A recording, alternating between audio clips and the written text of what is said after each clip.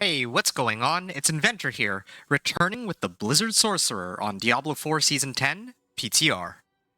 I cleared the Vessel of Hatred campaign to get from 1 to 60, and then immediately tackled on Torment 1, but now I have to gear up properly for Torment. Here is my plan for Torment. XP and Chaos perks come first, then Whispers, Uniques, Masterworking, and Glyphs in that order. So first I can discuss why I need XP first. The reason why I need XP is mainly for Paragon boards, actually. Paragon boards, legendary nodes in them, and glyphs too. So normally I pick up XP from doing all activities, but in this run I'm going to prioritize trying to get all of my Paragon boards as quickly as I can. I tried to do something similar with my Dance of Knives Rogue, and I had a lot more success than in previous seasons. So I'm actually going to try this approach with the Blizzard Sorcerer too. And the quickest way to level... Yeah, the quickest way to level up for Paragon levels is by running the pit over and over, so that's what I'm going to do. The other thing too is Chaos perks. And Chaos perks are acquired by doing the seasonal quest line. I'll talk more about the Chaos perks in a bit, but I want to go over the other stuff. Actually, what I'm going to do, just to speed things up for a change, I'll talk about my plan for Torment after I gear up, because that way I can actually talk and play at the same time. That'll hopefully make things a bit more exciting rather than you, the viewer, having to listen to me talk nonstop about all this in advance. But so what I'm trying to do right now is that because I leveled through the Vessel of Hatred campaign, now I'm on the final mission of the Vessel of Hatred campaign. And as a reward, what they give me are all of these. They give me one ancestral item, and then all these other items that are each a minimum of 750 item power. Oh, this is amazing. It's got max life armor and movement speed, and it's got attacks reduce evade cooldown. Wow, what a pair of boots. I don't think it gets much better than that. Wow. Alright, yeah. And then this one's also got mana per second. This one's got, well, lightning resistance. That's an upgrade. Conjuration skills. Well, I can sub that off myself. And then this one also has int max life and cold resists. I kind of wonder if that is, if that's something that they had prepped intentionally, that that they give such good items, like with the right affixes and all that, to players. So I can get rid of these, at least. But in the meantime,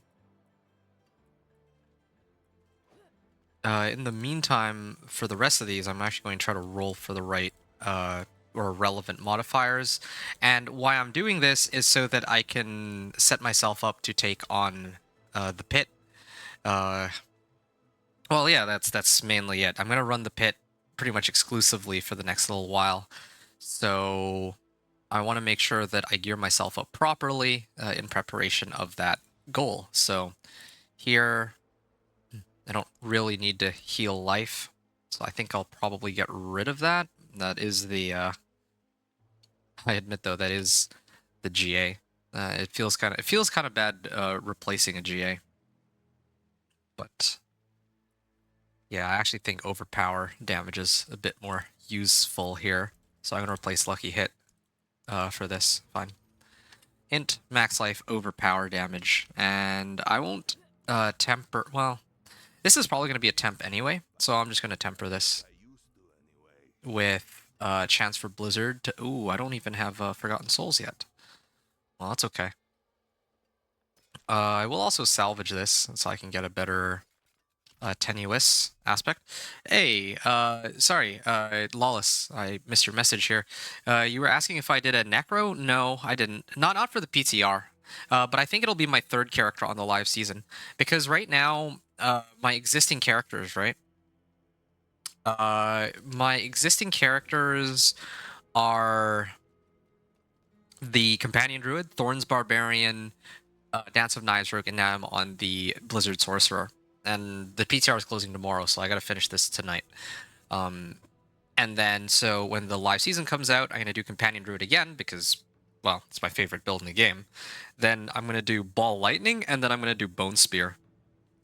Yeah, sorry about that. Can't please everybody.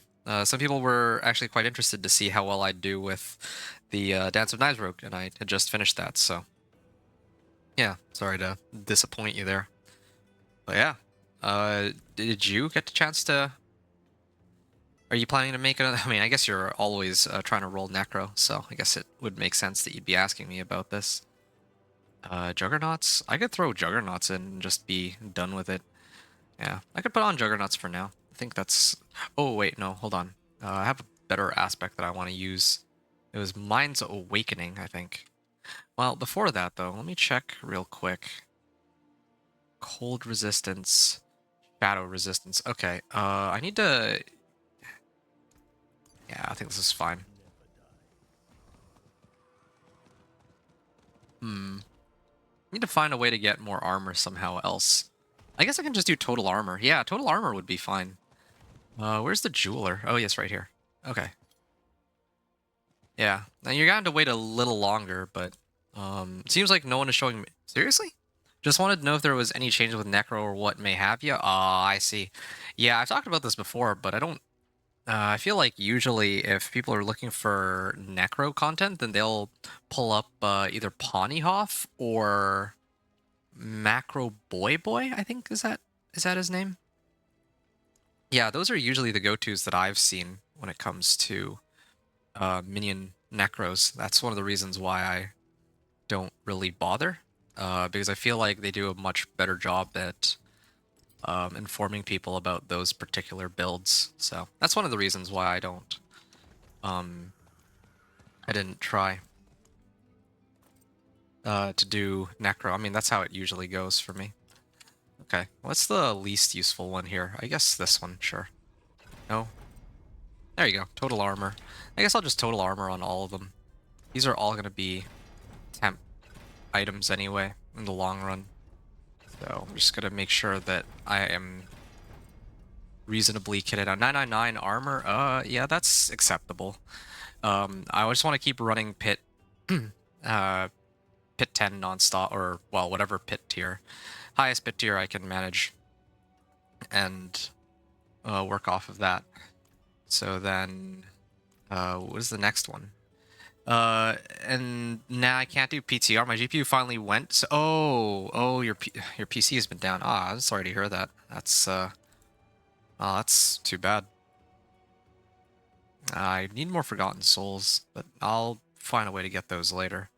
Frost Finesse, Worldly Finesse, Natural Finesse. I guess I could do this one.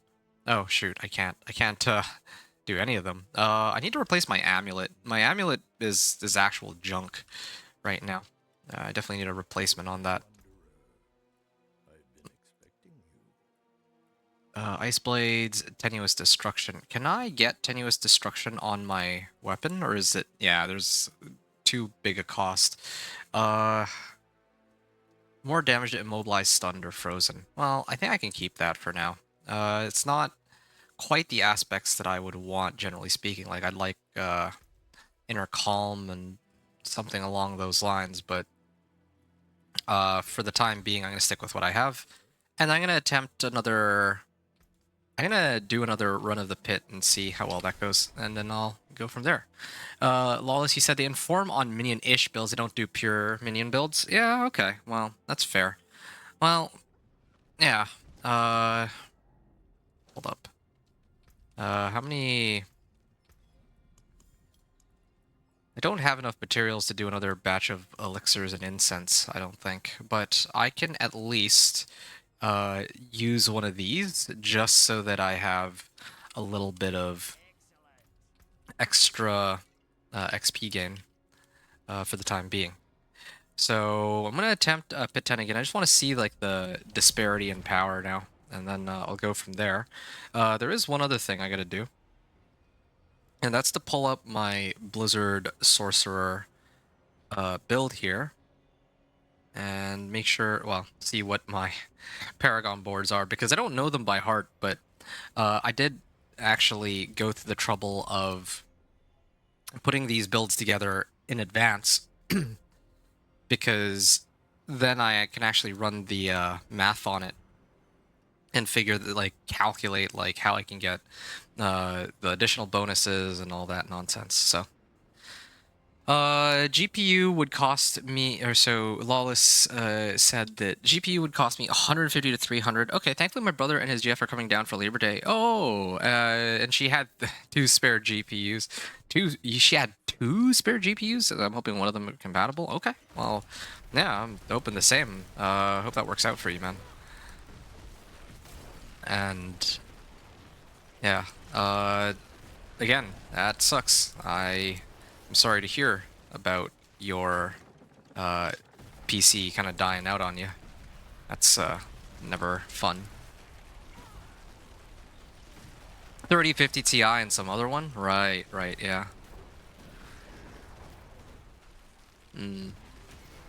Yeah, I'll consider that for the future. People that are running minion-ish builds, but I don't know. I thought they were doing minion-ish builds, weren't they? So I should be back by the end of this week. If not, I won't be streaming. Okay. Well, either way, if you do happen to stream and I do happen to be on, I'll make sure to swing by and at least say hello. How about that?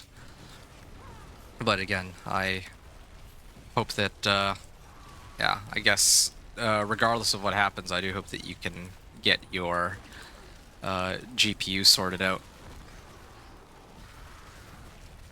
Yeah. That's good, though. Hope that you have fun for Labor Day with your brother. That's exciting. Get to spend some time with them. So what do you all plan to do together, the 3 of you? You got any other crazy plans aside from fixing your PC? I stream on PS5 currently, but it's not the same. Yeah, I can understand that. It's like doing anything on a different platform is just never the same. It's kind of like how I feel about like Call of Duty. I played Call of Duty in the past on console, and then now I'm playing it on PC, and it's definitely different for sure. Definitely will. You guys are having ribs. Oh, nice. Nice, okay. Well, enjoy. And that's really good.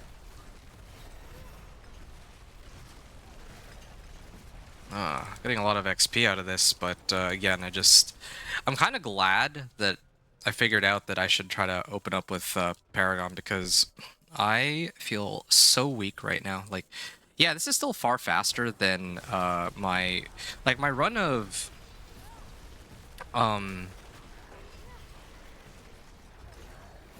my previous run that I did to unlock Pit 10, where I had all that junk gear.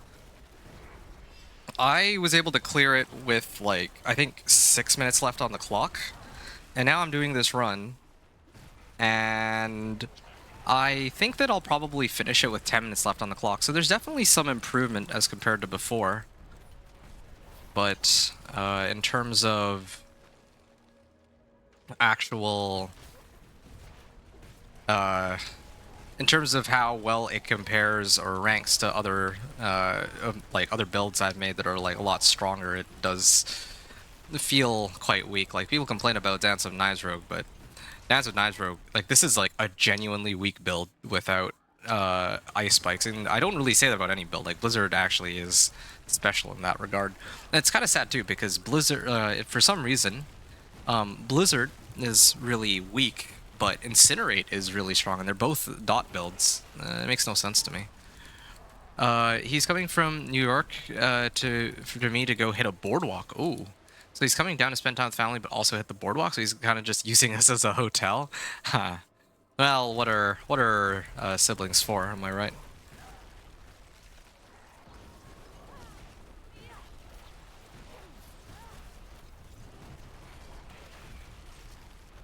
Yeah.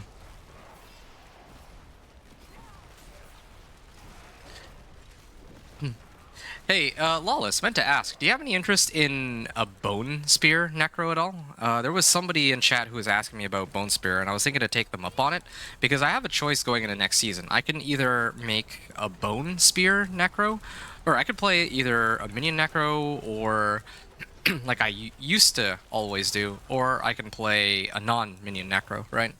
And, well, I haven't played Bone Spear since all the way in like season 1, I think, when everything got like a crazy nerf. So it'd be nice to kind of revisit that. Is kind of what I was thinking.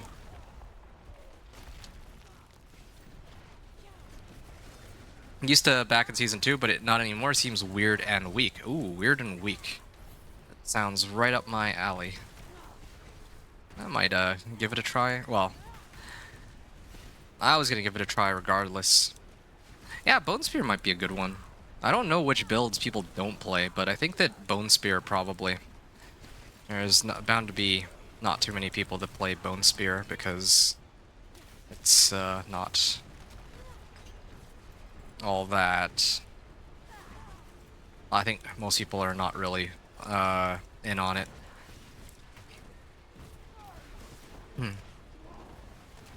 Okay, well, I got like crazy amount of barrier here.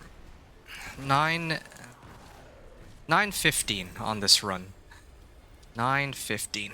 Let me just write that in real quick. So this was another pit 10 clear, with 18 here. 18 and 8:15 left on the clock, was it? No, 9:15 left on the clock. Okay, nice. 9:15 remaining. Except GA. Except GA. Armor, move, speed, boots. Okay.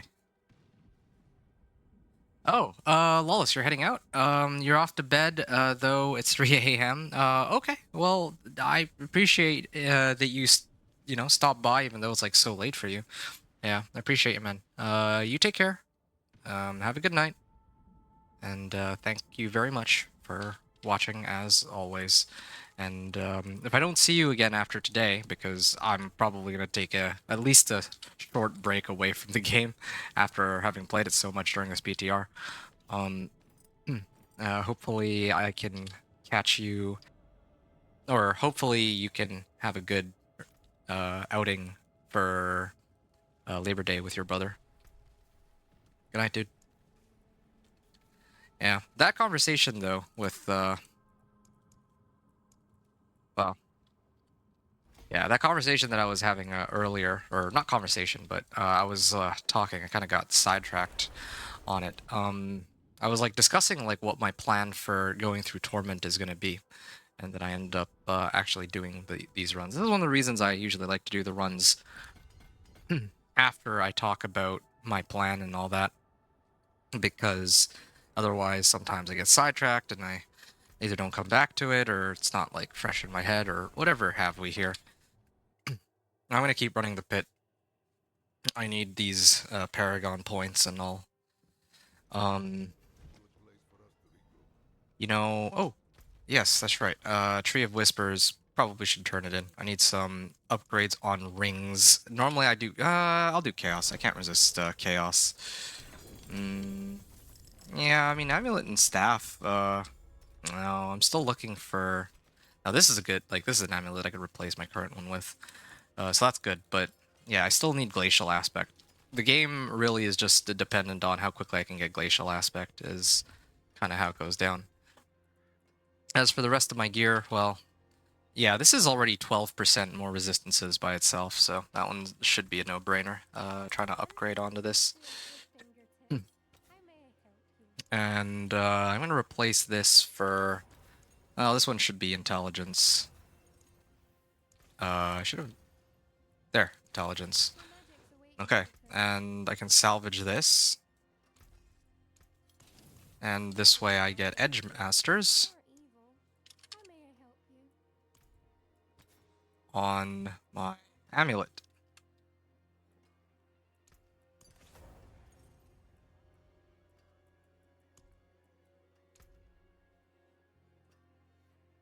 Three, four, five.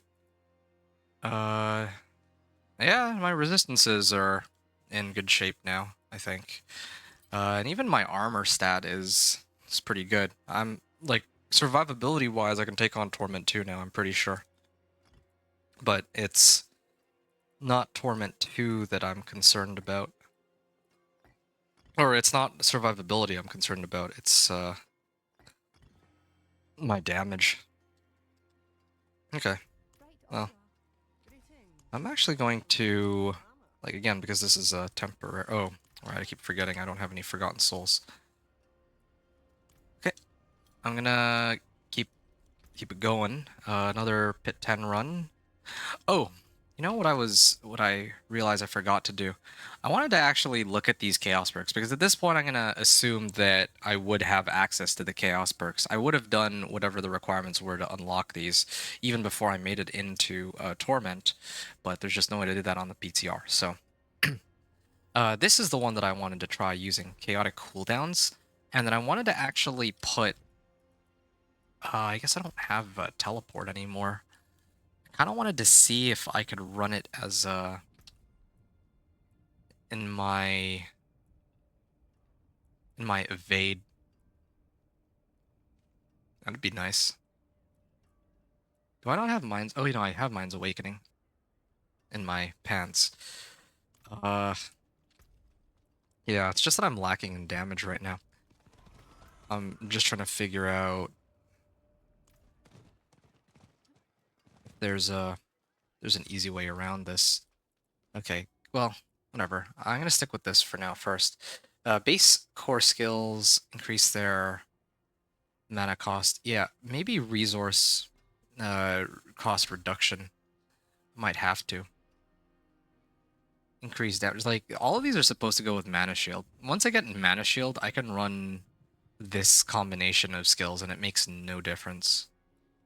Power Siphon. No, not this one. It's, I think it's these three. Yeah, Advanced Techniques with Power Siphon. Those two with Mana Shield. Yeah, these are the... This would be the combination that I'm supposed to use to actually be able to pump out my Blizzards super, like, and make them, like, really strong, but that's just not feasible. So what I might end up doing while leveling is this. Chaotic Bursts. Yeah, everything to do with Chaotic Bursts, just so that I can get an extra source of damage alongside my Blizzard, and then so that I can get reducing a random active cooldown. Now, the thing with my current gear... Oh, nice. I can also pick this up a little later. The thing about my current setup is that or my current skill bar is that I don't actually have any of my defensive skills, right? Because I was trying to commit to... Ooh, that feels good. I think that's all that is the chaotic burst. Yeah, that's chaotic burst damage. I can actually use this. Like, my chaotic bursts do a lot more damage than my Blizzard even. Oh, oh, whoa, hold on, I messed up. I'm running Mana Shield. Oops.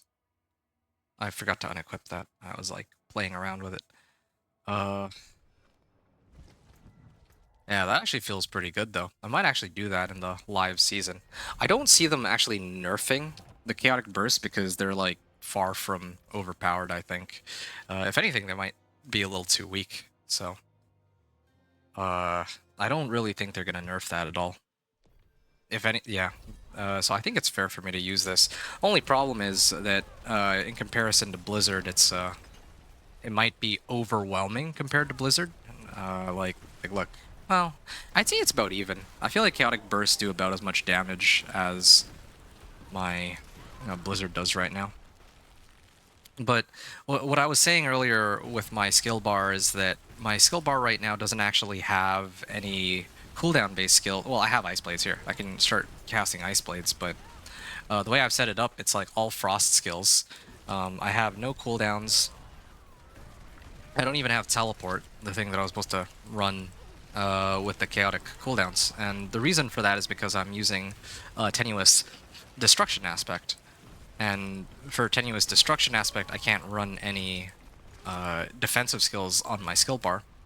So the only way to then get Teleport would be if I put it in my evade slot, but if I do that, I don't know if my chaotic cooldowns would affect it. So, yeah, that's kind of what I got. Yeah, this chaotic burst is actually doing me a solid while leveling. It's a really big help, so that's good. Kind of refreshing to have it actually do some kind of damage relative to my main skill, I would say. I think at this point I can... Oh, I'm actually supposed to go towards the legendary node. Oops. Definitely need to make sure I get this. That's like 60% more damage by itself. Yeah. That'll speed things up for these runs. Yeah, but... So, what I was talking about earlier, though... Yeah, what I was talking about was my leveling process. So, yeah, so what I was discussing was that I was planning to get the XP and Chaos perks first, then Uniques... Whispers, Uniques, Masterworking, and Glyphs in that order. So, XP and Chaos perks, because I need the Paragon points, as you can kind of tell, and the Glyph. Well, yeah, the Glyphs too, right? And then... there's XP from... Well, I'm getting a lot of XP out of this, but... I guess...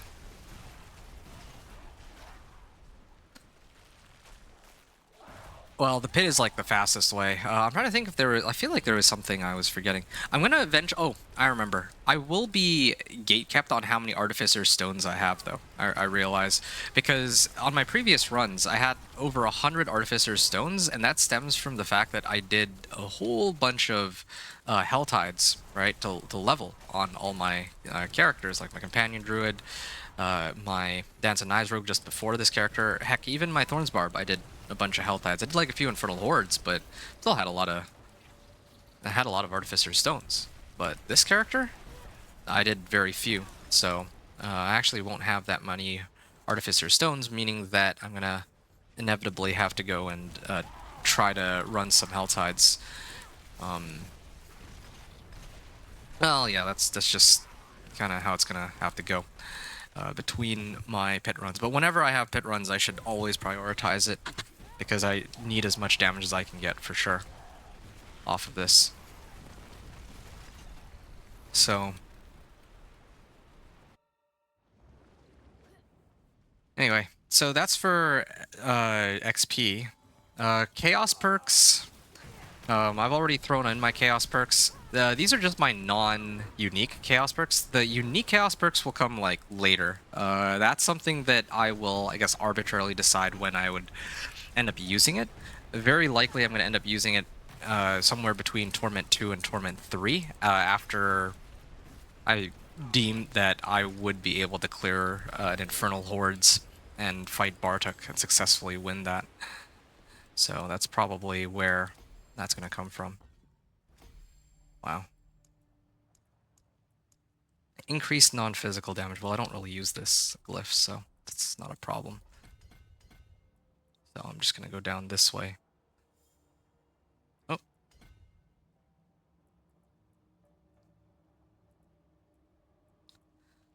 And I still have enough for 2 more runs, which is perfect, because I think 1 more run will get me to Enchantment Master. If not 1, then 2. And that's all I need. I just need at least 1 Legendary Node, and I can have a much easier time with Torment 1. If I can get Glacial Aspect, though, that's where the game will really start to pick up. So, I'm gonna keep hitting it.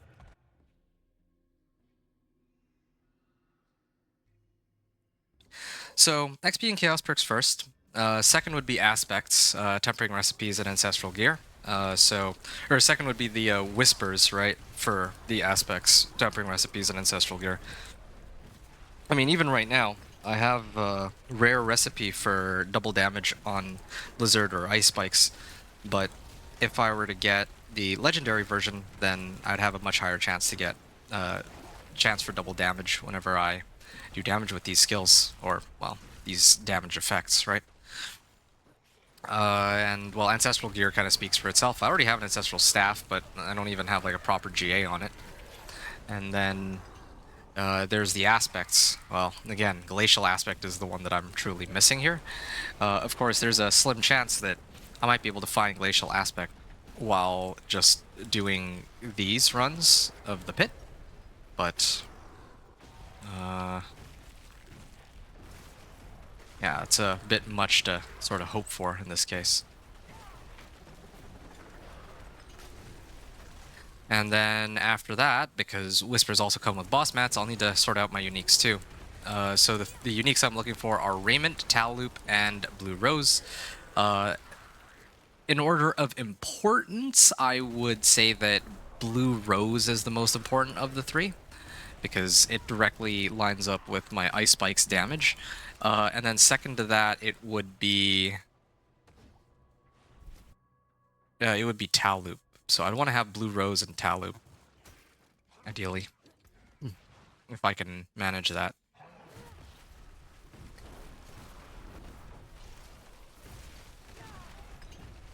In fact, I might actually have to try to gamble for them. I should have probably already gambled for them, now that I think about it. Yeah, I'm actually going to try to gamble for it. I don't know why I didn't try to burn my obols on rings already, because getting like a Tal Loop would save me a huge amount of time and effort. Same thing with Blue Rose. Yeah, that should have been the very first thing I did. I mean, I guess I was like just really testing how well the build would do in hit 10 though. I think that's probably why I got a little carried away with all of this.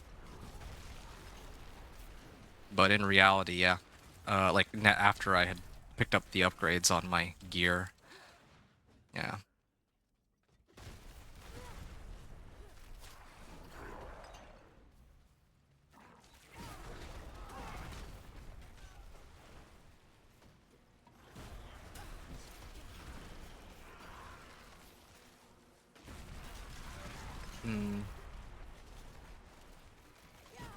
I'm just gonna keep going here.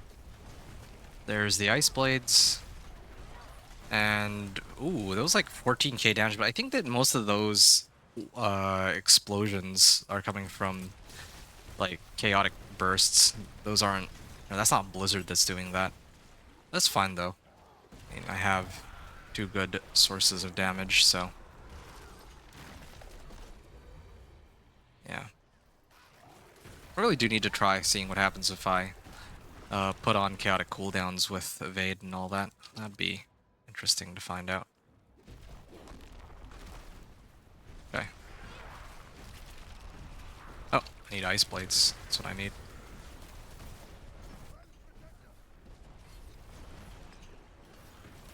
I'm just waiting for chaotic bursts to take him out. Okay. Nice and easy. I got to try to rank this up just a bit more. Oof. Okay. Tactician. I don't need to worry about leveling my other glyphs just quite yet. And there. So I got Enchantment Master. This should speed up the run by a lot. And then... Ooh. I found Snow Guards. Well, that's a help. And this is... Okay, this is an interesting ring. It's got crit chance and cold res. Like, ideally I want a ring with int, max life, crit chance.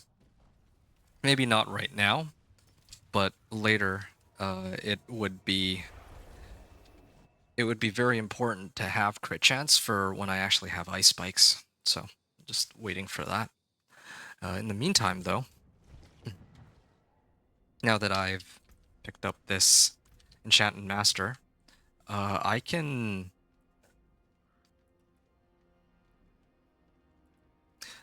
shift this for something else. I think, well, what do I usually run here? Let me take a look real quick. Oh, okay, it's usually Frozen Orb. Oh, I know why. Because if I have Frozen Orb, yeah, it's coming back to me now. Usually I try to use Frozen Orb so that I can apply Vulnerable. Now,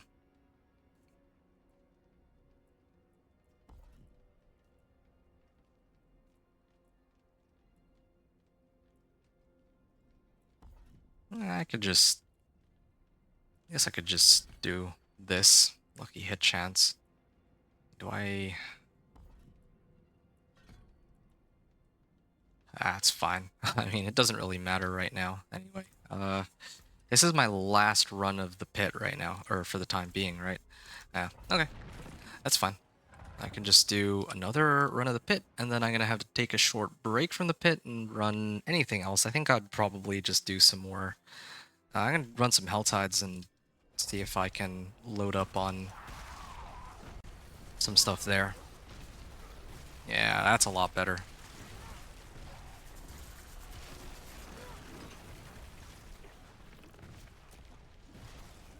Wait, why am I running out of mana, though? What did I adjust that caused me to lose out on this much mana? Definitely need some more, like, resource cost reduction and all that. But then again, resource cost reduction won't actually matter if I get Mana Shield. I guess temporarily, like, while I don't have it, it would help. Yeah. I love this. Oh, not this one. This aspect. It is one of the coolest aspects, I think, for me. Because it actually... Like, it's not very easy to get life steal in this game. And this is, like, the closest thing you can get to actually having some kind of life steal. Like, my... barrier is basically my life bar, and they can't break through it very easily at all. Put this on, it's like I almost have, or once I kit myself out for armor and resistances, I already have enough resistances or survivability to clear Torment 4. The problem really just becomes how to do enough damage. Yeah, I think that's the main issue.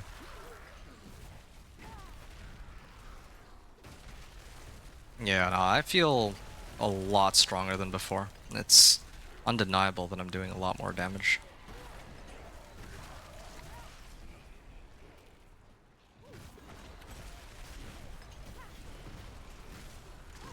Okay.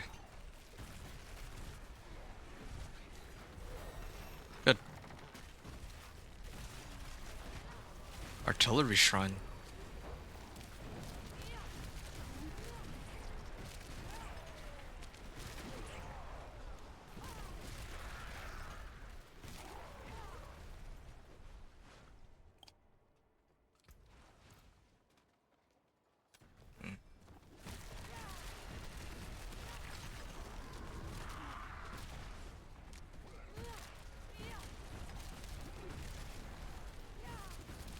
Alright.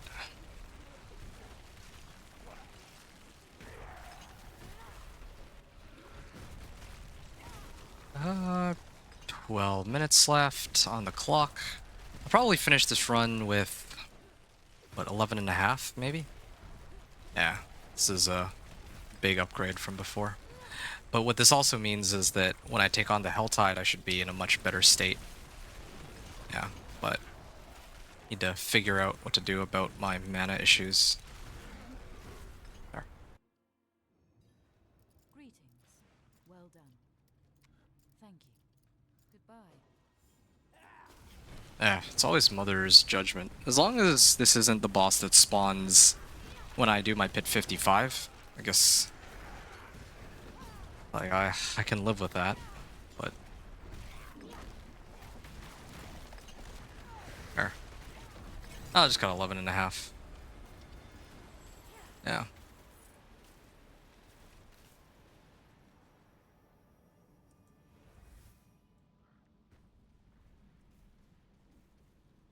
And the main adjustment I made was that I'm running Enchantment Master. And then I also have the Chaos perks.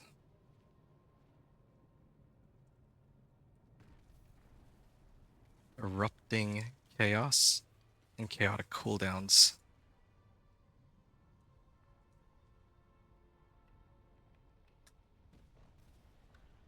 Okay. These do help because they actually provide damage, so you can't downplay their usefulness. Elementalist Glyph. I think that's one of the ones I typically run, but I'll use that one a little later. Do I have Tactician? I do. Okay, I'm gonna mark these now. And then I usually have Destruction and Stalagmite for ice spikes, so that will be another thing to worry about. Ooh, pretty close to getting a rank 15 upgrade on this, although I guess it doesn't really matter much for that one. Now this is a good ring, crit chance. For when I get ice spikes, that'll be useful. And how many more are... yeah, I'm out of Artificer Stones, so I have done what I needed to. It's time for me to go and turn out or clear out the Blood Maiden. Well, maybe I'll do the Chaos Rifts first while I have no cinders on hand. Then I'll go from there. I don't have another potion. I should really make it a habit to pick up a bunch of potions in one go. Yeah, I think that would be a good idea. That way I can just have one active always, whenever I remember. There's one Chaos Rift. There's 3 Chaos Rifts, actually. This one's got a Nightmare Sigil I could use. And I hope that I can take this.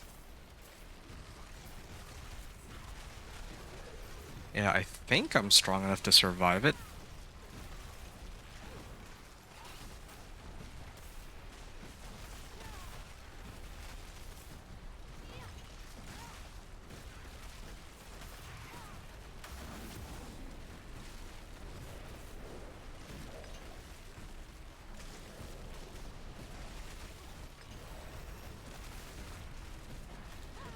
Delos the Mordant. Oh, right, this isn't a Blood Maiden, this is just a regular boss.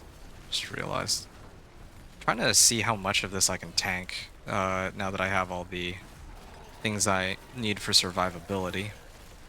Especially that aspect I was talking about, Mind's Awakening. I have Deep Freeze in reserve if they start draining out my health, so that's one of the reasons why I'm willing to just sit here and base tank it. I have 29 ether.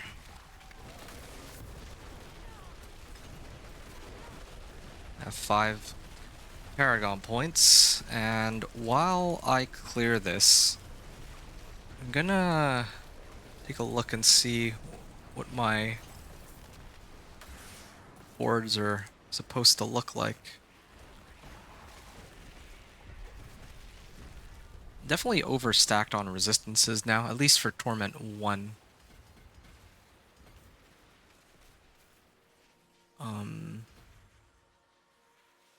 Okay. So I'm going up this way, and then I pick up Icefall from here. Yeah, Icefall would be pretty big help. And then... so then I would have my board like this, and Icefall's up here. Well, that's gonna be it's gonna be a while before I pick that one up, but I'll get it with the other glyph too. So I've already done a few of these. Oh, gem fragments. I can basically run all of these and not have to worry. Like, I'm actually strong enough for it now. What are the other ones I need to do? Call Demons is okay. Cinders collected. I should probably collect the Cinders and turn it in before I do Blood Maiden? Or should I do Blood Maiden first? I don't want to, like, I only have a chance at doing one Blood Maiden, and I'm up to 7 favors. So if I max out my Grim Favors, yeah, I want to max out my Grim Favors. And turn them in before I do the Blood Maiden. Ooh, Destruction Glyph. Okay, so I kind of lucked in on all the glyphs that I needed. Yeah, it's kind of cool that I managed. Like, this is kind of the reverse of what what I'm used to expecting on my runs. Usually, when I do my runs, I expect that I'll find the glyphs I'm looking for last. Like this was the case with my companion druid, where the very last glyph I found was Wild's glyph, which is the one that gives the companion skill damage. So here I would have thought it might be the same thing, but no, this actually seems like I'm getting all the glyphs except for the one for ice spikes. Although I don't even really need that just yet. Although I guess that also means I don't really need destruction glyph, but that's besides the point. Like, the fact that I even got the glyphs is kind of a pleasant surprise, I guess.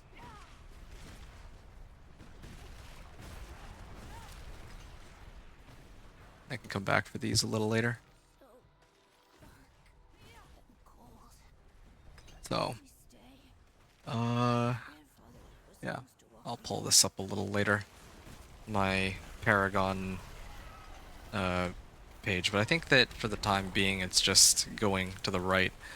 And I eventually would like to add the damage reduction and all that, but I think I'm okay for now. Like, I wouldn't exactly say that I'm struggling to survive, especially because I'm playing on Torment 1 and not on any higher Torment.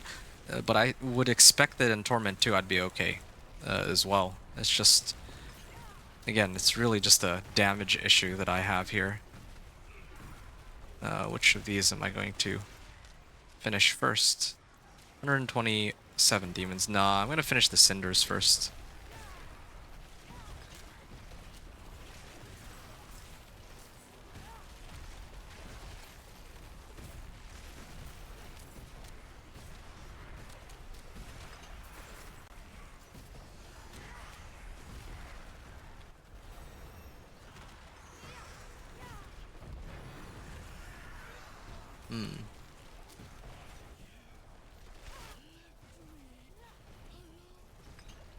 Hellborn. Slay the remaining enemies. Oh, there's one here. Okay, let me finish this one first. Get it out of the way. I'll deal with that now, or I'll deal with that first, and then now I can deal with this one second. Good. I got a staff. I'm really hoping for... No, it's Elementalist's aspect. This one's for Ball Lightning. That would have been nice, but no luck there. Okay, I need to turn in my rewards, and then come back here and do the rest. This also gives Artificer's Stones, too, so... It is done. Greater collection of gauntlets or greater collection of amulets? I think I would do... Well, any one of these could be quite good. Because, like, this one could be ancestral. This one could be one of the aspects, or it could be glacial. I mean, I had just gotten a decent amulet, though. It's got to be a toss-up between one of these two. I guess I'll do one-handers. I need to get as many one-handers as I can, because the sooner I get glacial... Oh, okay. Tenuous destruction. Interesting. What's the current one that I have? 20... No. 42%? This one's 47%. And then I'd be able to put tenuous destruction on my weapon. That would be a big boost to my damage. There's some Artificer's Stones. 2 Forgotten Souls. Yeah, I have just 2 Forgotten Souls, but that's still not enough to imprint the right aspect. Yeah, definitely need more of those odious actors. I gotta go hunt treasure goblins after this. Okay. So I'm going to turn this in first. I've done all the whispers at this point except for these last two.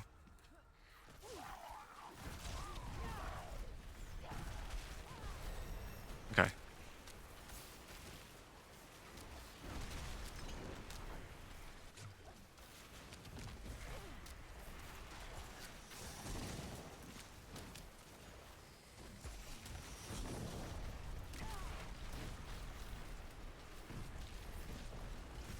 And I just need one more. So now, if I'm following my build planner, I'm supposed to go up here and then get my intelligence nodes, and then keep going from there. Yeah, I'm still getting like some XP from these activities. It's just that it traditionally tends to be a lot quicker, but this is good. I can finish this and turn in my cinders, get some stones out of that too, and run a couple of pits. That should give me maybe like 10 Paragon levels. Just a race to get to like Paragon 100, I guess. Paragon 100 is usually where I get the majority of things, the majority of my boards and the nodes and glyphs. But oh, I just remembered that I'm still missing my Tau loop. Still need to figure that out.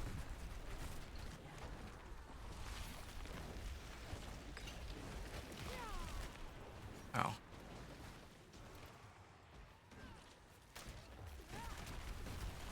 No, my barrier is wearing off because I didn't actually cast anything, I think. Well, of course I have good enough resistances to survive it, but not really helping my case here. Okay, after this, I gotta actually see. I gotta turn in the obols, and yeah, I have to turn in my obols.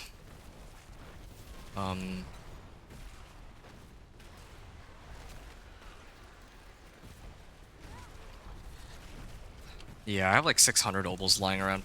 That, and I gotta do the whole bartering thing too. Gotta see if I can get glacial aspect. That's like the #1 biggest priority. Sword. Is this like Azarath or something? Oh, Shard of Varathiel. Wow. I like how I get it so easily when I'm playing anything other than a Thorn's Barb for some reason.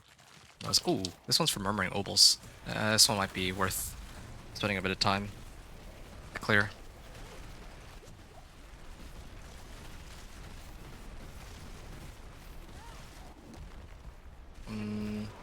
Got a minute 16 left on this health hide.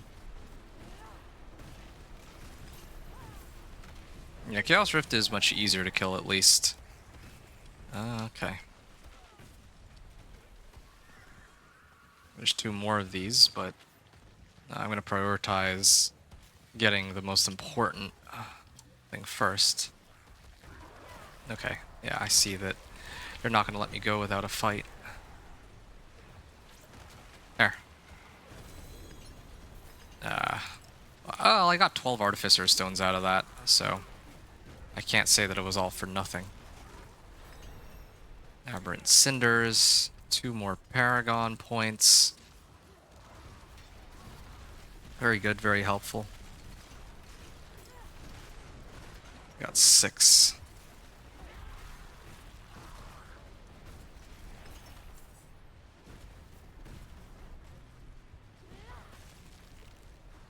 Oh.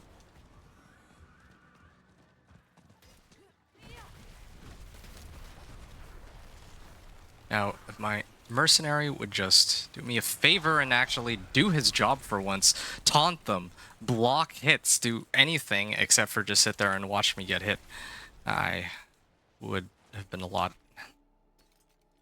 Would have been very happy to see that, but no, apparently not. Well, so I'm gonna take a look at what I've got. Oh, yeah. Before anything else, let me go what would I rather? Oh, I gotta do the bartering thing first, because for bartering I can't decide what I get out of bartering. The only reason I was like trying to hold on or wait on bartering was because I was kind of tempted to try to run it on Torment 2 or something. I mean that the bartering and the report rewards, and then also because Aldkin, I wanted to get him to rank 5 so that I could get resource aspects. Figure that might help me too, but well, that might have been a bit much to hope for. Okay. All these numbers are so boring. Nope. Nope. Nope. If I restock, resistance to all elements. I guess. No, these don't help as I should have expected. Like, I could replace my rings for them, but it's not really worth it. Don't get anything out of it. And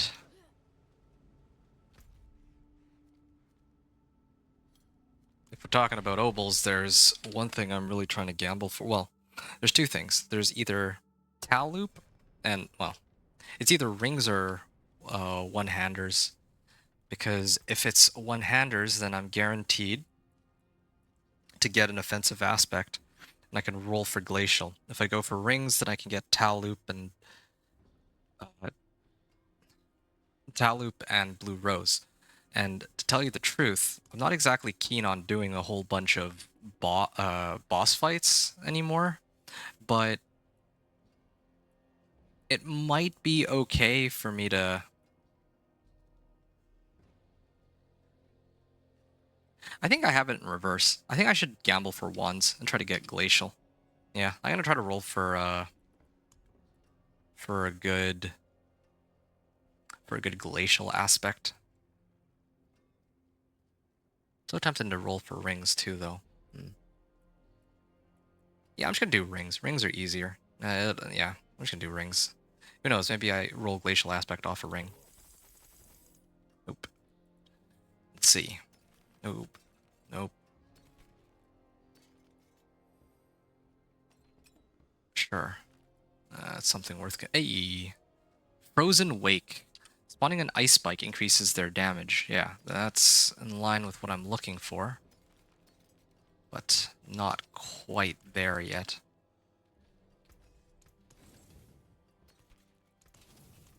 Okay. Definitely gonna salvage that. And this.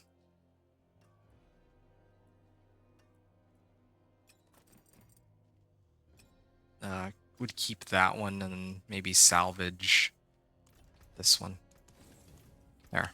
And all that leaves is one bag of obols, or the 2 bags of obols. And I can try again.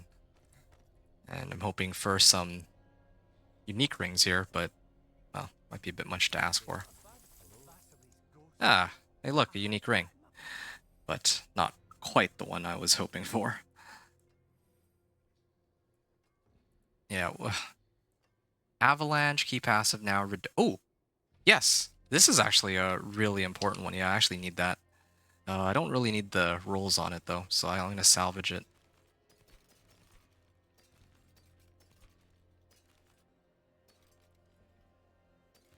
Ah, this is another good one, too.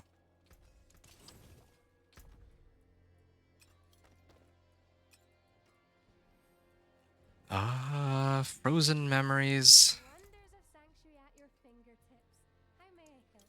All that.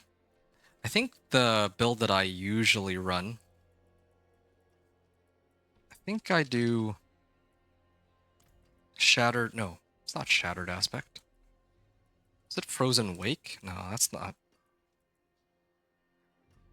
Ah, here it is. Frozen Memories. I don't know why I don't have that one marked.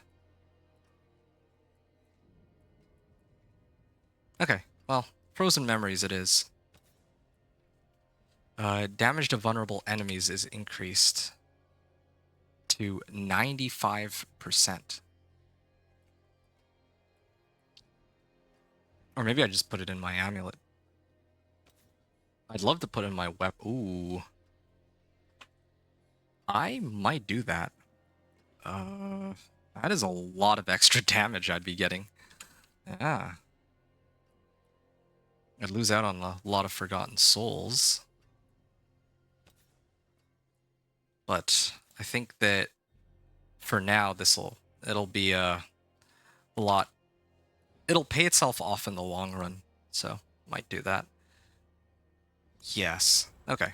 The Helltide has just started again, but I don't really think I care. I have 15 Artificer's Stones, so I'm going to continue doing some more pit runs here, and maybe I'll try to crank it up a little bit. I'm going to do one more pit 10, just to see the difference in how quickly it went. Oh, I was actually supposed to open that cache, but I don't think it really matters if I get legendary armor. It's legendary weapons I need. It all boils down to glacial aspect. How quickly I can get that. Wait, why is this one taking so low? Oh, okay, there we go. Nope. Maybe it would have been better to have Tenuous Destruction on my weapon, because then it also would have catered towards my Chaotic Bursts too, but oh well. The deal damage is increased by an additional 165% against vulnerable enemies. That's a good feeling.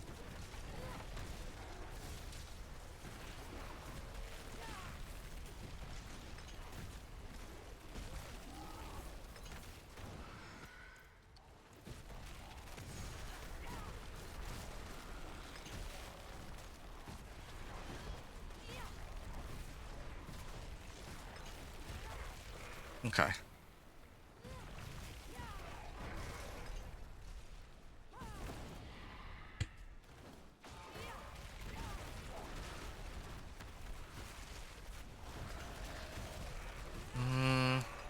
Yeah, it's getting there.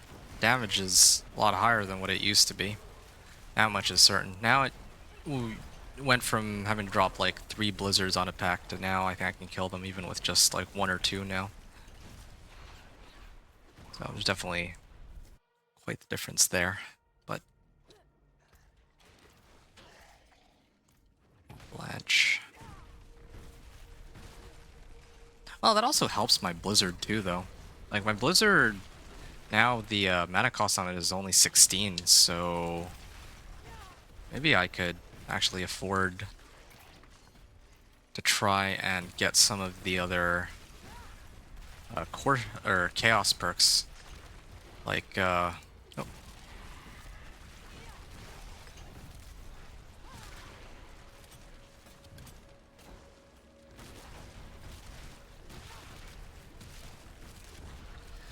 Yeah, need to sort out those chaos perks. But I think there's the one where if I have more ranks of Blizzard or whatever core skill, then I get like 10% more damage per like point that I put into it, right?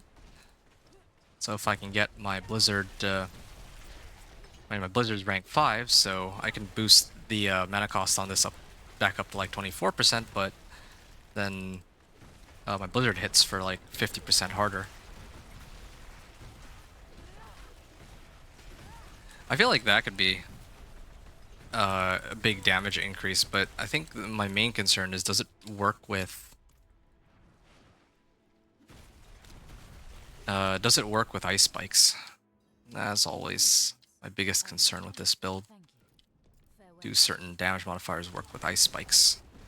Thinner Calm, then fine enough, but some of the other ones are a bit troublesome to figure out. Cryopathy? Which one's that? Well, this is close. I'm like looking for the one with ice spikes. So that was like also 11.5 is remaining. I just want to rank 15. Oh, wait. Oh, when did I get Stalagmite Glyph? Huh, that's strange. I didn't know I had it. Okay, so I actually already have every glyph that I need. Destruction and Stalagmite included. This is natural resistance, okay. This is 3 ranks to Frozen Orb. That's too bad. I'm not playing Frozen Orb, otherwise this could have actually been pretty decent. Oh, nope, hold up.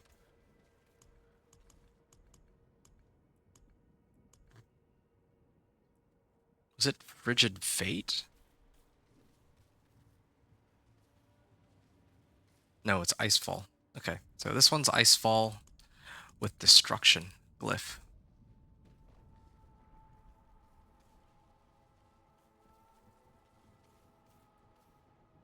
Is that the way I set it up? I think it is. And then I go straight up and then directly there pretty much. Okay, gotta keep it going here. How long have I been at this for? About an hour? It's a start. Yeah. I'm actually okay to keep doing Pit 10. It seems kind of, feels sort of lame that I'm not trying to go higher to like Pit 20 or something, but I'm gonna try a different approach and be a little more patient on this one. Just because, again, I would like... I'm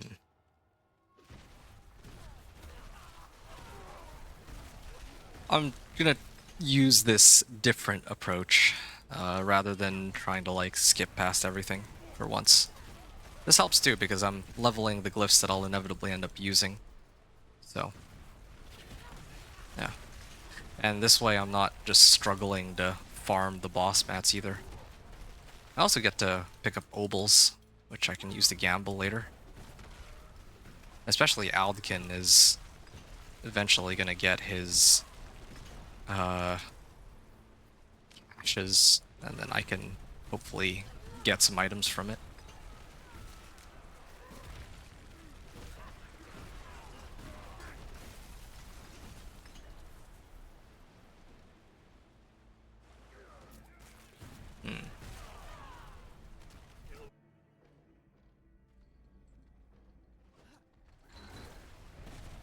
Okay.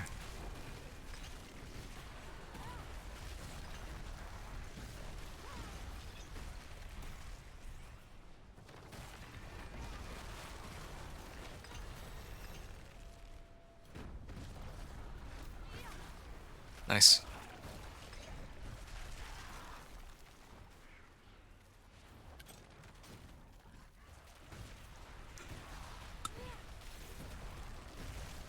I wonder if Rahir will level off of this one. I might be able to get some more pale marks off of him if he does.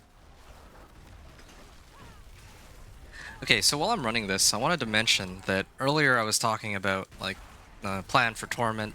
I think what I forgot to talk about was masterworking and glyphs.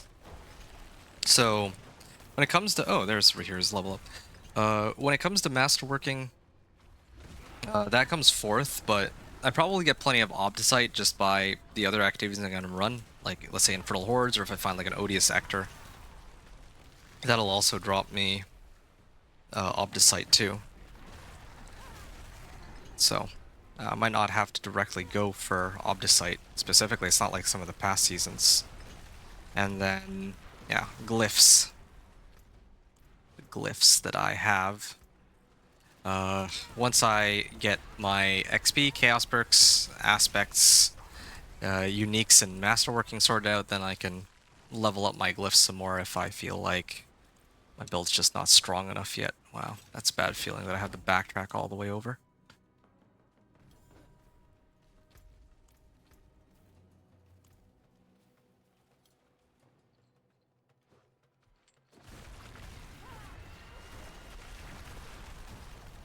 Okay. I think I could probably reach Torment 2 at this point with this character. I could do that at least so that I can turn my Whisper rewards on a higher like on a higher Torment tier. I think the rewards should be better that way. 25. Okay, so let me get the ones that I was looking to use in the end game here. Destruction and Stalagmite. There. Eliminator is now rank 15. And I could actually start leveling some of the other ones. I don't have ice spikes yet, so... Elementalist. I might actually skip Elementalist. Maybe I'll shuffle things around this for this run. Like right now I'm not even using... After casting a defensive skill.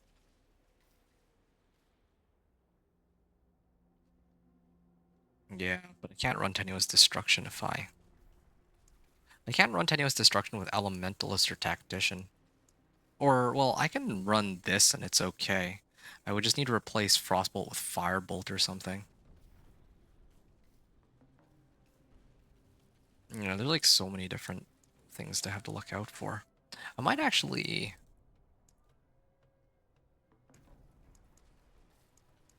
It's unfortunate because all of these come with conditions. Like, crit strikes and ice spikes are only helpful if I actually have ice spikes to go along with them.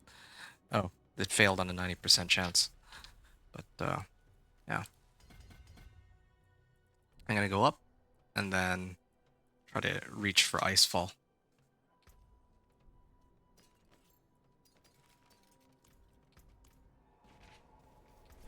Yep. Gotta get that Icefall. I'll be right back. One sec.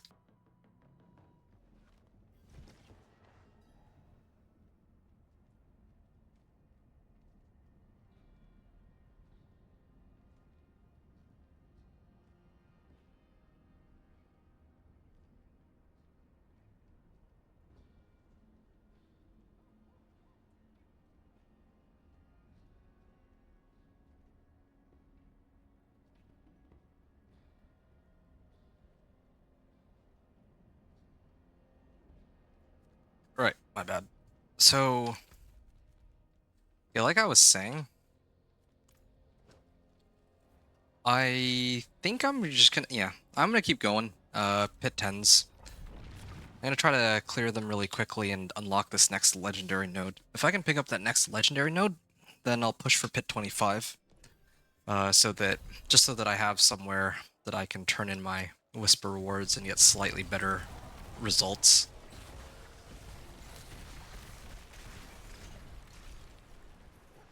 Yeah, I mean, I've already tested it quite a bit, and unless they secretly changed it, yeah, like if I go on higher Torment tiers, then it makes a difference in the rewards that I get when I turn them in. For... I didn't test between, like, normal and penitent, though. I do it, like, habitually to switch or turn the difficulty up, but I'm not sure if it makes a difference there. For Torment, it makes sense that... It sort of makes sense that it does, though. Also, it does and it doesn't, because, like, we can just, like, if I wanted, I could do all the Whispers on normal, and then turn them in on Torment, like, in theory, so, I don't really know why they decide what rewards I would get at the time that I turn it in. It's an interesting way of doing it.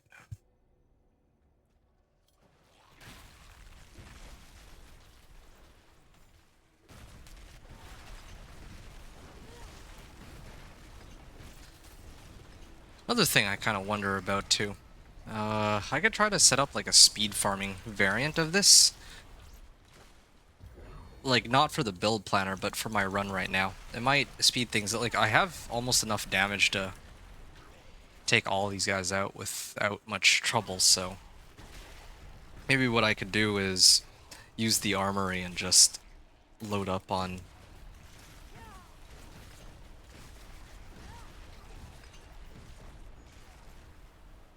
Yeah, I could try to use the armory and just keep some of the setups I have already, and then switch it as I need it. Like, if I'm trying to push pit, then I use this setup, because I get the most damage out of this, which is what I need.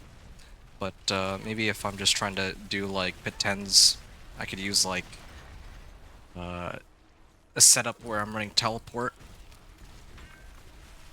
There's a few ways to do it. But that is a lot of work though. I don't know if I want to go through that much trouble for it. He hit chance. Oh, do I not have an elixir up? No, I don't. I still don't.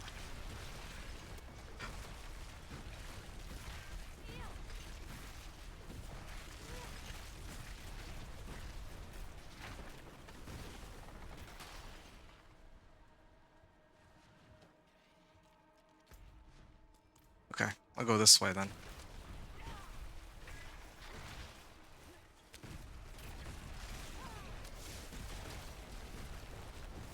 Okay. Greetings. I'm impressed.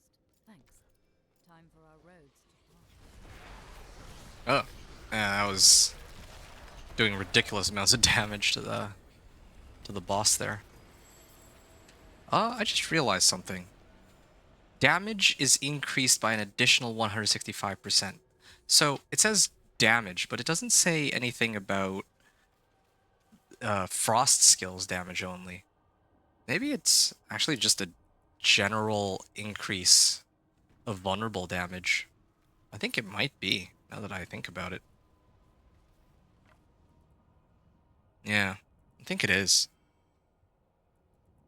Because I get a lot more vulnerable damage here when I have my weapon. Yep. Still looking. Okay, sure.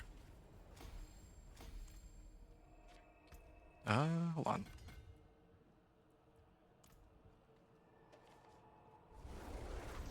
Yeah. I wish I could push this up to like a higher pit tier. It feels like I get so little XP compared to what I'd usually be getting. How many more of these do I have? I have enough for 2 more runs.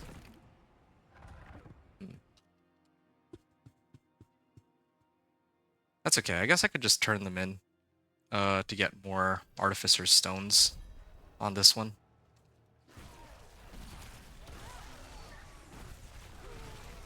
Yeah, because I just don't see myself being able to clear pit 25. Like, I could clear pit 25, but if I'm going to clear pit 25, like, I'm taking a very different approach. Normally, I try to see how far I can go, but right now I'm trying to see how low I can go. It's a kind of a weird mentality behind it, but the way I see it is, if I can focus my efforts around getting these Paragon boards, then why not do that first and do these, like, quick 2-minute or 3-minute runs to get as many Paragon points as possible.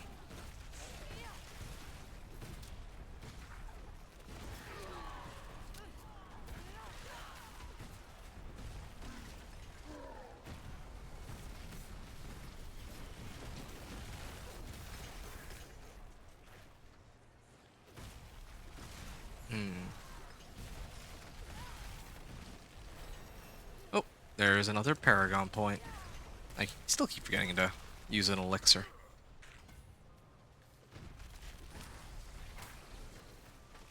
I'm working my way over to this. Frost skills deal 35% increased damage. Bonus is granted to all enemies to all skills if the enemy is frozen or a boss.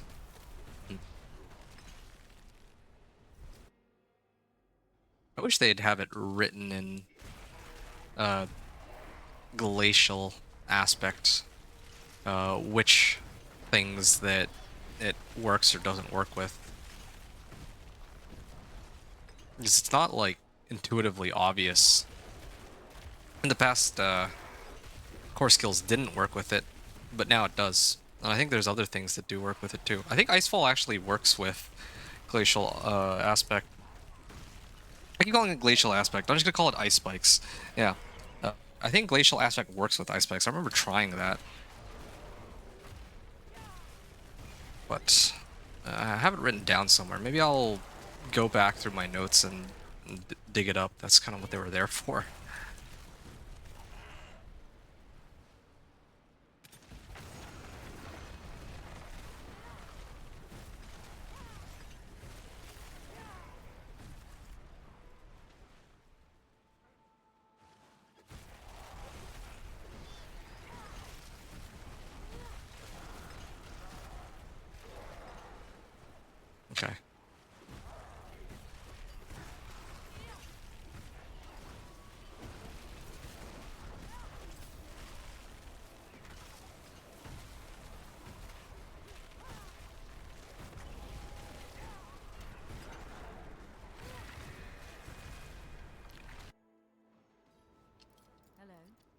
Impressive. Thank you. Greetings. Goodbye. Wrong order. Oh well.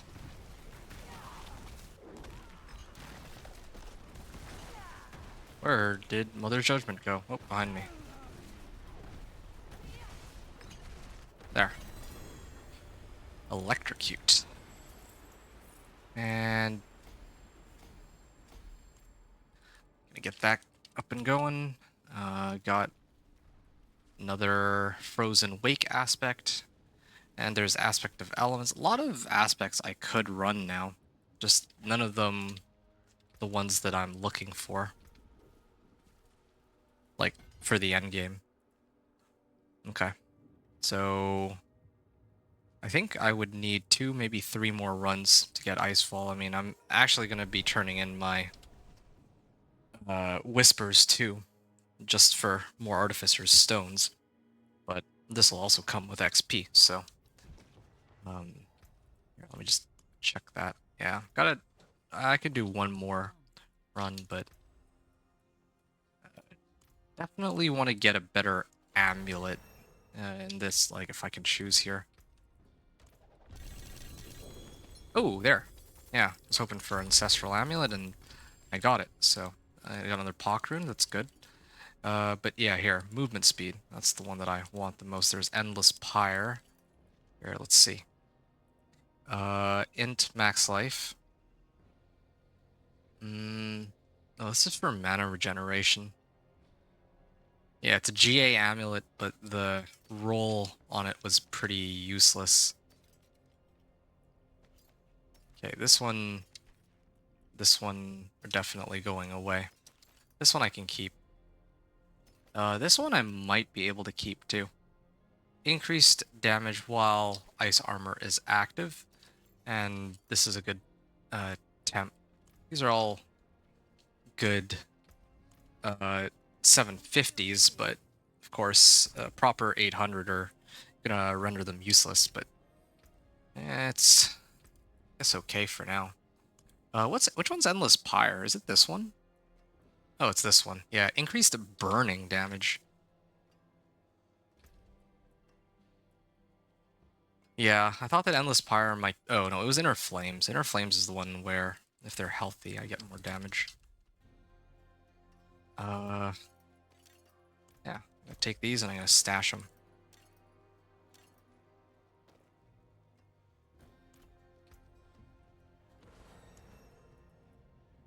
Okay, that was like a full level up. So now I can just start working my way towards Icefall. And how many Artificer Stones do I have? Maybe 6? Yeah, got 6. That should be just the right amount. Pit 20. I do Pit 20 into Pit 25. Yeah, I'll try Pit 20 and see how well that goes for me. I should be able to take them now. Like, I do have, or I have upgraded quite a bit on my equipment. I also have a bunch of nightmares. I have sigil powder that I can use to craft some nightmare sigils. Maybe try to get something usable out of that.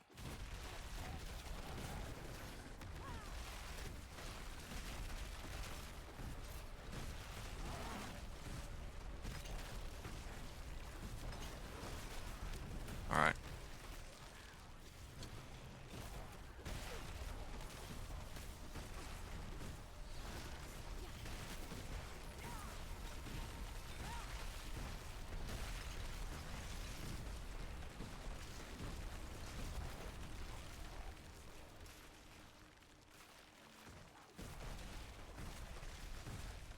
Okay.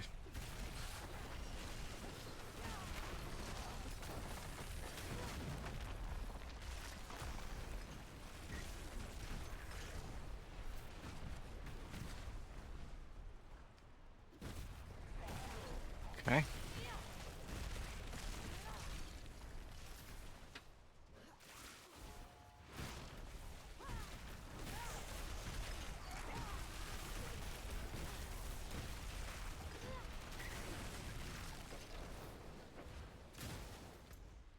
Alright, there's some more monsters here that I can clear. And there's up, if I go up north, there should be some more up there, too. That reminds me, I think there's a rune. Was it Cry Rune? The rune that triggers Spiritborn Vortex. Yeah. I know that some sorcerers use that build. That's an interesting one. Kind of unfortunate that Sorcerer doesn't inherently have a pull. Aside from Inferno. Could use Inferno, but I need to give up Deep Freeze for it. If I do that. Hey! Wicked, you're here. 42 levels. I missed 42 levels. 42 Paragon levels. I mean, I think a more accurate indicator would be how... Well, it's been about an hour and a half, I guess. I may or may not have taken a nap between streams. Oh, that's fine. And nap turned into now. Ah, no, oh, Cry. Use it on your Shredder. Oh, right, okay. Yeah, I usually use Iridas. Iridas with Petrify is my preferred pull of choice on Druid, but of course, that's not how most people build their Druids. Anyway, yeah. I mean, a nap is understandable, well earned and well deserved, because, well, yeah, last night's stream was not a trivial one. Like, that actually took it out of me too. So I get it. It's understandable that you would need a bit of rest.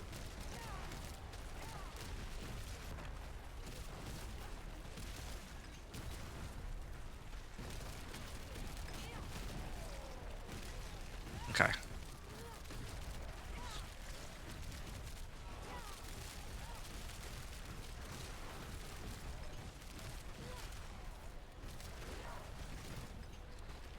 Okay, this isn't too bad. I still have a good amount of damage, or good enough amount of damage to clear Pit 20, and then I think I should be okay for Pit 25. I definitely have enough armor with Disobedience aspect, as long as I keep casting.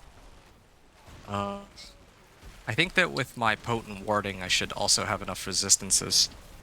And with Mind's Awakening aspect, I should be able to keep my barrier up. So I have the means to survive it, and I think based on my performance here that I should have enough damage to clear it at this point. Too bad it's not like my other builds. Even my Thorns Barb, I think, was able to break right into Torment 2. Just because he does so much damage with his Thorns.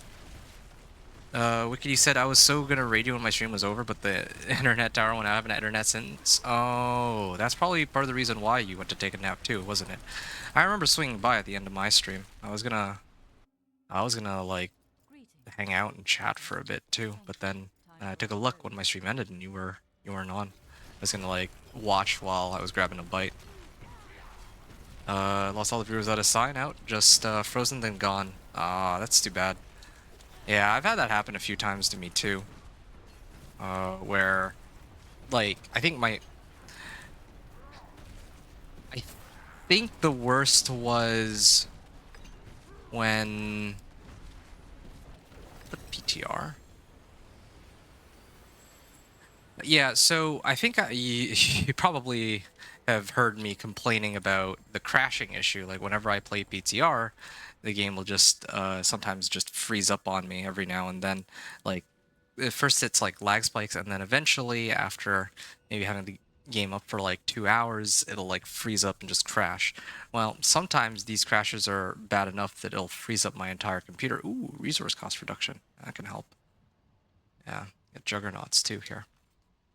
Well, I already had Juggernauts though. Yeah, but yeah, it's bad enough that it freezes up my entire computer, and that's obviously a pretty big problem. I went through 2 of them with you, I believe. Oh, I see. That being said, today's mission is making a Discord so I can inform them if something happens. Nice, okay. Well, let me know if you need help with that, because I don't use it that much. Hey, I finally got Icefall. Oh, this is perfect. Okay, yeah, if you need help with setting that up at all, if you need help like with having somebody hop in and see whether or not like, they can access anything, then just let me know. I can do that for you. You have never made one. It's easy, or it should be pretty easy. That's one of the reasons why it's so popular to run a Discord.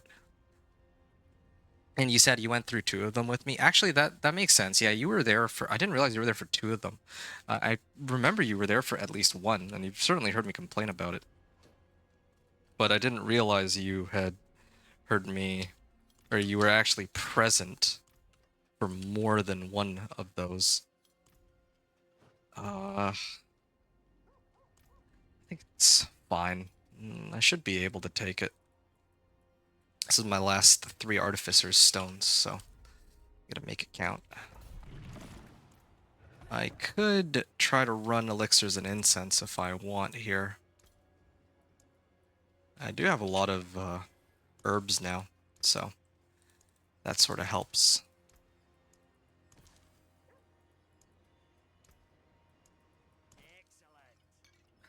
I think I'm fine. If I have issues with this pit tier, then I'll switch it over, but it's okay. You've never made one. The first one I want as talkative. Oh, you weren't as talkative. Oh, okay. That's fine. Yeah. Yeah, but you have been around for these crashes, which are pretty annoying.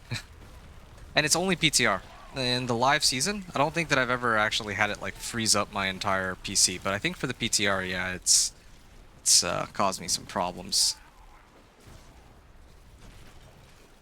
So, wasn't... No, it's okay. No problem. It took me a second, but I figured out what you were trying to get at. So... Yeah.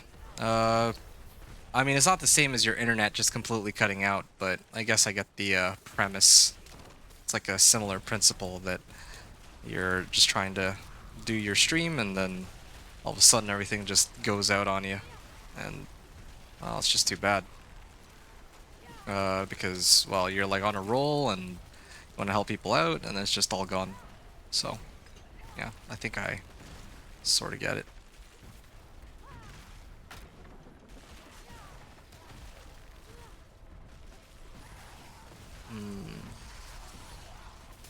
After this run, I'm at 133. I probably can start doing the Hell Tides on Torment 1 and then upping it to Torment 2 to turn in the rewards.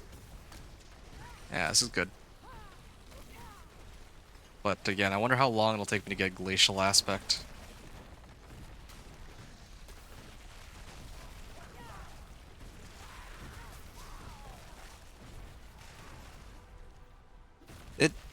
That's one of the things I don't actually like about Blizzard Sorcerer.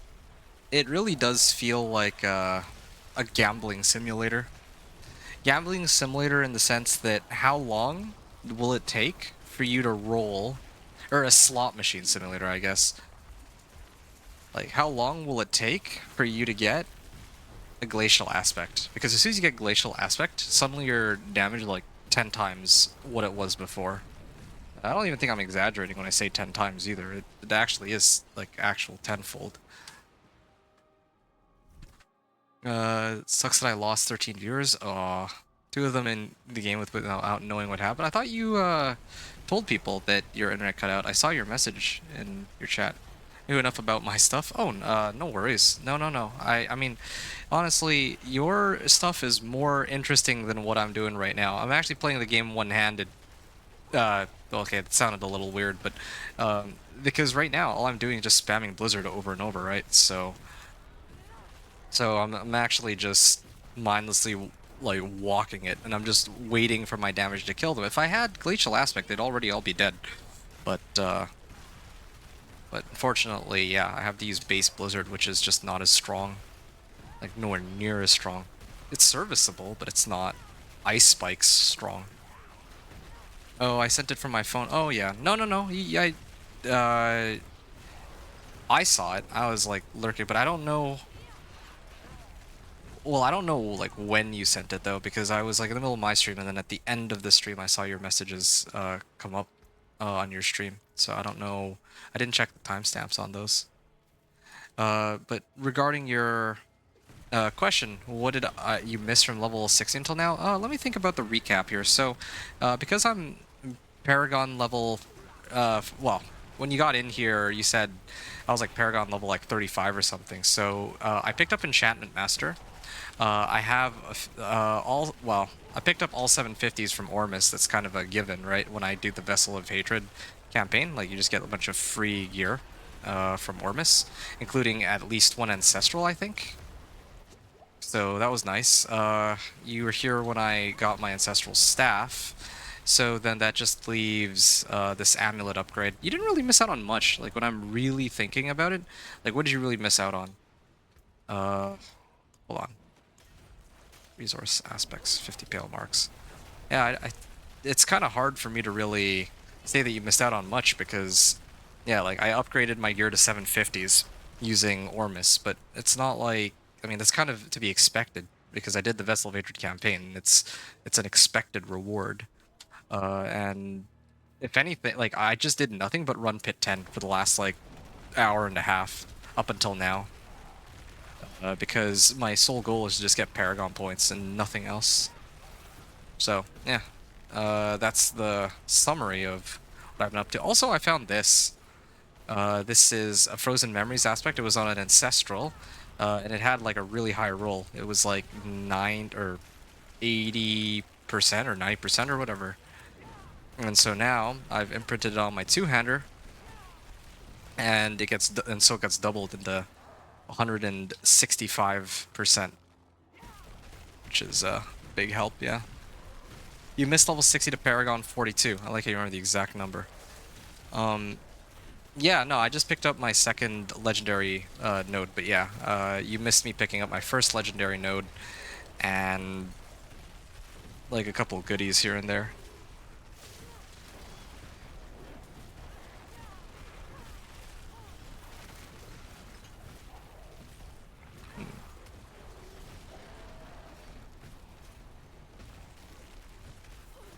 See, 9 minutes. Yeah, I don't like how long this is taking. I was a little reluctant to run it because of this precise reason, but it had to be done, I think. Because if I don't run this, then, well, I don't, like, I can't turn in my Paragon rewards at a higher Torment tier, so. You wanted to see the whole thing again? Oh, no, there's, I mean, you can rewatch it, like, it's always there in the VOD. I mean, you weren't here to, like, watch it in real time, but I gotta be honest, like, as fun as it would be to have you hang around the entire Torment journey, you actually, I feel like you sleeping in was probably a better use of your time than watching me run Pit 10 over and over for 90 minutes. Just realize you're complaining about sleep, the one grinding it out. Oh, don't worry about that. I mean, it's fine. You get used to it, I guess, when you're doing grinding out D2 like, or sorry, when you're grinding out D4 like this. Yeah. Just trying to. Yeah, I think I need to change my chaos perks because I'm at the point now where my mana costs are actually like really low. Oh, you know what I need to do? There, dead. Hey, Frost Segment's frozen? Oh, this is for Blizzard and Ice Spike, yeah. I'm basically giving everything except for Glacial Aspect. And I got barrier off, or damage off a barrier there. So, Conceited Aspect, I'll grab that. I might replace Control Aspect for it or something. But none of this even matters because eventually I'm just looking for Tal Loop and okay, there. Yeah, I'm just gonna be looking for Tal Loop and the Blue Rose anyway, so I don't know if any of this even matters. And all the thoughts during that time?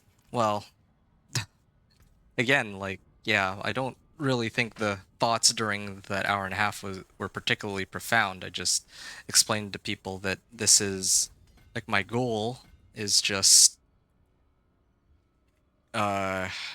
unlocking a bunch of Paragon boards. So here, I'll recap for you what I essentially was talking about for the first half hour of the stream. Yeah, I'm going to play while I talk, and my plan for Torment is XP and Chaos perks, and Whispers, Uniques, Masterworking, and Glyphs. That's if yeah, the last hour that was it, and well, yeah.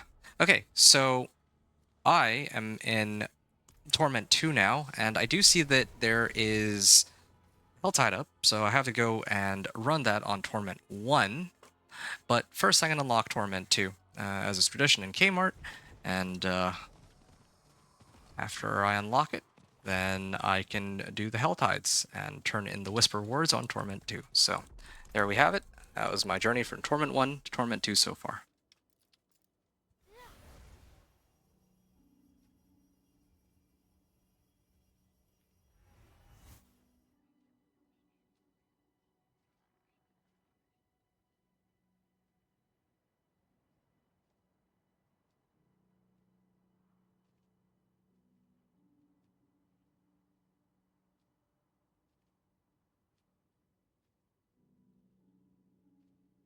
Alright, I can keep going now.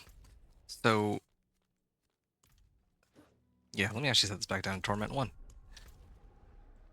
And, oh, there's the Nahantu Helltide, and then there's this Helltide. Which one of these should I do first? Okay, I'm gonna do this one. Yeah, I got about 13 minutes to do both of them. Gotta farm 175 cinders and kill the Blood Maiden in this one. Do I even have enough Baleful Hearts, though? Or Baneful Hearts? I don't think I even do. So I might have to actually skip the Blood Maiden on this. Nahato? Nahantu. I mean, close enough, right? But... oh, okay, yeah. I'm killing them a lot more quickly than before.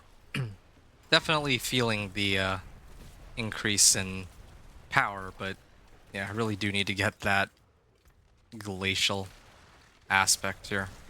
You know, now that I really think about it, I can survive, like, this build can survive without Tau Loop. It can survive without Blue Rose, but it cannot survive without glacial aspects, so I think I made the wrong call. I should have, instead of rolling for rings, I should have just done one-handers. I won't make that mistake again. I'll start spending my obols on one-handers. It has to be. At least I need it. Yeah. That was, because you were asking about thought process, right? That's something that I've also been talking about the last hour and a half, that really, the thing about the... with all the other characters, the run is usually sped up if I pick up, like, specific uniques and aspects, but I don't think that there's a more egregious case of one particular aspect or unique making the entire build than for the Blizzard Sorcerer. Because once you get... yeah, once you get Glacial Aspect, it's night and day. Like, it goes from being a build that can clear Torment 2 to being a build that can clear Torment 3. That's how it goes. I'm not joking. As soon as I get Glacial Aspect, I'm playing a completely different game. I might even be able to just clear Torment 4 outright with Glacial Aspect. That's how ridiculously strong it is. You don't know how to spell it? Oh, okay. I thought you were just deliberately misspelling it. Reverse complaint, you need a dono button? Yeah, I need to sort that out. That's a valid complaint. I can't fault you for... cinders collected, okay. Yeah, I can't fault you for complaining about that. Yeah. It's, that one's a work in progress. Necro has one like that. Ring of Mendelin, right? Yeah, I've never liked that either. I don't like that sort of game design where it's really just dependent on your ability to find, or, well, your luck in finding that one aspect. Like, eventually you'll find it, yes, but hypothetically, what if it's like the very last aspect you find? Because that happens sometimes. I remember the season with my companion druid, the very last aspect I found for druid was Spirit Bond aspect. And, well, Spirit Bond aspect makes my companions immortal, so... you can imagine why it was such a big deal for me that I couldn't find it anywhere. I don't think I need to really explain much further than that. I don't think I need to explain beyond that how frustrating that was. Luckily, I don't usually have alpha aspect as my last roll, but still, it is a bit frustrating. It's kind of sad too, because legendaries are actually tougher to come by than uniques. Because at least with uniques, I just need to farm like maybe, let's say, 24 boss mats. Or 24, I don't know, maybe like Exquisite Bloods. And then I'll have, let's say, a Razor Plate easily, right? But unique, or for legendaries, you can't do that. There's no place that you can really like target farm a legendary. Necro hasn't like that. At least make it a dungeon reward, so you have it to use the build. I agree with you. You know, now this is a good topic. Thanks for bringing it up. I have been like, they basically just neglected dungeons ever since the launch, because previously the way it worked was that there were a lot of aspects, but the majority of them could be picked up from these dungeons, right? But then what they did was they added a whole bunch of new aspects, and then they didn't really provide any easy route to get those. No, I think I should. Nah, that's greedy. I was gonna try to finish the Harbingers, but I think I need to just go here. Oh, no, I'll tie Harbingers. There we go, 2 of them. Oh, that's convenient. Fine, I'll kill this one too while I'm at it. And then I'll get out of here. Hold on. Oh, unique ring? Is it? Oh, it's a low roll, but I don't care. And I like how they... I have mixed feelings about them nerfing Talloop. I think my initial thought is, why? Like, what was the point of this nerf? Did they feel that Talloop was too strong, or did they feel that... Like, I'm not entirely following what their logic on Talloop was. If they nerfed it because it was too strong, or if they nerfed it because Hydro was too strong. Like, was it that, like, did they want to try to promote build diversity that didn't use Tau Loop or something? Like, I think people are still going to use Tau Loop, but it's just going to feel worse now, right? So I'm not entirely sure what their intention with this was. Well, whatever. I also just realized that because I'm playing all one element, well, I guess I could just replace Ice Bolt with Fire Bolt, and then suddenly I'd have all fire skill, or I'd have a fire skill. Then I need to figure out like a lightning skill. I could actually just run like 3 basic skills, and then keep triggering Tau Loop on demand that way. That could work. No, whatever. Shred has one that changed the whole build also, but I don't think it's to the degree the one you need, but you still need it nonetheless. Well, it's the same, it's a similar premise. Like, it doesn't much matter. Like, I think that it just, okay, here's what I propose, okay? Like, just cutting straight to the chase here. I thought about this for a while, and I think the way it should work is that the dungeons, like the overworld dungeons where you can unlock certain aspects, should be... like, each dungeon should have a set of aspects that you can choose from to unlock. So maybe when you complete a dungeon, you have to choose between, I don't know, aspect of the Frozen Wake or Edge Masters, something like that. See, it's an easy, simple fix. Doesn't really fundamentally change too much about the game, just makes it so that like legendaries are a little bit less painful to deal with, and also promotes people to play other builds like early on. Like right now, if I were to try to speedrun character, I mean I could set a Torment too, but that's too much work. Ooh, Chaos Boots, what are these? Hold on. Let me see what I've got here. Axial conduit. Axial conduit boots. Wow. What a roller coaster. Okay. Maxed out on. Oh. Go back to Karagar here. So no, that's how it should be. I genuinely think, and I don't think anyone will really complain either. Like, I don't think anyone will seriously complain or have a good counter argument for making it so that if you one-handed, I'm not even gonna look at the other ones. There's no point. Like, it has to be one-handed. I need as many offensive aspects as I can get, and I can look at which aspects I get later. But yeah, it has to be the case that you can like choose, or like that you have the option to find it in some way. So yeah, like they should make it so that every dungeon maybe has like 2 aspects that can roll, and either it's a roll or you can just choose, or maybe it drops one of each, right? An item that's tied to one of each. I don't know. Just as it is right now, a lot of these dungeons are forgotten. Like yeah, some people will run it for their builds, but as it stands right now, like most of the people that are playing their builds are just playing meta builds anyway. But at least maybe if you can have the option to unlock the aspects that you don't already have, like let's say like alpha aspect, then you might be more encouraged to level up with a companion druid, for example, or certain other builds. And yeah, I would imagine some people would argue that, oh, suddenly like some builds become super overpowered, like with like alpha aspect, for example. But in the first, oh shoot, I used a Baneful Heart, but I don't actually have 2 other ones. Okay, well I just wasted a Baneful Heart for no reason. I'll try to do the. Oh, I was actually supposed to farm another 100 cinders. Yeah, I wasn't paying attention. Oops.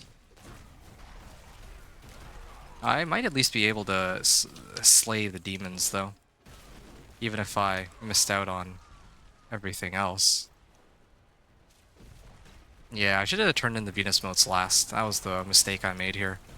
If I turned in the Venus motes last...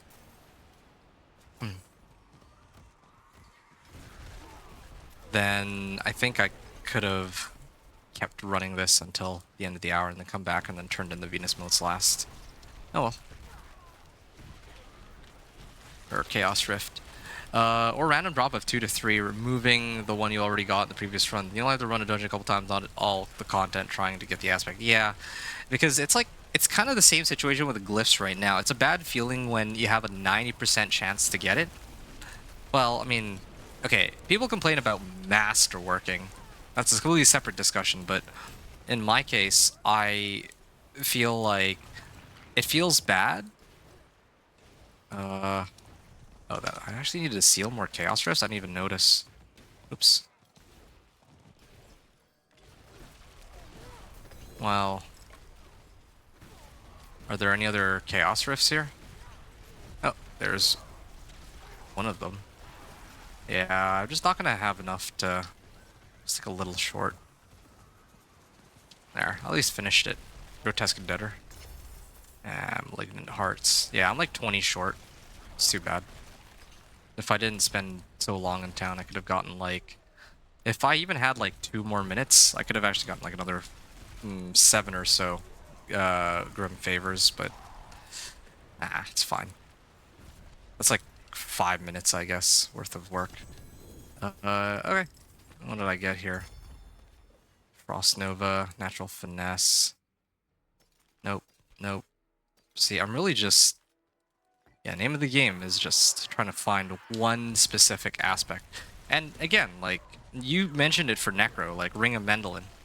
Once you get Ring of Mendelin, it's like you're playing a completely different game. It's the same way with a Blizzard Sorcerer, but the difference between these 2 builds is that you can actually target farm for a Ring of Mendelin, but you can't target farm for the aspect that I'm looking for. So that's, I think, the key difference here. I'm gonna run this now before I forget. because I know I'll forget if I don't do this now. One of the glyphs I need is always one of the last two I find. Yeah, I understand that. I mean, you were here for my companion druid run, but in case you didn't notice, I kid you not, it was my very last glyph. Wild glyph was my very last glyph. Like, I mean, I got by without it. I still managed to clear Torment 4, like, no problem, right? But, I just... Legendary items, yeah, why not? Yeah, when I did my companion druid, it felt really bad getting my wild glyph last, because that's where a good chunk of companion skill damage comes from. I did get like pretty good luck on the uniques and aspects, I admit, but still, like, yeah, it's always a journey when you're like trying to look for your glyphs and it's like the last one that you find, the one that you want. But I will say though, I can't complain too much about glyphs. Like, I found it comical more than anything else, because at least you have the option to target farm glyphs too. So, you know, let's say that you really want to just get all your glyphs. Well, every time you do a whisper, you're guaranteed to get a glyph that you don't already have, right? They're not going to give you like a duplicate of, let's say, like Flame Feeder or something if you already have it. So,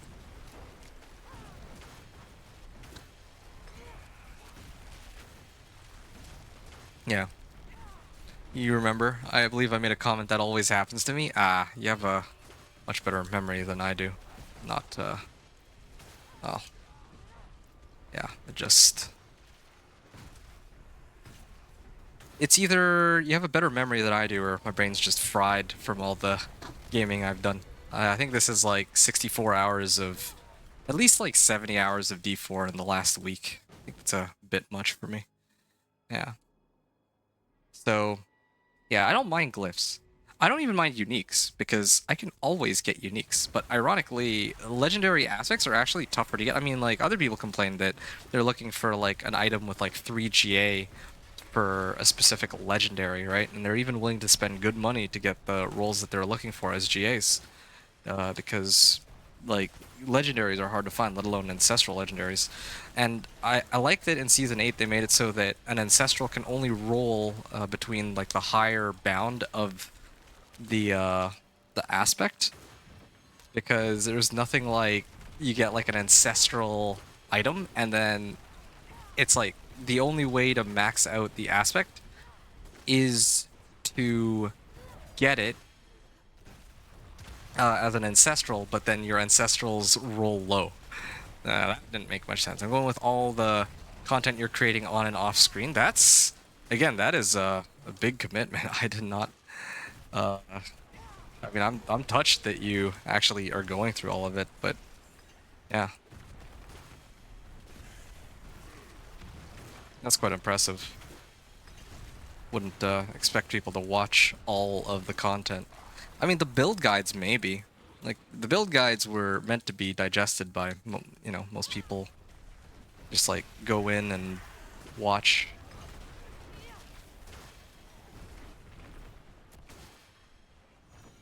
Go in and, like, watch maybe, like, 15, 20 minutes, and you get to learn what you need to for the build, but, yeah. This, I don't know, it's, like, above and beyond what I would have expected.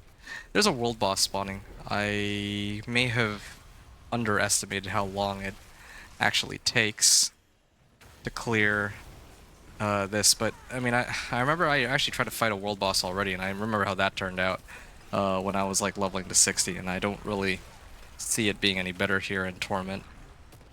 Like, I'm trying to think of the best case scenario in Torment. I go and take on a world boss. And what do they give me? After like 5 minutes and like 5 whispers? No, that's not worth it.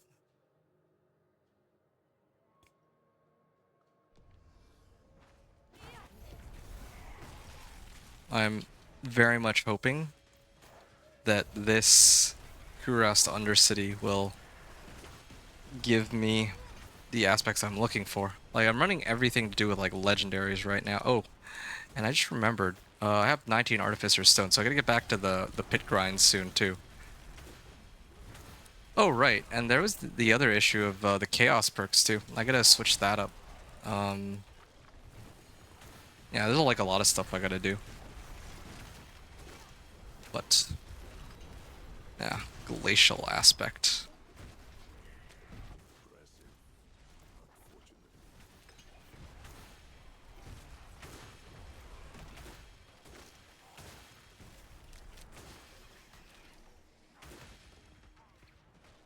I have 7 Paragon points. I didn't even notice. I don't even know when I picked up 7 Paragon points. Was it the Tortured Gift of Mysteries? Might have been. There. Oh, that's good.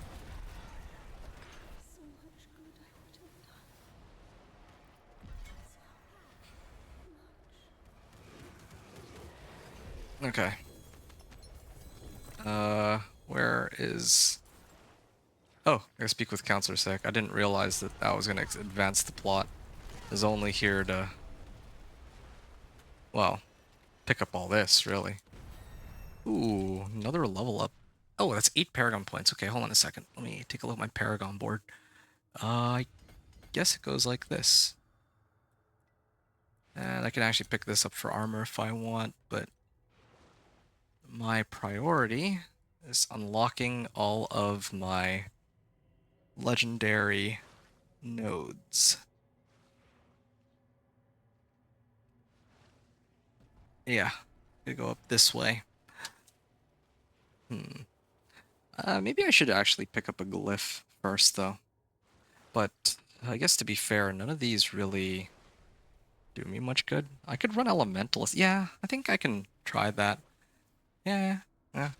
Okay, hold on a second. Let me just adjust something real quick. Instead of Frostbolt, it would be these two. Yeah, that's all I gotta do. And then I would put this... Like, it would be like this, I guess. I lost out on Ice Blades, though. Maybe like that, yeah. I actually cast Ice Blades, so I should keep that. But I keep Frozen Orb because it applies Vulnerable as one of the enchantments. Or perhaps, better yet, I put Frozen Orb here. And then... Yeah, like that. Blizzard, and then Ice Blades, left click, right click. Left click, right click, and then I get rid of Ice Shards because I don't need that there anymore. I don't need Fireball either, come to think of it. And then if I want, I can go Potent Warding, or I can max out anything, really. I don't need this. Could go like that, yeah. And instead of this, I can do Mage's Blizzard and extend the duration of my Blizzard. And Worldly Endurance, good. Still looking for Glacial Aspect. All erased the Glacial Aspect. Okay. And now that I did that, I can replace my Ring for Tal Loop. And your comment... Okay, hold on a second. Let me finish this, and I can actually farm while I talk to you. So this was increased vulnerable damage. Yeah, that's fine. This is still going to be much better in the end. And then this way, the Paragon board, I can actually start pushing to this one, and then maybe try to unlock it with Elementalist. But then again, it's still not even really that much of a damage boost as compared to if I were to get my next legendary node, so I think I'll stick with that. Do I want to... I'll do Pit 20. I think I can handle Pit 20 now. I have 23 Artificer Stones. So that's like another 6 runs for me. So Wicked, you said, and your comment a while ago about masterworking. I believe I asked you this before, but alas, I don't think I remember your response. What would you think about paying a percentage extra gold in Obdicite to narrow down the selection of what stat receives the bonus? I'll be upfront with you. I mean, any adjustment to the current system we have is probably going to be for the better. It's kind of interesting because they adjusted Infernal Hordes, which didn't really need that much of an adjustment, I think. Like, yeah, Hellborns were dominant, but I don't think that anyone's complaining about that. But yeah, there were a lot of people complaining about Masterworking. They still haven't done anything about it. But anyway, I digress. So I think that the best way and the simplest way to handle Masterworking is to make it so that if you're going to Masterwork, then it will reset back down to the last, like, you know, rank 4, rank 8, rank 12. That's how I think it should be, just up front. Your system? Sure. Percentage extra gold and obdus. I don't know what you mean. Oh, okay, I see what you mean by percentage gold. Sure. What stat receives the bonus? Yeah, that could also help. But I think that it's just frustrating getting an item to like rank 8 and then you're trying to roll for rank 12 and then you just can't roll for rank 12 ever. I think that's the worst feeling after many attempts, and then maybe like you eventually find something that might be even better, and then you have to repeat the process all over again. Wiki, you said, I enjoy the journey thought process and how you problem solve when issues do arise. Well, that's good to know. I mean, that's good. That's, I mean, in line with what my intention and goal was on this channel and my content when I first made all this in the first place. Oh yeah, right. I was supposed to actually activate my Taloop. I put on the Taloop so that I could... I mean, even just putting on Taloop, I'm getting... Increase your damage, yeah. It, I guess, wouldn't be as good as vulnerable damage. Like, the vulnerable damage aspect that I just tossed out was 17.5%, so I actually have to keep activating my basic attacks here every now and then. But, you know, maybe that's... Huh, that might not be a bad idea. Hold on. Maybe I'll replace these Chaos Perks. Like, they were helpful for leveling, but maybe if I did, Explosive Combination, I could do, like, Firebolt, Spark into Explosive Combination, and then suddenly I get, like, 60% more damage on a single cast.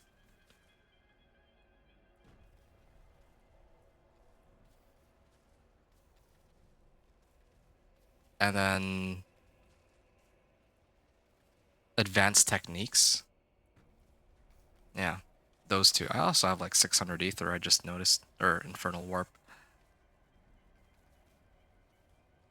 Yeah, I might do that. I'll do that at the end of this run. That should give me a lot more damage to work with. You spent over 100k trying to get the MW I needed on my totem? Yeah, I also like your idea of just resetting to the last level. Well, it's not even just my idea, though. Like that's what so many people put on Reddit, and honestly, I would have said the same exact thing. Like, intuitively, in my head, yeah, if you're gonna make rank 4, 8, and 12 the crit ranks, then, yeah, like, why not be able to reset starting from the previous crit rank as a checkpoint, right? So then, that way, it doesn't involve as much... Well, yeah, no, I just think that that's better.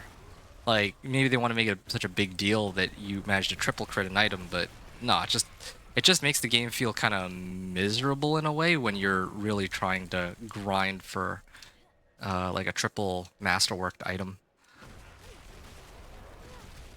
It doesn't, like, and keep in mind, this doesn't really impact me as much because I don't ever really bother to try to triple crit. Because usually I'm just trying to push Pit 55, and for Pit 55, the most I ever really need to crit, or that I ever need to really get my gear to, is like rank 8. In the worst case scenario, like if the build is exceptionally weak, then yeah, okay. But that's like a rarity. That just did not happen. Why am I having such a hard time here? Wow.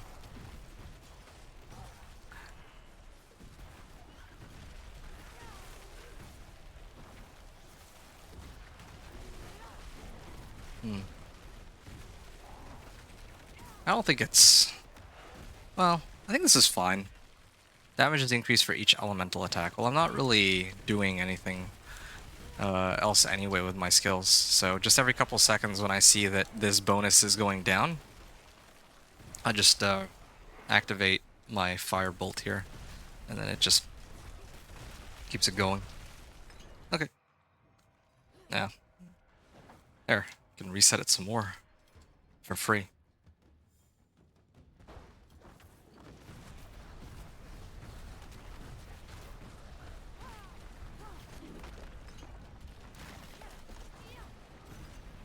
Here I am.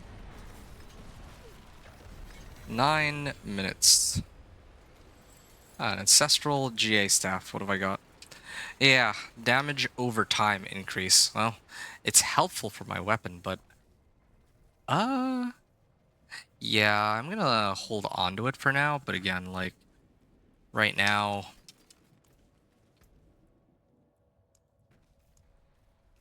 I don't think I quite need it just yet. I think I need to level this because I'm gonna be getting my glyph pretty soon. Oh wait, no, I was ignoring that. Right, keep forgetting. This has been the only season I've tried.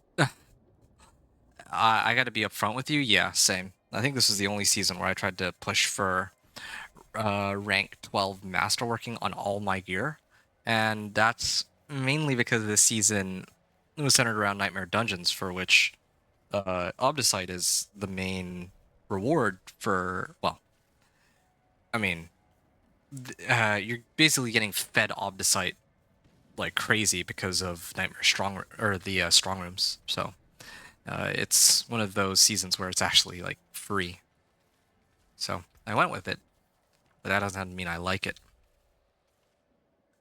It's, usually 2 crits is all I aim for. Yeah, no, same. I understand exactly what you mean because it was the same situation for me. Like I wasn't going to be going triple crit on all my gear, but I did because I was trying to push bit 100 and onward.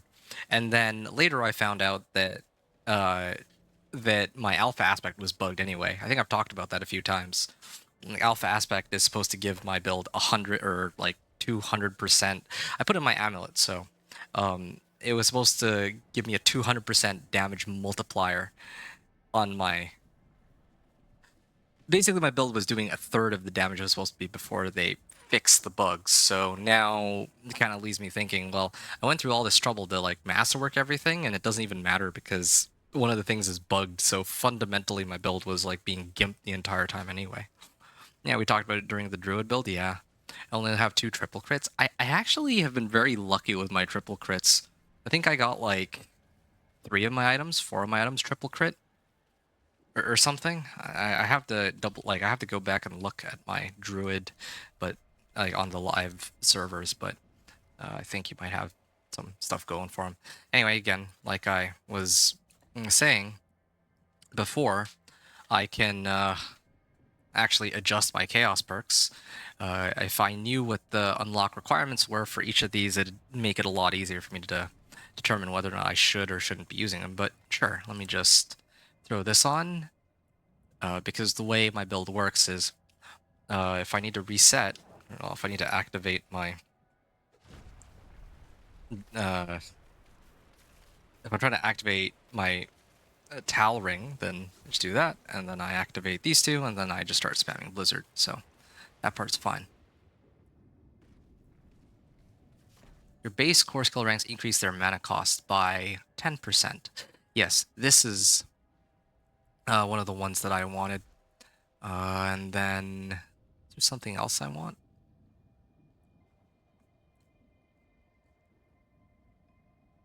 Casting a core skill. No, this is only for casts, though.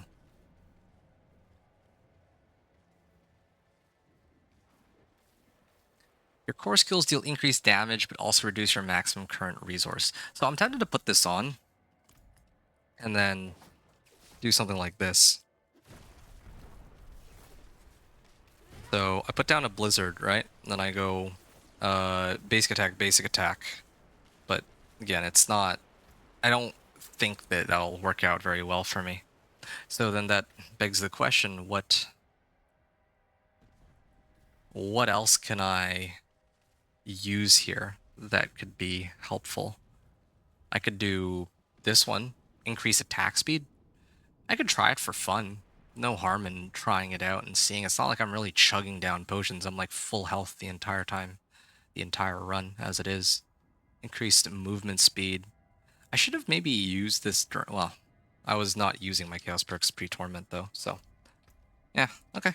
Let me try this combination and see how well it goes. I'm losing a bit of damage off of my Chaotic Burst though, so that's a bummer. Northrons can't remember. Yeah, I don't remember which one either, but I think we did discuss it. I must have mentioned it. I think it would have been on my I'm sure it would have been on my druid build though. Like, I do bring up my companion druid from time to time on other runs that I do, but I don't think I'd complain about alpha aspect when I'm not playing, well, the build that uses alpha aspect. Wow, those chaotic bursts were actually doing quite a bit then. And man, that's expensive. Yeah, this is like my max.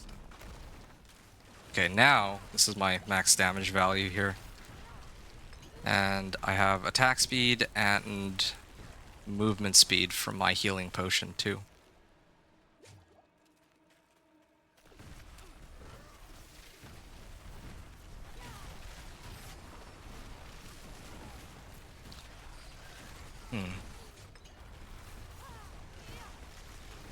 So every time I drink a healing potion, you know, I'm actually kind of tempted to just... Is this even? I don't really have anything. I don't have the Yax rune right now. But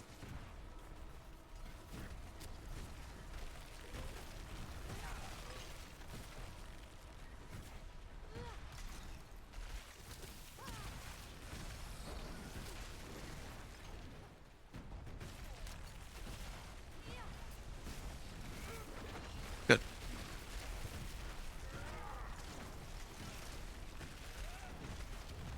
Yeah, I'm actually kind of liking this though, because the Chaotic Burst did have very big damage numbers, but it came as a very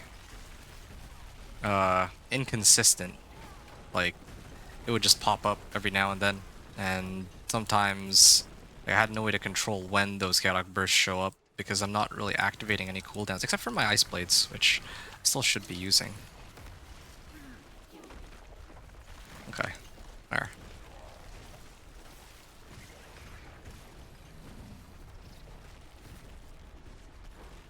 Wow. Hmm.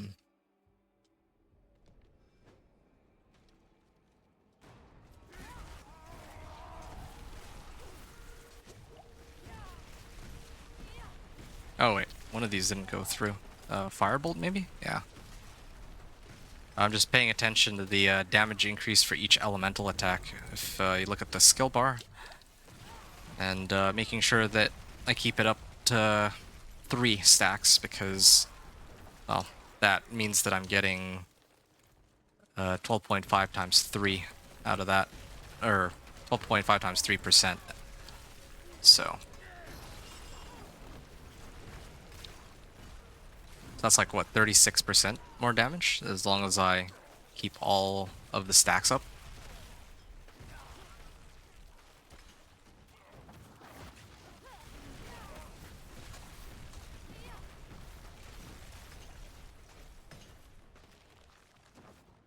Okay.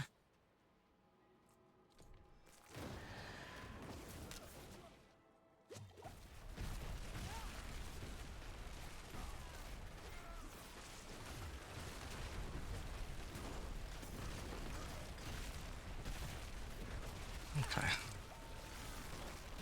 I keep going here.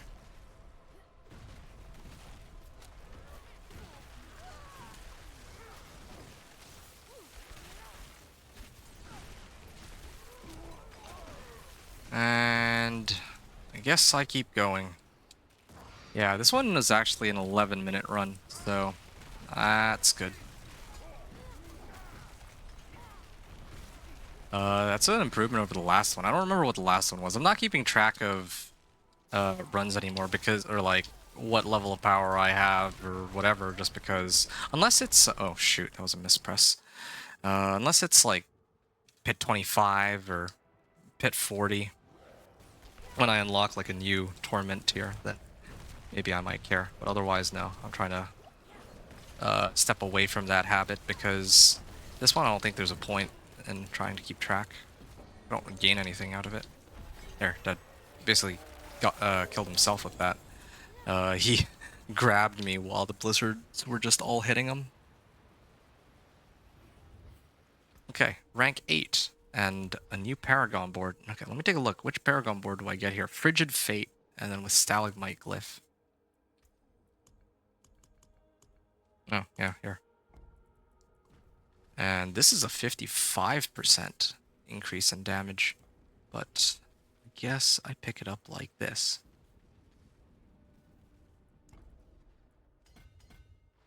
I could try to... I mean, I think this is still fine. I get a glyph this way. A glyph and the legendary node. So, it helps to have some glyphs. Especially stalagmite, but again, I'm operating under the assumption that I eventually get the one aspect I'm really looking for. I can pick up Elementalist too. It's the other thing. I mean, I'm not really swimming in ice spikes right now anyway. Hold on. I think that I should go to town and turn in Rahir's rewards here. I think that it's a little bit overdue.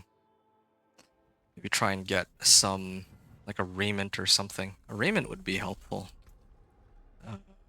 Yeah, I think I could get by even with raiment on hand. Wait, maxed out on the, not maxed out on Grim Favors just yet. Okay, what is this? Masterworking materials and legendary armor. Okay. Gloves and pants. Well, yeah, sometimes if it's gloves, then it could be an offensive aspect. Lightning Spear deals increased damage. Yeah, well, how unlucky. Nope. And then for Aldekin, yeah, he's pretty close to rank 6. When he reaches rank 6, I'll turn in his report rewards, and then I'll also turn in Subo's too. This is a bit problematic. 100 Obdicite. Well, at least I have some more Forgotten Souls, so that helps.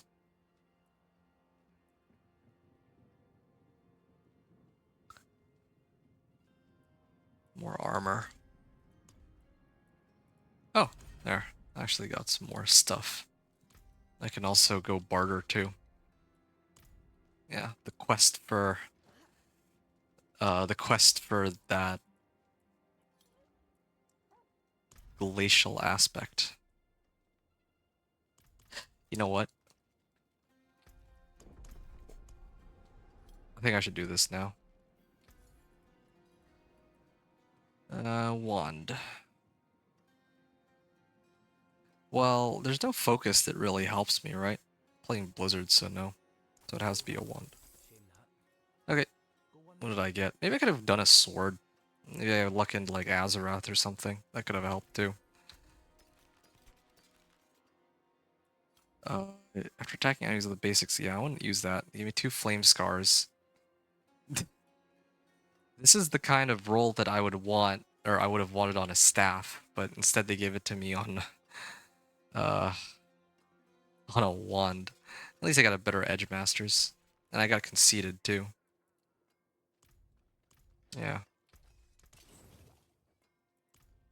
Okay. Fine. Everything for glacial aspect.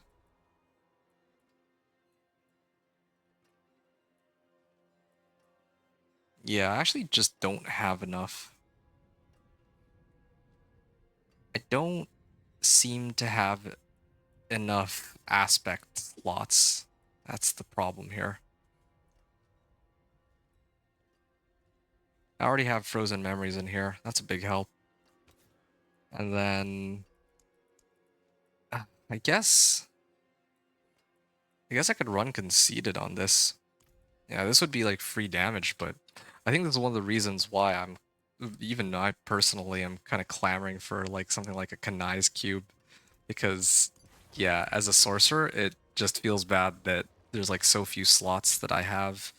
Same thing with druid. If as like a rogue or as a barbarian, you have like, it feels like you have so much leeway to take as many aspects or legendary aspects as you want to boost your damage, but here, not so much. Well, my armor stat. There is power in these stones. Uh, Color and wait, what am I doing here? Poison. I'm gonna pick up one of these, yeah. And why not? Might as well load up on this. I'm gonna be here for a while, so might as well make myself comfortable.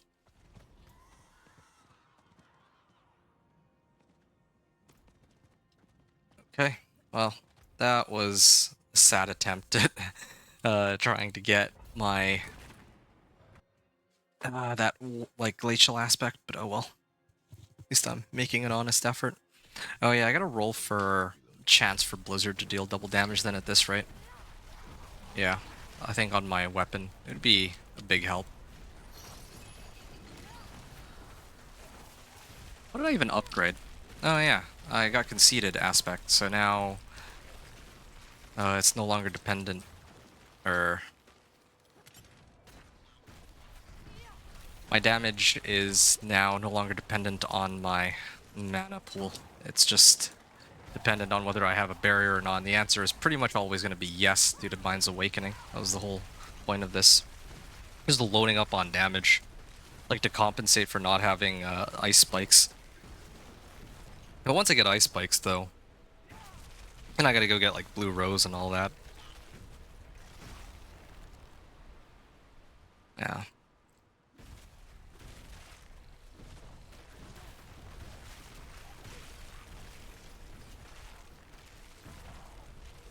Yeah, it's kind of interesting because if ever I get like glacial aspect at the beginning,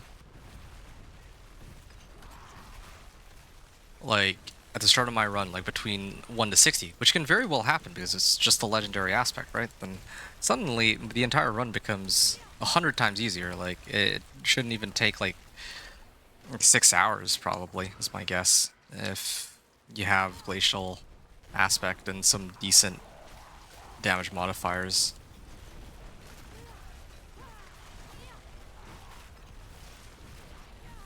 But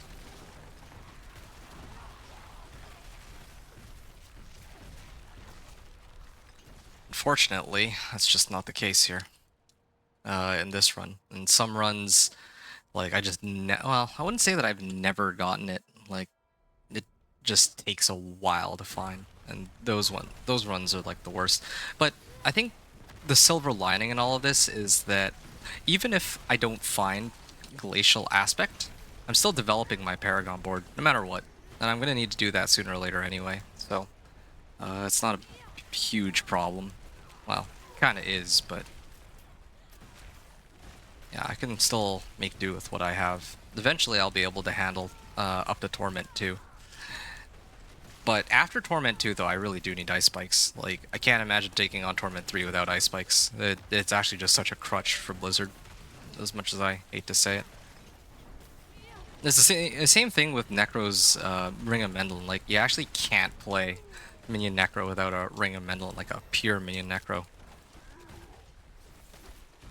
Or at least it feels that way.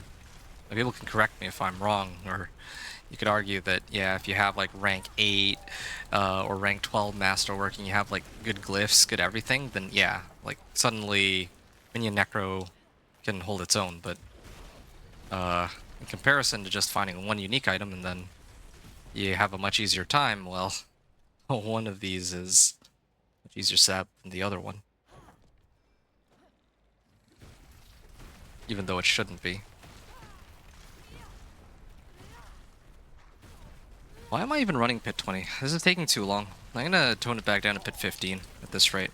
This is way too slow.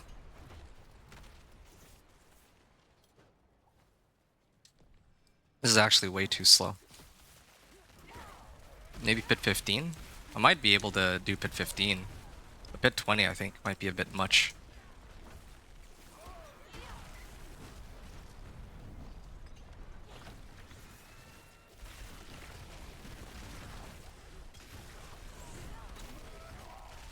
Like, they'll die.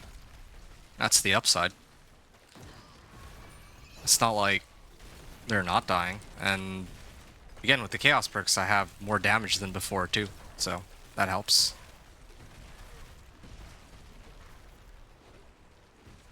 I'm just looking. Earlier, when I did my pit 10 clear, I didn't really write it down. I kind of wish I had. So that I could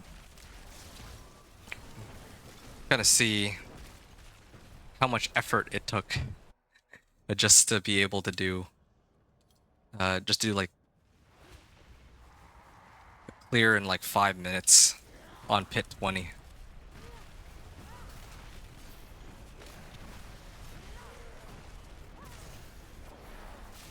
Oh, there. I actually managed to stagger him, yeah. That's good at least. Can still rely on that. If nothing else. Yeah, I'm just gonna focus on leveling my... Every time I see a 80% or 90% success chance and it fails, just makes me upset. Like how I'm actually managing to pick up glyphs here. So... okay.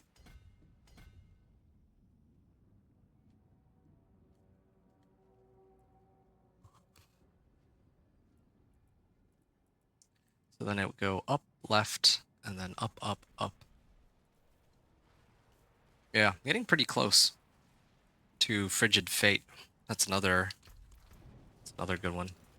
Conjuration skills is meteorites. This is still for lightning spear.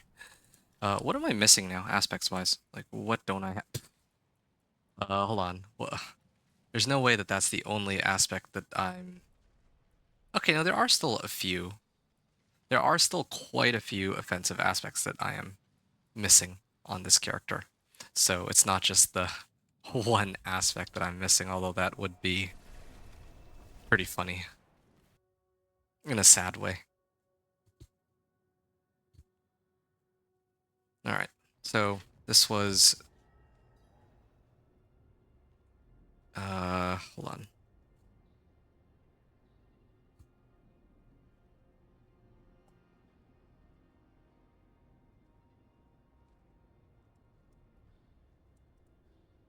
So, pit 20 clear, 11 minutes remaining. Or no, 10 minutes remaining. And what did I adjust here? Edge Masters to conceded. And then Chaos perks were adjusted. Are there any other legendary nodes? Icefall, yeah, that's kind of a big deal.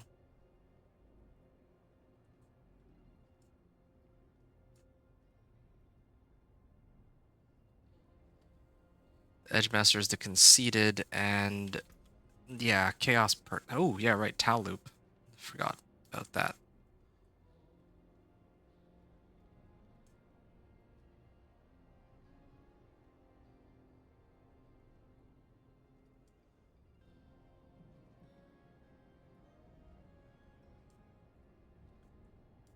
And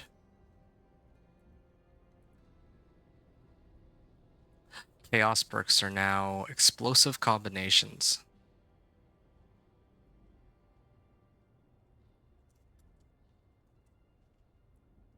Advanced techniques. And Crazy Brew. Chaos perks. Alright. So there is... oh, did my game crash?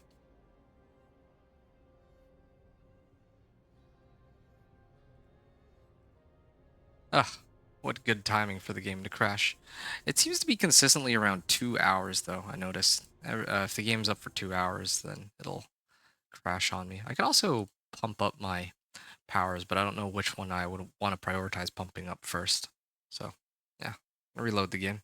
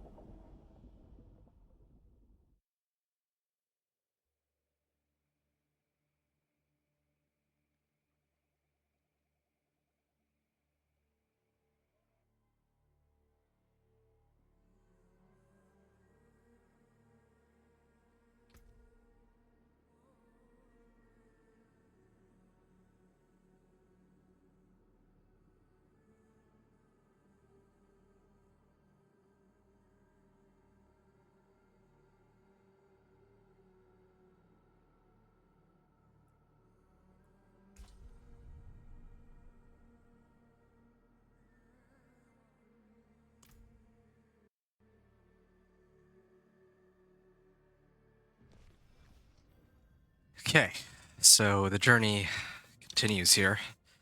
And so, I remember what I was trying to sort out. So I decided that I might actually try and temper resource cost reduction on this. Yes, it is a little... Yeah, there you go, 10% resource cost reduction. More lag. Uh, yeah, I'm hoping that this resource cost reduction does help. Yeah, this should help out a little. Oh, because this isn't a 750, I only need... Like, I actually don't need the abstruse sigils. So this is essentially free. Try to roll for it. Resource cost reduction. Good. How convenient. So, that helps a little bit. And then, oh, you know what else I'm kind of missing? I think it's about time that I actually put this on, now that I have enough materials. Chance for Blizzard to deal double damage. Okay.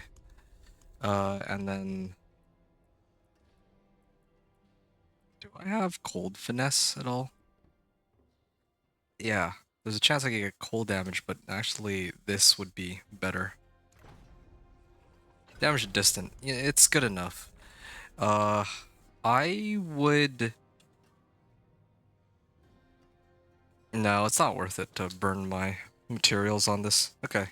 Chance for Blizzard to deal double damage and resource cost reduction. So that should help. And yeah, I'm gonna try again here. Pit 20 was it? Just kept running pit 20, but that felt kind of, like I said, that actually does feel sort of bad.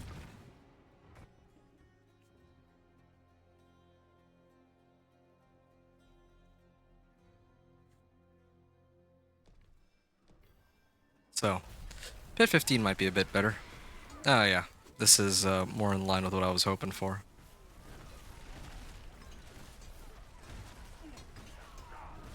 Again, if I had some other pull, like companion druids, or druid with petrify and iridas or something, then I would have gladly taken it.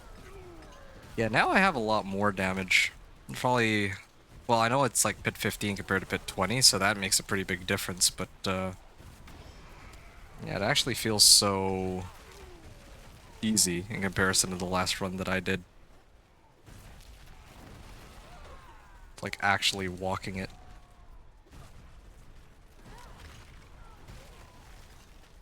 I'm actually a little tempted to run movement speed instead. Wait, what's my resource cost here? Mana cost is 20 on this. I'm getting 50% more damage from my chaos perk. I might actually commit to maxing this out. Increase their mana costs. I mean, I'd probably end up keeping this anyway. That's always a 30% resource cost reduction. Let me just... Yeah, even if I slammed this on my gloves, it would still have the same resource cost reduction. My Blizzard would still be about 20 mana cost. Of course, I am running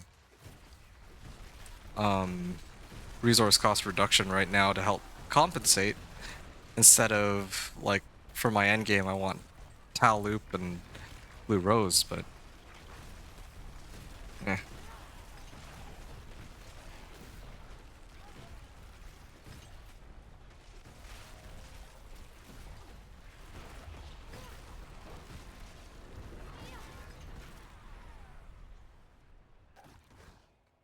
$12.54 left on the clock here.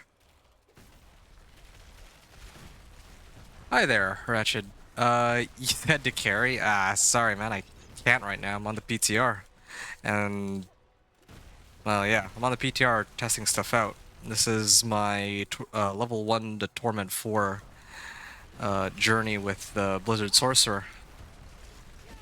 And not just that, but my build is actually so weak, like I'm barely clearing like pit 15 right now. Well, I mean, it's not barely clearing it, but I'm just trying to do a pit tier where I can comfortably clear it in under like 3 minutes if possible.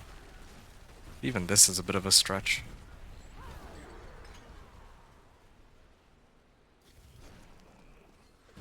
Okay.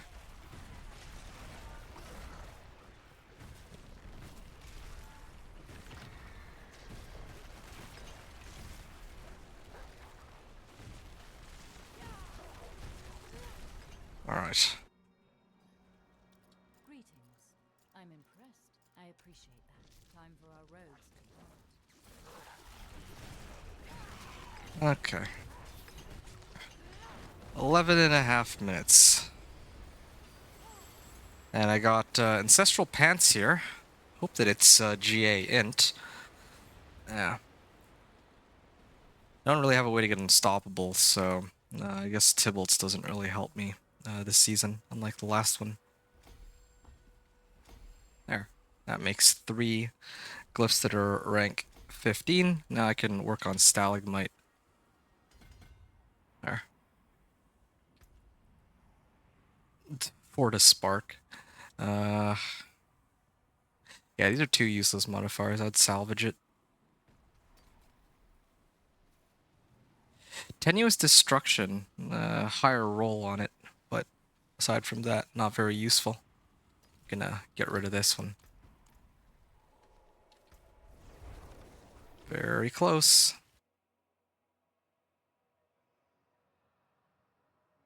Man, it's a lot of pit runs I'm doing here. I have another 11 Artificer Stones, but there's also a Helltide. I may have to stop what I'm doing and go clear the Whispers and Helltide real quick. I mean, I'll end up getting more Artificer Stones too, but it's okay. I do need to... I mean, I still get, like, levels out of this, which is kind of what I was hoping for anyway, so that sort of works out.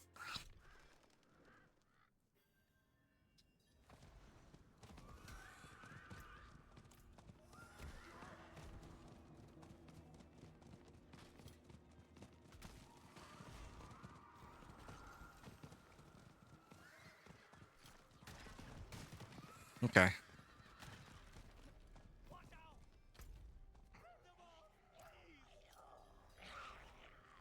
Survive the enemy waves. Well, definitely doing more damage than before. Like, I could put down 1 Blizzard and they die automatically. So that's good. Helltide Harbingers. Well, I'm getting Cinders, but they're not really tied to any sorts of,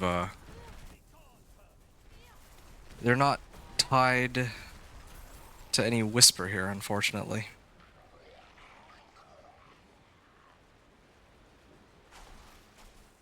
Survive the enemy waves. Where are these waves even coming from? Here? Okay. I need my bird to go and collect all that. Well, this is a sealed Oxen Tribe cache, right? So they said that they adjusted it so that I'm supposed to get like legendaries or better. So I hope that this is actually true.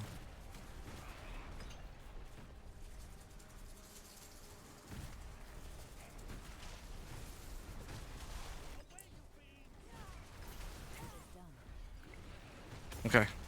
Sealed Tribe Oxen Cache.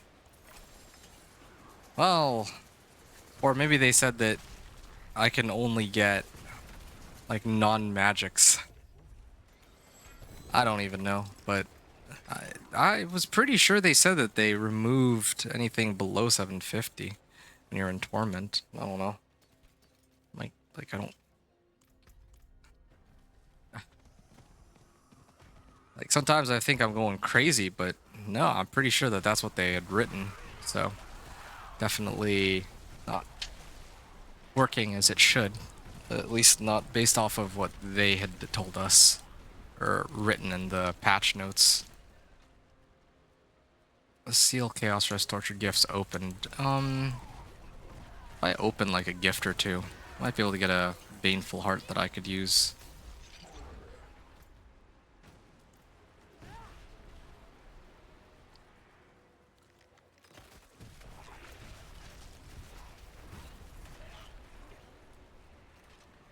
Pants.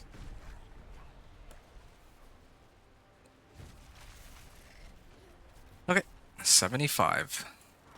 Leg guards. Good. Firebolt. I don't even need to really trigger the Tal Loop bonus.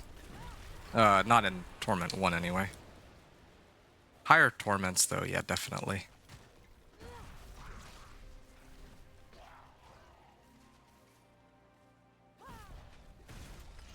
Okay. That's one. Oh yeah, Seal Chaos Rifts. Here's the Chaos Rifts. Gonna go and grab those now.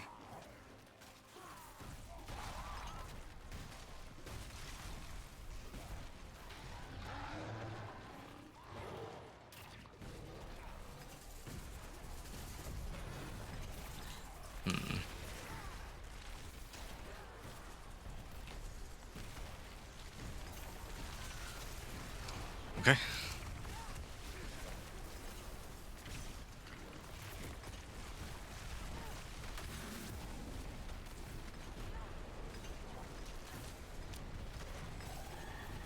Ah, chest armor with 2 GA. And also got a bunch of Infernal Warp too. That's one.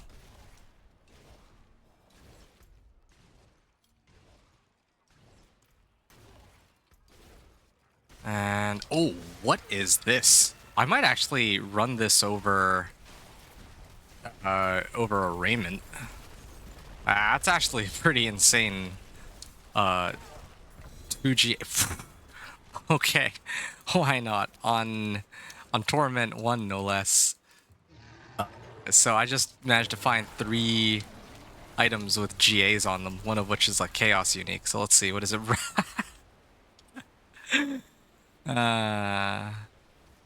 Wow. Well, that's interesting. I could use raiment as a pair of boots. I mean, it's free damage, glass cannon and all. I do have the sub-out armor for it though, but it would be pretty good. Resource cost reduction on my weapon. I actually forgot that was an option. I could run that. Sub-out lucky hit for max life. But I think that's unnecessary. As it stands right now, I'm able to maintain my casting Blizzard, so I don't think I need to do that.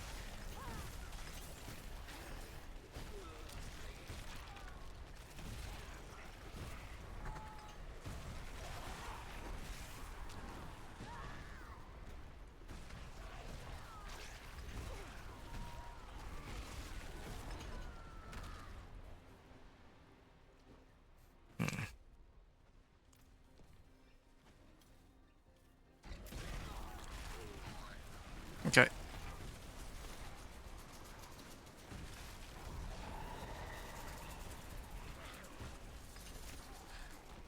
Glittering ore vein. Cinder. Just realized I got another Paragon point. Yeah. I guess in some ways this isn't half bad for getting XP either.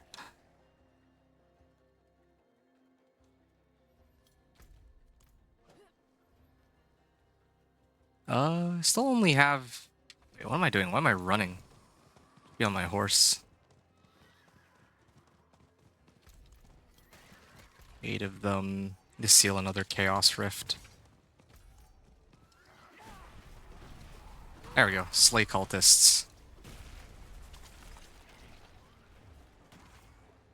I don't think I'm gonna make it. Like, hold on. Need to budget about 2 minutes. There. Okay, hold on a second. Back to Karagar. I'm gonna set it to Torment 2. Trying to think how this will go. I think I can manage it here. So I've done the Chaos Rifts one. Gem Fragments, yes. Would be the preferred one in this case. Torment 1. And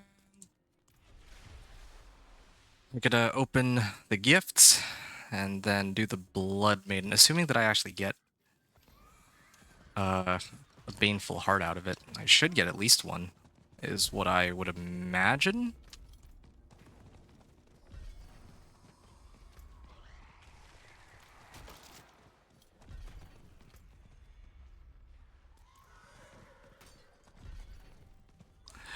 This is for amulets? Yeah, okay, fine. Shouldn't be too difficult to get the remaining cinders for the other one. There's a Baneful Heart. Yeah, I thought so. Okay, so now I have to do Blood Maiden. I have about 2 minutes, but this is Torment 1, so I don't think I shouldn't have that hard a time running this. Okay. And then I would go here. This is good actually. I can open this up while I wait. 120 herbs, Artificer Stones, Imbiber Glyph. Nice. And then I'm working my way up to Frigid Fate. And here I run Stalagmite. We'll eventually get enough intelligence. Well, I don't really need to activate the additional bonus yet because it's to do with ice spikes. And I don't have any ice spikes as part of the issue here. Where's all the monsters? Aren't they supposed to spawn like a lot more monsters than this? Mobilize duration.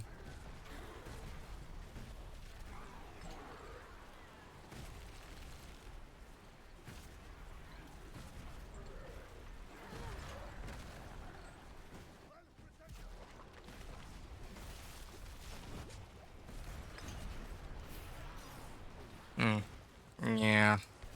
This is a little concerning.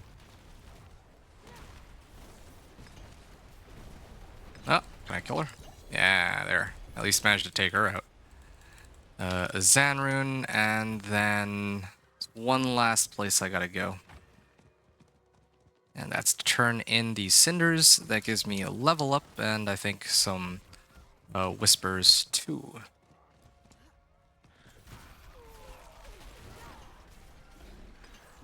Okay, There. Okay. Starting to panic for a second. I was starting to think I wouldn't be able to do it with them repeatedly hitting me, but... yeah.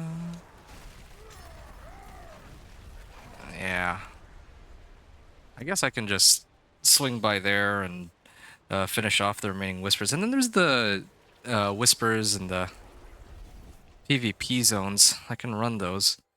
Get those out of the way now and just not have to worry about them anymore. And then go back into the pit and just do a whole bunch of the pit. Just speed clear that. Okay.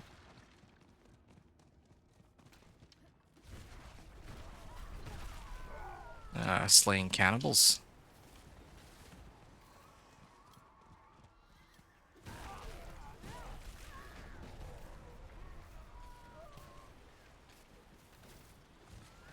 Hmm.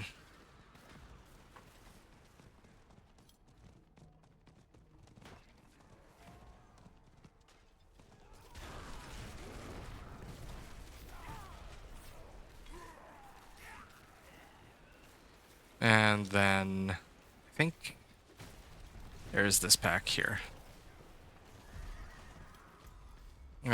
Silenced. Okay, well, I can come back here in a second. Yeah, I'll do all of the Grim Favor, or all the Whispers. I gotta do the PvP zone ones too. I did them pre-Torment because they were gonna expire, and now they're like up again. So, gotta get it all done. Good cache of gem fragments again. I feel like I'm okay on my amulet. It's not the best, but it's serviceable. And I can't even guarantee that I get... Can't even guarantee that it'll be like an offensive aspect anyway. Actually, this one has a crit strike chance, so might keep that for now. And wow, I'm gonna keep it going.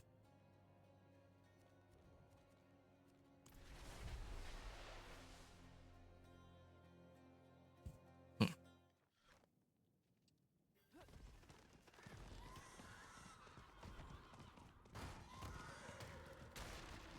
All right.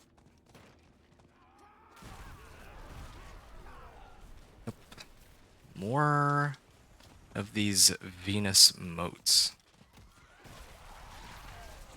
It does feel kind of bad, I admit, running around so slowly on a sorcerer with no teleport when I see all these like Spiritborns and other strong or builds, even like Rogue, I guess, that just have like such high amounts of mobility. Even like Season 3 Charge Barb was like, it did ridiculous amounts of damage and it was very fast. It covers so much ground so quickly. But yeah. Yeah, I guess I should switch it back over to teleport, but the whole point of this build is supposed to be to keep running the pit quickly. Like, do enough damage for it that I can just drop a blizzard and keep going. Whisper silenced. Wait, what was this? Lucky hit chance is increased by 27% while I have a barrier active? Right, that was one of the ones I was considering using in the first place.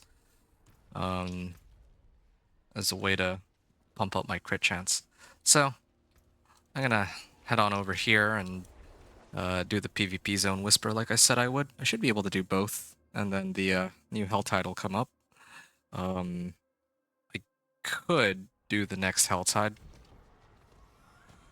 but I do have... I'm not sure if I'd rather do the hell tide first, or if I'd rather just keep doing my pit related stuff.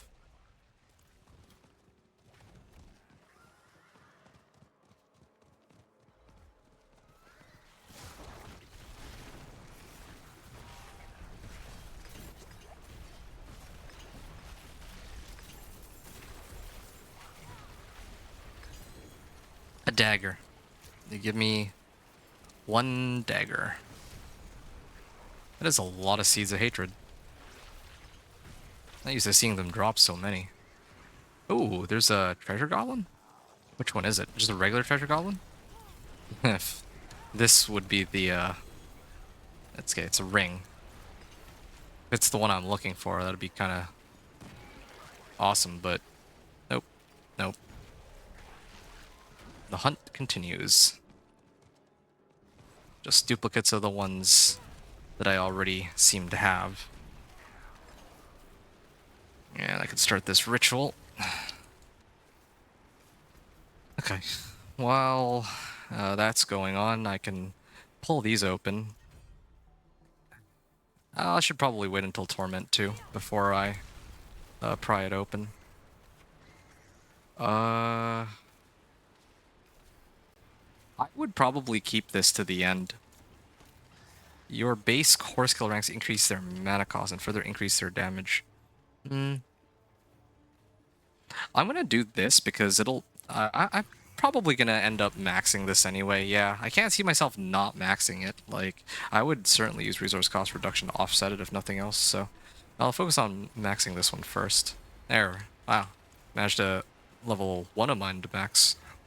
So just off this alone, I'm at 100% more damage just with this one chaos perk. Okay. Torment 2. It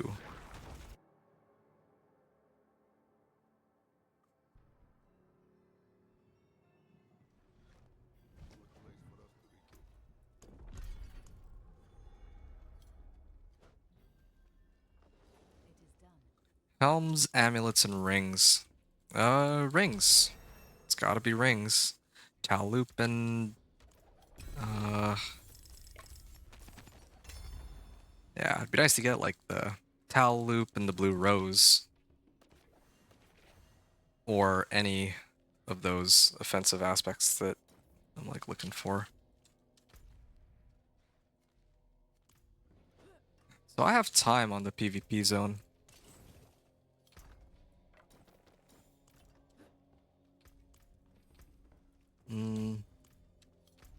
Same thing with the Helltide. Steel Chaos Rifts.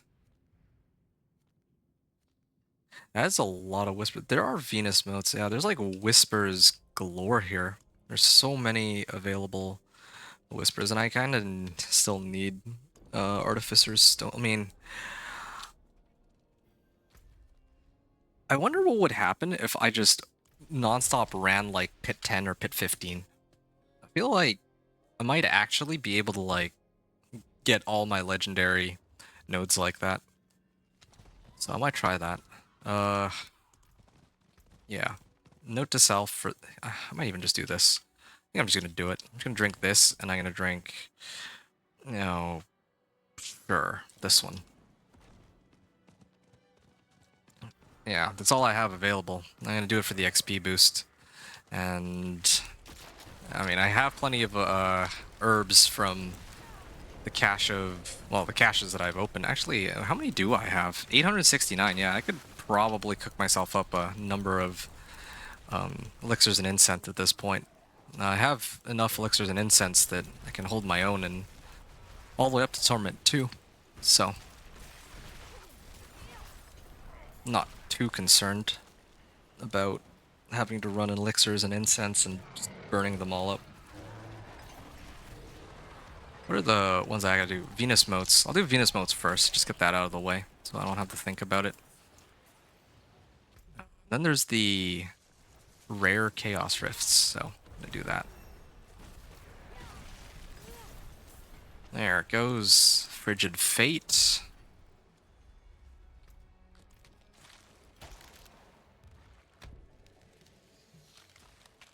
Nightmare Sigil. I haven't actually really been looking at my Nightmare Sigils, I realize.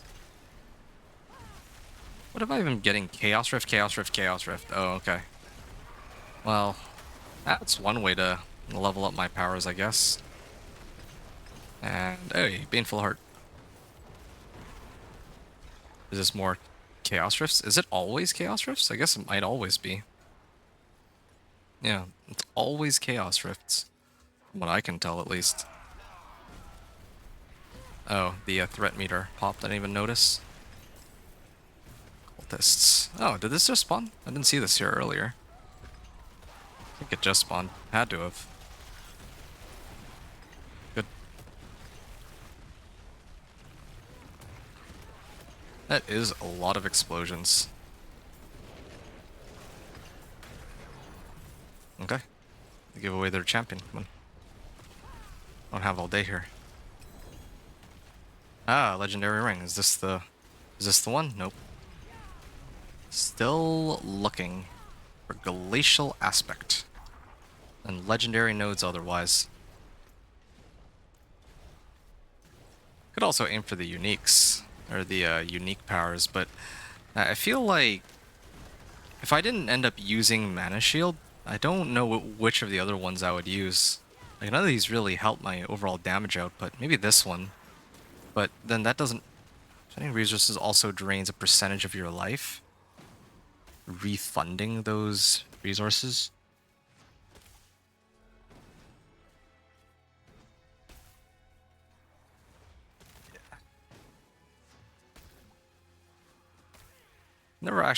Haven't actually tried that one yet. Maybe I could make it work. I just don't know what that amount of damage reduction would look like. Okay. Grotesque Debtor. Are there Chaos Rifts? No, apparently not.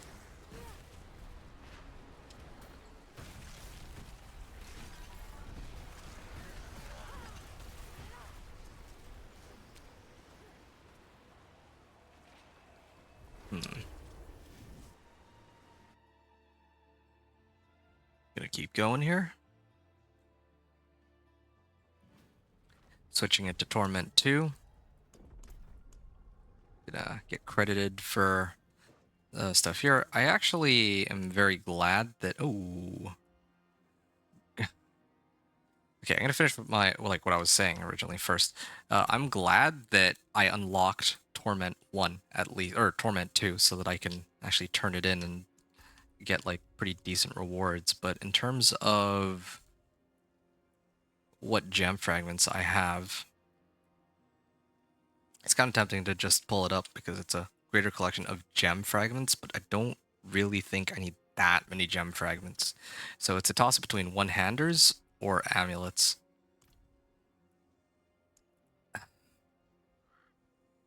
Greater collection of amulets. Yeah, I mean, maybe I get a really good amulet or something. I don't... Yeah. Maybe I get a really good amulet. Let's see. Oh, wow. It's all legendaries now. I've forgotten that they changed that. 3 Artificer's Stones. Frost Nova Size. None of them were Ancestrals, though. I don't think a single one was an Ancestral. Oh.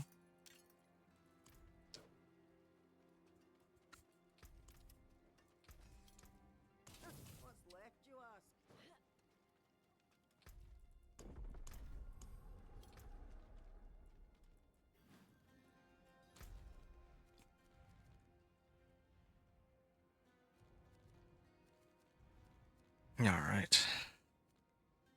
Slay ghosts and cultists. Oh, there's no Blood Maiden. Okay, well that simplifies things. Yeah, that actually simplifies things by quite a lot. So I don't need to... I'll finish what I started here, but I thought I needed to take down a Blood Maiden, but I don't even need to do that. I do have a bunch of cinders that I could turn in, but I could open the orange chest at least. Maybe I'll do that. Then again, opening the Tortured Gift on a higher Torment tier is supposed to be better. Look, gem fragments. Give me a lot of gem fragments.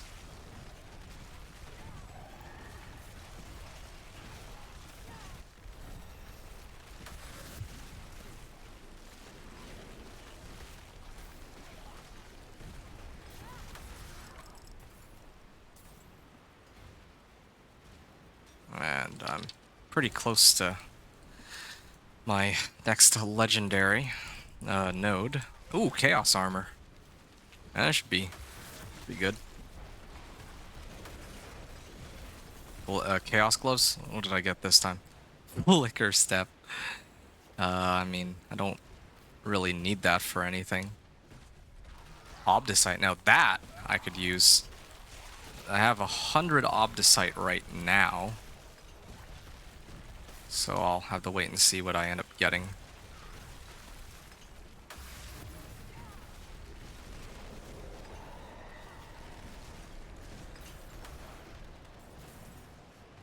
I only got 65 Obdicite out of that? Well, And they didn't lie. I got Obdicite. Just not nearly as much as I was expecting. That's a lot of Chaos Rifts. I might actually run them. A lot of free rewards.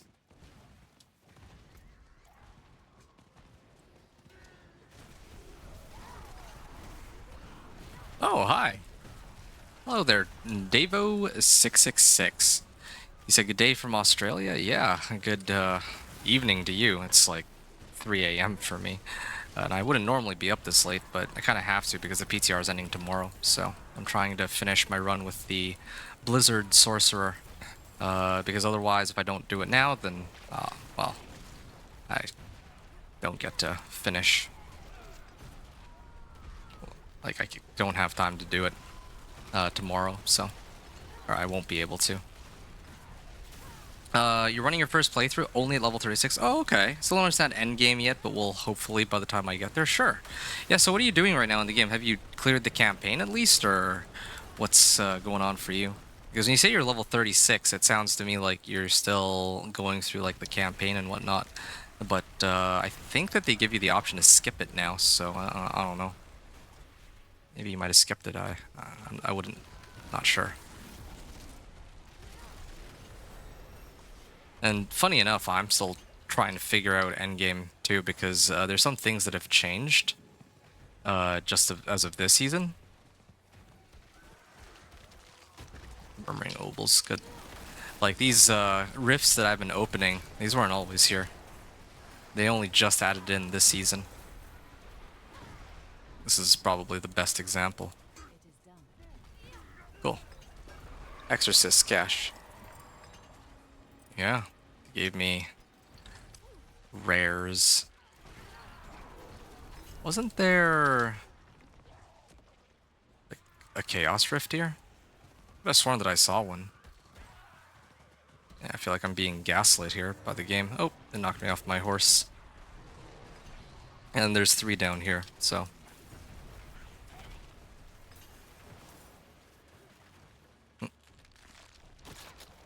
Infernal Warp.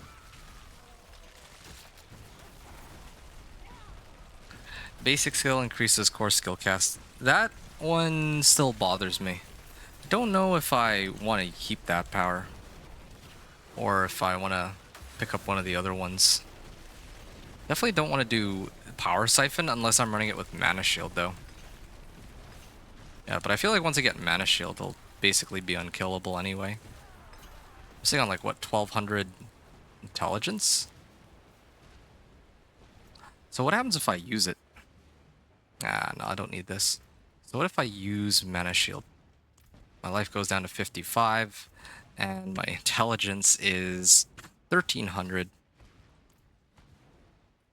And I think this comes with 200% increased mana. And I could scale this all the way up to 400, it looks like, 400%.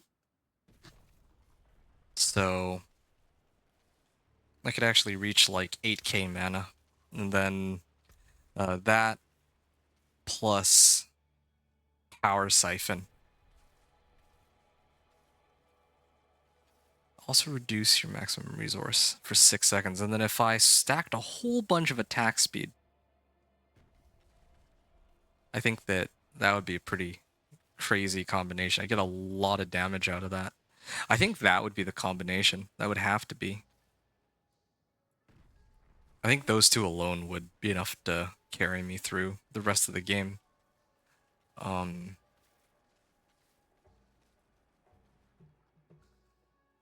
I don't even really think I get too much value out of this one. Invigorating attacks. No, I don't need these. So, oh, I just realized something. Maybe the whole point of this, the whole point of invigorating attacks is that it might give me a way to refill my mana shield if I'm getting completely overwhelmed by monsters. Davo, you said you're still running a playthrough at Necro. Oh, Necro, and Alabaster Peak, right. How to speak to Mother Prava now. Ah, you're still going through the campaign. Kind of dawdle and do a lot of side content. Oh, I understand. I have a friend like that too, who, he I think is only in like Act 2 or Act 3, I think. Like I think it's Act 3. He's in Act 3, but he oh, hold on a second. Sorry, I just realized I still have this mana shield on. Oops. I almost died to that. Well, not really died, but that's not what I expected to see on my health bar.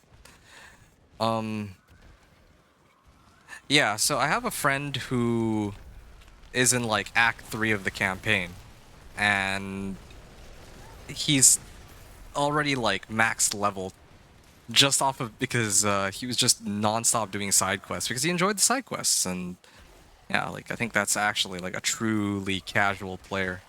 It's interesting because a lot of the people that you'll encounter who are streaming the game, myself included, are typically quite familiar with the game already. Otherwise, why? In some cases, why would we want to stream it, right? But yeah, I know that there's a number of people who are still figuring stuff out in the game too. So that's good for you. I hope that. So, how are you finding the game so far? Are you enjoying it? I like to think you are, but I don't want to assume. Maybe somebody's forcing you to play it or something. I'm not sure. Okay. So you said that you're still running Necro and an Alabaster Peak.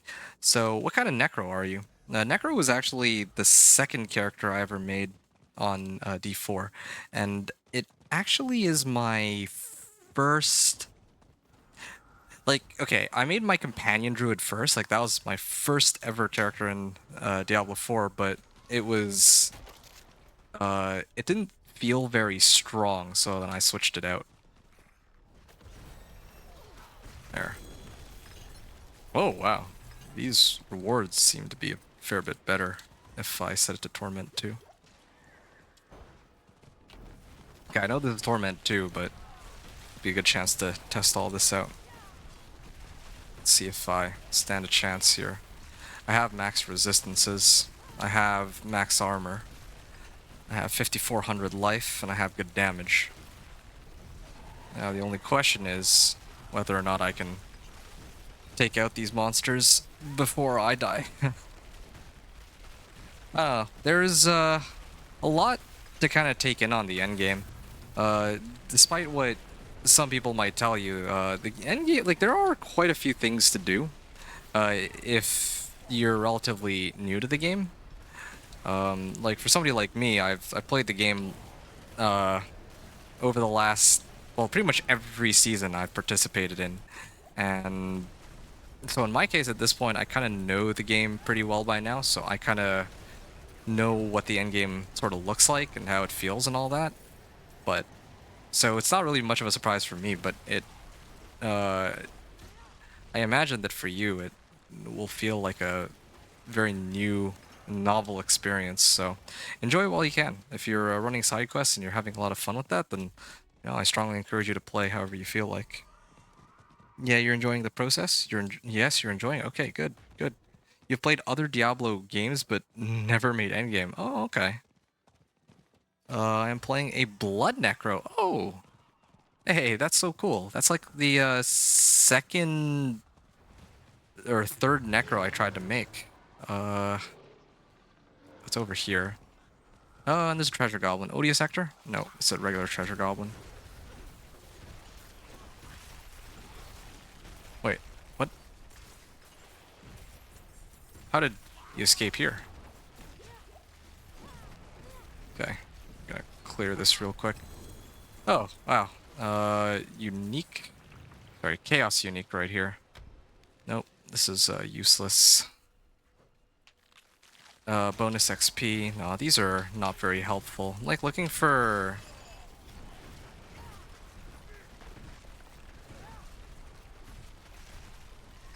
Okay, I'm trying to get out of here, and there's this one. Murmuring Obols? I'll stick around for Murmuring Obols. Murmuring Obols are worth it, except I don't know how many Murmuring Obols I get here. Anyway, you had a mixed build, but this keeps me alive on hard difficulty. Oh, okay. And I would take it that you're playing on soft core, right? Like soft core is in, you didn't set it so that if you die, like, you're permanently dead forever?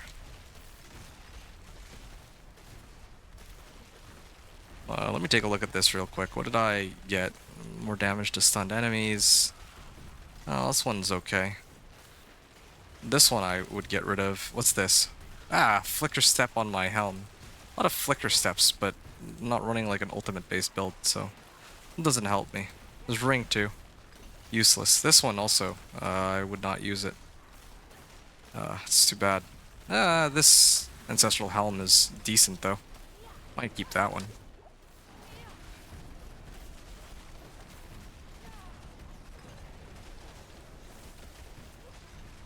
Okay, yeah, they actually broke my barrier on that. Actually at risk of dying.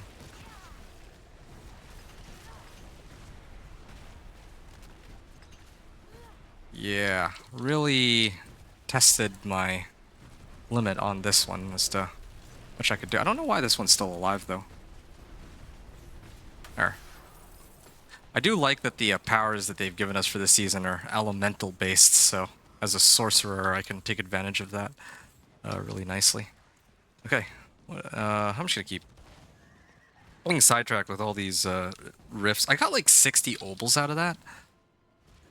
That's like not worth it. I would have been better off actually just running pit. I think I would have gotten more obols out of that. And then I can turn this in. Sorry to leave you hanging, Davo. Just trying to stay alive, because if you haven't really experienced Helltides yet, but if you die, then you lose half of the cinders, and these cinders are what you need to actually pick equipment up or open these chests, and these chests can give you some pretty good gear. I don't even think that you're at the point where you're consistently picking up legendary items yet, because you're only level 36, but ooh, come on, Ancestral Staff. What did I get? Good. Okay, I'm gonna get out of here before I get mobbed by more monsters. Oh, you actually die regularly? You're enjoying it? Okay. A mixed build that keeps me alive. So, yeah, what I was trying to say earlier is that the first... So I'm a very, like... I wanted to make, like, an AFK sort of build. So Companion Druid was the first character that I made in the game. Then it was the Minion Necro, and then Bone Spear Necro, and then finally Blood Surge Necro. I think it was something like that. So that's what I ran. Yeah, I'll salvage this. I don't think I would go out of my way to switch out for that.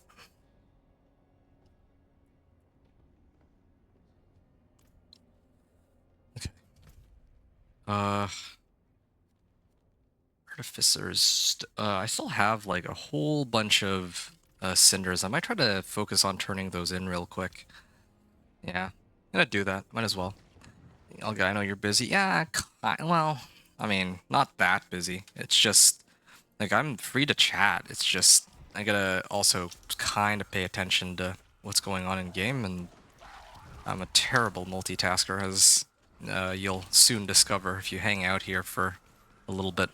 Well, if you haven't already discovered it, then just hang around for, like, like an hour or two, and you'll see how difficult it can be for me to maintain a conversation here sometimes when I am trying to kill these monsters and chat at the same time. Oh, okay. Oh, that was good. There's a Hellborn that's going to be spawning. I'm going to get out of here. I think I don't need to fight any of these. Yeah, there. I got what I came for. I'm just going to keep... that's fine. I don't plan to use a focus at all. Still want the one aspect. That's it. I just need glacial aspect, but I have 65 Artificer's Stones now, so I'm gonna try to do like these 2-minute pit 10 runs is my plan, and see how it goes. Hey, Galmod, how's the run going so far? It's going okay. It's not amazing, but it's not terrible either. So because the thing about like Sorcerer or Blizzard Sorcerer is weird in the sense that I only really need one. Yeah, in fact, I'm gonna gamble for it now. I only really need one aspect, and that aspect is glacial. Oh, okay, Frozen Wake. Yeah, so I'm really just looking for a glacial aspect. That's it. Oh, there's Azarath here too. Hmm. If I can get glacial aspect, then it would help quite a bit.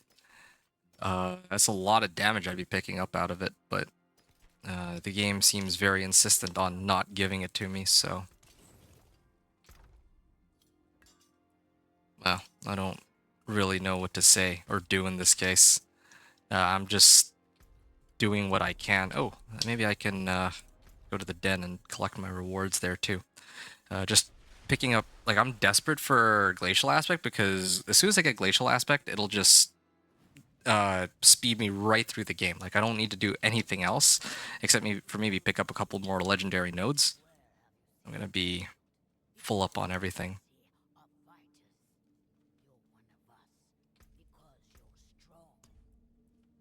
Okay. This is Torment 2, right? Yeah. So let me pick up Subo here. And I know that he had legendary amulets. Resource cost reduction and barrier. Okay, this one definitely gets salvaged. I can keep this one as a backup. And then... yeah, then I'll just keep here. And then I can pick up this. Darn. None of these are useful to me. None of them at all.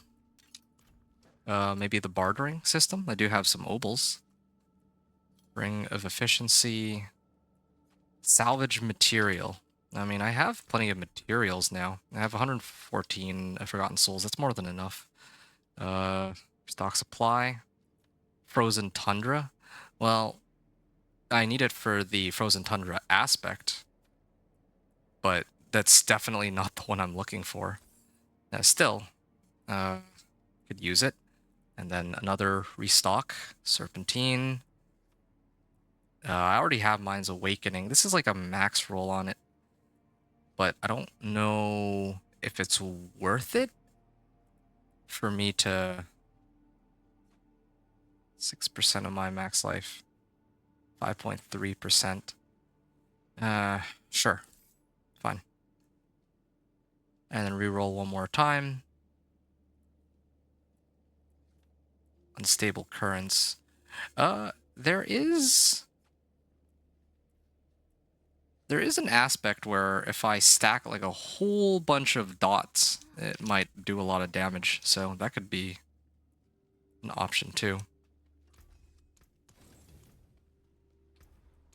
Yeah. This feels so bad. Yeah, this one. Engulfing... No, it's not even Engulfing Flames that I'm looking for. So these are the, like, two of the ones I'm looking for, but... Here.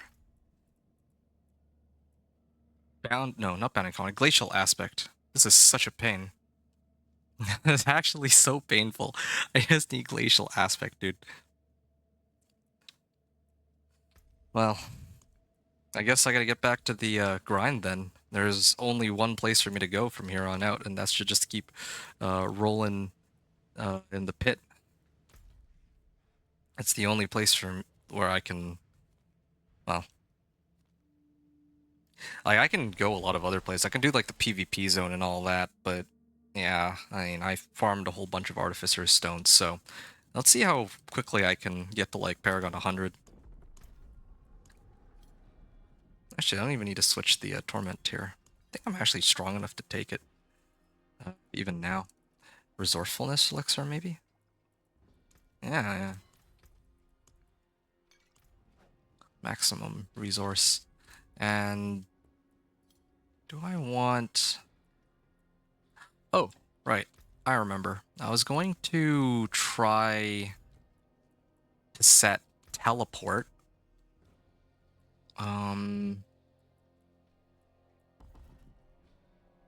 Yeah. Yeah. Teleport as one of these. I lose out on a little bit of damage, but then I get to try having these chaotic cooldowns and trying to determine whether or not it actually works. I'll do all stats. Why not? And I think I was talking about running pit 15. Sure, I think pit 15 is okay. Okay. So, yeah, that's how the run's going, Galmod. It's really just, like, the issue with this build is that I'm only looking for one aspect, and if I can get that one aspect, then suddenly everything becomes so much easier. But if not, then otherwise it's a problem. Davo... Okay, so again, my apologies on keeping you waiting, but I can chat with you a little bit more focused now. So... no, I die regularly, nowhere near there. Yeah, well...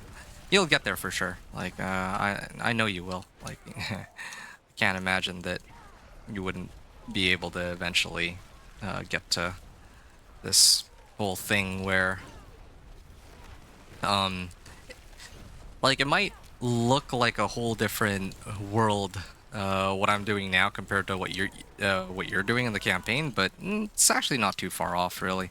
Like, it's just killing monsters at the end of the day, but it's more an issue of like strengthening your character and trying to get better items and seeing your damage numbers go up. That's the gist of it. Yeah, you're playing too while watching me on another screen. Okay, that's good. That's good. You want to hit level 40 tonight if possible. I'm just thinking about the campaign. Yeah, I mean, I don't know how long you can play for, but I feel like 36 to 40 and by tonight, like single evening, is a more than doable goal. Much easier after the campaign is over, but still, campaign is... it's okay. Shouldn't be that bad. But yeah, hope you've been enjoying it so far. Yeah, just playing this endgame stuff. Like, I don't know how many people are actually like running the campaign at this point. Won't see too many people running the campaign. You can't even... It's not even... Like, Diablo 4 is not a very good game for speedrunning, I don't think, is the other issue. So, you know, in some games, like, even... I think even Diablo 2 Resurrected, there's a lot of people who do, like, speedruns for that, if I recall correctly. But here, it's a little difficult because, well... there's, like, a number of reasons, but a lot of the progress is shared, so it's a little weird how a speedrun would work. Like, if you were to make another character, all the aspects you've unlocked are still there, right? So that makes it a little more difficult to conduct a speedrun. Oh shoot, I clicked onto that node, but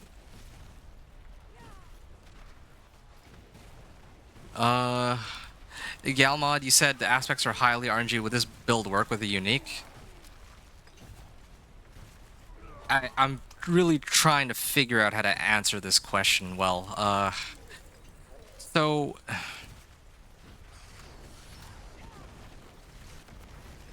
Like, I could get Blue Rose as a unique ring, right?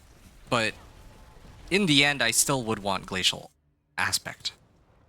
If you understand where I'm coming from. Like, Glacial Aspect is just too strong an aspect to give up, and I can't really use anything... There isn't really anything that I could use to replace it, is kind of the gist of where I'm at right now. Like, I could try to go for Blue Rose and Taloop, but I'm still... Or like X-Vals or something, but if I showed you... Like, I tested X-Vals versus Blue Rose versus Glacial Aspect, and it was an embarrassing difference in the for the difference in damage between these builds. So Like you're gonna have to trust me on it, but yeah, I can't just I can't substitute glacial aspect for a unique. Like as soon as I get glacial aspect, like you're gonna see damage numbers of like 10 million just out of nowhere for any for no real like for no reason. I don't understand it, but that's how it is. As soon as I pick up one aspect, then I get like 10 million damage. It's so dumb. But that's how it works. Davo, you said how much of a power boost would you sacrifice a legendary for a rare upgrade? Um, such as legendary 223 for a 317. Yeah, I would make that upgrade. It's a little weird because item power doesn't scale linearly. It's like exponential, but I'm not gonna get into that. Legendary 223 is outdated compared to a 317, and besides, something you need to keep in mind when you say that it's a legendary 223, like what exactly constitutes it being legendary? The fact, and the answer is that it has a third affix guaranteed. Like it has 3 modifiers on it compared to rares, which usually have 2, and there's also an aspect on it too. Like there's like a special effect, right? But if you take that 223 item and you salvage it at the blacksmith, you can still imprint that same effect onto your rare helm and then turn that into a legendary. Have you played around with the occultist yet? Do you know what I mean? Or do you know what I'm talking about? Yeah, so I would make that change for sure. That's an easy no-brainer yes for me. Yeah. Yalmod, you said that that's what you were getting at. I guess you need the aspect. Oh yeah, that one's a must. It's not like here. Let me show you some of my other aspects, right? Because I have a lot of other good aspects. I have like aspect of control. I have even frozen memories. Like frozen memories is what I want in my end game build. But that one, okay, I can actually afford to sub that one out. Conceded, uh, tenuous destruction. Tenuous destruction is a lot of damage, but again, it's just like a damage multiplier. And then there's Talu, which okay, it's like core for pretty much every build or almost every sorcerer out there. But I could actually survive without every single one of these items that I just listed. But as soon as and I maybe lose out on like maybe a little bit damage, but it still wouldn't be the worst thing. But glacial aspect, like when I put it on, it's the difference of doing like I'm just looking at my damage numbers right now. I haven't been paying attention to them. Like about 100k top end that I'm doing right now. If I pulled in all of my here, hold on. Let me actually pay attention to what I'm doing, and then try to max out my damage here.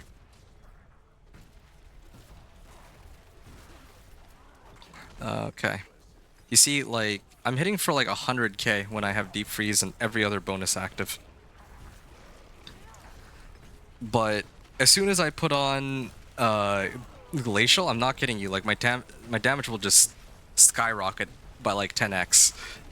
I just need to find it, and then I'll prove it to you, how big the disparity is. So that's why like this aspect is so key. It's like something that I just can't really top it just with a bunch of random multiplicative damage modifiers. Like I need that. I need the effect itself in this case. There, Frigid Fate. Okay, now that helps. 46% increased damage on this. So, increased damage while Ice Armor is active. Nice. Not yet. I do know what you mean. Okay, so the power level, it is worth melting a legendary for the parts. Yes, yes, it is. Yeah, no, I would definitely say so. It can cost a little bit to take that effect and then reattach it onto another rare item, but well,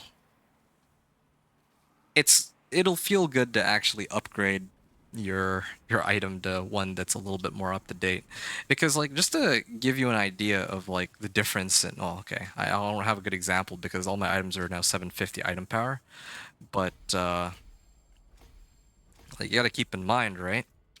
If I have, well, I mean, you can even compare on yours. Your 232 item power helm, the modifiers on it might be, well, I guess the power difference isn't as readily apparent because the item powers that you're working with are so low. But here, let me see if I have any. Yeah, here, like 670, right? I have a 670 item power versus my 750 item power. And I mean, this is a unique actually, so I guess the rules on that are a little different. But the point I'm making is that the items that are. It's kind of funny. This is like the one time I've actually salvaged all my less than 750s. Oh, you know what? I've got a great example. Here's a good one. So in the shop, right? You see that I have like 725 item power. This is 25 item power, and they don't have a life modifier. That's so stupid. Sure, whatever, good enough. So this is like the difference between the amulet having like 5% versus mine, which has like 8%. Like, you know, it is a pretty big difference.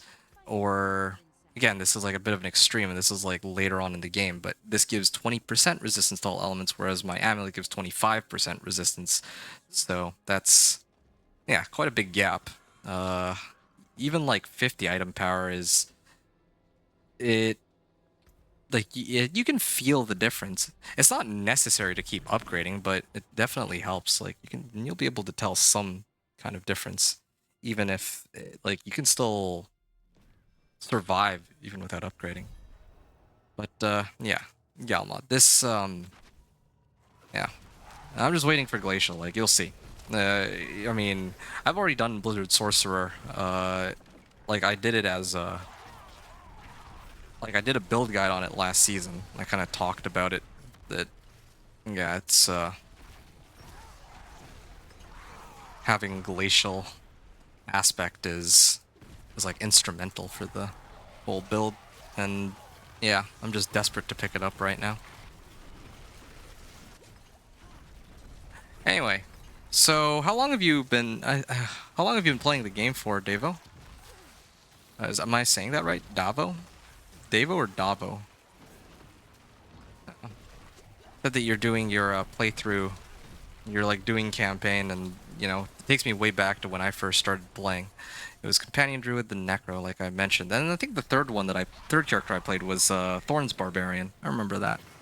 I remember when the game first launched, I wanted to get all these like characters that were able to just AFK on like random events, just so that they could, as a feasible method of leveling. That was fun. Stats are more important, but the benefit of more stats can help considerably. Yeah, rather than less stats but stronger. I'll play around with it all. Yeah, sure. Yeah, no, you're right about that too. I mean, I think the other factor, like you said, is, you know, what stats do you even have on these items? For weapons, it's a little easier, because if you have like a weapon with intelligence and max life, that's more useful. Well, okay, fine, maybe not for weapon slot, but let's say like a set of pants. If you have like intelligence, max life, and resistance to all elements, it's usually a really good set of pants. Or, well, it's a good start at least. But then it might have like much lower values as compared to something that has like 100 more item power, but that 100 more item power has like all useless modifiers. Then that would be an issue. Oh, you started Sunday on PlayStation, now finishing on PC as the controls are easier to use. Oh, that's so cool.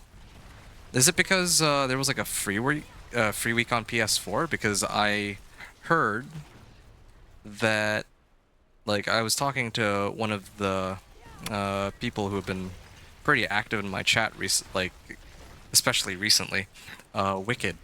And Wicked was explaining to me that, yeah, there were, like, he actually is streaming on, like, the live servers, because what I'm playing right now is the PTR, right? If you're not aware, the PTR is the place that you go to test like all the changes coming up for the upcoming season. So I'm doing this to kind of give people a good feel for what to expect going into, well, next season, right? But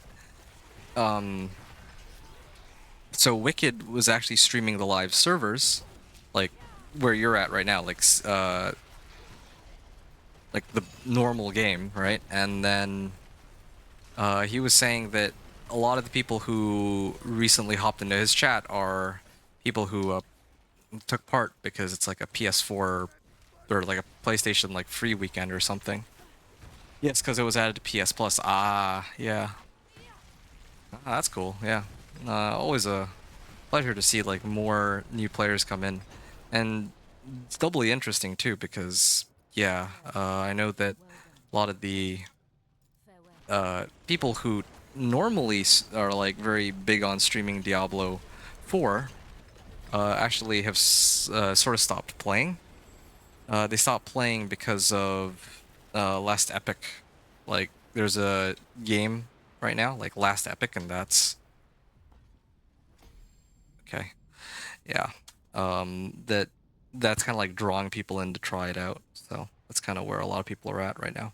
I just want to take a moment to point out that I had a success chance of 70% and I failed 3 times. I mean, I think that they have this backwards. I think this is the fail chance, not the success chance, but yeah, what do I know? Gonna leave this one be for a second.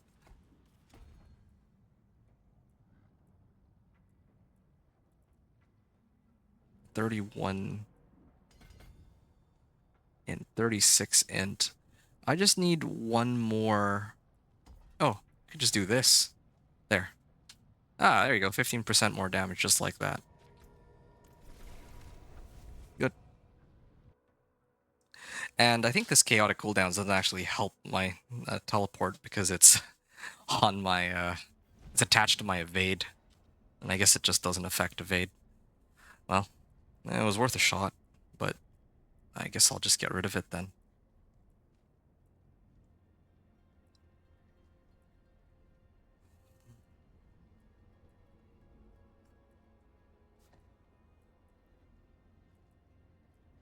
I can go back to running my my bursts.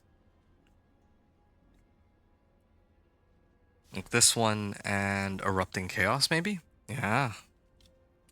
I don't even really need this, though. This one is okay. And then...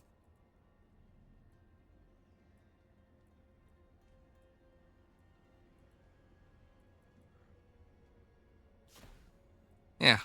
Okay. I'll get going then. Bit 15. Alright.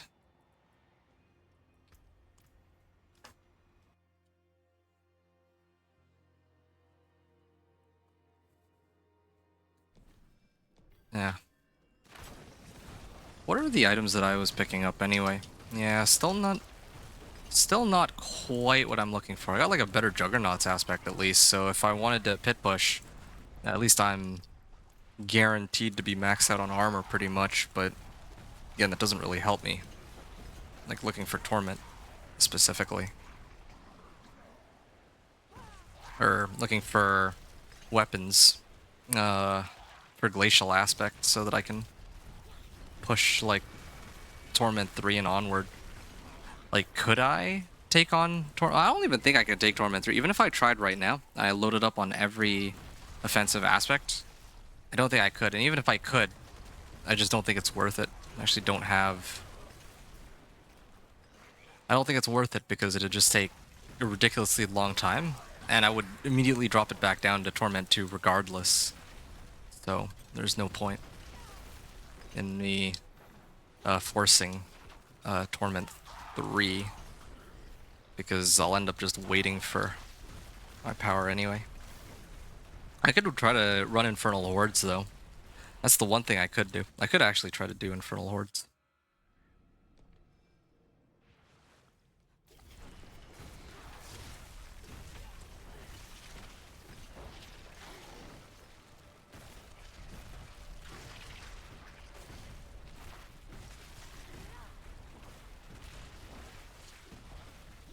Okay.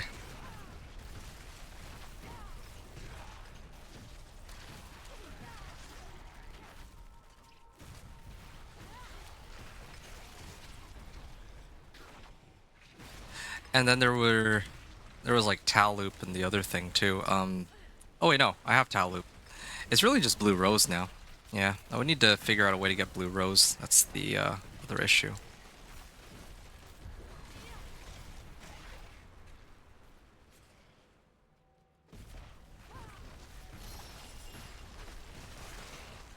$621K? Was that my chaotic bursts? I might be able to just get through the game on chaotic bursts alone.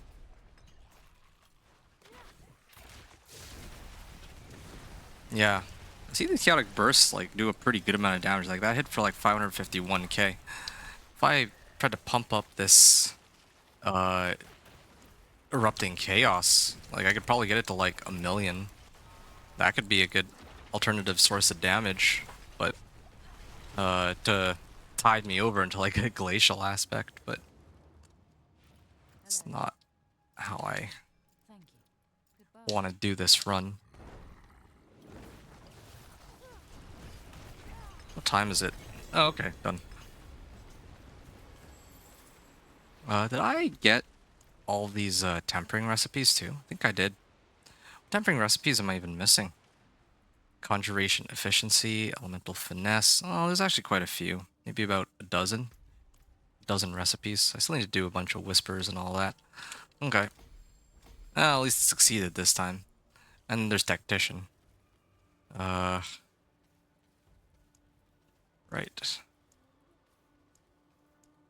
Let me just take a look at which one I normally try to level or max out first. Okay, so normally I level Destruction first. Destruction, then Eliminator are the two that I prioritize. I mean, this is all supposed to hinge on the assumption that I get that one aspect, because otherwise crit strikes don't really help me, but yeah, 70% chance to succeed, right? Or to fail, that's what's written on it. Well, maybe I can actually just put this on, because if I don't, it's at 46% there. Now I'm at 58%. Well, that's helpful.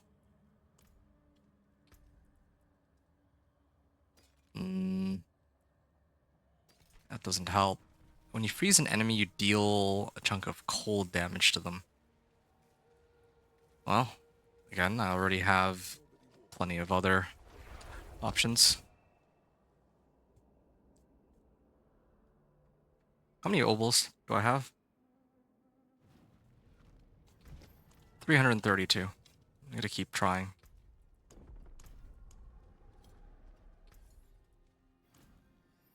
Okay, sword. Shard of Varathiel. Nope. No.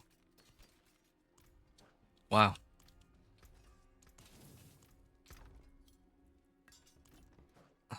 Okay, let me see what aspects I'm missing now. Defensive aspects. Feels like I've picked up actually a lot of aspects. There's still about a dozen left here, too. But, yeah, about a dozen aspects that I'm missing.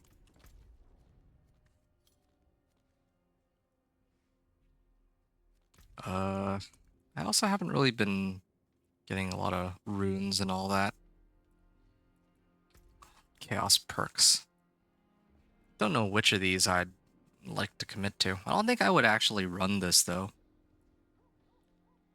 I guess it would probably have to be this one. Power Siphon and Mana Shield. That would just... Yeah, I think that would just make the most sense.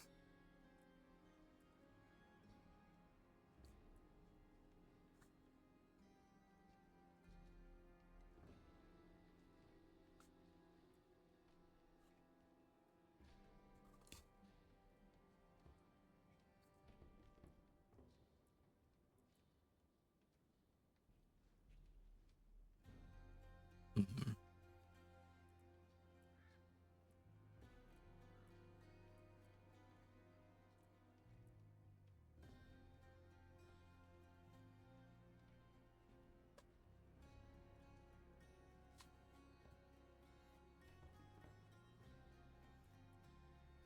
Marred Guard, Chaotic Cooldowns.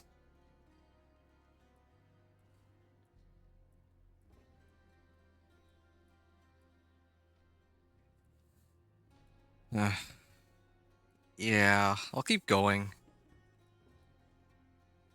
I just...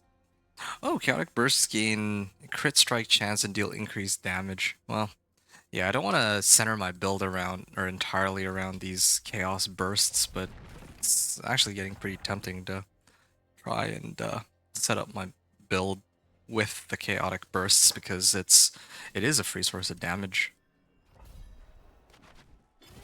I don't really feel like I get that much out of having evade here. Honestly, well, yeah, maybe I can like evade with it, and that allows me to actually keep this active, at least.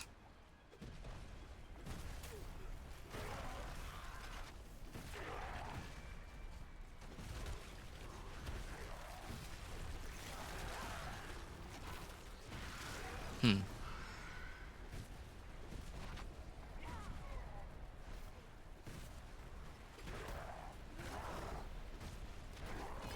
Okay.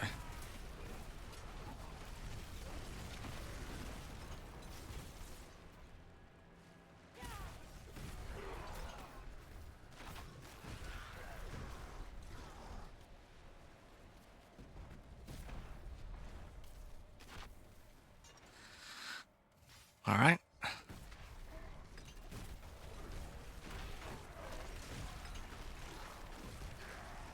Like, I'm trying to really figure out what takes these runs the longest, or what's like slowing me down the most in these runs. I think it really is a damage issue.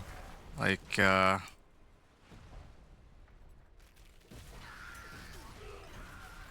it takes a while for them to go down. Even with everything that I've done, even Pit 15, it takes a while. Ideally, I want these to be like less than 3-minute runs, but I'm struggling to hit that benchmark. And at this point, I've almost gotten all my legendary nodes. At this point, it's really just the glyphs I'd need to level.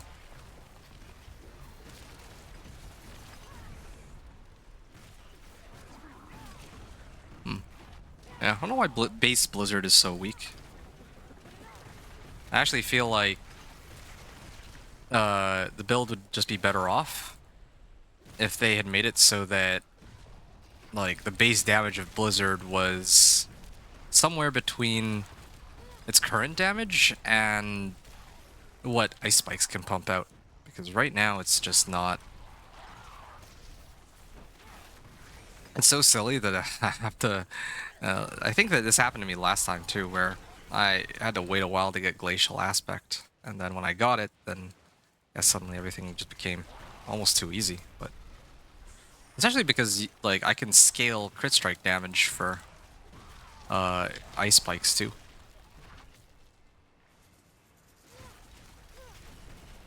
So that helps. I can actually start going towards this now, the next glyph.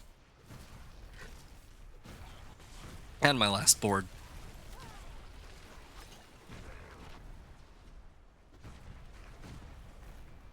There. Greetings. Well done.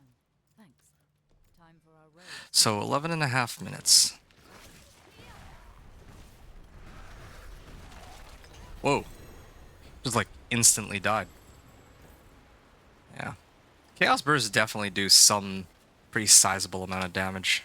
I'm gonna be, like keep that one in mind. Ugh, it's not making it very easy for me to level my glyphs. Like, why does it keep just gives me like bad rolls on this one? Okay, so I need to start getting some points this way.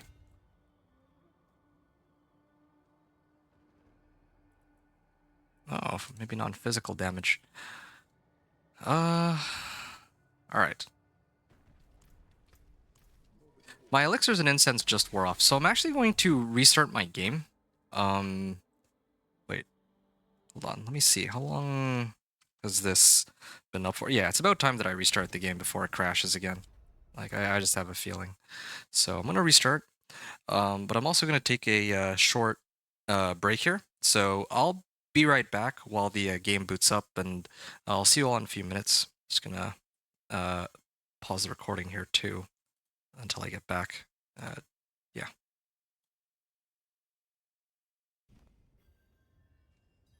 Okay, sorry.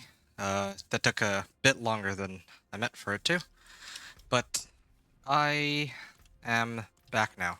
And I just realized that the next Helltide was up, so I'm gonna go and deal with that real quick. And I'm actually going to switch this back to what it was before, because I actually think Frozen Orb is better, and actually come to think of it, that's probably the main way that I was applying Vulnerable in the first place, so might be another reason why I should be using that. Part of me is kind of wondering whether or not maybe I should just be using Cur and the movement speed one instead. I feel like that might help. Cur Qua? Yeah, what if I just ran Cur Qua? Might try that. I do Cur Qua. Because I already have Frozen Orb to apply Vulnerable. Torment 1. Yeah, I'll do Torment 1. I think that would be easier for me. Oh, well, he actually did...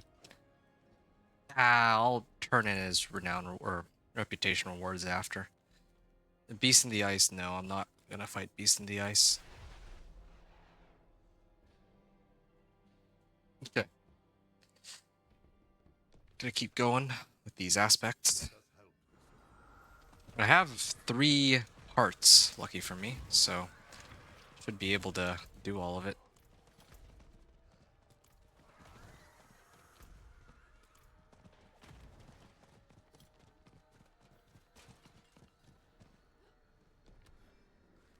Right.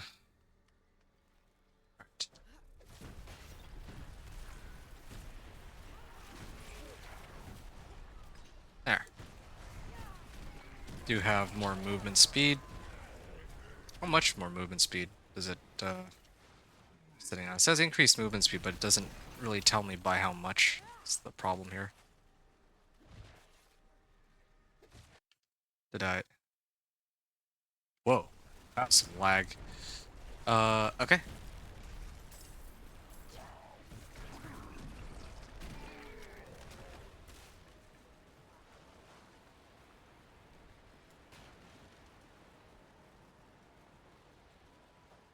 Yeah, it looks like my stream just disconnected for a second. I think that, well, is it still up on YouTube? I know it died on Twitch, but I don't know about on YouTube. Let me see here. Yeah, okay, good. It's still up on YouTube. Lucky for me. Hey, what's up, V Last? Yeah, what are you up to? I'm just running some well, Helltides right now on the Season 10 PTR. The PTR is ending in about less than 6 hours, so I'm just trying to get this all done so that, well, so that I can tell people what to expect with the Blizzard Sorcerer. Yeah, what are you up to right now, Blast? What's up with you? Thank you for joining today's stream. Murmuring Obols. And I still have some Aether for Chaos perks too. I kind of feel like I should just run Infernal Hordes. Yeah, I wonder if I'd be able to handle myself on Infernal Hordes. Like, even without Glacial Aspect, I think I'd be able to pull it off. I mean, I'm dog walking Torment 1 at this point. Oh, just blasting some new players up to level 60 on their all characters? Ah, that's really nice of you. On Season 9, I take it, not on... Well, I mean, it would have to be Season 9, I suppose. Nice, nice. I'm guessing you're... Yeah, there have been a lot of new players in the recent... Well, this last, like, week. because I think PS Plus Diablo 4 is on there, right? That's what I heard anyway. So it seems like a lot of people are trying out the game for the first time. So it's kind of refreshing to hear. I mean, Diablo 4 fundamentally, despite its flaws, is like a really enjoyable game. So it is nice to see other people still coming in and trying it out. So what are you running this season, Vlast? Yeah. Oh, you have no idea I'm on PC? Yeah, I didn't know either. I'm also on PC, but that's, yeah, one of my viewers, I think it was Wicked, pointed it out that because he did a stream, and he started. Oh, sorry, hold on a second. Davo said, "Yep, still here." Okay, good. Yeah, YouTube, my stream is still up, but on Twitch it like died for a second, for some reason. But anyway, yeah. So somebody from my stream, that like the guy's name is Wicked. He actually got into streaming like a couple days or about a week ago. And so he was explaining to me that when he did his stream, he was trying to just help people out. Like his goal was just to help out like strangers who were playing and who needed help with whatever. And so that's where he explained that, yeah, apparently for them, like they're like console players, like on PS4, and yeah, Diablo 4 is available on PS Plus. So even though we're like 3 weeks into, or sorry, we're like at this point we're almost 2 months into season 9, right? Like the season's been up for a while, so I wouldn't expect like newcomers to be joining in so late into the season. But no, there's actually more newcomers because of this PS Plus. So that's pretty much all I do, to be honest. Ah, that's awfully nice of you. Yeah. I know that, well, I occasionally help people, but I think that most of my content is centered around, like what you can see here, where I'm doing a run from Torment. Wait 1 second. Ah, it's up here. Okay, I gotta go all the way up there. Uh, my content is mostly centered around uh, taking like a fresh character and going from level 1 to Torment 4. And part of the reason I do this is to show people what to expect for the leveling journey or progression journey for different builds in the game. Is kind of the gist of what my content is about. So, like in this case, right, I'm playing the... Oh, shoot. Gonna blow up on me. So I'm playing the Blizzard Sorcerer, and I think that this season, well, yeah, season 9, right? In season 9, there weren't really all that many people who were playing Blizzard Sorcerer, so I took it upon myself to actually do a build guide for the Blizzard Sorcerer, and then put out gameplay for it, and explain to people what you need to do from level 1 to 60, and then from Torment 1 to 4. So that was my goal there. Yeah, I should really turn in these cinders on Torment too. I think I was getting a lot better rewards out of that. But anyway.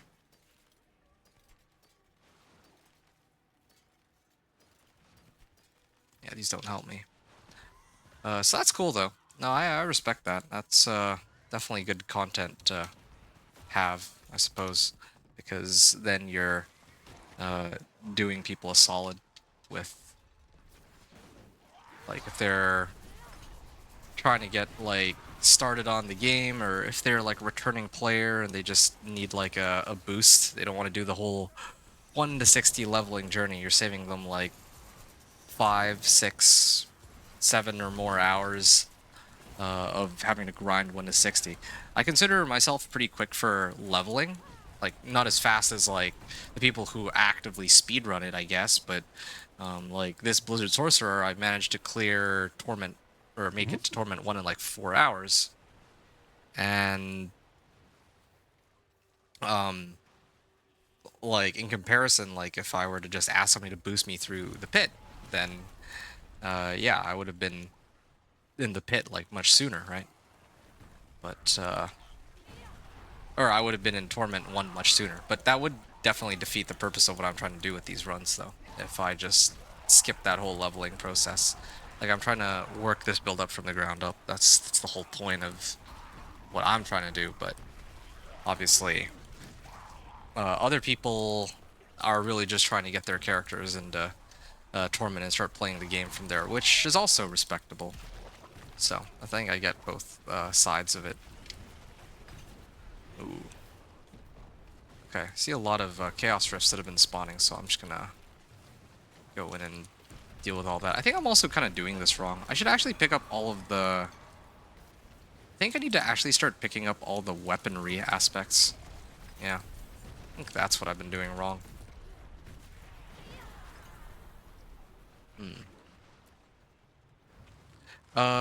You're doing Hydra for bossing or Rupture Bard for passing the time? Passing the time, Rupture. How's Rupture going? I remember... Well, I don't know of anybody else who's actually playing Rupture right now. You're, I think, the only person who's openly pointed out that you're just playing Rupture. Last season I was playing Pure Whirlwind, and then on the PTR I made like a Thorns Barbarian. This time, like in the PTR for like season 10, I'm playing, or I played Thorns Barbarian as my second character, and then Dance of Knives as my third character. So, yeah, that's what I got.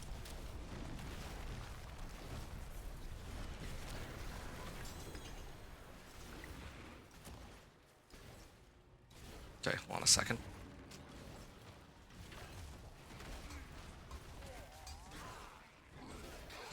Okay. Gotta open like another few chests here. I maxed out on... Oh, yeah, hold on a second. I gotta come back after I actually turn in my whispers. But then I have to figure out what I'm gonna do with the remaining tortured gifts. Because I could really use like the tortured gift of weapons one-handed. Okay. I have a good feeling about this one. Come on, give it to me. I'm just looking for one thing, as I've pointed out multiple times. I need only the glacial aspect. So if they would give that to me, I'd be much obliged. Icy touch. Ooh, that's a really good amulet. It's a great roll on it. Okay, well, at least that helps. But... Ah, shoot. No. No. Mm-mm. Strike of Stormhorn. Oh, that's too bad. Well, at least I got the unique. Yeah, it really would be easier to build up a Ball Lightning Sorcerer than it would be a Blizzard Sorcerer most of the time, I think, just because of that one aspect. There's no way to unlock it from a dungeon either. So, one of the toughest parts to all this.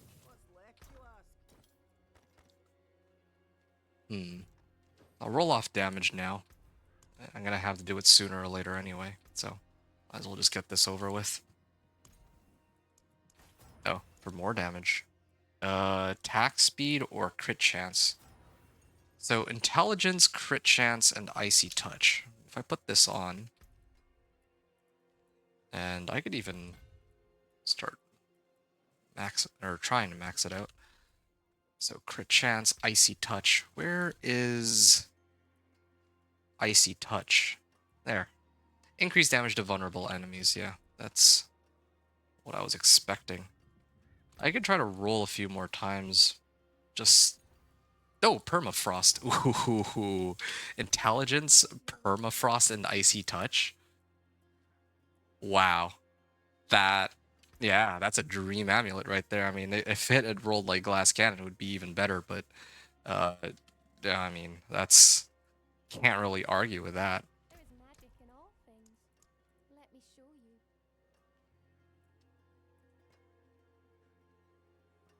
Okay. All for the ice spikes.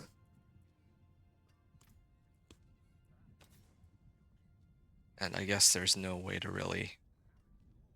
Oh, I know how I usually build it. It's supposed to be Tal Loop, then Blue Rose, and then I have this aspect in my gloves. And then I'm just trying to remember here.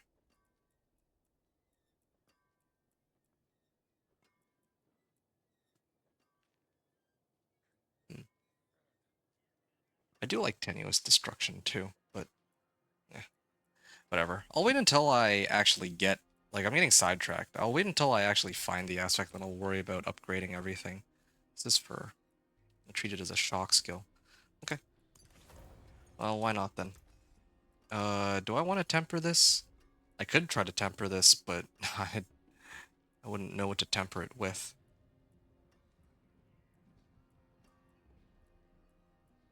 Do I have all of the tempering recipes? Conjuration Finesse, Elemental Finesse, Frost Finesse. Yeah, Frost Finesse was the one I wanted, because then I can get vulnerable damage, too, in the worst case scenario, right?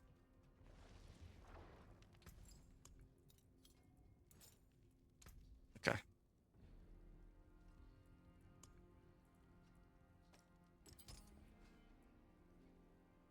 Well,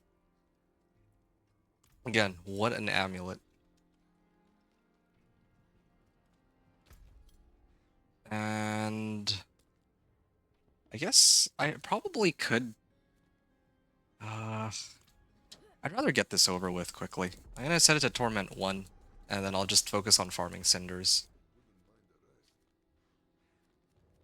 Yeah, I'm gonna focus on farming Cinders first, and then I'll switch it back over to Torment 2 and turn in all the rewards.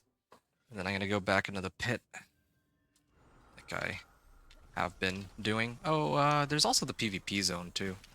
Do I care to do the PvP zone? I'm sitting on 61 Artificer Stones. There's also the Nightmare Dungeons, so a lot of choices.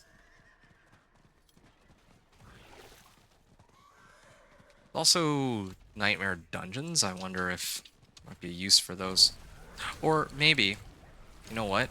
I think I'm doing this all wrong. I think at this point I'm strong enough, like just eyeballing it, I think I'm strong enough to do the Infernal Hordes. Yeah, at this point I actually would do Infernal Hordes. Like I have 4 of my Paragon boards. Like I'm short a glyph, but I could get that glyph eventually. Easily enough. This is Torment 1 and Ashley did manage to do a number on me. Okay. So, light weaponry. Yeah, I'm gonna wait until I can get...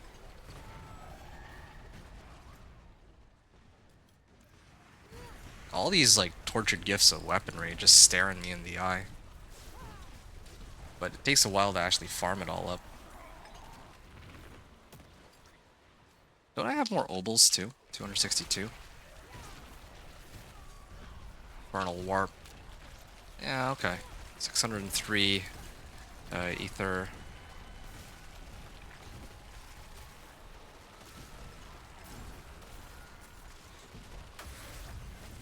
Okay.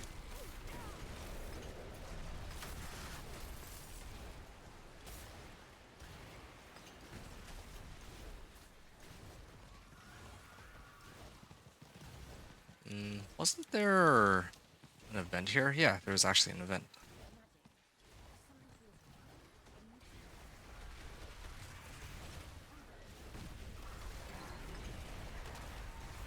Okay.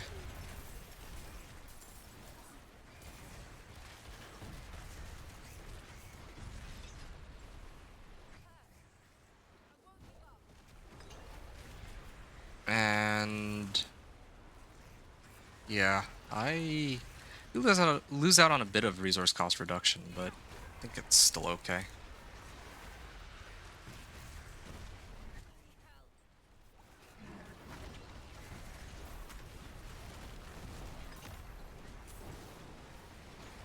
Hmm. Here. Did all 3 of them. And then there's my reward. Hey, okay. There's a legendary wand. Let's see. That was a lot of materials for one event. I don't know why they cut me off like this. Why they give me this wand with like level 1 requirement. Okay. Well. Just running the Chaos Rift at this point, and I'm actually mainly looking for cinders, but I mean, I'll take whatever they can give me, I suppose. Here's the Hellborn. Ooh, it's a decent chunk of opticite. 225, nice. And then for the Infernal Warp, yeah, I'm like, I think I'm maxed out. I could probably run another one if I wanted. Murmuring Opals? Sure. Kind of tempted to like try to do Torment 3, or like at least open it up. I think I might be able to. I've gotten a lot of damage multipliers, even though Blizzard is traditionally a pretty weak skill, like just looking at the base damage. Okay, well I haven't been paying attention. I've actually managed to farm 336 cinders, so I think I should be able to open both of the weaponry chests. That's what I was aiming for. I could try to open the Tortured Gift of Mysteries, but I feel like those tend not to give as many weapons anyway, so there might not really be a point.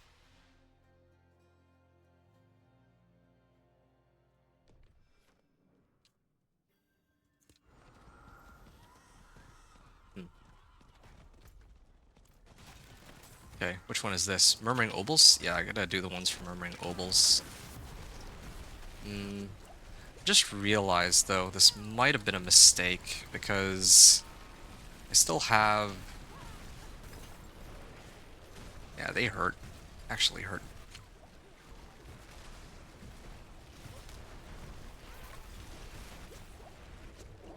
Oh, hold on a second. They're actually killing me.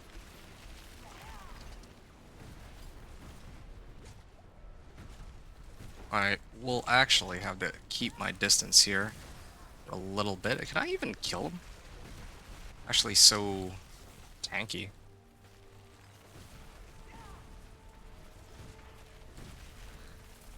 Keeping some distance here. I have all my damage modifiers up too, and it's still, yeah, like this is how difficult it is to bring down this Chaos Bringer, which is not good. This is from Murmuring Obols, right? I didn't even see how many Murmuring Obols I got.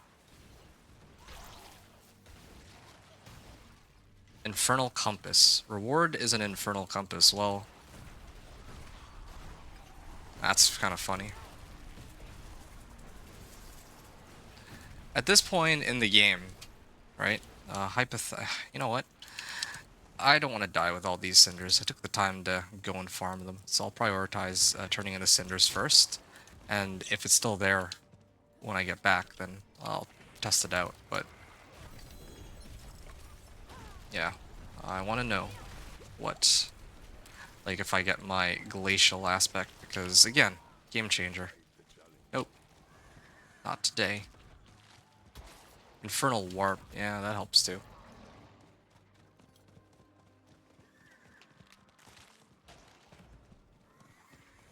Yeah, a lot of these just spawning around everywhere. Heavy weaponry. Sure. Painful Heart, Forgotten Souls, Ultimate Efficiency.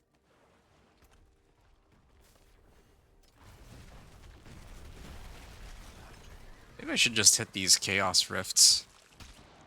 Chaos Armor? Yeah, I mean, now I got nothing to lose, so...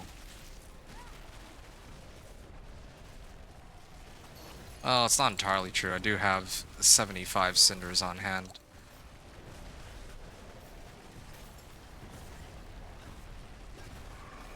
Ooh, Horses of Hell grow frenzied. Okay, hold on a second. I'm just gonna... They knocked me off my horse.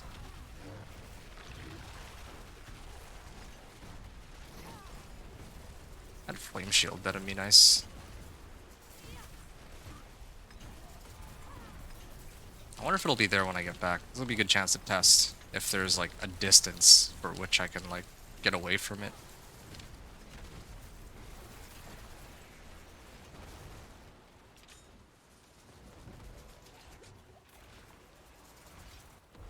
There. Artificer's stones. All gives way to their champion. And yeah, I'm just gonna stay away from that guy. Oh. Yeah, I can't. I don't think I can survive him. I can dodge him. That's good.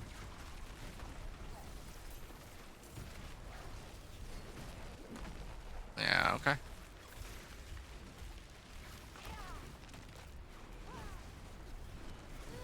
Just... there. Got it. Unique chest armor. So... it gives me a little bit of leeway on how far away I go.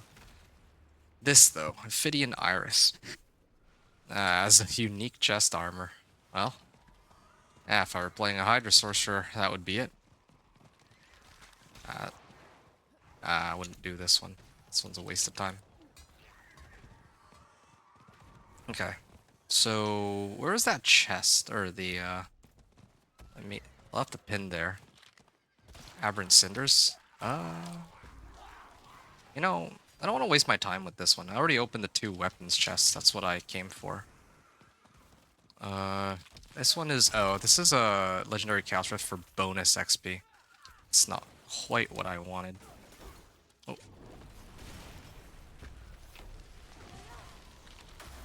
Yeah. I wanted the Infernal Horde's Compass. But that's okay. Like, I wanted to earn the Infernal Horde's Compass, but at least now I know that that's an available option. I think my question, though, would be... what if I haven't done the Infernal Horde's Compass or the Infernal Horde's quest line? Then what? Would I still be able to pick it up? Because I know that originally when they introduced Infernal Hordes, like everyone was getting them except for me. And then I realized that yeah, you actually do need to do the seasonal quest or the quest line for it. And then in subsequent seasons, I had to redo the quest line every time. So ever since then, first character I do on a season, I gotta run Infernal Hordes. Then after that, I don't have to worry with my other characters, but still, is a bit of a nuisance.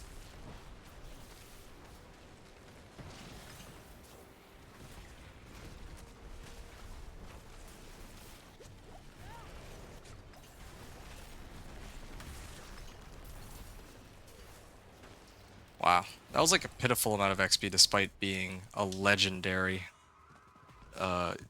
rift. I wonder what the difference is. Like, these being legendary versus not. Like, what if this was a legendary Murmuring Obols? Would there be much of a difference?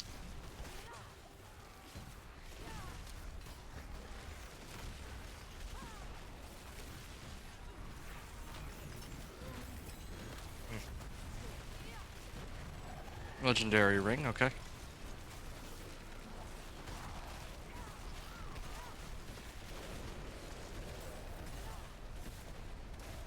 Okay. I'm just gonna activate this now, just to the safe side.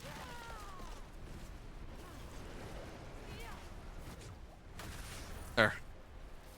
I really wish I could see how many Murmuring Obols I'm getting, but I think I've done enough here. I just need to open one more chest, and then time for me to get out of here. I can open more weapons chests in the future, like, because there's 2 individual zones that have it. I think that would be the quickest way to target farm for like the weapon aspects I'm looking for, and then running these too for Nightmare Sigils and all that.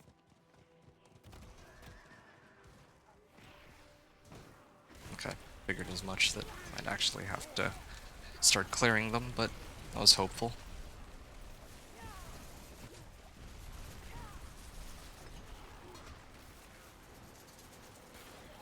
Fine. There. Ancestral Helm. Well, definitely not gonna be what I'm looking for. Mana per second is kind of cool, but I don't need it. Especially not when I get Mana Shield. When I get Mana Shield, it's just gonna be really outdated. Yeah. Mana Shield is kind of crazy.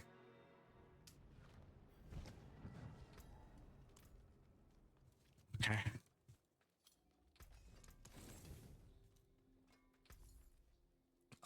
I think it was swords, right? Okay, let me try to pick up some swords here. Too bad, friend. While Deep Freeze is active. Oh, this is a pretty high roll on Serpentine, but that doesn't help me here, unfortunately. It would have been nice to run this with the Ophidian Iris.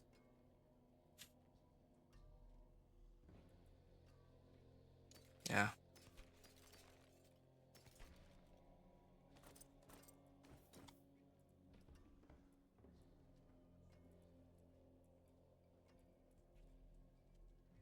Okay. Well. Frozen Tundra has been upgraded. It's always Frozen Tundra. Never Glacial. The list of aspects that I'm still missing is slowly decreasing.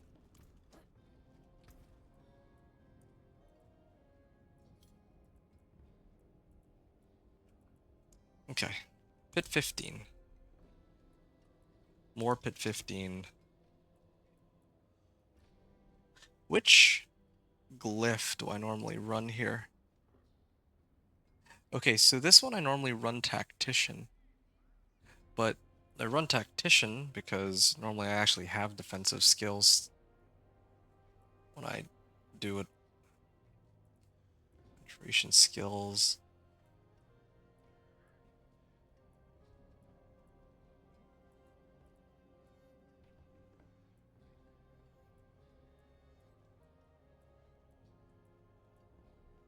Increased damage the less mana I have, up to 25. Oh, reduced damage. Okay. Oh. Just spending 50 mana, deal increased 8% increased damage. It's like not very much. I think I'd actually rather run control. Yeah, that could be kind of nice. I would probably level that one up instead. I don't normally like running anything to do with crowd or damage against like crowd controlled enemies because personally, like against bosses, I prefer these damage bonuses to just always be active, right? So when it comes to bosses, I don't think that this build, well, crowd controlled damage doesn't work against bosses unless it's staggered. And it also doesn't work against unstoppable enemies, like particularly elites that have been frozen one too many times. So that's part of the issue I have. You can see the Frozen Orb getting spawned. That's not me casting Frozen Orb, that's Blizzard in action. Yeah, this is good. This is a good sign that I can just click and then they die. Yeah, this is what I was hoping for, this build.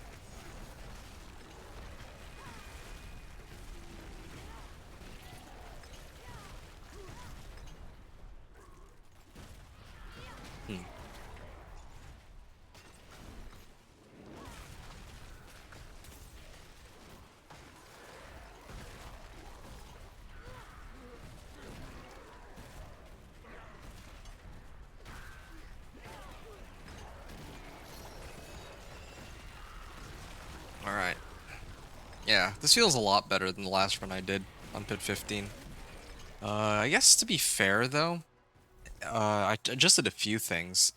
Like, not only did I change my evade, like I changed my evade from being a teleport to just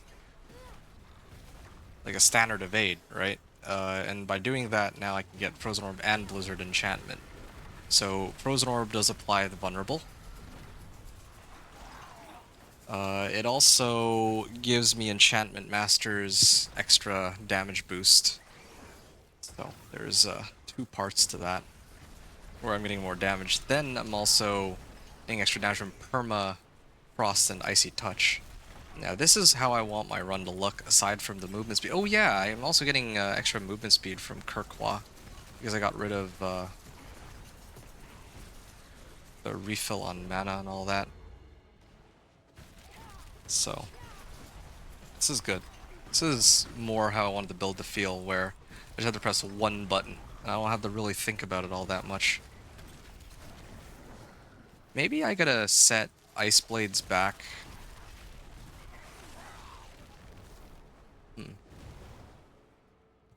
Yeah, maybe I'm just gonna put Ice Blades on my second slot here.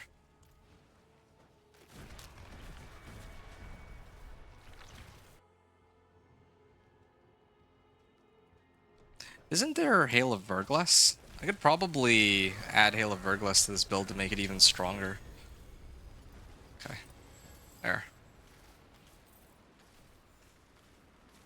PD Murmuring Obols.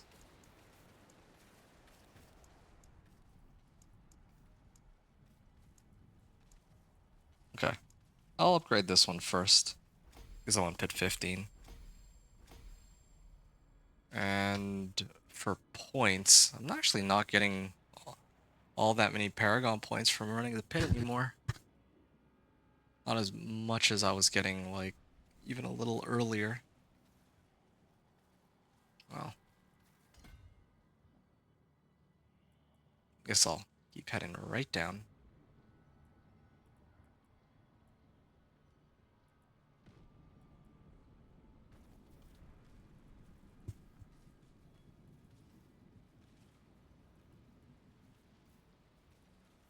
This is triggered by dexterity. I don't really have too many good dexterity modifiers, I just noticed. Maybe that's why I did it in this specific order, where I have Tactician in this board. What's Tactician?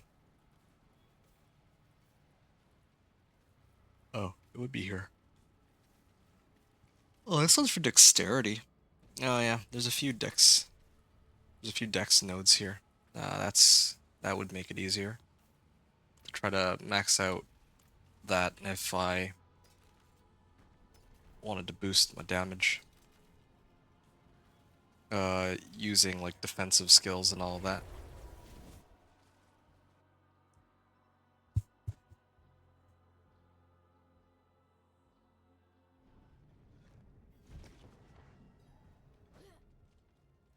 I don't think I'll be able to make it. I could probably go for maybe like another hour, and if I don't find the glacial aspect, I think I just have to stop. Like there's like no way that I can. I mean, I can't force the glacial aspect to show up. Like it could take anywhere, but like this is one of the things I hate about rolling for aspects, right?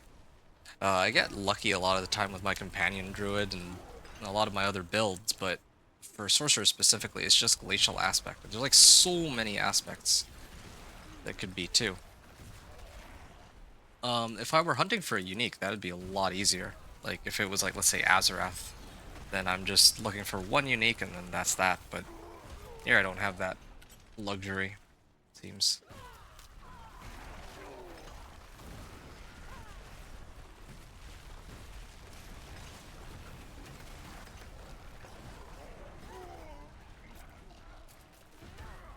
Yeah, I'll probably play for another hour.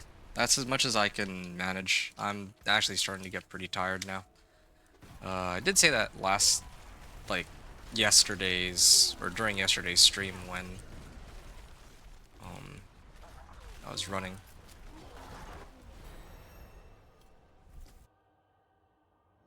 I toughed it out, but still, it was quite troublesome.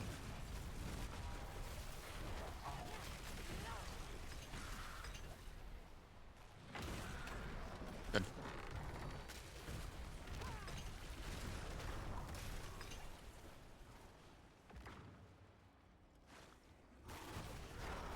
Okay.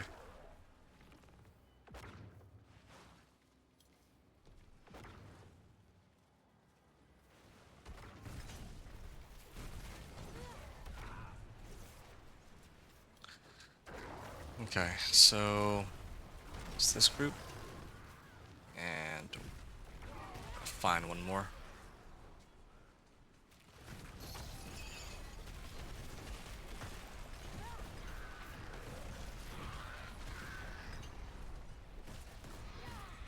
I wonder if I can teleport from here to the other side of the wall. I can do that on some dungeons, but this one I bet I wouldn't be able to though, because there's no like straight path to it from the side to the other. Like there's a gap in between. There's all this, there's like an abyss between this side and the other side. Yeah.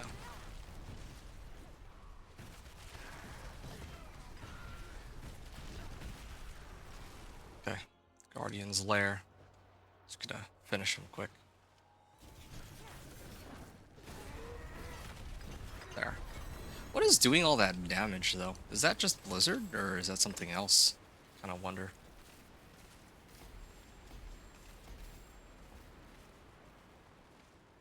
Well. Ugh. Still nothing. That is too bad. I'm still not quite there. We got 2 Paragon levels out of this, barely.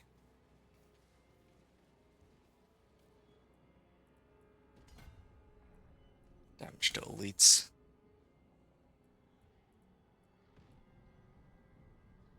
I think it might actually be quicker if I went down this way, but...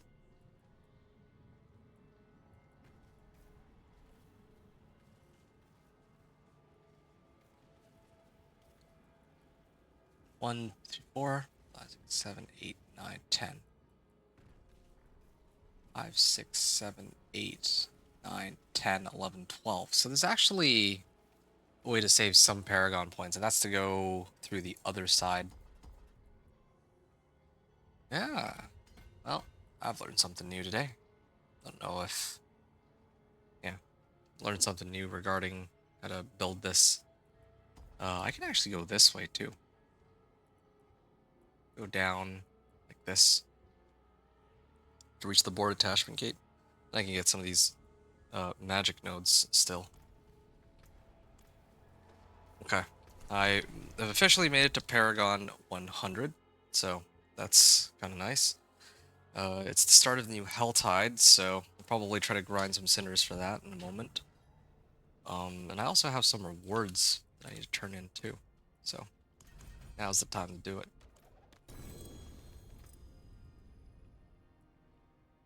To teleport and cold resistance. What about this one? Legendary or masterworking materials and legendary rings. Okay, I hope it's the aspect I'm looking for. Nope, nope. There is magic in all things. Let me show you. Yeah, might as well. Impeccable. Like nothing to lose at this point. Gem reserve, obols, materials.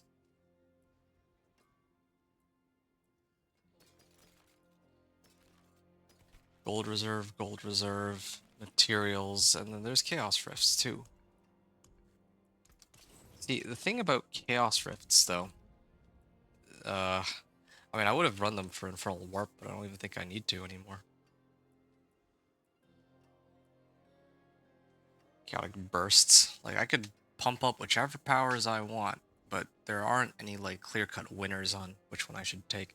Oh, you know, that gets me thinking. Maybe I should have done something like this. Roll a Flaming Lightning Bolt.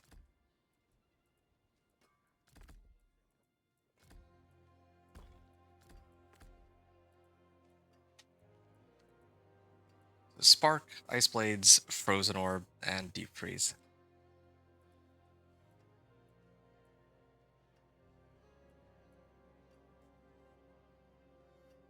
I don't even really need Teleport anymore.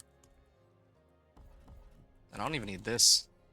This is supposed to reset the cooldown on one of my defensive skills, but I don't run any defensive skills, so what's the point?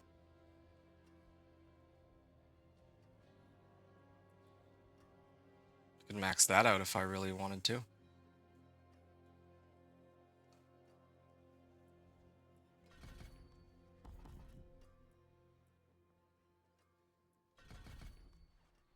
Sure.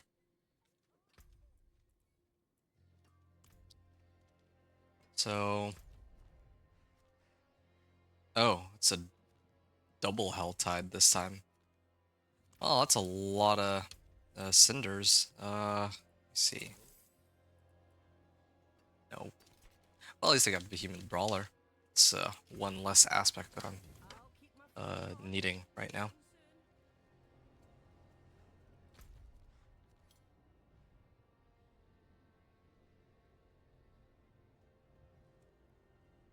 Yeah, because I want to get this over with as quickly as I can. I'm just gonna check the den real quick and see if there's the aspect I'm looking for. If not, then I'll just keep heading up north. You don't talk very much, bounty hunter. Why? I don't have very much to say. Neither do I, and I talk all the time. Okay. Stable currents. Upgrades and aspect. Upgrades and aspect. Okay, I don't need these. Cursed touch. Nope. That doesn't help me either.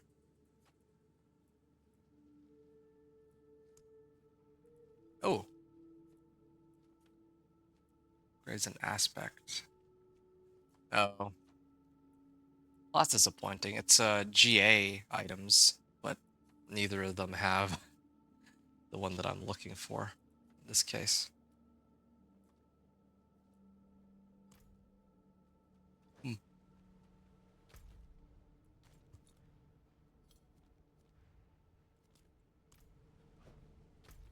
Alright, fine. I'm gonna start farming up cinders and invoking rituals and doing the whispers on that side. Or should I do the ones here? They're tortured gifts. Harvesting Venus motes? Wow, that's a lot of whispers on this Helltide. Okay, well, I'll do all of them then, in that case. It's a shame that I can't turn them on Torment 3, but I think that's a little bit off. I could probably make it to Torment 3, like, once I get the unique Chaos perk.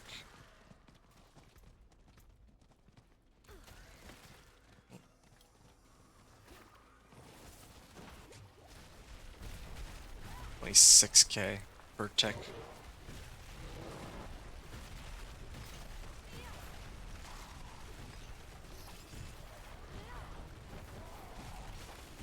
Hmm.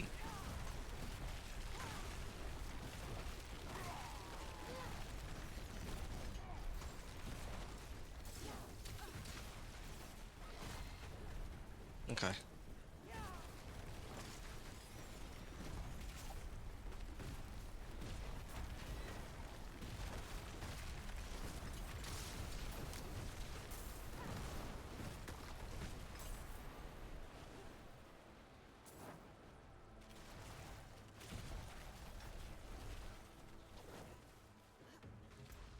Okay.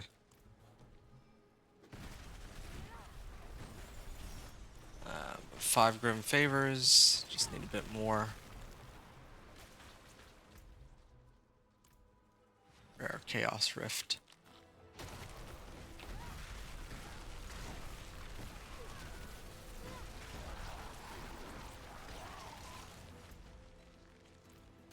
Magic Chaos Rift.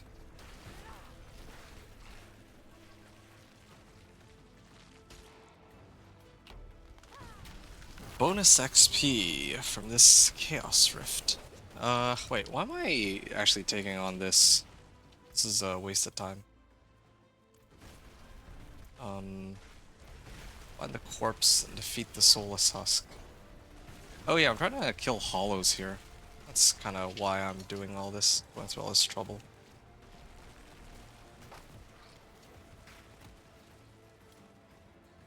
If I got Mana Shield, I think that's what I would max out. Yeah, we need to max that out.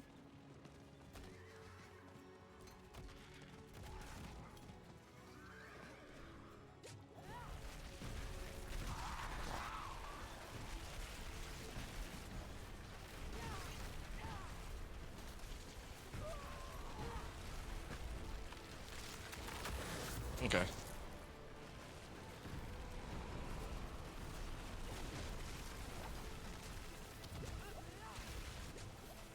I think I'd probably, like, if I can't find Glacial Aspect in the next hour, then I think I'll call it on Torment 3. Yeah, Torment 3 seems like a good place to end. Forget what the reward even was for this. I'm not even really paying attention anymore. Oh, this way. Glad I have movement speed. There. Some Infernal Warp. Yeah. Especially in Torment 3, like, the amount of Infernal Warp I get is just so high in comparison to the earlier Torments. Maybe I can even just pump up... Oh, this one's already maxed. Casting a basic skill. Wow. It had to be Power Siphon.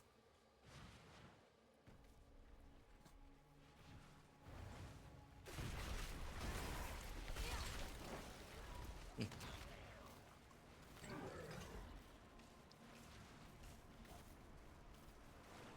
Yeah, maybe I will just max this out or something. Just like, I'm gonna get plenty more warp in a little while anyway. Not using any cooldowns. Just a walk around sort of build. Yeah, I gotta keep track of that too. I was at like 1800 Aether warp. It takes about 600 to level up a power to max. Same even applies to the unique powers, surprisingly. They all have the same values to be upgraded. Oh.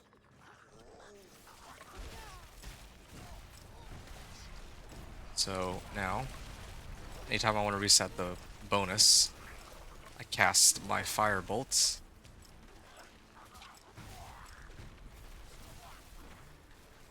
Why is this so tough to kill?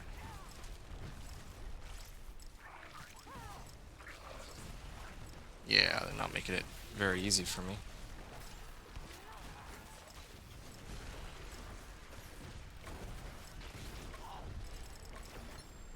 Three scattered prisms. Wow.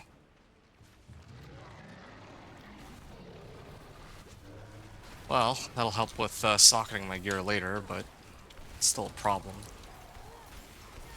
for this run.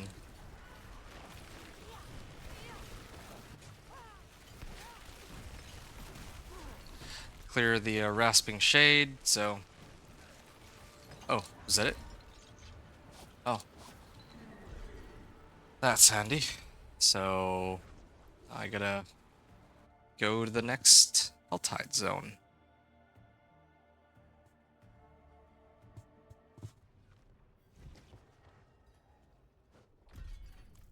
It is done. Chest plates, leg guards, rings. Well, rings is the only sensible option. Because I'm desperate to get a chance at Glacial Aspect. And nope. Nope. Oh, this is too bad. Still running like a 735 item power, but I guess it doesn't really much matter. Okay. Just keep pushing this way. And I'll go here.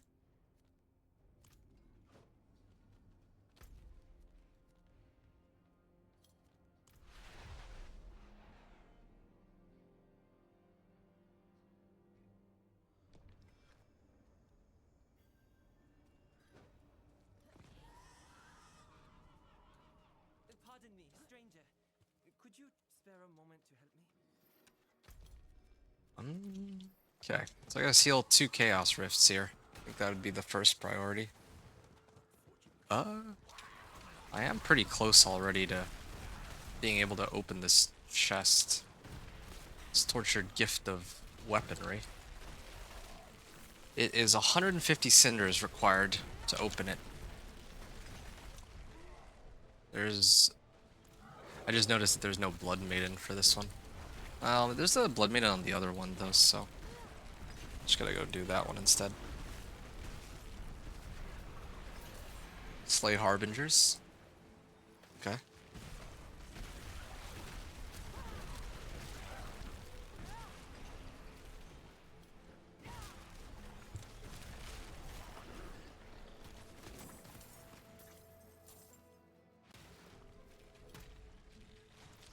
So I gotta open up more of these Chaos Rifts, but I'll prioritize those after I open up that chest.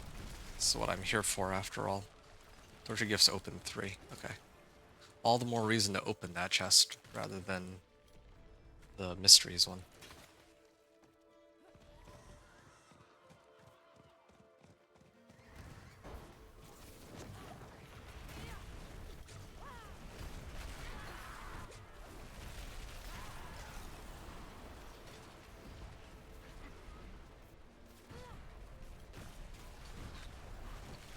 Okay.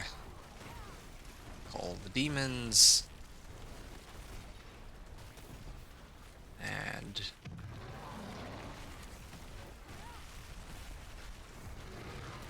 that's good. Zek rune. All these runes that I've been picking up, are any of them actually useful?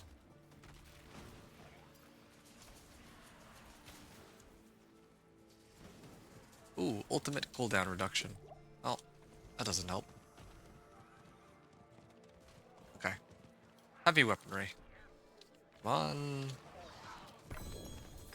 Aspect would be nice. Nope. Increased burning damage. Increased damage to stunned or knocked down. I have neither of these things. That's a Clixarth. I don't think I care to chase after him, since the goal is to open rifts for the Whispers.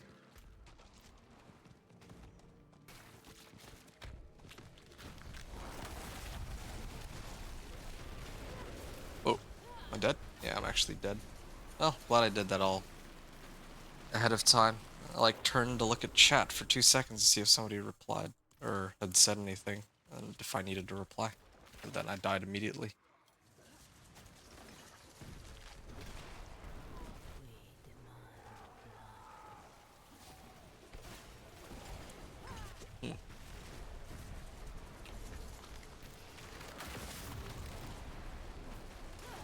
Oh, just realized that this event goes pretty well with the Rift. These two together should get me some rewards.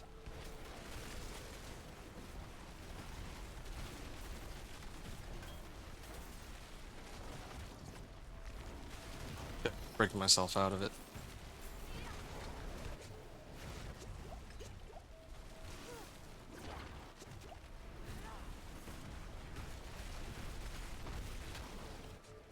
Okay. Ah. That's annoying. That's pretty annoying. Can I even, like, make it here? Oh, Hellbound. I can't... There's like too many things that, like, first I get have to deal with a Chaos Rift, and I deal with a monster, and then I get grabbed by Hellbound somehow. Now, probably gonna die again, but I'm just desperate to seal the deal here. Nope, I can't even finish. And I don't have enough damage, or I don't even have enough survivability. Maybe with Mana Shield, I might have been able to handle it, but right now, I don't know why I'm like struggling to stay alive so much. Maybe it's, well, yeah, the Chaos Rifts are just that strong, but I guess I just don't have enough damage reduction. Yeah. Because I've maxed out life and resistances. Or maxed out armor and resistances, I mean. What is killing me in this? Slain by Chaos Rift? Just need to clear 2 rifts, that's it. Oh, I do need to open the gifts, but I mean, I guess I had just opened one, filled out on that. Oh, he's like back to full? Well, I'm doing a lot more damage to him now than I was earlier. So that's good. Yeah, some of these orbs just do too much damage, I think. Yeah. I see these dark orbs. It's pretty dangerous. There. Well, I want to say that it was worth it, but I think I'd be lying. Way too much of a struggle.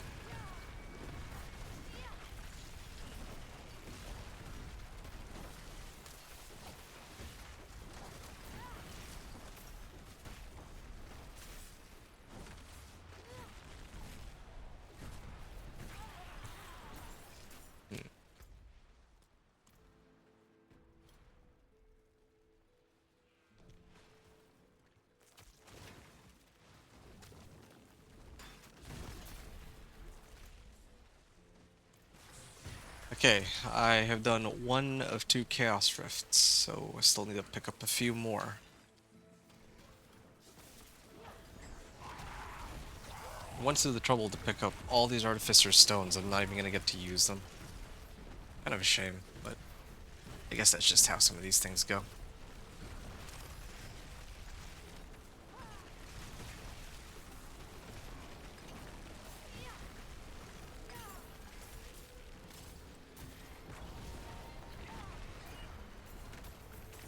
Okay.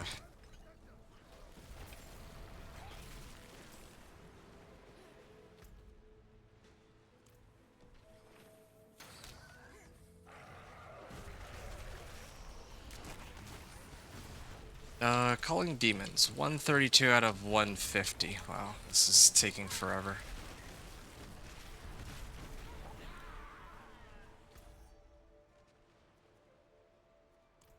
Harbingers. Slay more Harbingers.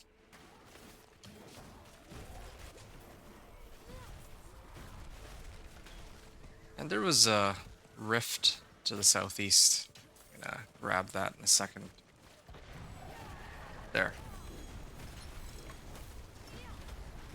Can't really afford to be picky with these chests. I want the one for gloves, but... Actually, wait, hold on. I just remembered something. I need to slay 5 Harbingers, so there's perfectly good reason for me to waste my time killing them. 149, just 1 short.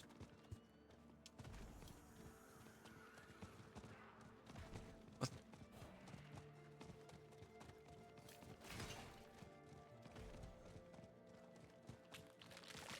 Okay, this is bonus Chaos Rift number 2. Hopefully they don't spawn more orbs. Oh.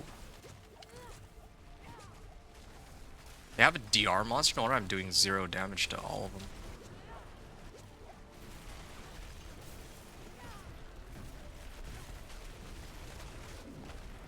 Okay. That level up was helpful.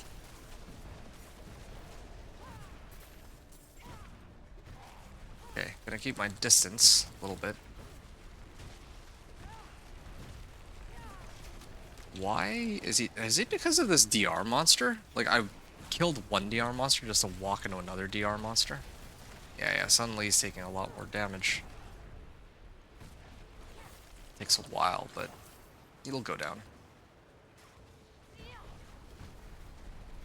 Gonna seal this.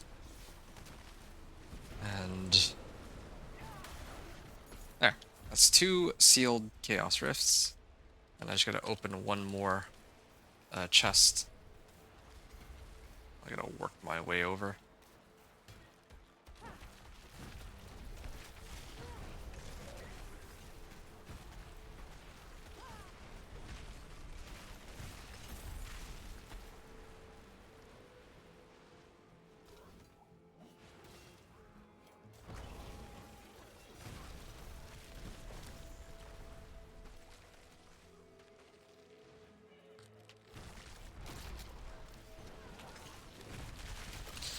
Okay. Pyromancy augments then.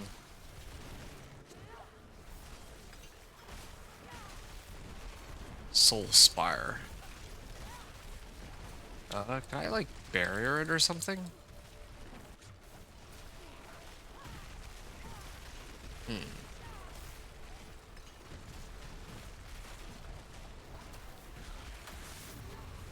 Whoa. Yeah, this is way better. Now there's no DR monsters in the way. Like the previous ones I did. There. It's a lot of obols too.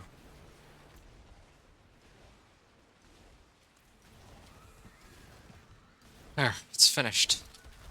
I've turned in everything except for one tortured gift. And I'm not gonna hunt down one more Harbinger. That's not a good use of my time.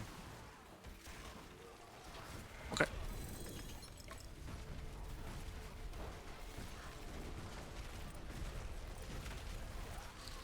Okay, that's all of them.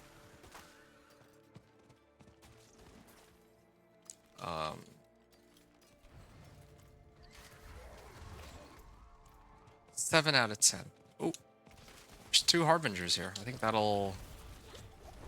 if I can successfully kill him, that'll make 5, right? Oh no, I would need to still find 1.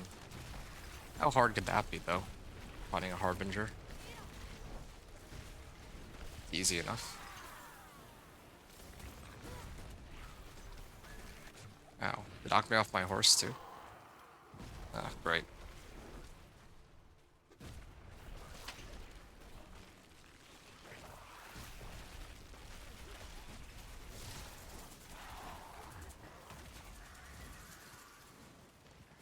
Hmm.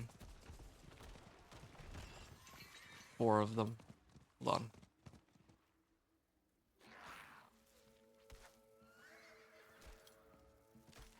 Oh, shoot.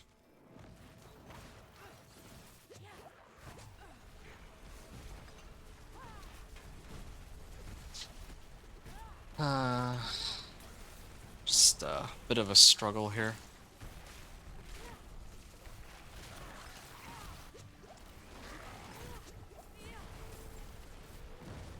Okay.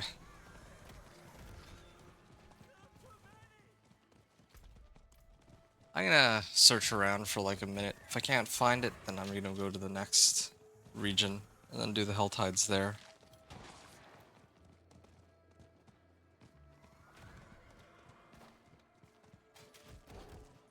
Oh, this one.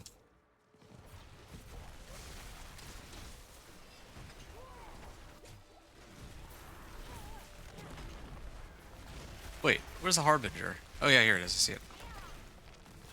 That's good. See where it is. So it's just him and me. Hey, Lee. Hey man, morning here. Yeah, for you and me both. It's also pretty early in the morning for me, but the difference is I'm gonna be going to bed pretty soon, I think. I'm actually pretty exhausted. I think it's a fair comment to make. I'm so exhausted. I've been farming it out on this PTR, but the one aspect I'm looking for I can't get, and I think that I've hit my limit, unfortunately.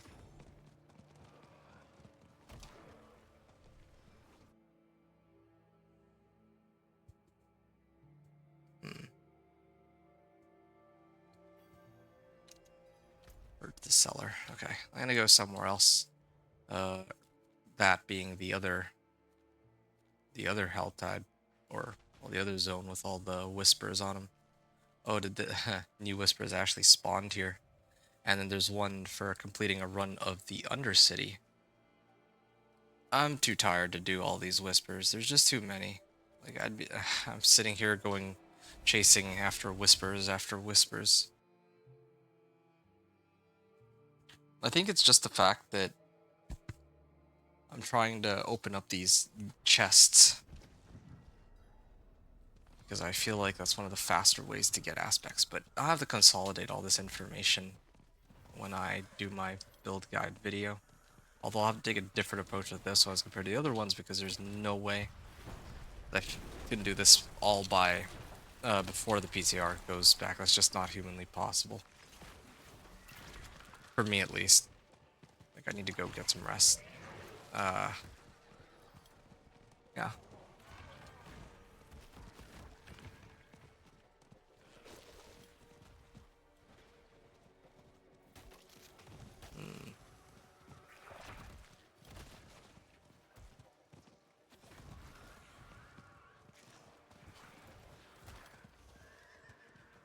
Just trying to... Okay, hold on.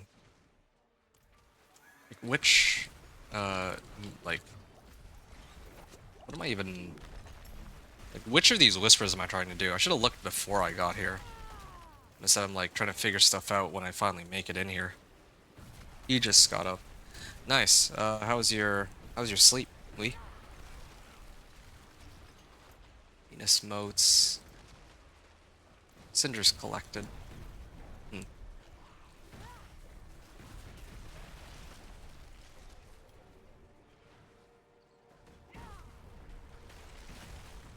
Okay.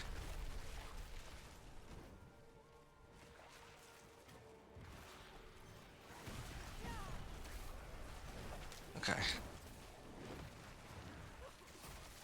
It was good. Nice, I'm glad to hear it.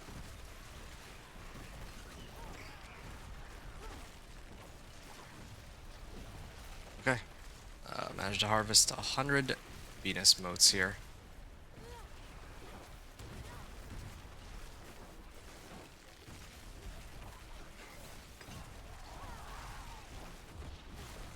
And... that's all good.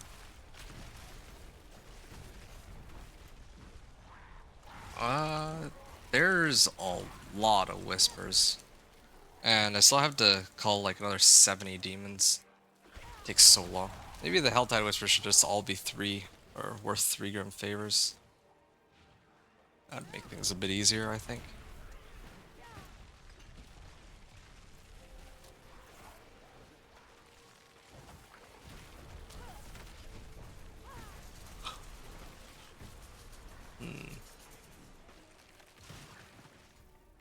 Okay, there's a corpse.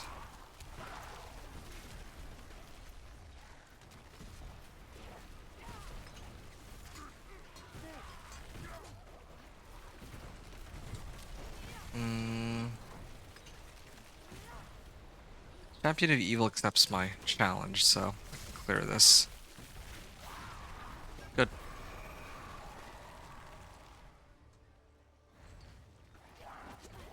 Okay, so Helltide Harbingers. I just finished one of mine. I don't want to lose half my cinders either, so I'm gonna find a good spot that I can get to safety from. New Gear War game came today. I'm going to play that later on today. Okay. Well, have fun with that. Yeah, I'm gonna take a well-earned and well-deserved break from the game, I think, and just relax and do other things because, yeah, especially this last run has been something. Collection of two hands or two-handers. It's just keep trying for the ones that I'm missing. Kind of wish it could be like these tempering recipes where you can't pick up the same one twice. So I open a chest, they're gonna give me, or what's gonna come out are all the ones that like just pretty close to the end here. For which tempers are remaining: Conjuration, Finesse, Mental Finesse, Frost Finesse, Prismatic, Pyromancy. So like 8, 9, 10 of them. Yeah, I'm missing 10. I have the ones I need, but still. Okay. Let's take a look at what these are. Ugh, more ice spikes. Storm Swell, wow. I feel I've gotten 3 deep freeze, or I got 3 frozen tundra, which is the deep freeze, and then I got like 3 of the frozen wake, which is the ice armor one, but they won't give me the one for blizzard that I so desperately need.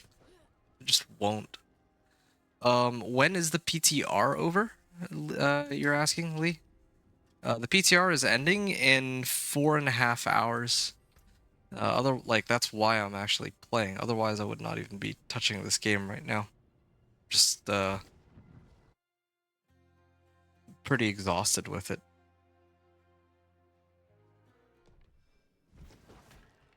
Okay, back upstairs I go.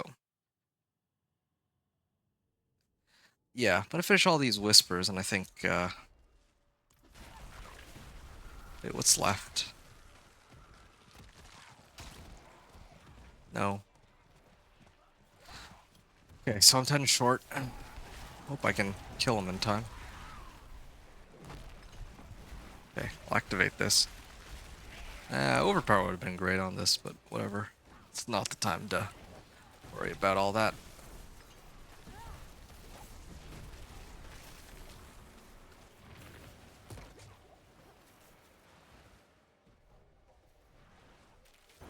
And heavy weaponry.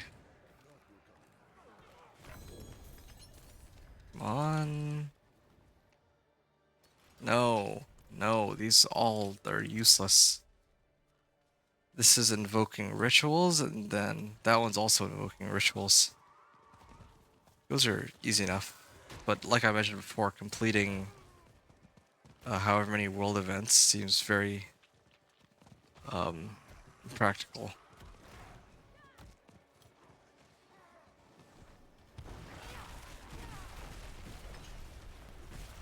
Okay, so that makes 2 for the rituals, and then I got one last one. This one's for Aberrant Cinders. Maybe I'll turn this in. I have no cinders anyway, so there's no harm in it. At least as far as I know.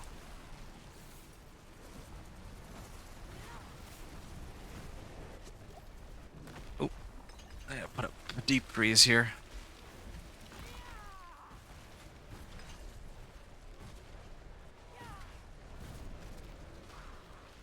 Whoa, like.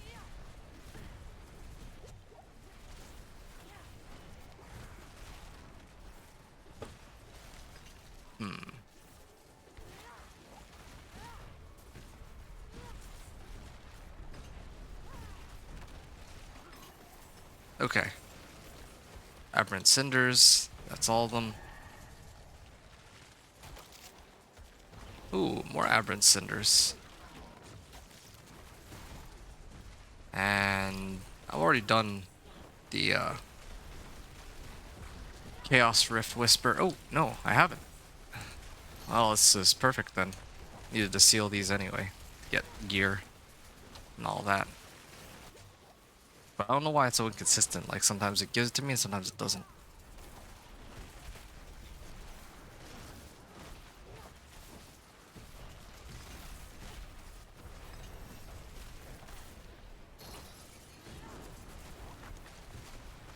Alright.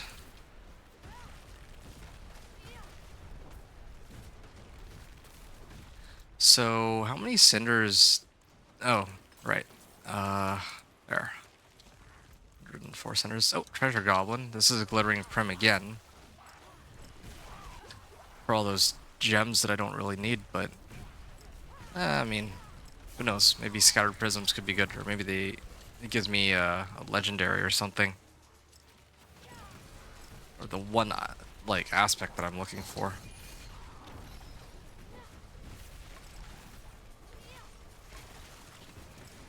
Okay.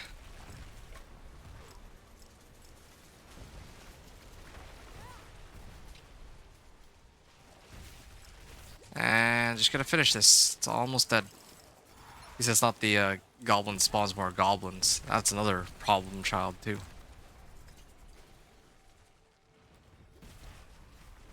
And where's the ritual site?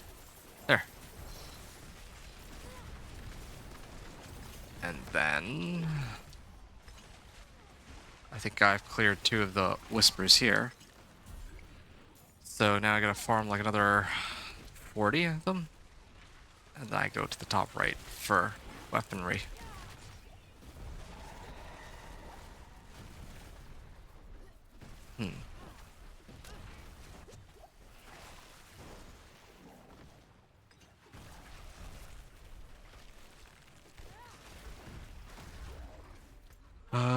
Okay, so I'm gonna check the Tortured Gift of Weaponry to see how much I need.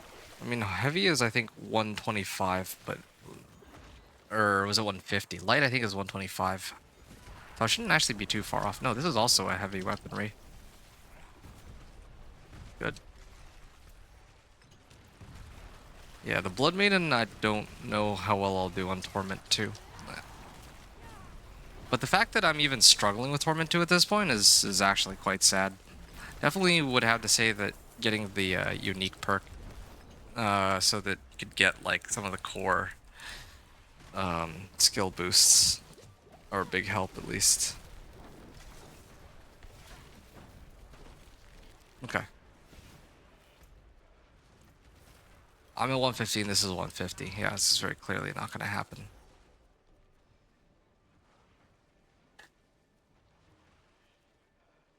Alright. Oh, they spawn more monsters next to me.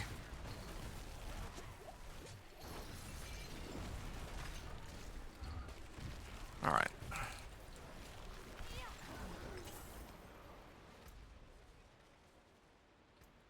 Iron Wolves.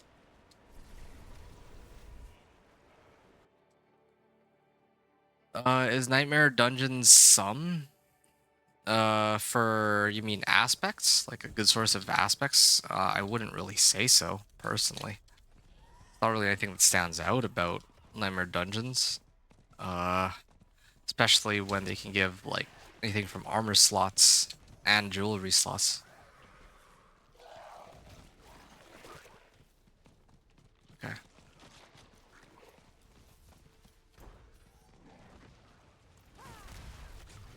Whoa.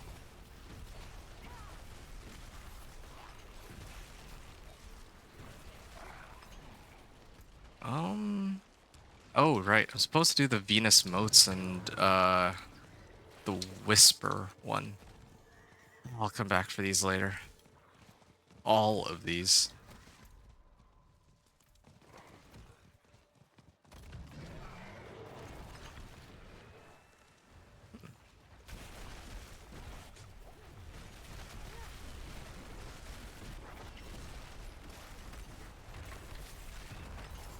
Okay. Managed to clear those, and I have to pull this open, and then I just gotta go all the way out here for the second Tortured Gift of Weapons. It's like the main thing I'm looking for. Okay, I'm done.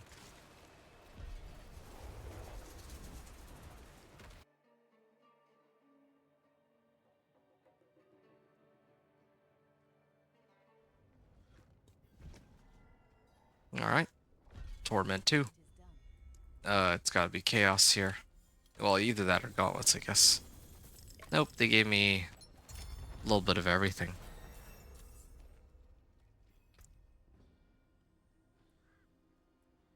Okay, I'm gonna go down this way then. And then pretty soon, I can get the other one. Elemental Summoner, I think? No, it's something else. I'll have to take a look at the Paragon board when I level up to it in a second. Oh, Armageddon aspect. Oh, again, all of these are useless.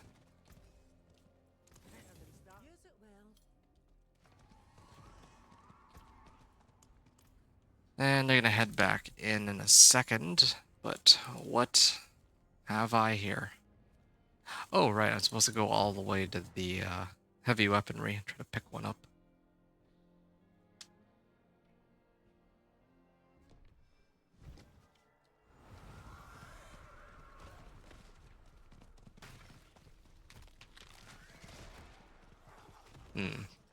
Oh, I have no choice. I have to run this. Even though it takes so long to chase after him, and it just takes a while for me to deal with this.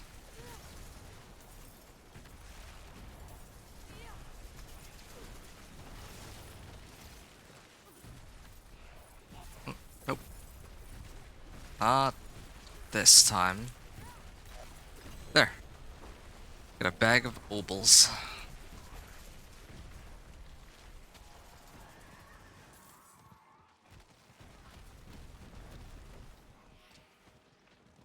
Vizchaktar Veneration. That's again for reputation, I think. So I'm gonna go get my two-hander. Lee said, yeah, still storeroom 2. Yeah, I guess I could run strong rooms, but what am I really, or yeah, what am I running it for? Like I ran it when I was like leveling one of my characters, like to go from like 1 to 60, but I just don't really see anything there that I need. Heavy weaponry. Okay, managed to get it. A crackling energy. Oop. Rose orb explodes and wait. Yeah, explodes or deals additional damage and explodes a second time. It's too bad. None of the stuff that I was looking for. And slay the Blood Maiden after. Hmm.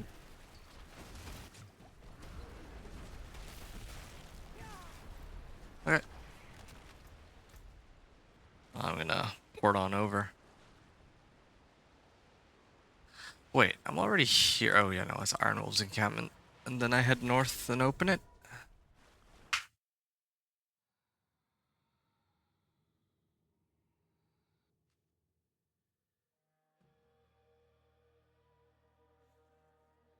Okay. I think this will be the last thing that I do, though. I'm too tired to keep going, sadly. Oh, unless I can gamble it out of Obols, then maybe. But otherwise, this is going to take a little bit longer. Maybe too long.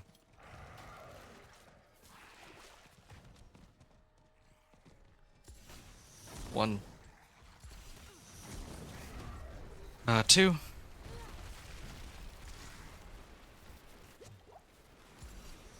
And that makes three.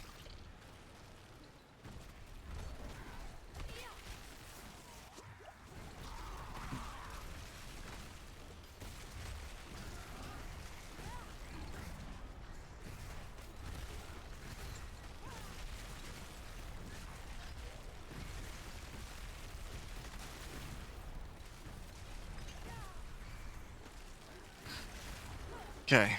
Just waiting for Blood Maiden to show up any second now. It's Torment 2 after all. Well, I guess the Tormentor doesn't really matter, but it is taking a lot longer to kill her bodyguards here. See damage numbers of about 1 million, but again, usually around 10 million is where I aim for Torment 3 to be worth going after.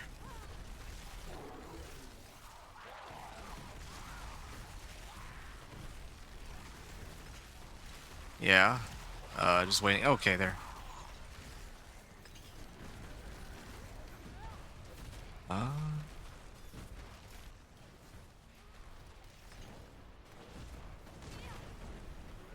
okay. Trying to see what kind of rewards I can get out of this.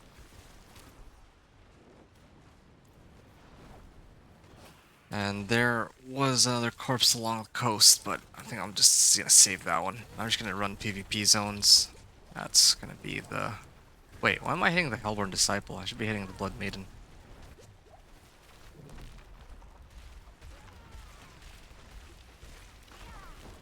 Okay, I see I'm hitting for 372k with my damage tick. I'll have to double check that. Okay, this one.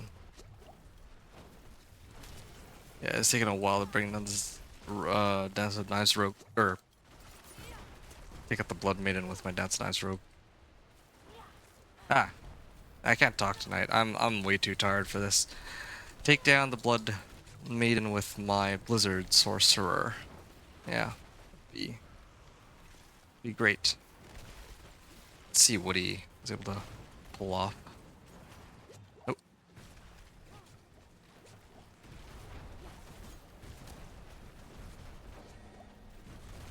Good. No need to worry about lost emerging out of nowhere and whooping me. Exquisite Blood. And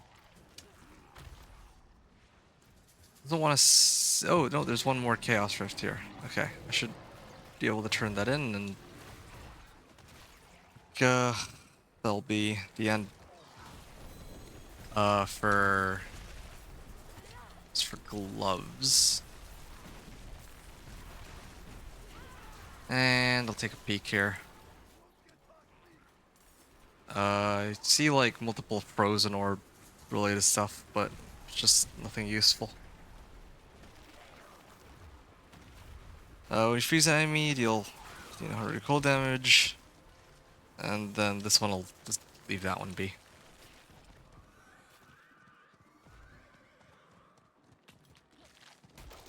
Infernal Compass. Okay, hold on. I actually see what that's like to try to pull an Infernal Horde's Compass, but I doubt it that I'll be able to successfully clear it. Not at my current level of exhaustion.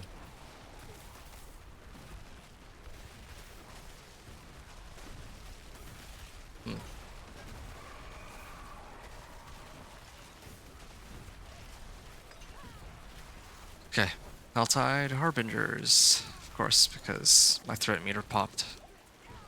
Oh, it does take a while to fill up that soul power. Maybe that's what magic, rare, and legendary mean. I imagine that there would be like a unique one in the way, or in the works.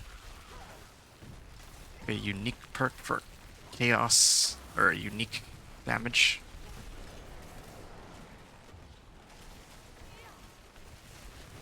Yeah. Man, this Chaos Bringer is actually way too tanky, though.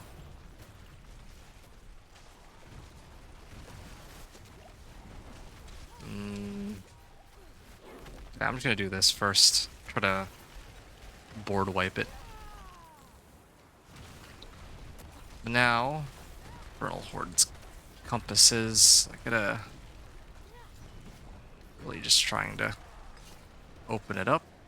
And there's the Chaos Rift. I need to shut this down. This way I can stop. Oh, there we go. Sealed 2 Chaos Rifts. And there's an Infernal Horde's compass, even though I didn't do the quest. That's good to know, then, that the Infernal Horde is available under the right circumstances. Yeah, I'm not gonna do that one.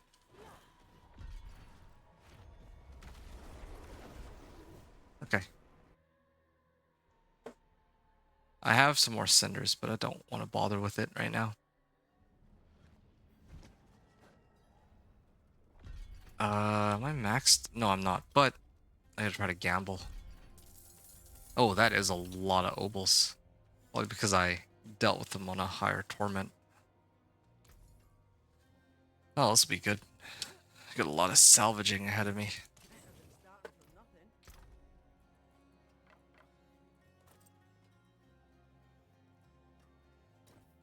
nothing. Okay. Purveyor of Curiosities.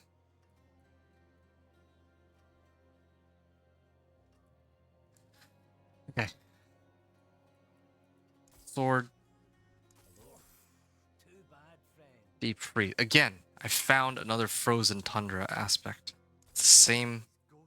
thing every time. That in my bag. While deep freeze is active, make that 5 on each.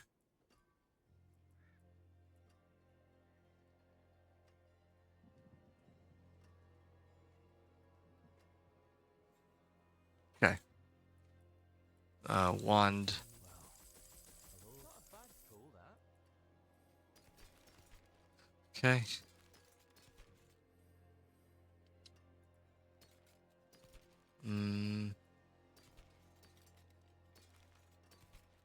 Oh, wow. I actually... Oh! Glacial. I finally got it. I finally got it. The glacial aspect. Okay. Oh, that's huge. I actually was genuinely gonna throw in the towel, like here and now. But that breathes renewed life into my willingness to try to do this. Okay, I gotta start prepping everything then. Ice spikes and all. So I gotta... More damage to immobilize, stunned, or frozen.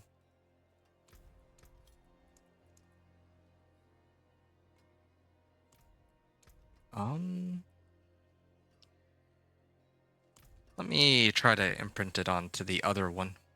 Let me see which. I have a few ancestral staffs, so. Ooh, resource cost reduction sort of tempting. I like how I still haven't gotten staff with GA int after all this time, but whatever. Resource cost reduction. I feel like I'm getting by just fine without any resource cost reduction, and then I'm eventually going to go mana shield. So this is probably the best one. But, or maybe this one. It's got GA on damage over time. Alright. See some steel you need? And if this goes badly, then I'll get rid of it for something else.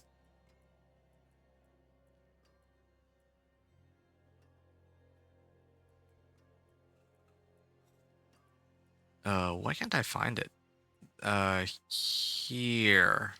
Frost augments frozen. Chance for ice spike to deal double damage. Chance for deep freeze to deal double damage. There. Yeah, chance for spike to deal double damage. And then... there. Yeah, frost finesse. Cold, vulnerable, damage to frozen. I'm finally at the point where I have tons of forgotten souls and all that. So that's really, really good. Okay. The wonders of Sanctuary at your fingertips. Damage. May I help you? Damage over time. I think I can just do get rid of damage, and then I get some max life. Could also try to roll off max life for like resource cost reduction or something, but anyway. And then this is where I have one of two options. Either I put Frozen Tundra. Oh, no, that's not the right one. Glacial aspect in here, or I put it somewhere else and then I keep some other bonus in here instead.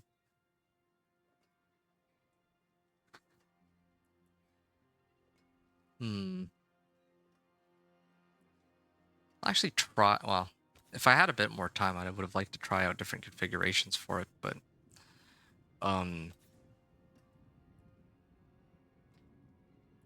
yeah, I'm gonna try it like this, and then I'll do Edge Masters after into my gloves.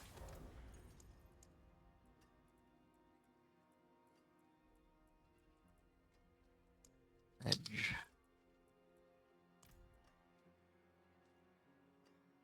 Do more damage to frozen enemies. Well, it doesn't help very much. 34%. Okay, this is better than what I already had. Good.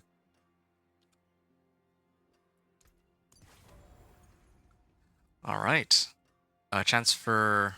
oh. I get a re-imprint Frozen Memories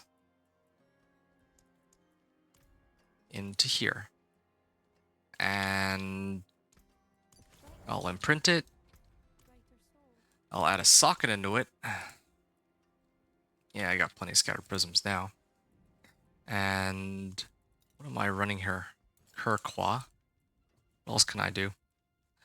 I think I will do Cur with Frost Nova and oh, or I could do Crit Strike Chance. Yeah, I'll do Crit Strike Chance actually. I cast 5 skills.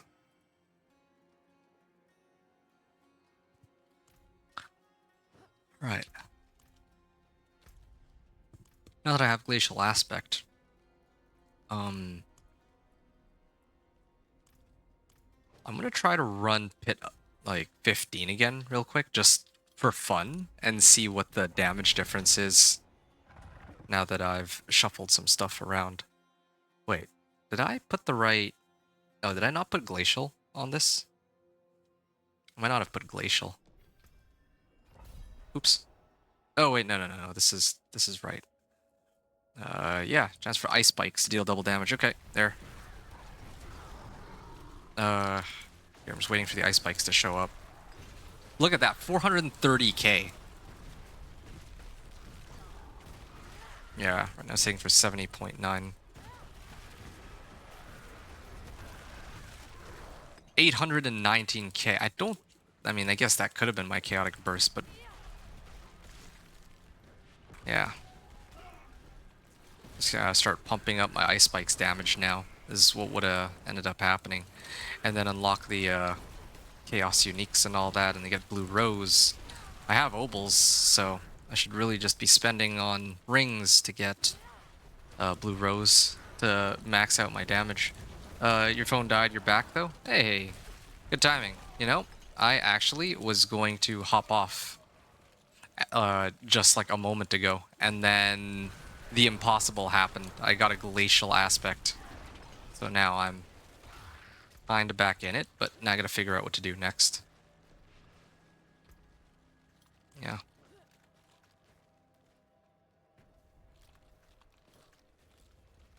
Ooh. 525. Or 525k. Oh, lethal shrine. 911k. Yeah, it doesn't feel any different. But it should be. There should be a very big difference. Lucky you? Yeah. Well, lucky me too, I suppose. On one hand, I'm kind of glad that I got it. That I got the one thing that really just boosts the damage on this by like a lot, but yeah. I see my blizzard ticks are like for like 10k. If I can land some ice spikes, then suddenly I'm hitting for like over 300k. I just don't have any crit right now. It's the main reason why it's not doing as much, but I can just need a little bit of time and I can fix that. I might actually take this opportunity to buff up all my gear now too, and actually put ancestrals on everything. Even this raiment.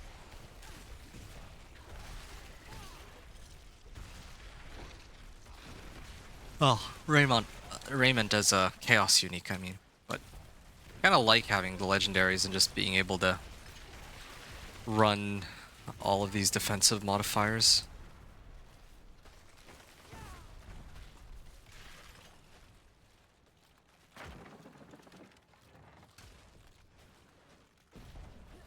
Okay. Yeah, this run doesn't feel that much better. Not as much as I thought, but maybe it's kind of hard to tell the difference since I'm on pit. Oh, there. I'm on only pit 15, so it's not gonna make a difference. Since everything's just dying in one hit anyway. Okay.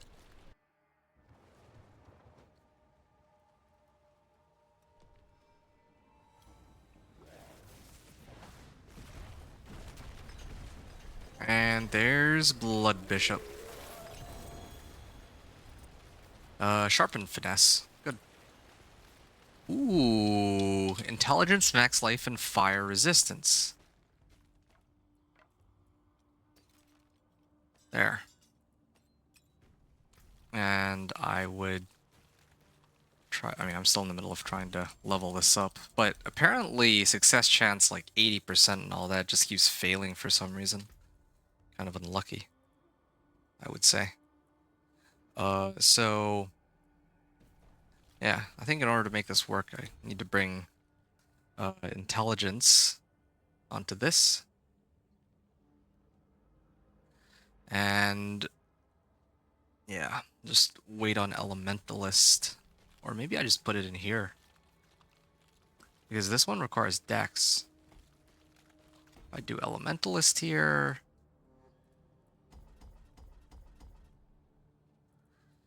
Can pick up this. And I am maxed out. 60% to all rare nodes in range. Nice. So, Fire, Cold, and Lightning, or Aura Lightning.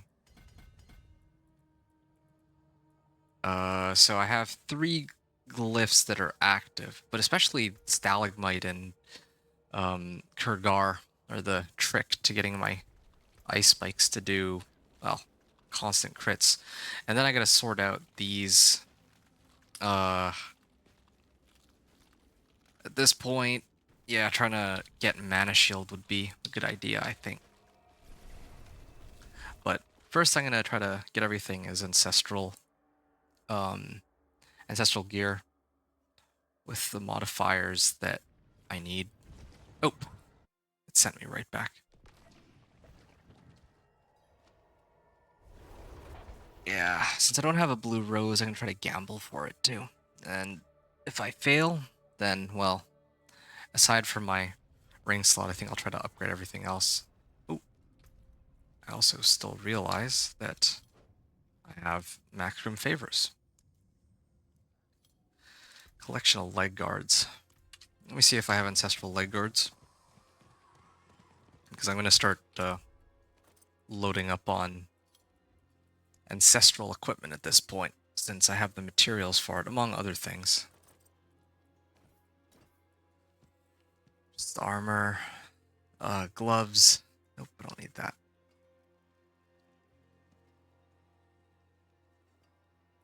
Or in max life.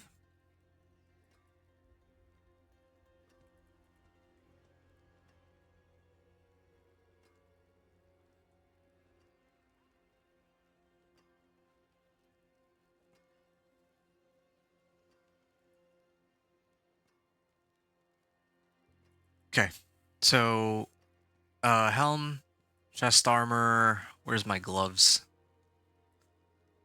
Are these really my only GA gloves? I think they might be.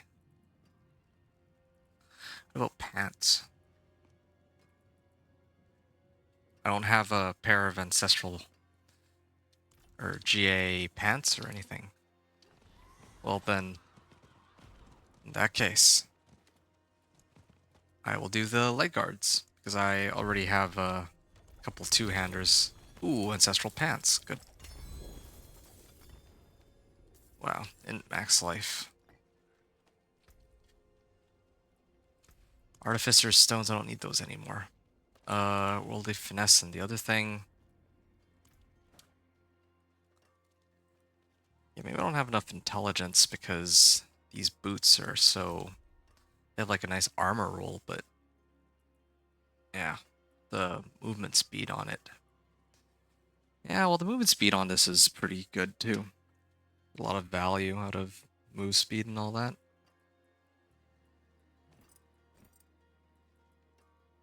And boots. And...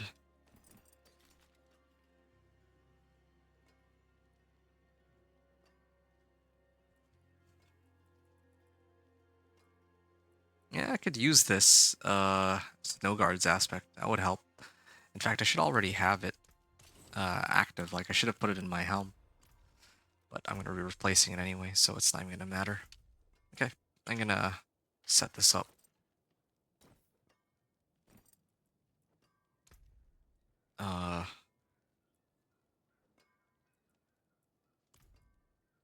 I really like my amulet, and my Tal loop is fine where it's at. I'm going to be upgrading this eventually anyway.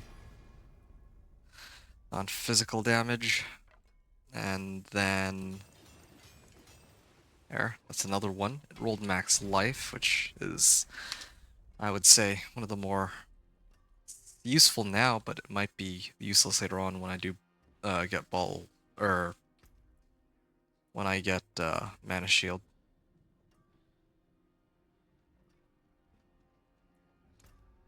It's my armor stat now.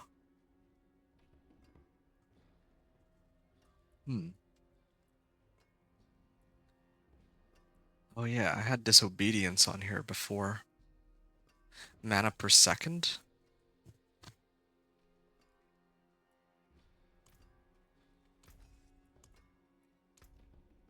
Fire resistance is pretty high. Same with lightning resistance for some reason.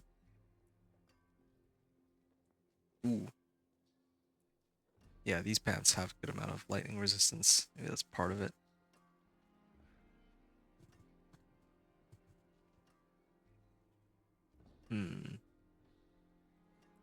Get rid of the ruby. There. And then shadow resistance. There. Now it's just lightning resistance that's a problem.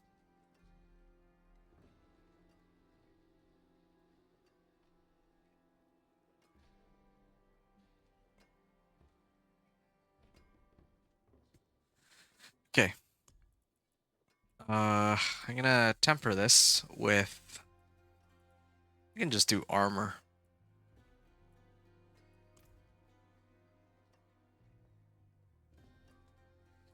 Okay.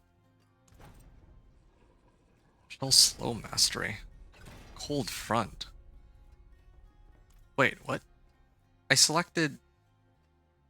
Oh, this is ice armor duration and cooldown reduction. I'm looking for worldly endure. Oh, there you go. Total armor first try. And then utility. I would have been lucky hit chance, but I don't. I can hold off on that, or I can do like Blizzard size or something. But yeah, I'd rather just hold it for now. Mine's awakening.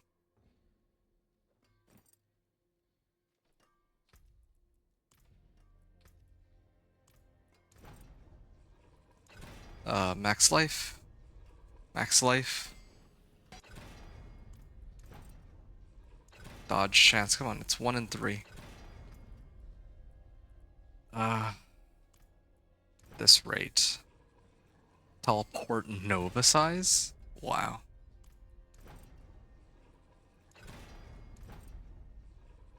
Okay, total armor. 13.5%. Well, that helps.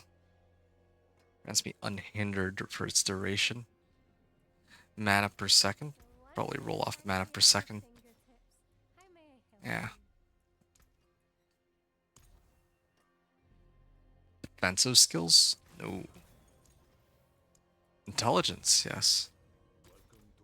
It's not exactly a raiment, but at least it'll keep me alive longer than a raiment would.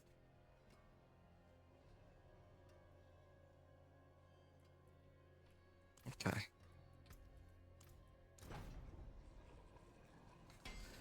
Full armor comes out to 1400 with elixirs and incense, and I'm already way over the cap because thanks to these 2 items that have armor as a GA.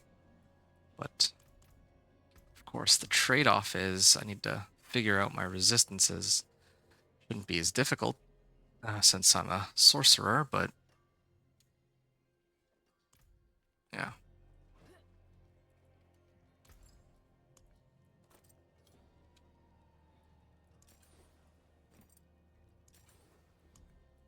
Okay.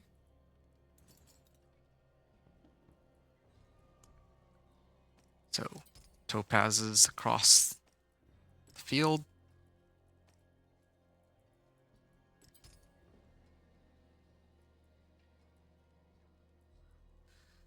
So this is Kurgar and Pock and probably get away without movement speed. Maybe Kurthal. Yeah, so if I cast 5 skills, then I become exhausted, and then it'll trigger a Frost Nova. And then...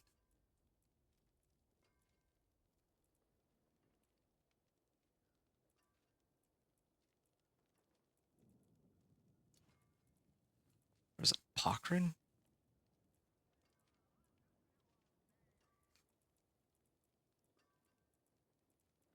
Hmm. Oh yeah, here's where the Pock went.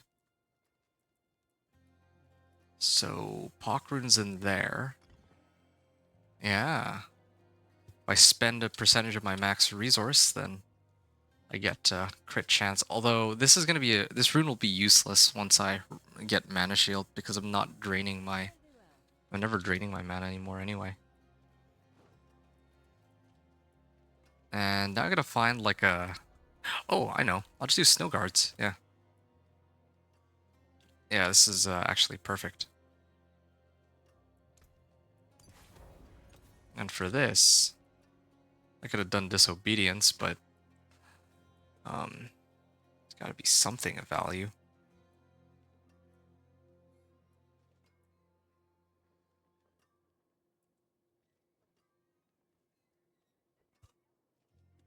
When I cast a skill, I heal for 1.8% life. That could help.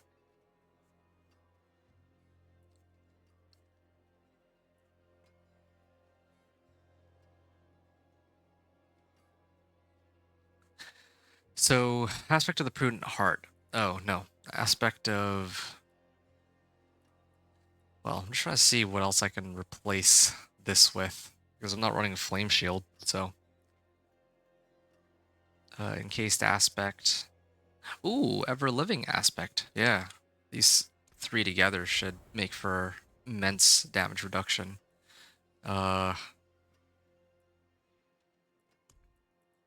I think this is fine for now. I have all the right aspects. Frozen, like, trying frozen memories in my weapon, and then I have this in my amulet. The other ones are what they are. So it's really just trying to level up ice spikes and boost up the damage on it, I suppose. Yeah.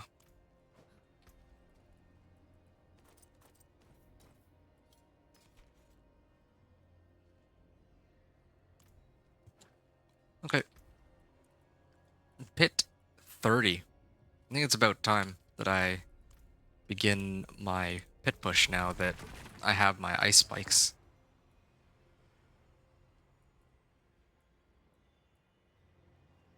And then, of course, the unique perk. Those two would be quite helpful. But what I really want to know is just if my ice spike damage is affected by all of these chaos perks. I think that's the main thing for me. Yeah, I'm seeing a lot of white damage numbers, but not very many yellows. I think that's a problem. Oh, look at that. 1.5 million there. But I'll try to keep it at a distance, or stay at a distance so that I don't mistake it for my boss, or my chaos perks. Like the damage from the chaotic bursts themselves. 696k.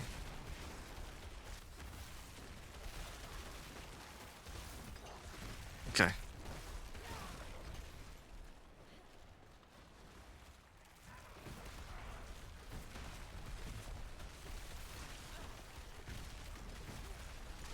Oh, 1600 or 1.6 million on that.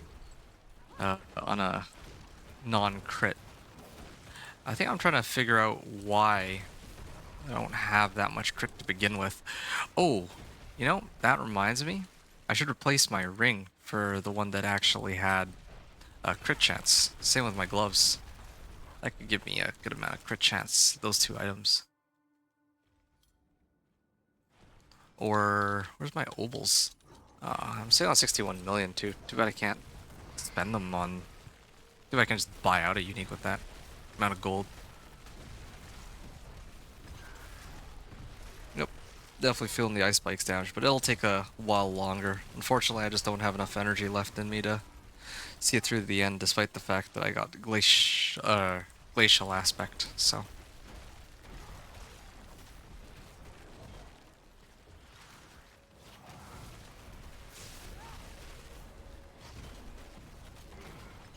Okay.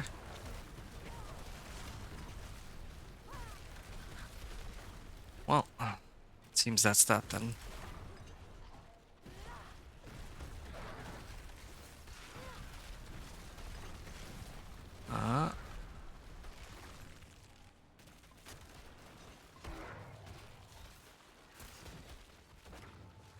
So 12.5 minutes. Why not?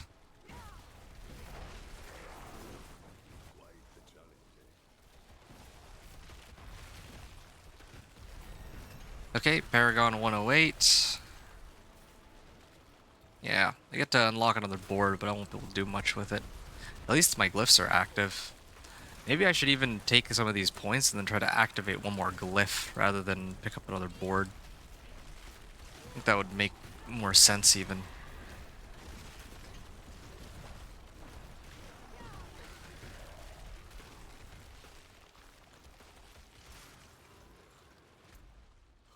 Okay. I'm gonna head this way.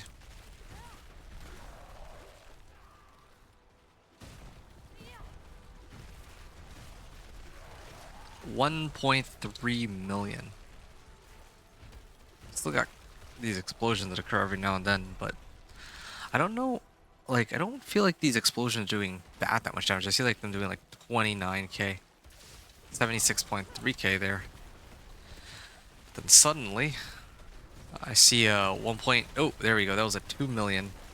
I can only assume that because I know for sure that's not my Blizzard's damage, so it's got to be ice spikes.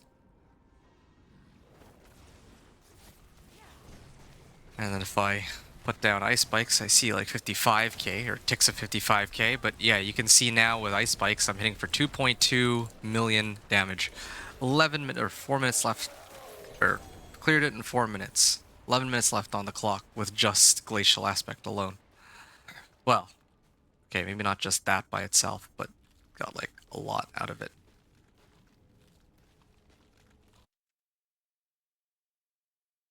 Did my stream DC again? Well, either way. Pit 30 clear with 10 minutes remaining.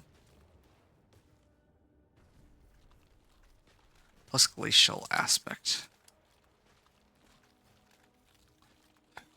Okay. I can use this opportunity to start leveling some of my glyphs. Actually, speaking of which, where does destruction usually go? Oh, destruction goes in Icefall. Well, this is perfect then. Yeah, maybe I will try to play for glyphs after all.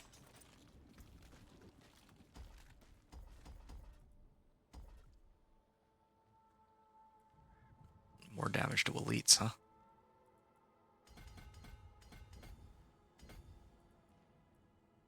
I think that would be alright. At least I have a way to crit now, so it would make sense for me to try to get my destruction glyph up too. I would need to get some decks though.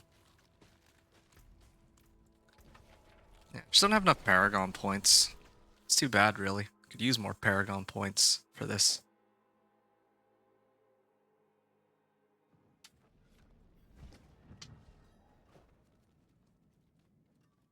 Uh.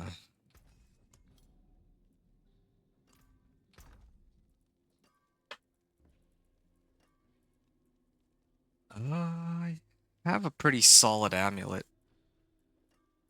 Amulet is good. This is Flicker Step.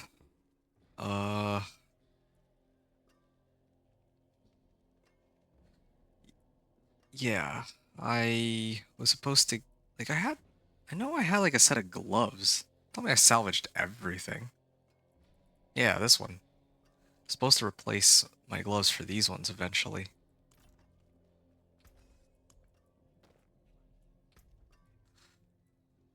Frost Finesse.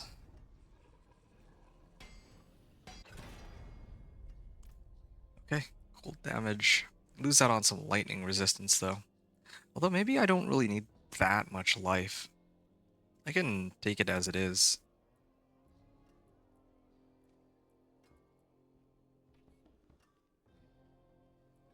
So, Sorcerer Innovation.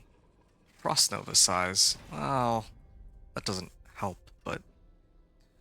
what can you do? Use it well. Magic is neither good nor evil. So... Oh! You know, I just realized I don't even have Conceited aspect active. I should actually be picking up Conceited. Because that is actual free damage. Line.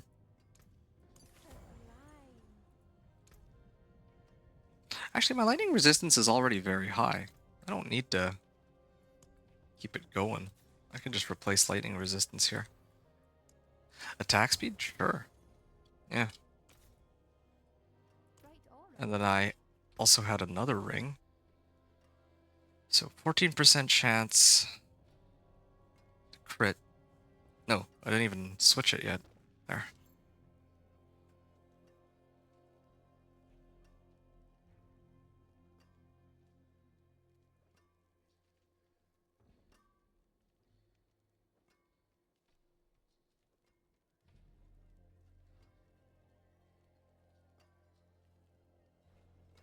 All right. So I'm gonna equip this. So my crit chance is 20.2%, and then I gotta replace my ring. Oh, right. Speaking of rings, I think it's about time that I try to burn my remaining obols to get blue rose, but apparently no blue rose here.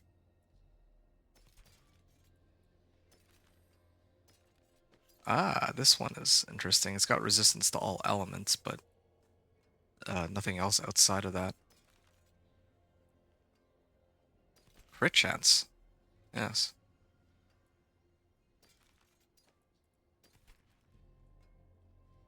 Increased damage based on how much chill or stagger they have built up.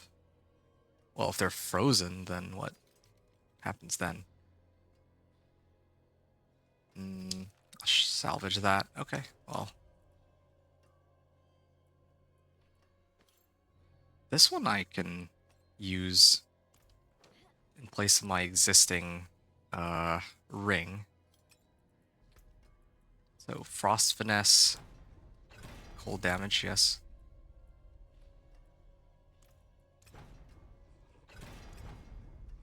Resource cost reduction. Cool. And then this, well, I don't think I need resource cost reduction. The one thing that... Yeah, because I think actually I probably don't care much for any of the offensive tempers in this case. Like what can I get? Just more cold damage? I'm actually better off using this for any of the defensive, mobility, utility, or resource.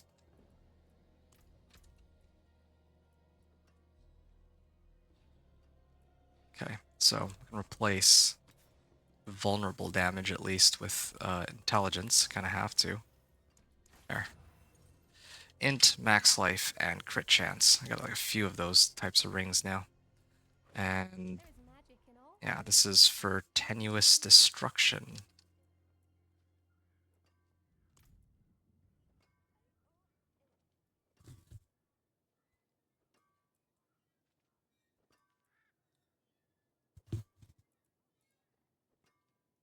Hmm.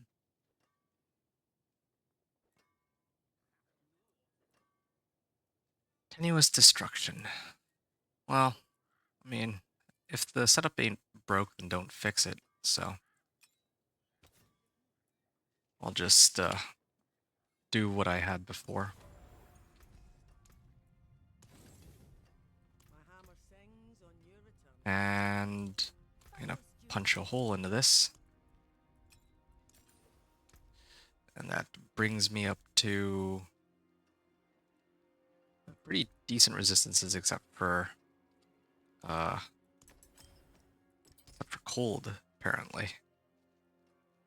Poison and shadow. Oh, I have plenty of materials to make royal gems now with all the goblins that I came across, so I should take advantage of that.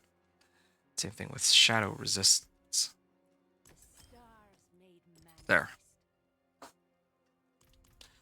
Okay. Now I can try another one. I'm at 21.8% crit chance. I have all the right aspects with better rolls and have good survivability. Ooh. Gonna open this up real quick. See what I get. 2 to mastery skills. See, this would be a good option to boost my Blizzard damage, but I think I'd rather try to get Penitent Greaves. It always boils down to some Penitent Greaves because it's just free damage from killing monsters. Pit 35. And I can keep pushing it. Might be able to make it even to pit 40 here off of this. Yeah. Wow. That is some crazy damage. But I still do need that blue rose. Blue rose is a big damage boost. 2.5 million damage. It's very clearly from ice spikes, but that was a white damage number and not a crit. Keep in mind. I really shouldn't be seeing any white damage numbers, but that's what's happening right now. Increased crit strike chance. So as long as I keep casting, yeah, as long as I keep burning my mana, my crit chance continues to go. Oh, keep going. 10 stacks, so 25% crit chance. 46.8% from my items and the runes, and then another 20% from the rune itself for crit chance. 2.5 million.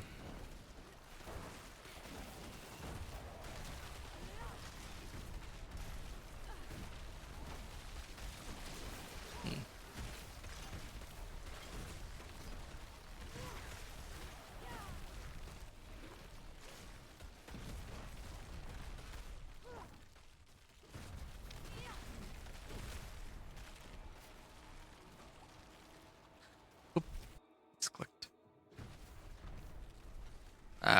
The buff wore off while I was between areas. Look at that, 3 million damage. And meanwhile my Blizzard is still only ticking for like, at best 200k. 4.3 million crit on ice spikes.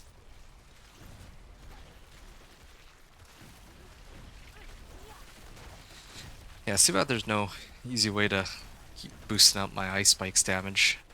Like the chance for it to deal double damage. Would be nice.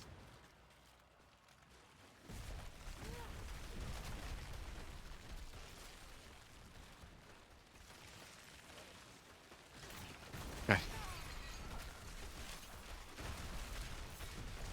Let's finish this, and then I think I can make it to Torment 4, but I still don't quite have enough damage for... I don't yet quite have enough damage for Torment 4, even if I can clear Torment 3. I think I can clear Torment 3, and I think I have enough survivability for it too.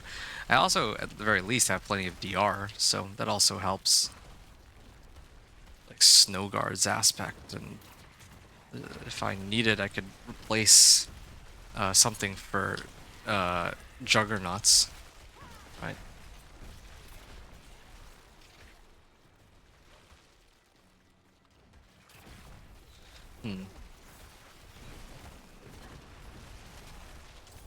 At 35. Yeah, I would like to try Mana Shield before I get off. It's crazy you're still on. Hey, you're back. Yeah, I agree. I was actually gonna hop off about a half hour ago, and then I finally got the one aspect I was looking for my entire run, that being a glacial aspect. So, yeah. Hey, so what's up, Lawless? Good to see you. I just realized I'm using the wrong aspect. Like, I threw on Conceited, but Conceited is not the best option here. No, definitely not.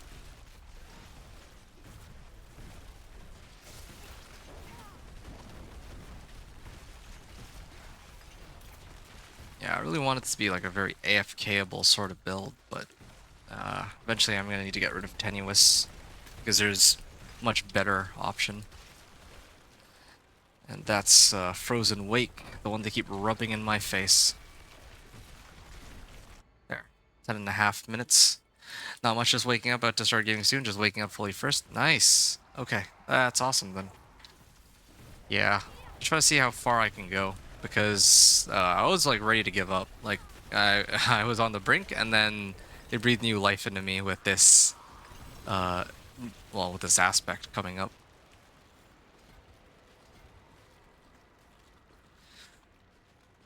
Okay. And then destruction glyph. I'll work my way around. In fact, I might even be able to go like this. It'll take a bit more time to loop around, but at least I can get Destruction Glyph up if I do this.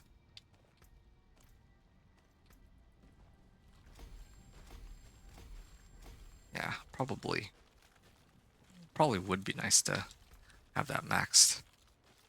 Ice shards, giving me a lot of everything except for like mastery skills, I think. Well, either way, I'd still prefer crit chance and attack speed right now, I think. Chaos perks. So I'm gonna try now. Pit 30 or pit 40, and I'm gonna use elixirs and incense for this. So, yeah. You're waiting on season 10 to be live. You want to grind Paragon again? Nice. You're 221 this season and already bored? Okay. Yeah, no, I mean, grinding out Paragon points is like, it definitely, I would say, is among some of the most fun parts of the game. So I can understand that. Because after a certain point, like, what are you grinding for, right? You're grinding to push like an arbitrary number on pit. It's probably not how you might want to play the game, perhaps. Okay. There. I think I'm ready. So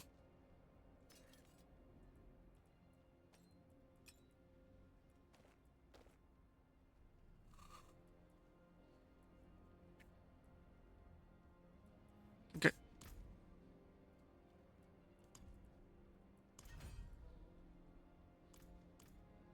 More pale marks. And another chance at make sure to swap concede. Oh, thanks, dude. Yeah, that was a good reminder. Yeah, I mean, you can see just how fried I am. Like, I'm not, like, my brain is no longer functioning. Like, I'm actually just playing, like, doing whatever because I'm so out of it now. Like, there's no way around that. I could just end the stream here, because there's no, like, I should go to bed. But I am committed to seeing this through, so that's just where I'm at.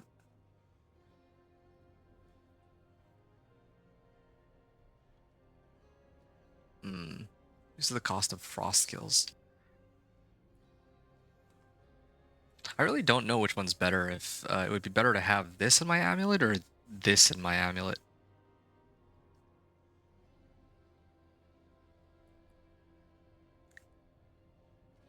But definitely this stays in my ring for the time being.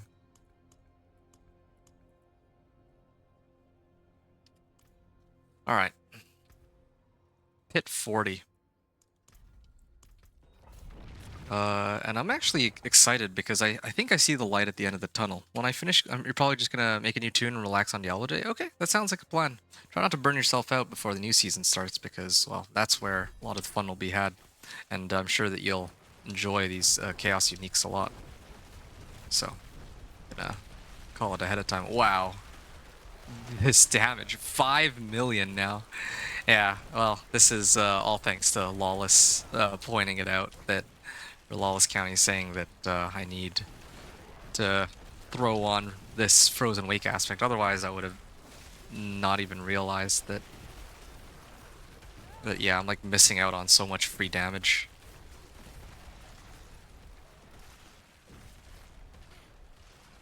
Yeah, resource costs are an issue though, so gonna need to get that mana shield. Once I get mana shield, then it's truly over. So I'm gonna hold myself to that.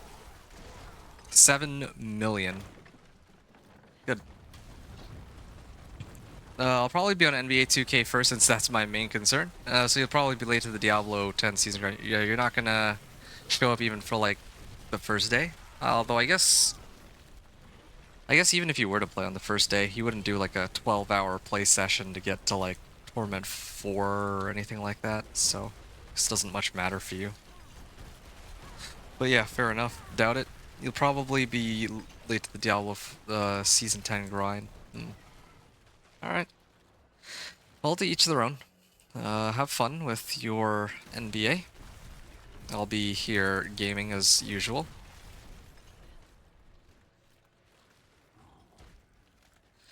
Oops.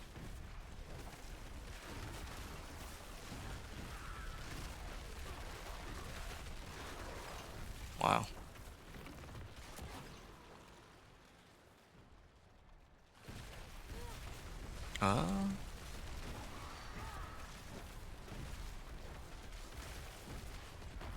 And just need to...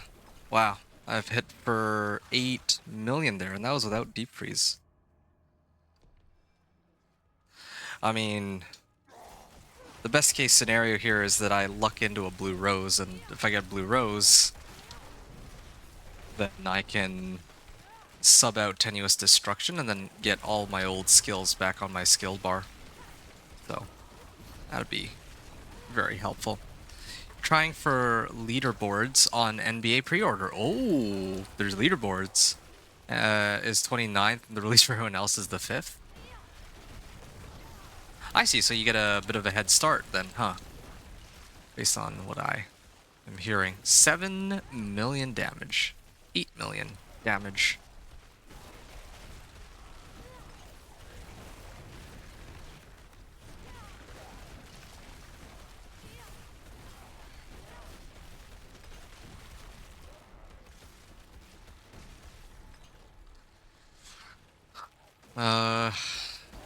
Yes. Really can't wait for that unique perk to see how well it'll boost my damage output here.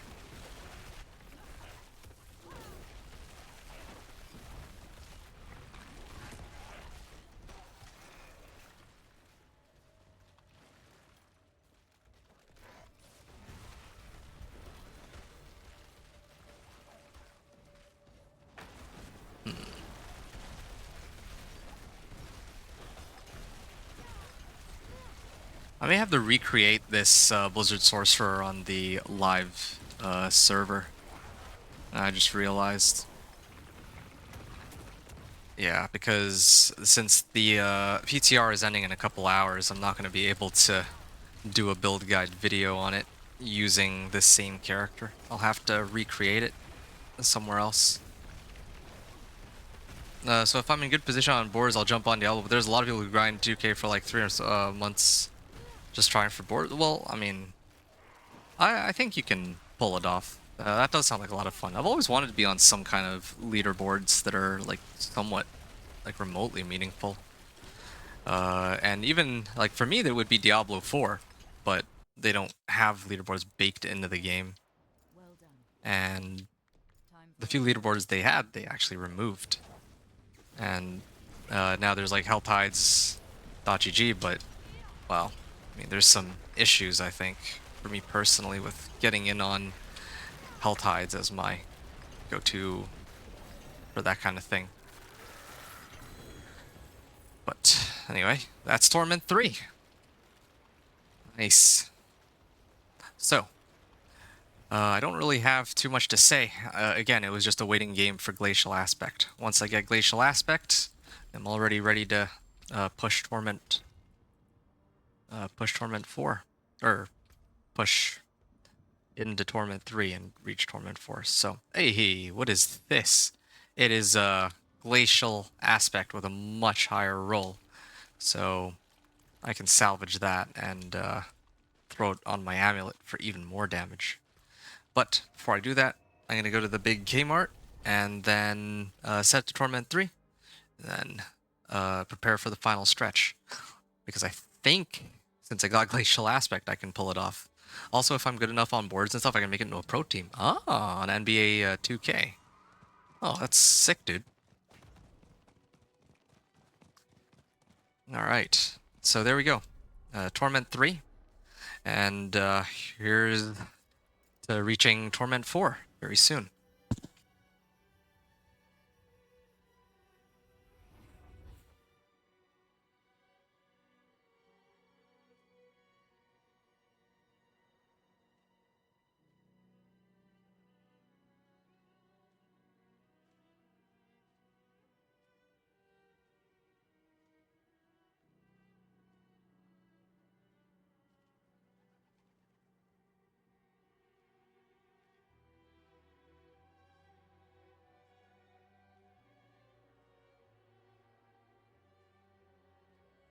All right, the final push is now going to begin. So at this point, I actually do have. I actually earned an Infernal Horde's Compass. The thing is, I didn't know how to get Infernal Horde's Compass, or Infernal Horde's Compasses in the PTR, because normally I would say to do the Eyes of the Enemy quest line, and then once you're done, then you do like a bunch of whispers, and then finally, eventually, you might get a wave 10 legendary Infernal Horde's Compass. But on the PTR, the Eyes of the Enemy quest is bugged, so it's bugged such that yeah. So it is bugged in such a way that like I can't actually complete that quest line.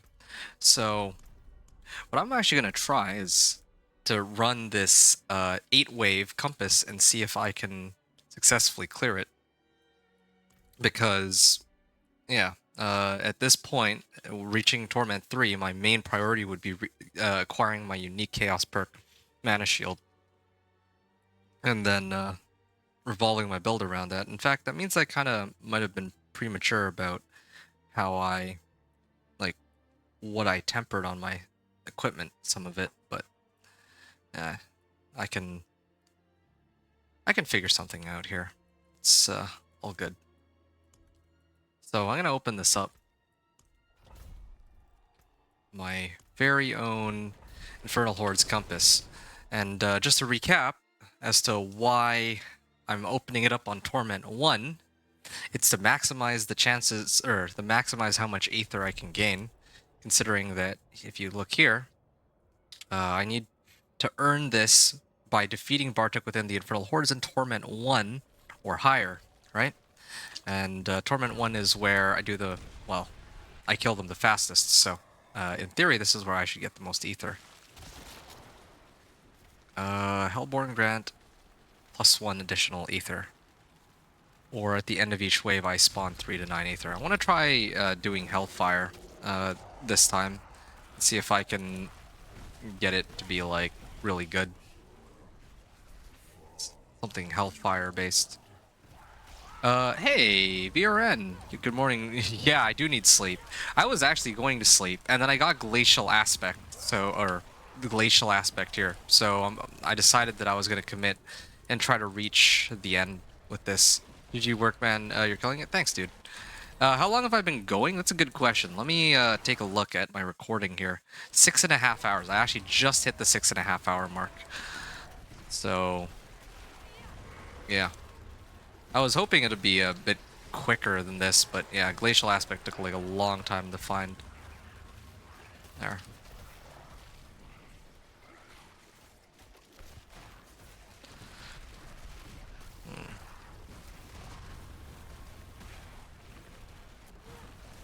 Wow. Understandable? Yeah.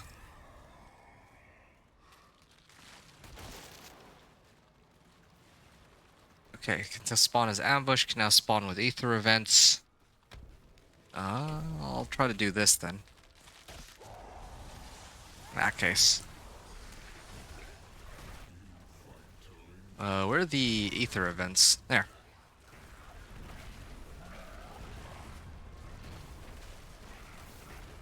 Look at all this damage.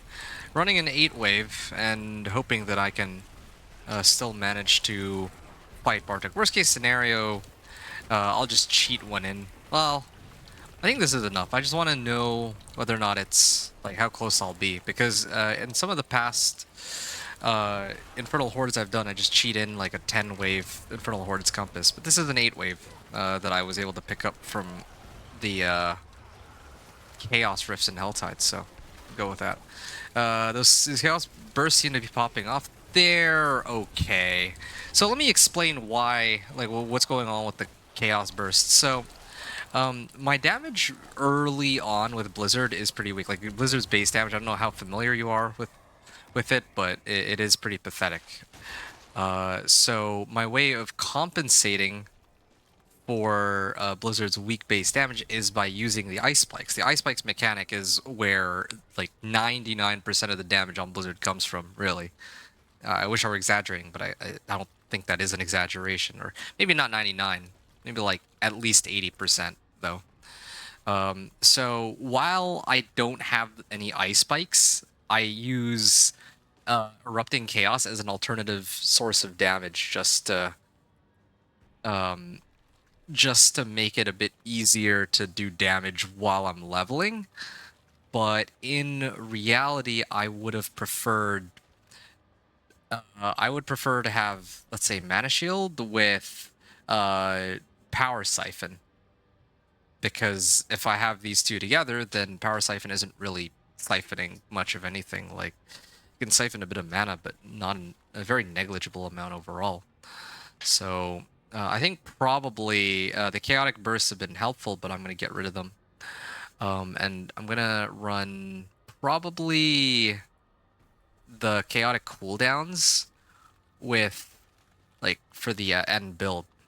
I want the chaotic cooldowns with mana shield and advanced techniques and power siphon. So Soul's powers and power nearby enemies, +1 Hellborn when spawn. Very tempting, but I should try to follow along with the Chaos Wave here and hope for the best. Slay Ether Fiends for bonus Ethers, okay. Anything special here?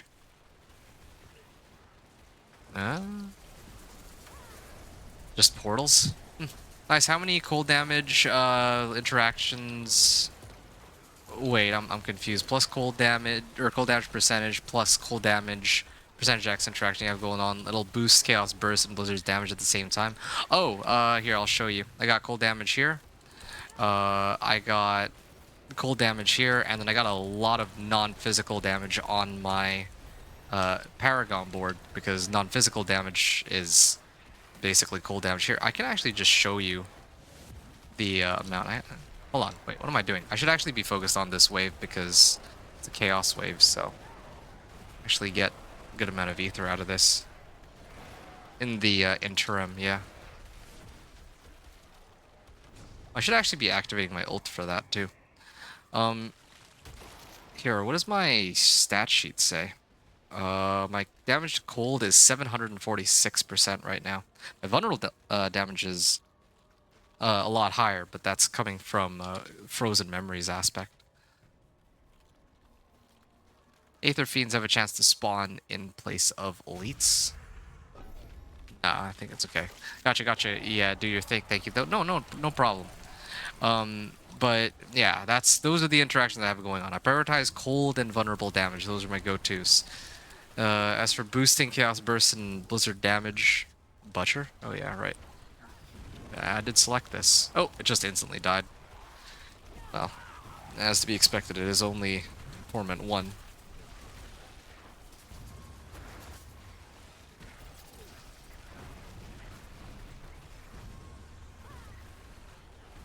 Okay.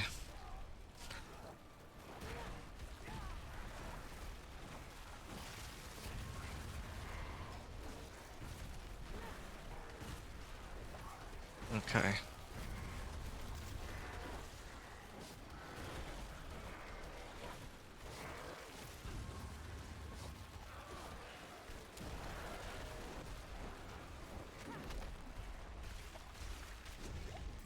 Oh, okay.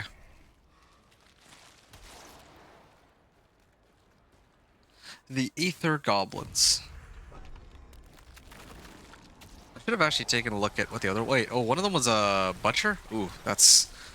I wasn't paying attention. I should have done the Butcher instead. That's a flat 75 cinders. Could have used that.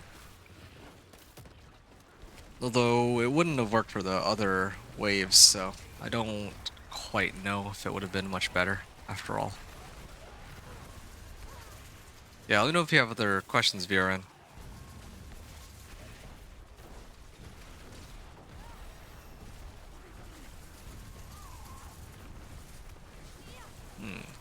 Another point.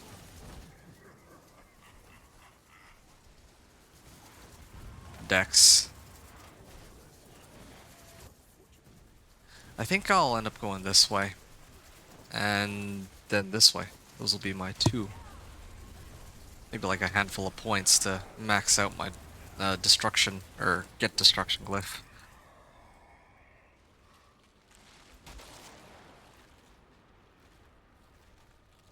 Okay.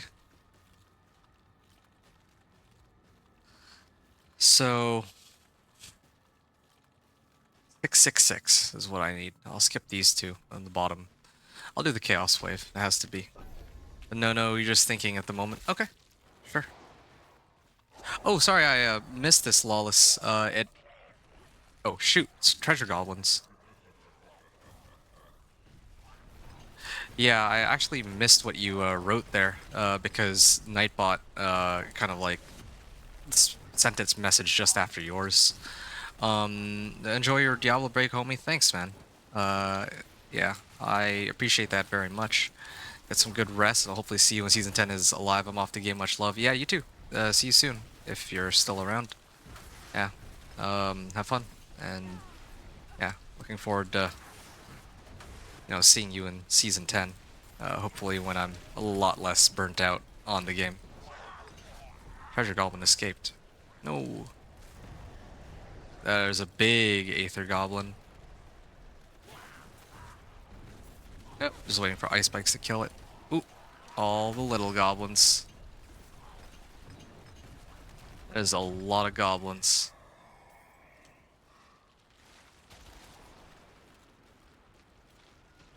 You're piquing my curiosity? Oh yeah? Piquing your curiosity about what? Like, you mean for a Blizzard Sorcerer?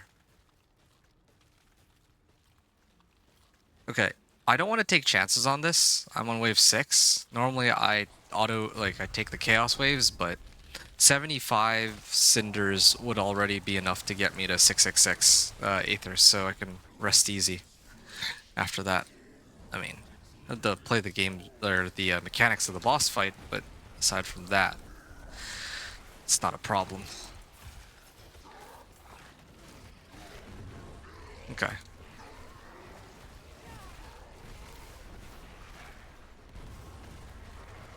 $745 Cinders. Good.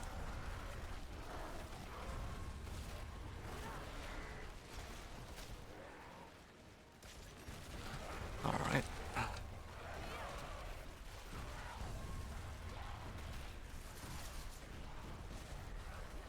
And I think this is the last wave. I could be wrong.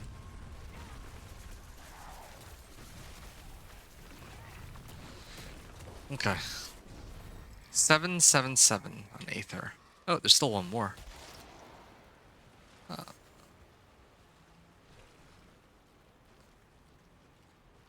Alright. Well, there's no harm in doing this, so do it. You are caught. Aether-bound reliquary drops when stunned. Oh, over here. Aether-bound reliquary. Well, I hope I don't get stunned. That would be a problem.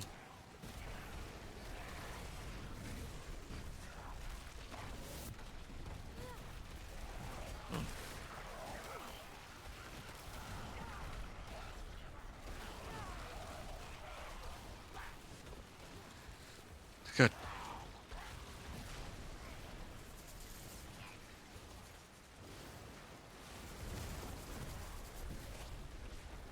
Okay. You haven't made a Blizzard Sorcerer yet, so yeah. Oh, okay. I didn't expect that. I thought you had made one by now. I largely... Whoa, hold on. Let me wrap this up here. I could have actually done a lot better on how much Aether I picked up. But I'm like so exhausted right now. That's the only reason why I think I didn't manage to pull it off. I've always wanted to know what the greater chest contains, but yeah, I need like 400 Aether for it, and I'm always just a little bit short. But I mean, here's an 8 waiver too, and I was actually pretty close. So, kind of strange.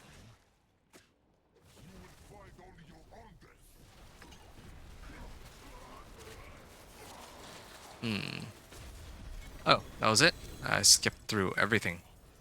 And Nice! I actually have enough. Had enough Aether.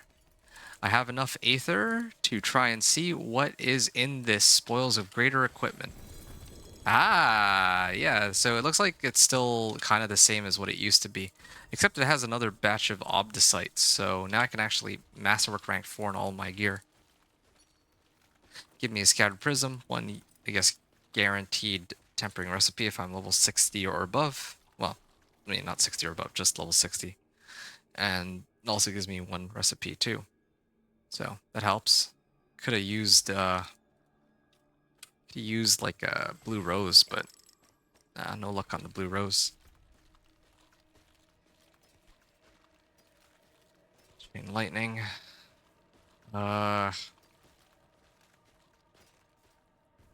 Salvage these, and what is this one? Crown of Lucian. Every time you use a skill with a resource cost, gain increased damage, and resource cost is increased. You know, I'm kind of tempted to run this. If I put this on, well, at this point, I would run the chaos or unique chaos perk, and then get a lot of damage out of that. Oh, you largely discount stacking vulnerable damage. Oh, actually, I'm wondering if that was a bad decision. Well, I don't think it would be a bad decision in light of some of my other techniques for additive damage. I think you said that you had some. I mean, you have some reasoning for why you prioritize cold damage, right? But yeah, for me, vulnerable damage is, well, vulnerable damage or cold damage are both fine, and especially because cold damage and non-physical damage are essentially the same. So, not really losing out on that much if I don't have like a little bit of cold damage. But anyway, I probably won't use this just because I'm trying to avoid hitting up chaos uniques, but still, this would be a good test just for fun. So I finally have my mana shield, right? And the way my mana shield works is it takes my intelligence and then just, well, turns it into mana. Like I have almost 1500 mana, and then mana shield, or that becomes my mana now, and this thing will increase my mana by 200%. So now, for example, if I like the way that I would actually want to build my character would be accelerating chaos, and then did I crash? No, I did not. Not yet, anyway. Ah, power siphon. This was the one. This is the really big one. So, power siphon. What's so special about power siphon? Yes. So, hold on. Let's go one step at a time here. So, with power siphon, my mana just does not. Oh, actually, does drain a little bit. Does move, but not by very much. Yeah, my mana bar is barely getting tickled. But either way, what I worry about with Power Siphon is that, oh, it's decreasing my maximum current resource. That's what that is. Yeah. Eh, this is perfect. You said Power Siphon and Chaotic cooldowns. Yes, I know. So this is on purpose. Yeah, that's a good point. I should explain that. So I did indeed say I do want Chaotic cooldowns. You're right. The reason I'm not running Chaotic cooldowns right now is because I'm still on my tenuous destruction aspect, so I'm running like these skills. But later, when I replace tenuous destruction for blue rose, and I got a lot of damage, well, then I would like swap it all back for defensive skills and then get damage boost that way, and then I'd throw on the chaotic cooldowns. Chaos perk was what I had in mind. With regards to power siphon, oh, okay, just making sure I know you're fried. Yeah, you know, no, I appreciate you looking out for me, especially since you had mentioned that you already said that you were gonna go game. So, yeah, figured I would be on my own for that one, but appreciate that you're still looking out for me here. Okay, so I have enough ether that I can just do this. I already counted out beforehand with my other chaos perks, and then so it would be something similar with my power siphon too. Look at that. Now my mana is up to 9. It's almost it's wait.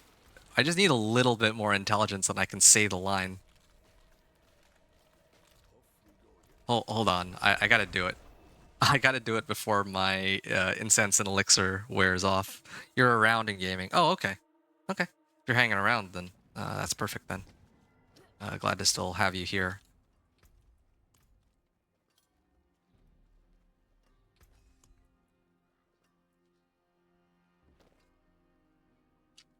I have 1,000 or over 1,000 obdicites, so I can get that up and going. Same thing here. I like how they're picking like the worst possible tempers for this. And here, okay, so I could do blizzard size.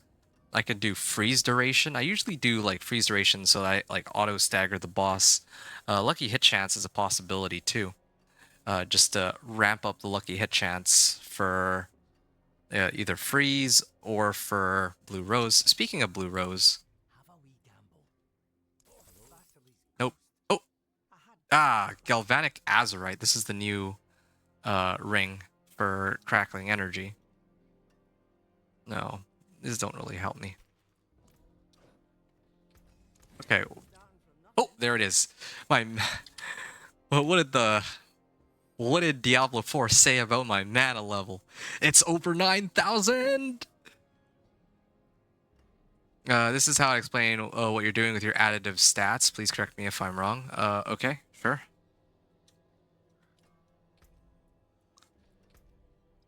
And why not? Okay, so let me pick this up first, and now I like wanted to check something else out real quick. So since I have over 9,000 mana, that looks broken. Well, there's a lot of things that look pretty broken right now in the PTR.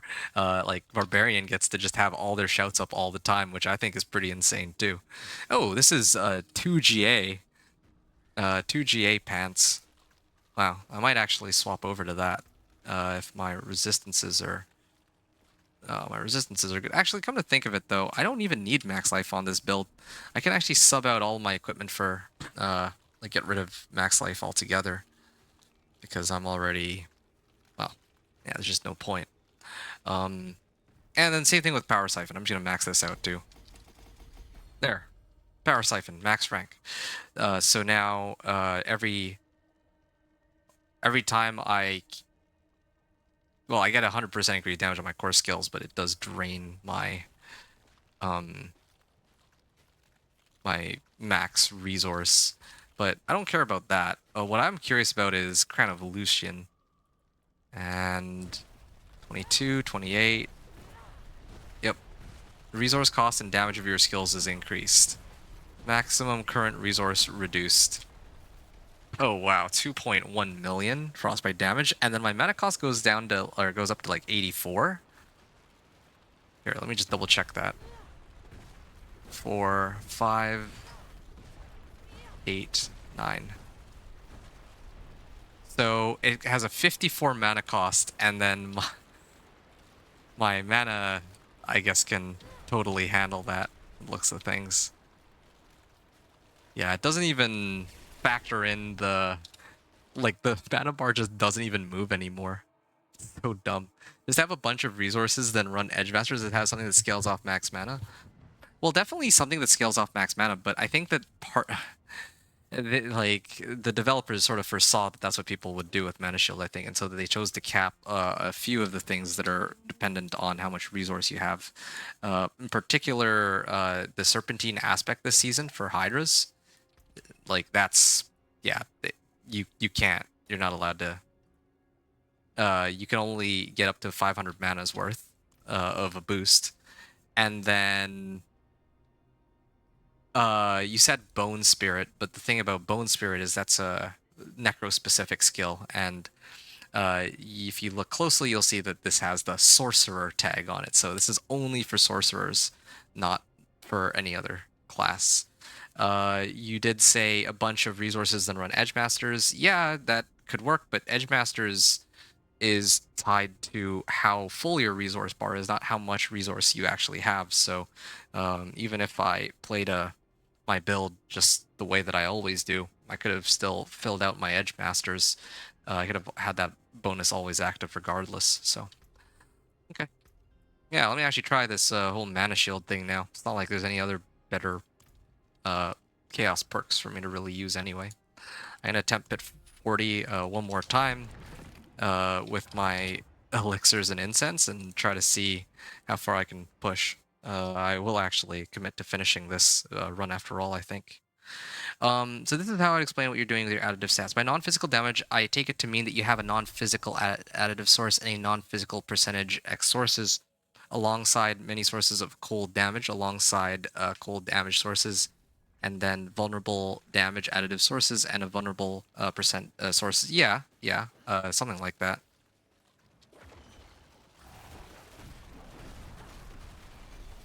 Okay. Wow. Yeah, they do like no damage to me. And they die like instantly too. There.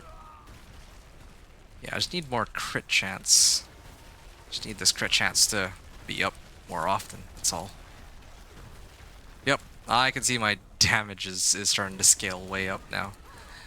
Yeah, my Blizzard individual damages, like the ticks are not hitting for that hard, but yeah. Got it, that makes sense to me, thank you. Well, that's... Well, that is my understanding of it, but here, let me just tell you what I know when it comes to damage in the game. If all the sources of additive damage that we have, like let's say here, I get cold damage, I have like damage over time, vulnerable damage, like all of these modifiers that are relevant, like non-physical damage, they get added up, and then if multiplicative damage modifiers are relevant, then they also will multiply the damage output too of whatever the value, the additive value is. So let's say I have like 65% from my, well, I'll just make up a number, 50% from my gloves, 50% from my ring, 50% from my amulet, right? And then 50% from my weapon, right? Like let's just for simplicity's sake say that comes out to 200% additive damage. Then maybe I have I don't know, inner calm aspect, which gives, let's just say, 20% more multiplicative damage. Then instead of doing 200% additive, more more additive damage, it would go to like 200 times like whatever inner calm's value is as the new additive damage. That's my understanding of how it goes. So, like, at least that's how they explained it in their like campfire chat, or at least that's how I picked it up way back when, because it was like so confusing the way they tried to explain it, and like Diablo math is just so weird. Like sometimes it just doesn't make any sense, like doesn't add up properly. Majority of the time Blizzard doesn't think ahead when it comes to adding things. Is that what you're saying, Lawless? Well, I'm not gonna entirely disagree, because yeah, there's definitely been some cases where they roll out some pretty,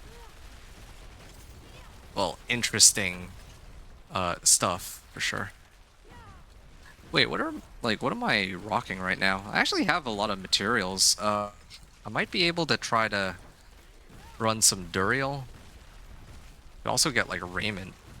Yeah, I can actually afford to get raiment here. I could use a raiment because of like, because I'm using Mana Shield, my mana just never goes down, so I don't really need all of this. All this max life. The max life is completely useless. Like, normally I hold off on max life because or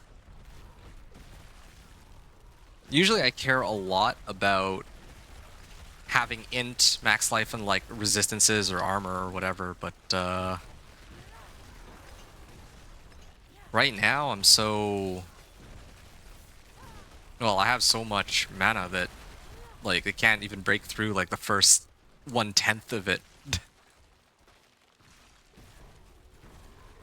The way I see it is if you have all damage and add that into the setup to 100% to increase damage, the wording matters here. It doesn't double outwardly express damage. It doubles the all damage to 200%. Oh, okay. I see. The interaction occurs for every stat. Then the stat sheet influences the tooltip of your skills. Well, it influences the tooltip of skills, but it doesn't.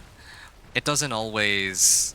I don't like to look at the tooltip of the skill because that number is far from accurate, right? Like, if, for example, like you're hitting like a monster that's vulnerable, then that damage isn't going to show up on Blizzard. And same thing with like crit strike damage too, so stuff like that. So that's why I don't really always pay attention to the stat. I just look at how quickly it kills something. Yeah. Good. Alright, so I can start bumping this up, I guess.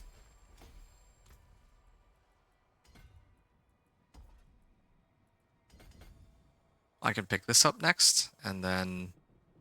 Wait, no, there's two. Here, I'll just pick up those, and then that's good enough. Yeah, that's another 12% more damage for me.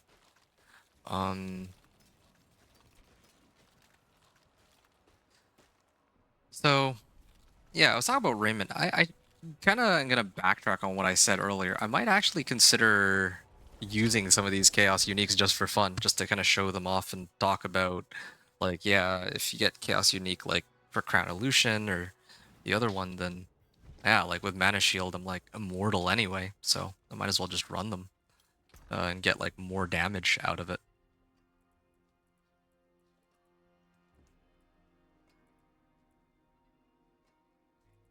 So, okay, so I don't need Axial Conduit. As fun as it would be to mess around with that. Raiment, though. Yeah. Raiment as... I like how it says Raiment of the Infinite, which is a chest armor, right? And then it says it's Chaos Unique Gloves, but then it has the icon of boots. So I... that's fun. I just realized, though, I don't really get much out of putting this on. Like, my damage isn't even gonna increase by all that much. If it were GA Glass Cannon, or if it were 2 ranks Glass Cannon, then maybe. But the effect, it doesn't inherently give me much of anything. The Crown of Lucian as a chest armor, on the other hand, yeah, I actually think this would be a good adjustment to have. And... Wonders of sanctuary at your is it because I always have barrier? Wait, is barrier even... is there even a point in me having... in using this? I don't have conceited aspect anymore, and what am I barriering? My 66 life?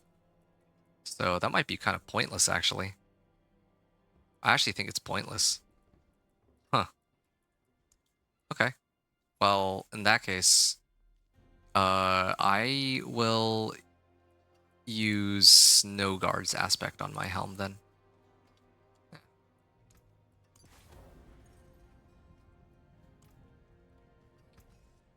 And Masterwork, yeah, might as well.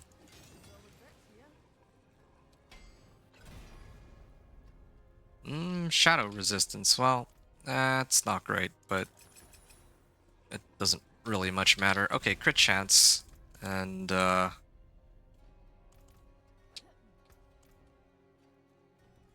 gonna unsocket these for now, and then I guess Sapphire's away. Yeah. I gotta make sure to keep this, though, because that's good enough. Increased damage resource cost is increased, so I guess I'll get to see just how well this goes. I also didn't really check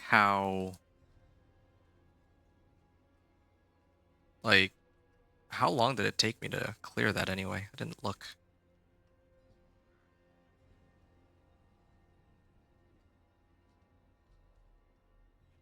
No, it was still a 10-minute run. Yeah, I'll write that in. 1:30, pit 40 clear, 10 minutes remaining with, uh, wait, did I even, like, what did I even change here? Mana shield? Yeah, that's kind of weird that it's like the same amount of time taken, but whatever. Okay, pit 40, uh, I could try pit 40 again one more time, and then I'm just gonna push to pit 45 and onward. 45, 50, and then 55. Uh, and okay, I'm gonna start the run while I talk to you here. I can also get a chance to see if this build feels any weaker or stronger. Sample. Whoa, that's a little crazy. Seeing the health bar just evaporate like that. Okay. So that implies correct. Okay. So correct, that is just the base number, just like attack power is really is just like attack power is really only your all damage percent stat. Yeah, right. Skills tooltip refers back to the stats that are on their type tags. So that implies gold damage inflates the base damage of Blizzard, which makes sense for how you're getting damage alongside all your multipliers, all I'm saying. I see, fair enough. Well, I mean, I don't really think that deeply into it. I know that vulnerable damage and cool damage are both relevant to the skill, so I don't mind taking either one. Maybe one of them gives more damage, but as far as I can tell, they're both quite strong by themselves, so eh. Both of them work just fine. Can't really like tell like a big difference having one versus the other. As long as my damage just increases overall, that's all I really care about, I guess. Not trying to say you're wrong or what. Yeah, I guess all I'm saying is I don't really know. Yeah. Originally, I actually thought that when they say you gain 15% vulnerable damage, that it applies to just, well, never mind. I think that's a confusing explanation. I'm gonna try and complicate it. There. I have... this Crown Illusion is nice. But the one thing that I am a little curious about is trying to figure out whether or not my Chaos perks have an actual impact on the skill. That's actually probably the most important thing to... No, we're agreeing, just giving context. Oh, I see. Yeah. I wasn't entirely sure, but yeah. Either way, for me, it's like if the build works, it works. That's how it goes for me. Oh wow. Oh, this is pretty insane. The amount of damage it's outputting right now. Yeah, maybe I should actually just ditch the destruction glyph and sink all these points into getting the other Paragon board or something.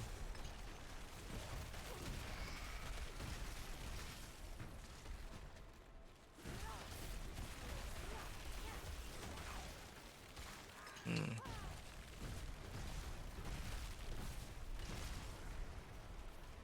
Did my game just crash? Okay. Of course it did. Okay.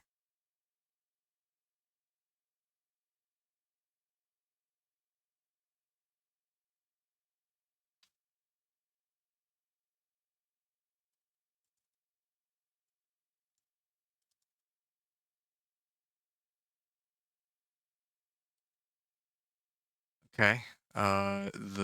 My PC like froze for a second, but it should be back now.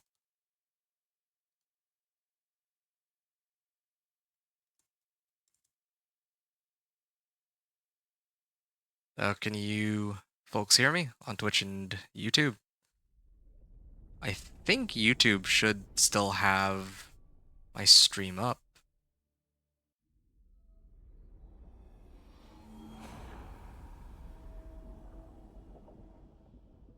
Yeah, I think it should like that's like one of the upsides to YouTube. It just keeps the stream going. But Twitch, if the stream's dead, it's dead. Oh, or I should just say dead.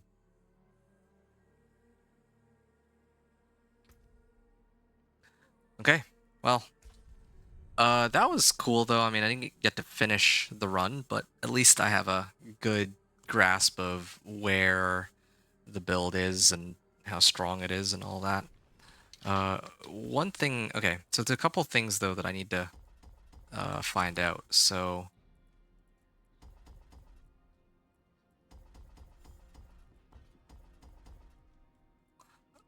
so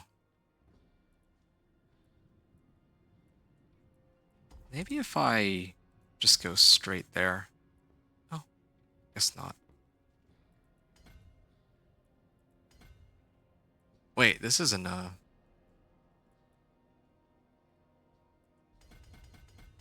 this is the way I'm supposed to go. And I'm supposed to get, I think, fundamental release. Let me just double check that real quick. Had to leave and come back though. Okay. That's okay. I think I played the game so much I may like making fully optimized blinders as much as playing the game now. Yeah, that's how it is for some people. To actually make a build or like plan it out. Like that's sort of what interests some people the most. For me, it's the other way around. I hate. I'm not very good at like crunching numbers and math and all that sort of stuff. But I went the wrong way here. It's this way. But to make matters even worse, not only is math a struggle, but I'm not. I actually just have a preference for just playing the game and making sure that something works in practice. Like here, I have a very good objective benchmark. Can it clear pit 55? If it can do that in a in a reasonable amount of time with without having like mythics and like masterwork rank 12 on everything, then I'm pretty happy with how it turns out. And so then that's how I do things. Speaking of which, okay, there's a really important test. I think this is going to be relevant to you, VRN, and anybody who is watching this who wants to play this build. This is good information to know, and I think that I'm going to put this to rest for all of us. Okay. Wow. So many useless stats now.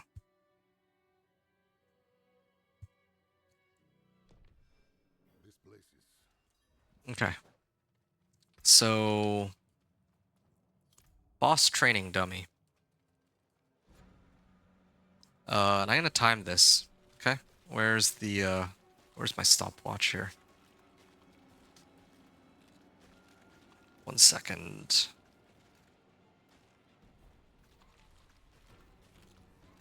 Okay. So I'm gonna start this. Okay, here. Just Blizzard, well, Ice Spikes by itself.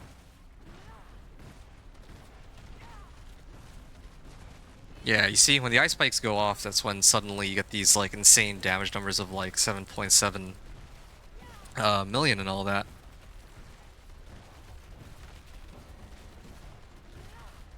Yeah, okay. I think I've... Well, this is taking a while. Aha. Didn't expect it to take so long, but maybe just reaching, the first tick would be enough.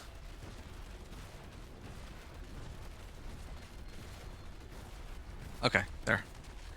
So 39 seconds, right? Now, what if I take off my Chaos perk and Power Siphon? Because if you notice, it says your base core skills increase their mana cost and further increase their damage. So if I get rid of these, right? Does it have an impact on the how long it takes? So again, 39 seconds. I'm gonna write this down. With chaos perks, 39 seconds.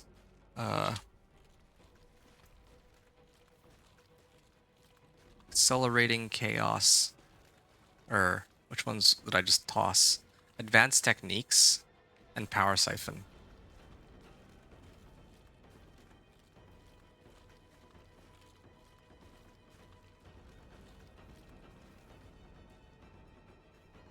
Power siphon. 39.9 seconds without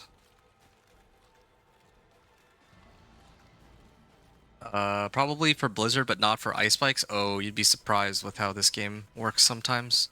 Okay, I'm gonna get ready to start it. I see what you're thinking.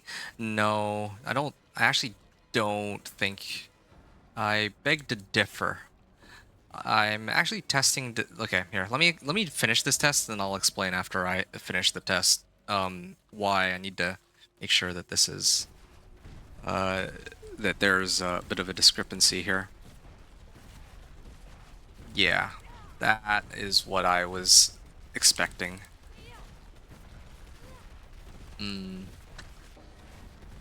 Well, that's good news and bad news because, well, no, it's over. It's generally speaking that's good news because at least then ice spikes actually do work with like course. Wait, hold on. Let me just. I'm looking at my stopwatch here. Oh, maybe not. Maybe it's actually very close to the same after all. I take it back. It actually might be roughly the same. Okay. So 45 seconds. 45.22 seconds. For type damage modifiers, no. No, that's not it. So these, okay. I want to, like, just as hard proof that, well, I'm not gonna. Ice spikes account for well over half my damage. So boosting up like the base damage of Blizzard doesn't really do too much. But I know that one of the things that they said was that more ranks of Blizzard would actually improve like ice spikes themselves, or like the damage that ice spikes do, right? And so I wasn't sure if it's just ranks of Blizzard or if there's other things that that work too, right? And it's kind of inconsistent because, like, sometimes I can't remember what it was. Like, I remember testing certain modifiers out, and they actually worked with Blizzard, and then other ones didn't. Like Icy Touch, like I have Icy Touch and Permafrost right now. Those should work with Blizzard and Ice Spikes because this is you deal increased damage.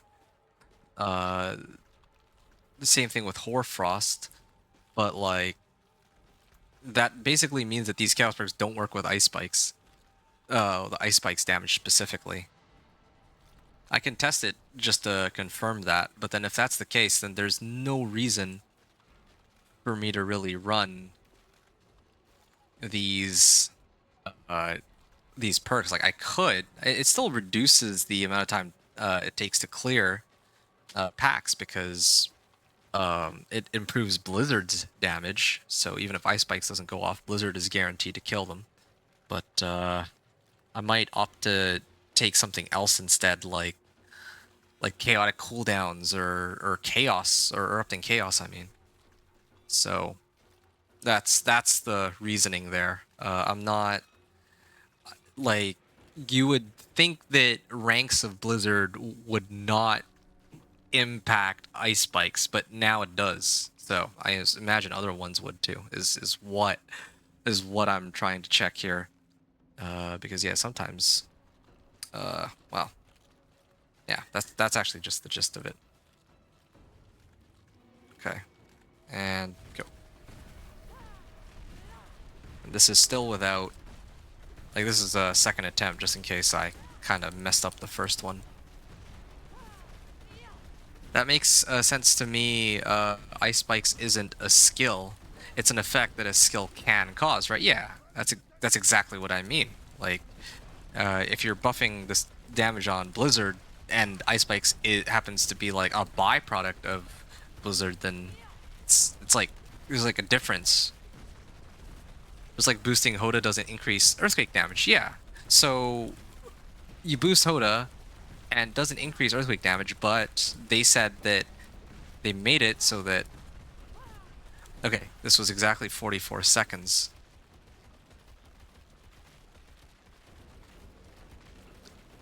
Okay, 44 seconds. And then I'm gonna put these perks back on in a second. But yeah, they said, from what I remember, that Blizzard is Blizzard actually, like, if you put ranks into Blizzard, it buffs up Ice Spikes, which that seems like a very weird inconsistency, but the game is sort of riddled with those, and so it's a little frustrating to test sometimes. And then they change it too. Yeah. But all right, I've reset it. I'm gonna put the chaos perks back on. And again, the expectation here is that if my ice spikes really did indeed get 100% increased damage, then I would be clearing the dummy in half the time. Like, instead of a 44-second clear, now I should be clearing for less than 22, or well, let's just say less than 20 seconds because I put on 2 chaos perks. But I don't think that's going to be the case, so I'm going to try this again. Like, boosting cold damage and frostbite could work for both, but core skill damage shouldn't boost ice spikes, just Blizzard as far as I can tell. Yeah, no. See, that's another thing too. Now that's just confusing because ice spikes are not frostbite damage. They can crit, so they're not a dot. They're actual, like, projectiles. It's kind of like, well, yeah, it's my understanding at least, because dots can't crit, but ice spikes can. So I think they're actual, like, damage instances. They're not like a poison or anything like that. Okay, so 41 seconds. 41.21 seconds. So what this suggests to me is that there's actually no... Like, it'll boost Blizzard's damage, which, you know, it's still an overall damage increase for Blizzard, but it doesn't work with the Ice Spikes damage. So it might genuinely be better to run this instead. Here, why don't I just throw this on? I'll do Erupting Chaos, Chaotic Cooldown. Oh, I don't have enough, Infernal Warp to, like, max these out, but sure, just for fun. Just add a reset. And I'm gonna put this on. Yeah, I largely assume they did frostbite and cold and chilling damage. Yeah, which is a fair assumption. It makes sense. Why would ice spikes be any different from Blizzard, the core skill from which it's based off of, right? But no, it's... I mean, it can crit. I don't believe it's frostbite damage. Yeah. Okay, cool. I'm gonna run this again, and I'm gonna cast now.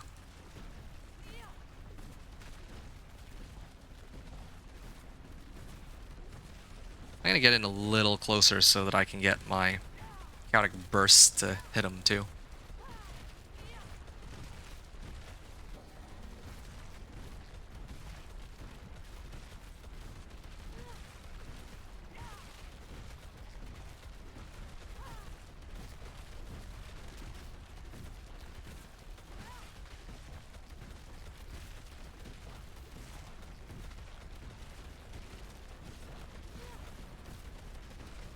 About to make it to a lap here.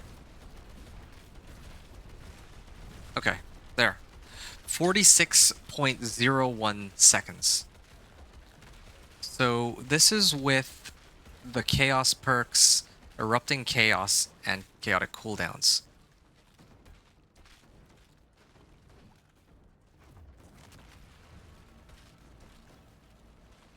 Okay, let me just write that in.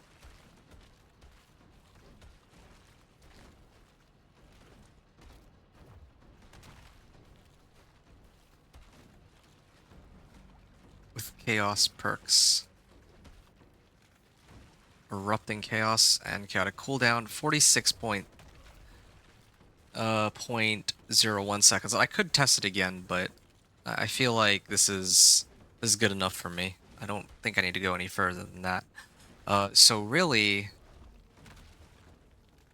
what's the takeaway from all this? Like, if you just want like free damage, then yeah, you can go advanced techniques, I guess. But I feel like chaotic cooldowns belongs in here somewhere. With like Flame Shield, Ice Armor, Frost Nova.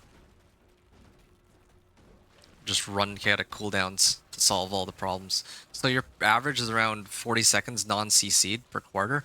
You said non-CC'd, I mean like it staggers at least once. The stagger is not consistent, but I can't, there's not much I can do about that. So yeah, my average, so with the core, like the perks that actually boost the core damage, I'm clearing 39.39 seconds and then 41.21 seconds. But then with the erupting chaos and chaotic cooldowns, it's 46.01 seconds. And without any perks, it's 45.22 and 44. So more or less what what these numbers are telling me, long story short, is that the chaotic bursts don't really contribute much compared to my ice spike damage, which sort of tracks. Like, look at this. The damage numbers here are only like 145 or 186k. But then if I land even one ice spikes, you can see that the damage numbers, even a non-crit, are like 4 million. See, this is like, I was saying this since the very beginning, that like ice spikes are completely busted as a mechanic compared to all the other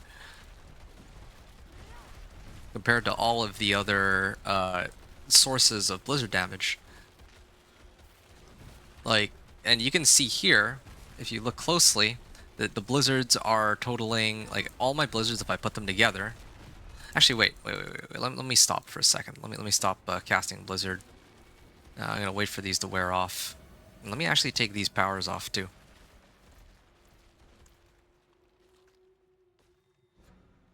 Okay. So if I cast one Blizzard, it only ticks for 7,900 damage, which is pathetic, right? But then suddenly, if I put 1, 2, 3, it stacks up to 151k. Now it's at 152k. I'm just looking at the number about like where Rahir's name is. Like the really big damage numbers are ice spikes. Again, this is why I don't care about any of the like base Blizzard damage. It's because it's so abysmally pathetic compared to ice spikes that it just doesn't make much sense to even bother trying to scale it here. I'm just gonna hold down left click and I'm just gonna see what the highest damage number I can get is.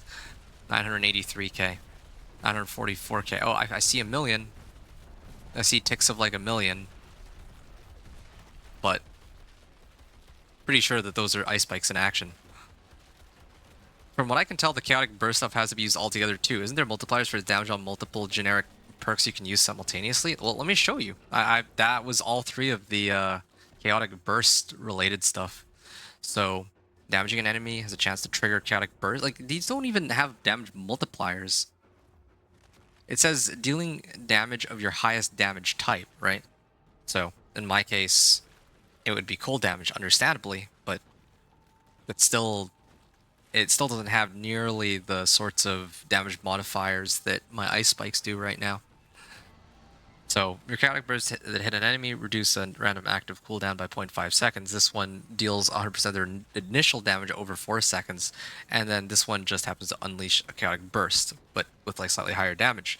Now I could run this Chaos Unleashed, and then suddenly maybe, yeah, they might actually be a bit more worthwhile with the 100% damage increase, and like with the increased crit strike chance, but well, It's not. That seems like an awful lot of effort just to like get these chaotic bursts going, and that's not really the whole point of what this how this build is supposed to operate. So, yeah. Well, that is thoroughly disappointing. Well, just for good measure, there's one other test I could do.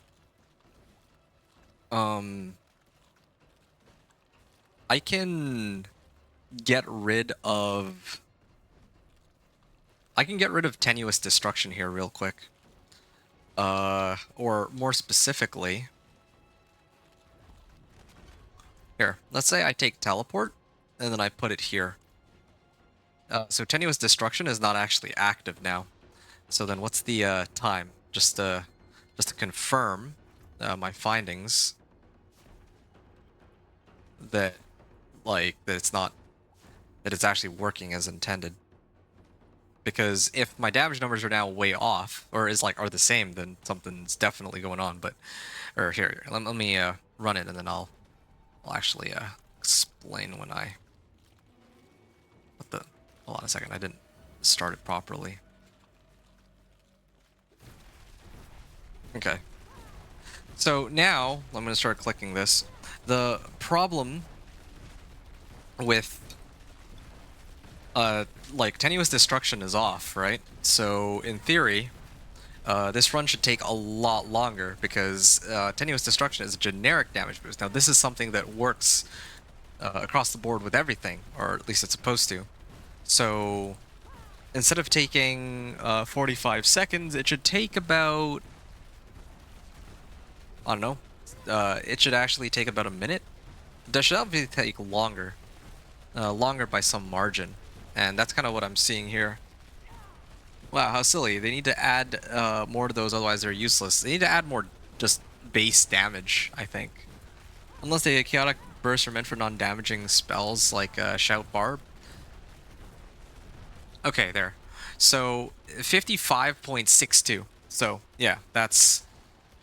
so now this is... Perks.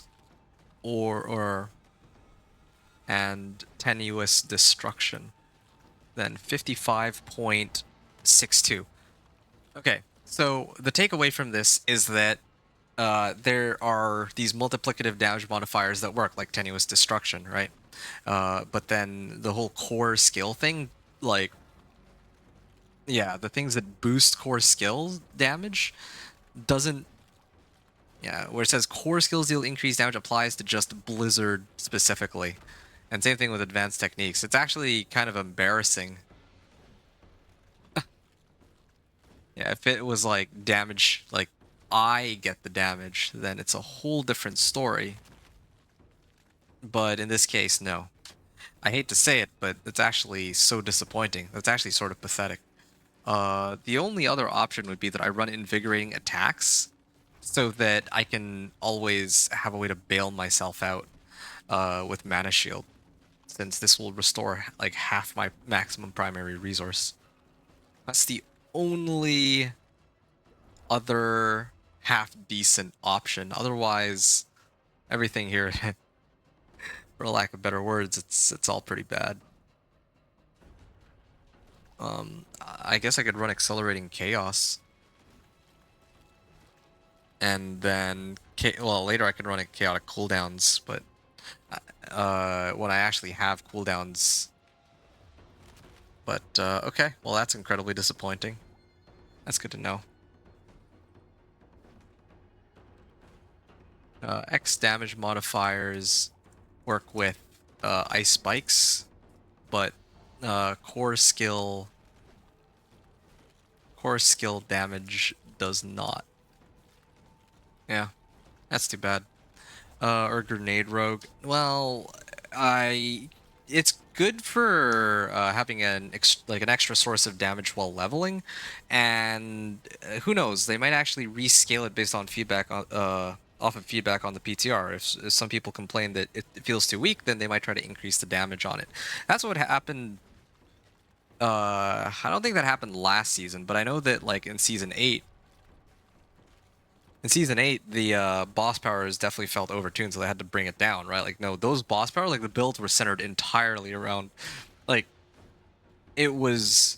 You're not actually playing your build; you're playing boss powers. I remember that season, my Dance of Knives was doing like 1% of the damage compared to my boss powers. But Tenuous Destruction is an all damage multiplier. The less all damage you have, the less effective that aspect is. Well, uh, sure. Well, either way, I was just checking that the X damage modifier works. I don't care for like, how much of an impact it has here.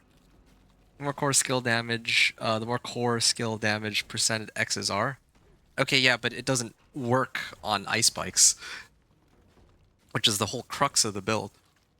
If it actually worked, right? Because this is a 100% boost by itself, and then this is also another 100% boost. So I should be doing a third of my damage without this. So it should take like 3 times as long. It should like should have been there for at least a minute and a half, but I wasn't, and so yeah, it just leads me to assume that yeah, it's slightly faster because it still does boost the damage on Blizzard itself, just not on the ice spikes. If it boosted the ice spike damage by 200%, or like 100% multiplicative and then 100% multiplicative, that would be like quadruple the damage because you're like doubling it and you're doubling it again from these two chaos perks. So yeah, that's kind of crazy. Okay, well, that was a very important lesson to learn, but let me finish what I started. And yeah, it's time for me to finish what I started. 216. I have... Yeah, I don't know if that 100% X isn't working for Blizzard. Well, I mean, it should. Blizzard itself is a core skill. Now, that much I can understand, but it's the ice spikes that I guess don't really benefit from... Well, that don't benefit. Okay, right. I remember. I had all these boss mats I was supposed to do something about.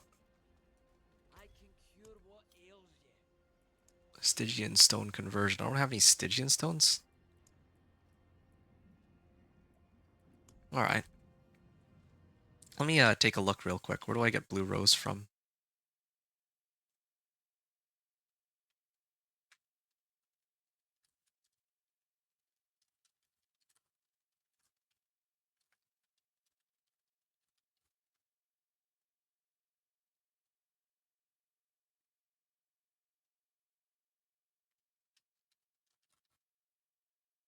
Harbinger of Hatred. Wait, that's it? I can only get it from Harbinger of Hatred? Oh no, it was been removed. So...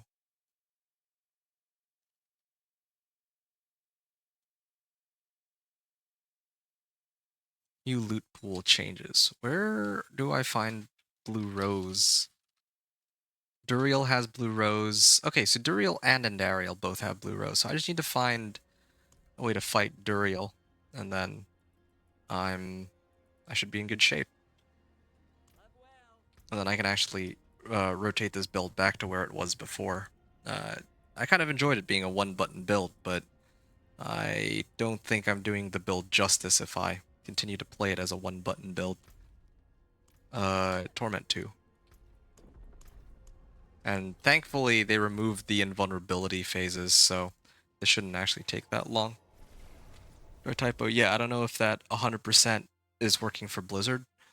Why wouldn't the 100% X work for Blizzard? Because it's a core skill, right? So it should benefit from it. It's just that Blizzard itself does so little damage in comparison to the ice spikes that, yeah, it shouldn't be all that surprising that it has pretty minimal effect. Yeah, in this case. Oh, shoot. It should be this one that I have. There. Oh, let's go this way. Yeah, again, I don't mind he gets a barrier as long as he doesn't just go invulnerable out of the blue. I think that it's been like that for a lot of people too. Like, a lot of others were pretty hyped on the forums about it, and honestly, yeah, this is a much better approach. Prismatic Augments, at least in my opinion. Not everyone's going to agree with that, but hey, raiment. But, yeah, kind of Lucian is better.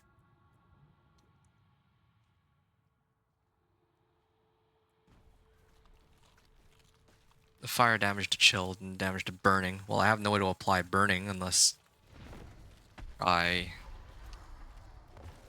Well, it doesn't even matter. I don't have enough item slots to worry about that sort of thing anyway. Well, it would have been... It would... If you had a bunch of core skill damage percent across for your build for it to multiply. Maybe, yeah. Maybe I need like a lot more core skill damage, but yeah, in this case, nah, probably not. Okay.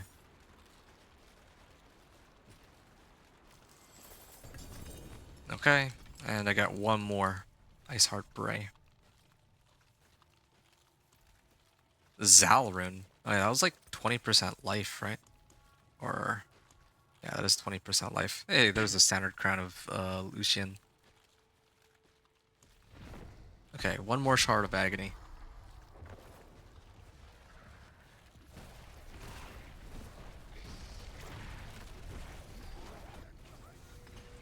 I have to go fight Varshan a whole bunch after this.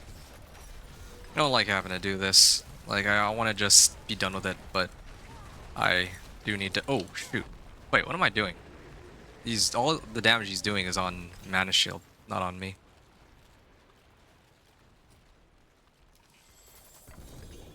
There. That's it.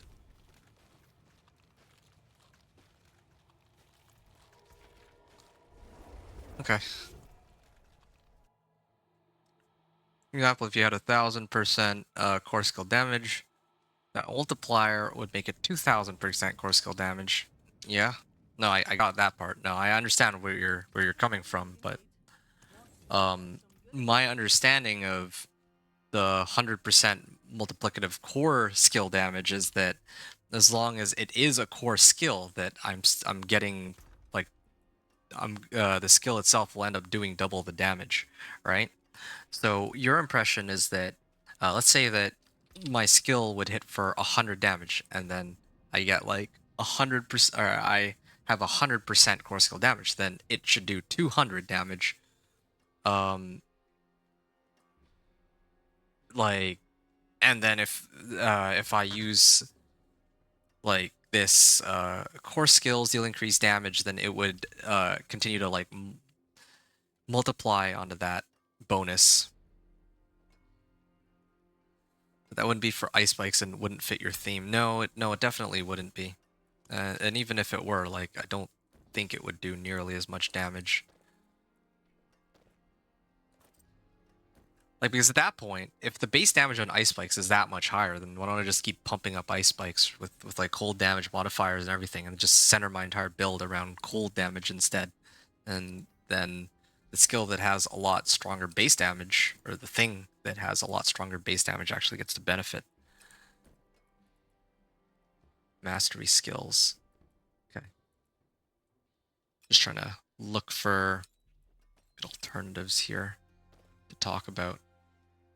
I mean, you're better off with an all damage multiplier instead of that to boost ice spikes damage. Well, here's what I've got.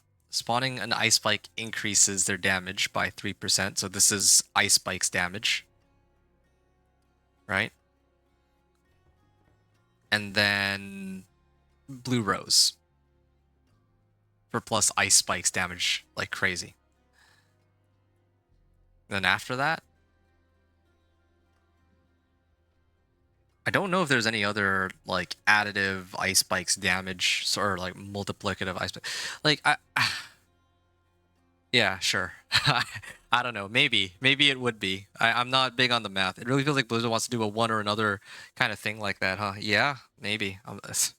I have a build that I think it'll work for clearing T4. As to whether or not it's like the way to actually maximize the damage is a whole different story, but I'm not here to really check that right now. So this is for... This is probably going to be like boots that I would have used if I didn't have these double GA boots. This is an alternative for my chest armor. This one I don't care about. This one I don't care about either. And then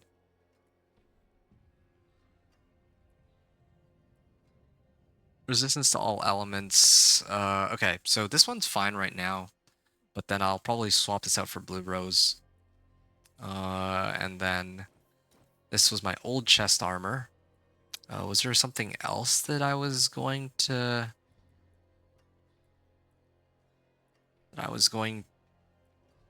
like... Oh yeah, raiment. Yeah, that was the one I was gonna mention. That, hey, these are my chest armors. The different chest armors that I had available to me. Oh, maybe not this one. Why do I have this? This is sort of pointless.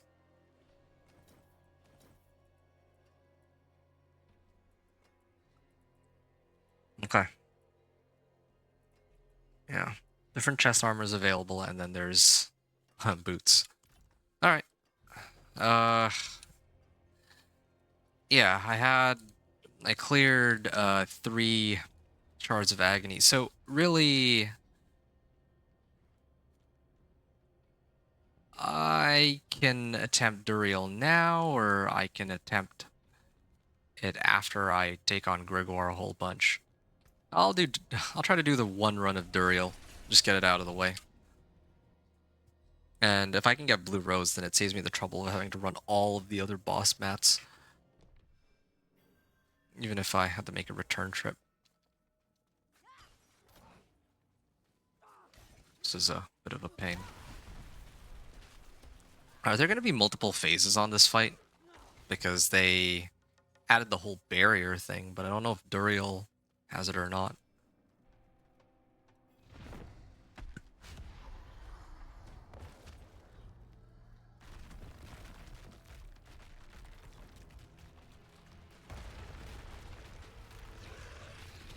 Okay, well, my mana shield tanked that like a champ. I actually don't even know. Oh, what can even... Is that an execute? No. Oh, shoot.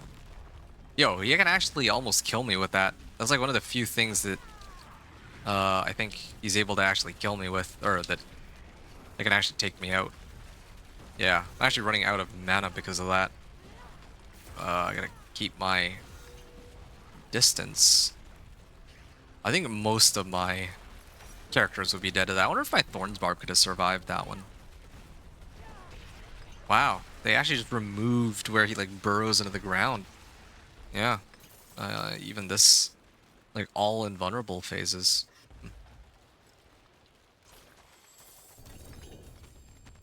Watt rune. Yeah, definitely. Watt. I could run Godslayer Crown. Deal increased damage to them for 3 seconds. Yeah, that'd actually be better than my current one, wouldn't it? Because do I really need this much shadow resistance, for example? Well, I want people to be able to follow along too, though, to some degree. I think one item is enough. Yeah, whoa, yeah, no, for sure. But yeah, still no blue rose, so I guess there's no choice. I gotta go Grigor. It's annoying, but I guess it has to be done.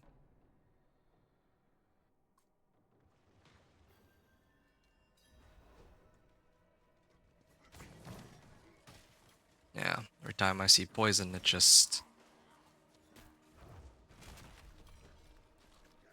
It feels so weird seeing it like go down so quickly.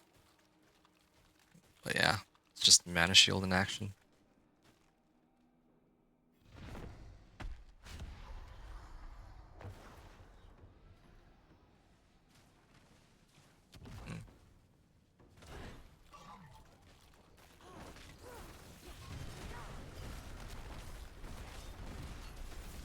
And he's gonna get his shield.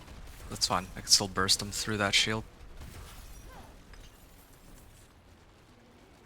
Yeah, this feels like such a formality though, like what I'm doing here. Might be kind of overkill.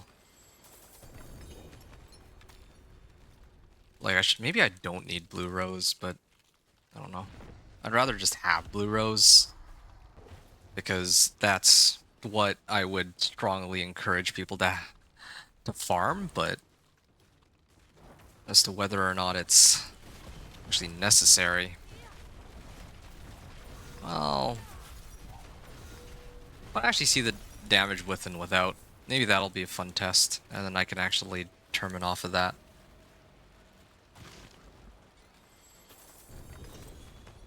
No Belial? This is a first.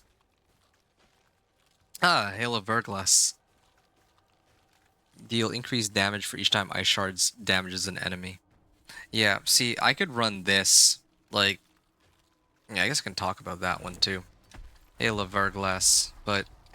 I don't know how to, like, how somebody would trigger that.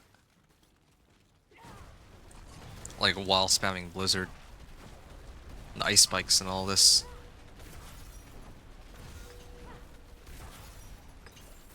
Okay.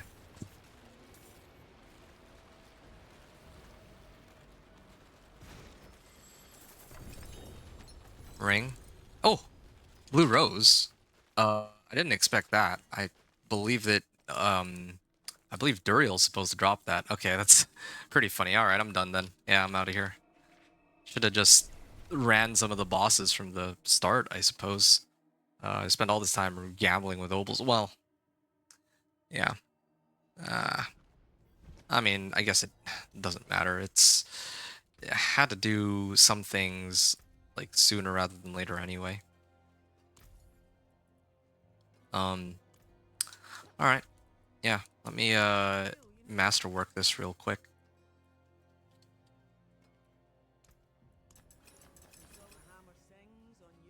And what did I roll? Cold damage. Ah, this. Ideally, I would want chance for ice spikes to explode twice. But that's what I end up with. There's also like a resource cost reduction that I had on this old ring, but now that I have Mana Shield, I actually don't need it at all anymore. So.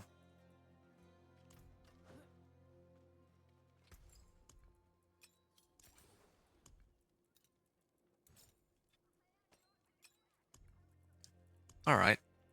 I don't think I've adjusted anything else in my build, so I can go back into the dummy and test again. Let's Torment too.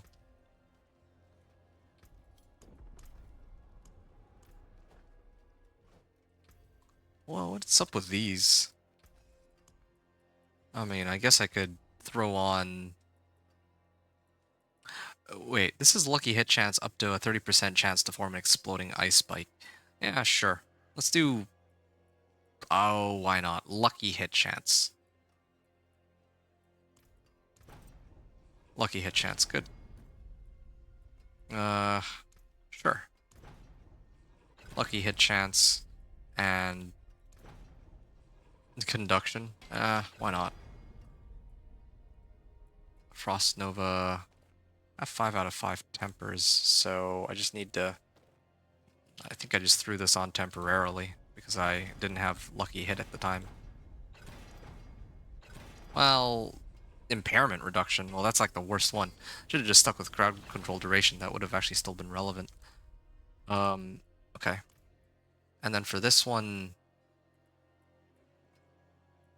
utility, defensive. Oh yeah, and I got rid of the I got rid of it. I got rid of tenuous destruction, so now I have to switch it up.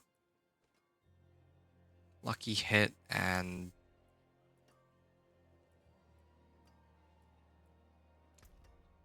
Where's my total armor? I guess I could throw on Juggernauts somewhere. Just be done with it.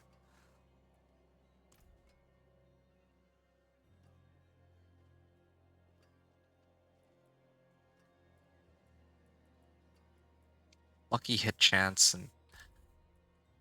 whatever. Let's do the usual. Frost finesse. Cold damage. And then...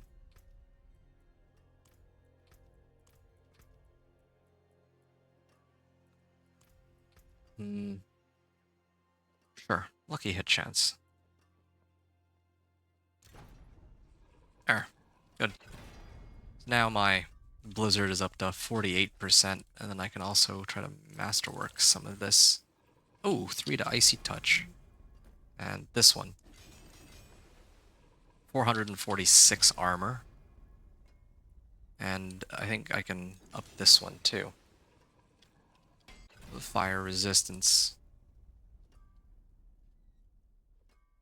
Poison resistance. I'm gonna have to figure something out for poison resistance after, maybe. But for now, I guess this is fine. Use it well.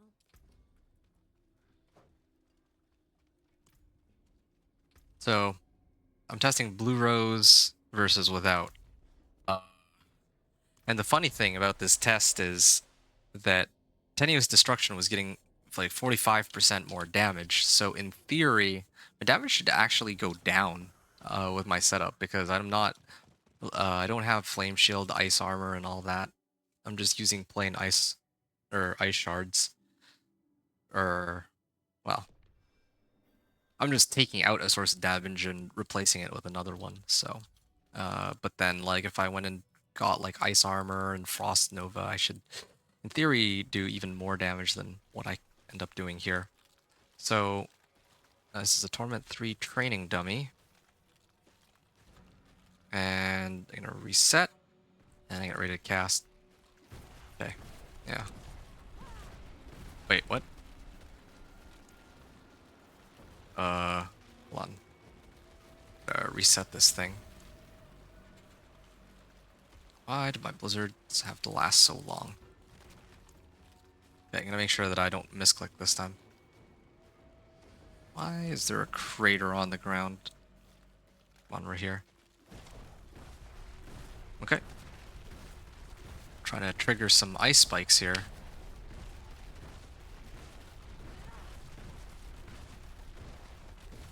Well, I feel like it's the staggers occurring more quickly, but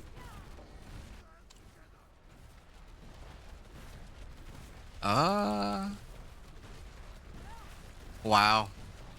Yeah, well, can't top that.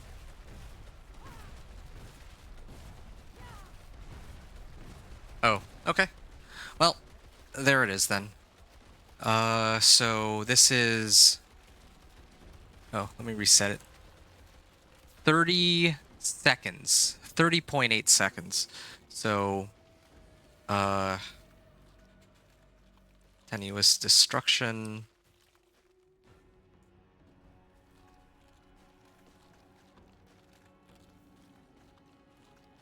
With Blue Rose, 30.80 seconds.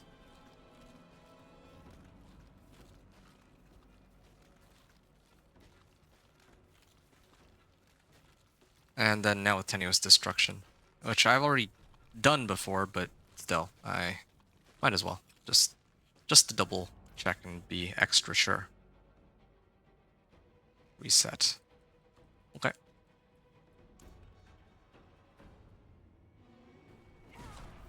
Yeah, so in theory, the damage output should, or the amount of time this takes should be roughly about 40 seconds. Yeah, it should be about 40 seconds. Because this is what I had from last time.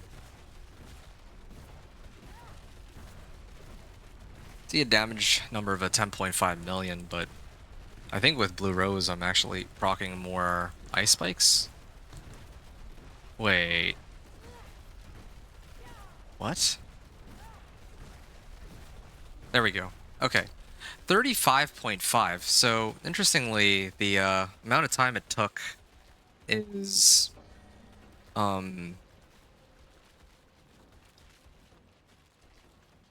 The last time I did this, I got times of 39.39 and 41.21. Now I'm getting 35.5, so that's a little weird. But I'll do another test just to be sure. And then after this, I'm gonna try with my Blue Rose one more time. And then I think that I'm gonna start pushing for the finale because I've done enough testing. I found out what I needed to. These core skill, whatever they're called, chaos perks aren't really doing it.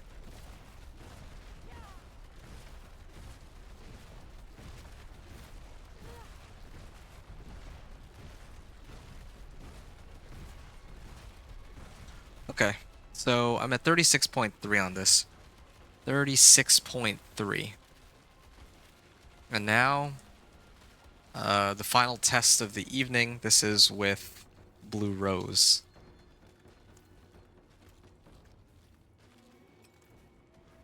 Instead of Tenuous Destruction. Like, it's kind of crazy because this is just the base damage of Blue Rose on Blizzard. If I throw on, like, Ice Armor and Frost Nova, I do even more damage, right? So, that's kind of the point of this. Okay.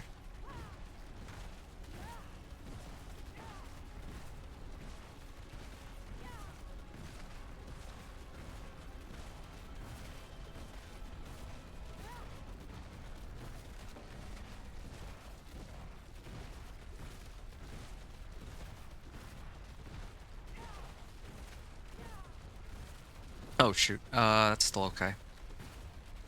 I actually pressed the wrong button, but that's fine. 30.22. Okay, so yeah, I think I have my answer. Like, Blue Rose is better by a significant margin because now I can like readjust my skills and pick this back up again, pick this back up again. I definitely keep Frozen Orb.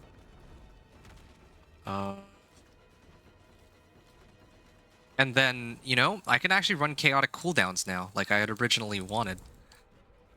Who needs to generate 5 mana? It's actually quite useless, I think, when I have like over 9,000.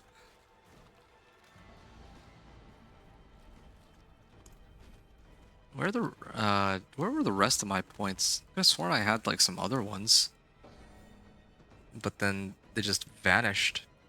Is it this maybe?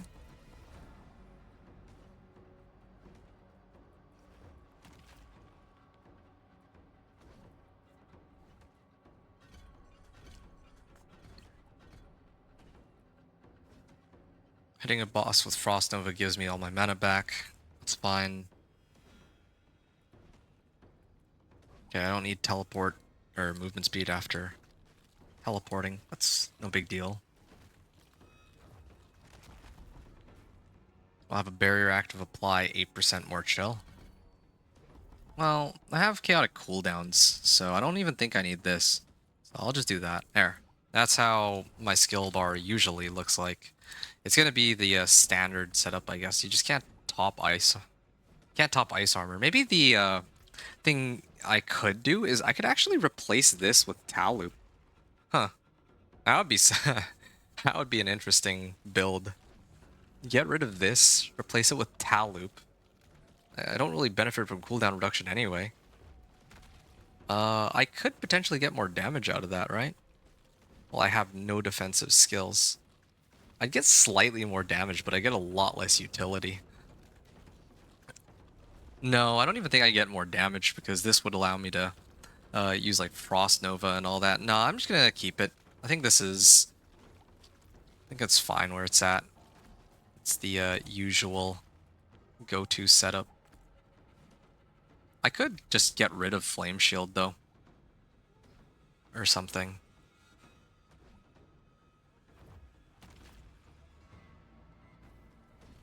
Alright. Yeah, this is gonna be my final setup then. Well, ice armor is active. Yeah.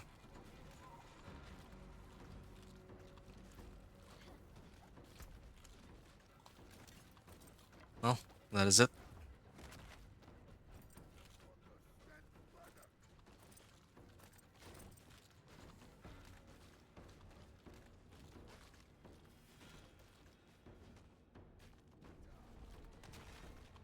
Tenuous destruction, raiment. I think it would be in that order if I had to talk about them in some way, shape, or form. Okay. Back to Karagar. Hey, Hiba, what an interesting name. We'll be doing the Sorcerer Grind tomorrow. Really can't wait. Nice. On where exactly? Like Season 9, you mean? I mean, it would have to be Season 9, since the PTR is ending, like, in like an hour and a half. That's why I'm rushing to get this done. I'm like so tired. Well, okay, I think at this, yeah, I'm like so tired right now, but I'm just trying to finish this. Chaotic cooldowns. Okay, yeah, that was what I was gonna do. Run chaotic. Wait, advanced techniques, power siphon, and then chaotic cooldowns. So it's not like I'm running any cooldown reduction anyway, aside from Tal Loop. So now when I activate like Frost Nova and the likes, it should be easier to like get them back again, unless I get unlucky with the roll. And at least I have all my other... Yeah, there. That's the Blizzard Sorcerer I remember.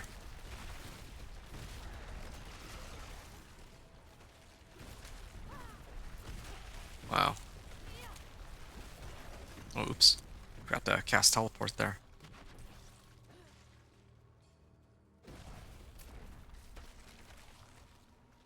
I'm excited too. Nice.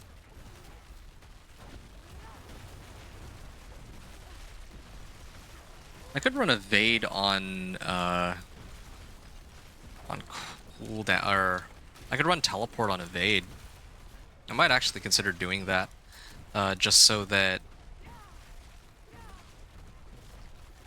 it's easier for me to keep up my well, my Tal loop. But then again, that shouldn't really be much of a problem either because of chaotic cooldowns. Yeah, like it's on like this time it was on like a 7-second cooldown. Not even just looking at this right now, the damage. Yes, sir. I don't know when Season 10 starts. Currently on my half-hour break at work at the moment. Oh, got it. So what do you plan to run then in Season 9? That's cool. It's nice to see that there's still people, like I was telling people this earlier, that apparently on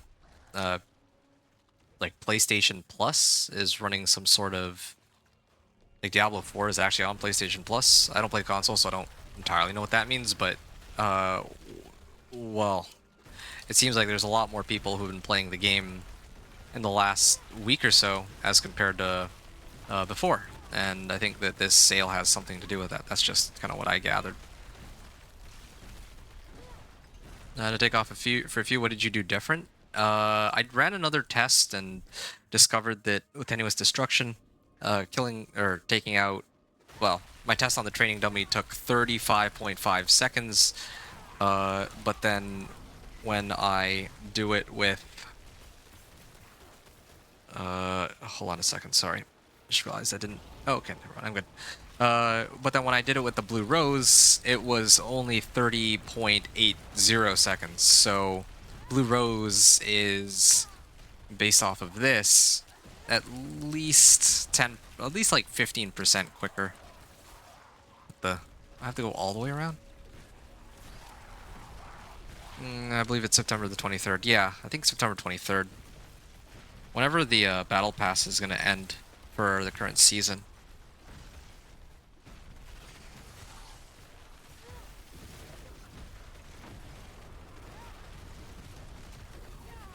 Wait, I should have used Deep Freeze.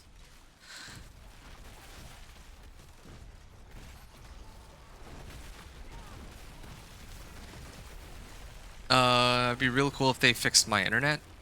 That's rough that it's still... I mean, they're still out of commission? Wow.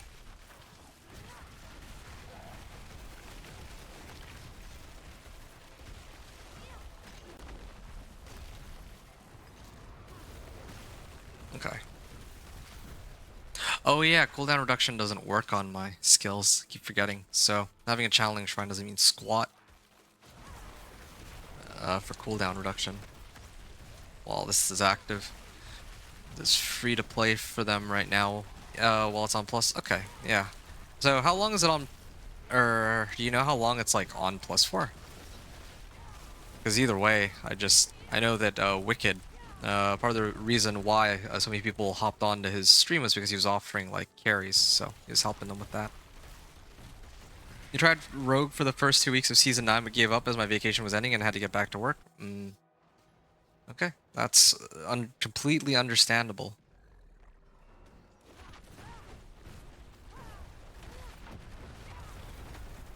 Yeah, here's my damage. Oh, I didn't even get to... Okay, sure. Whatever. I was gonna follow it up with a Deep Freeze, but no, didn't even get to launch that at him.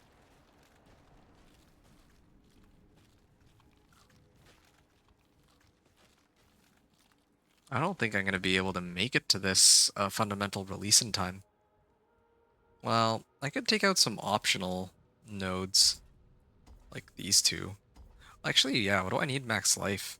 Max life is actually pointless.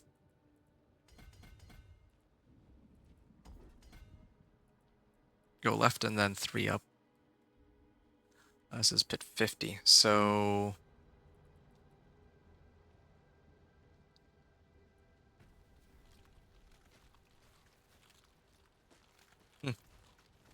I'm gonna...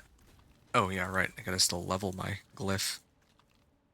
My ice spikes deal increased damage. Deal crit damage. No idea, never owned a PlayStation. I see. So you just know about it. Yeah. Because, well, I mean, you were helping other people out, so of course you would know about it.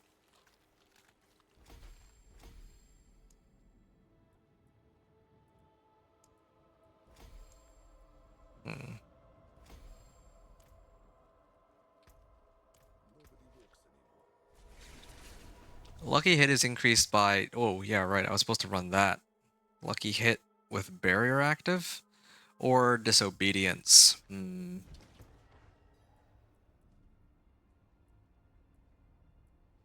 Like, I could take less damage from CC'd or vulnerable, but no, I think...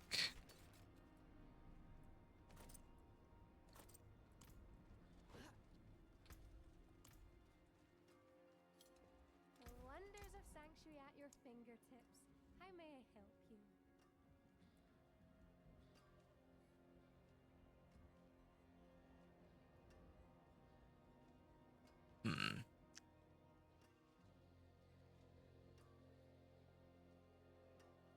Well, whatever. Oh, any tips for Sorcerer currently around level 10 and maybe 12? Well, depends. Which Sorcerer build do you want to make? Depending on that, I could maybe better tailor like my... And like, what's your goal? As a Sorcerer before Paragon, Barrier is your best friend until he can scale better defenses. So... Like, some general tips from... these guys actually are tougher to kill. But some general tips that I would give when I level from Torment, or from like level 1 to 60, usually the fastest way for me is by doing the My fastest leveling is usually by doing the Vessel of Hatred campaign. Always gotta point that out first. You said thank you very much. Gotta get back to work. Enjoy the massive grind. Oh yeah. When I finished, you and chat have a good night. Yeah, you too. You're happy on getting T4 for once? Okay. Yeah. That's. I wish you had more time to like stick around just for like a couple more minutes. Yeah, we could. I could have like given you a bit of a discussion. Okay, hold on. Why not like? I have if you check my YouTube channel, I have a few like build guides for sorcerers. Why don't you try starting there? Like I have one for Incinerate, I have one for uh like in season 9 I think I did one for Blizzard. Why don't you go check that out and then maybe you can pick up a few tricks from there. Because yeah, I'd love to sit and chat and kind of guide you through how I think you should build your sorcerer, maybe, or like what different advice that I might have for you. But yeah, I mean, if you gotta go, you have to go. So I'll wait up a bit, or I'll have to leave you to that. BRN, you said for offenses, think in terms of either making a lucky hit build, a skill damage build, or a type damage build. You can make every skill into those 3 camps. Yeah. Wait. Type damage? Oh. Oh, I see what you mean. Yeah, because I was gonna say, like, thorns. Is that, like, which category does that fall under? I guess type. Sure, it's great builds. So take a look. Well, I appreciate it. Definitely check the channel out. Okay, see you soon. Hib.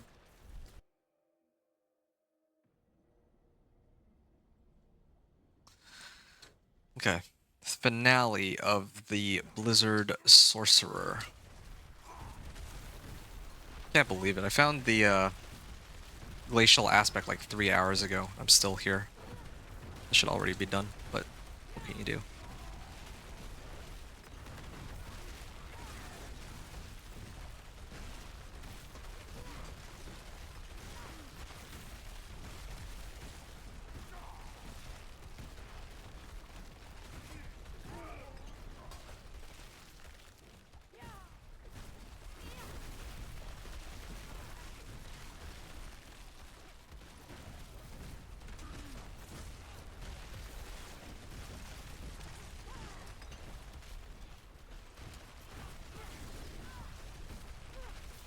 Okay.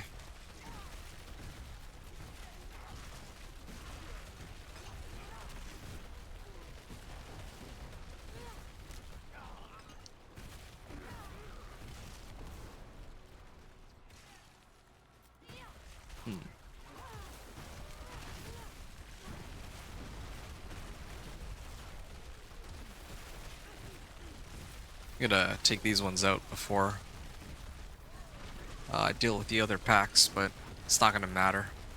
I'm just too Blizzard, and the ice bike's just too strong. Yes, sir, consider thorns a type damage build if your main damage is coming from a stat like poison or sparking, etc., etc. Okay. I see where you're coming from with all this.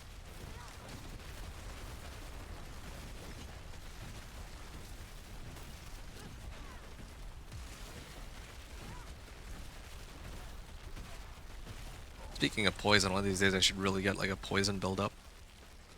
Just didn't get around to that yet.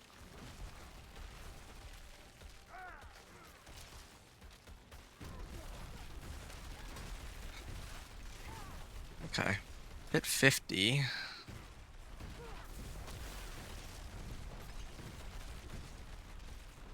I'm just a wee bit short on damage, I think.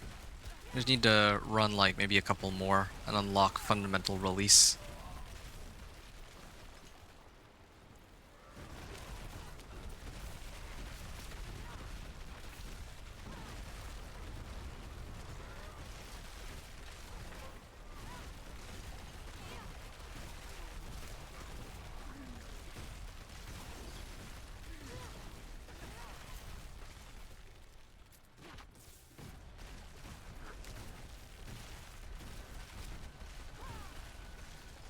Okay.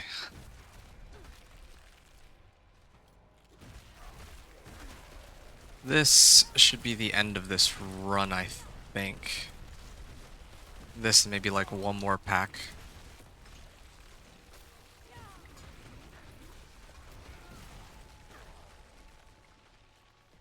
I'll come back for him soon. I just wanted to pick this up first.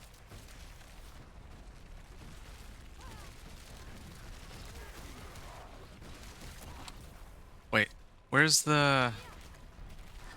I figured that that would be enough to spawn the boss, but again, like, it's so inconsistent in how it does these sorts of things. Oh, there you go.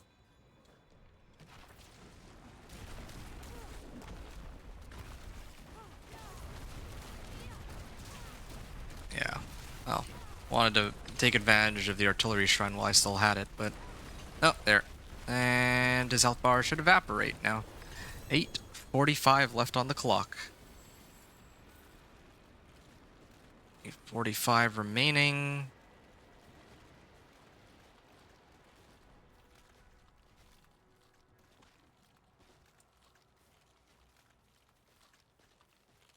Blue rose.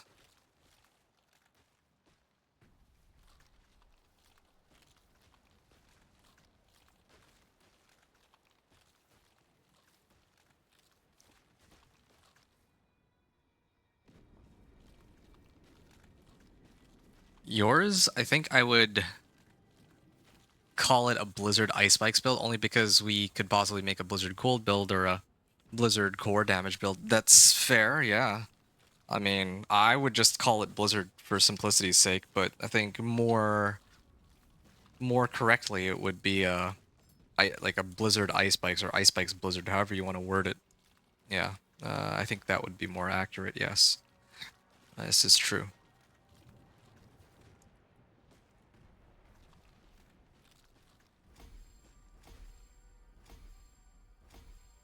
Yeah, because the majority of my damage is coming from Ice Spikes, but I don't really have any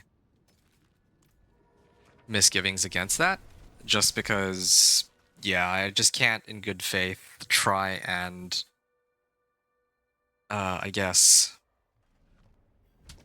like, push people away from Ice Spikes. It just doesn't make sense. Like, you're losing out on so much power for no real good reason. Okay, so this is just about where I can take on Pit 55, I think. It says crowd controlled or vulnerable.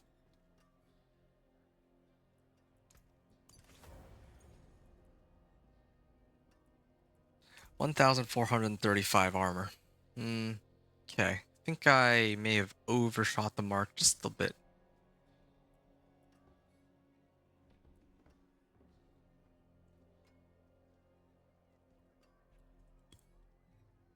What's my shadow resistance? Okay, my shadow resistance is way too high. So I think I'll replace that with my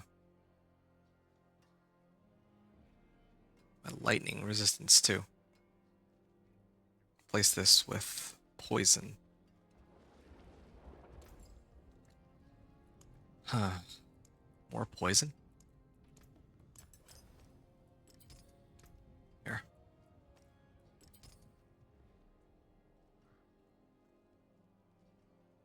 Okay, so it's just cold resistance now. Cold resistance is the only one that ideally I would get a temper for.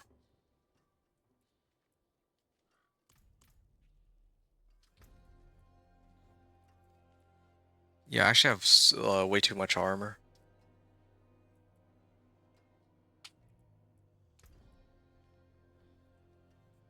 Lightning resistance. This one is lightning resistance. By how much am I? Oh, okay. Not as high as I thought it would go.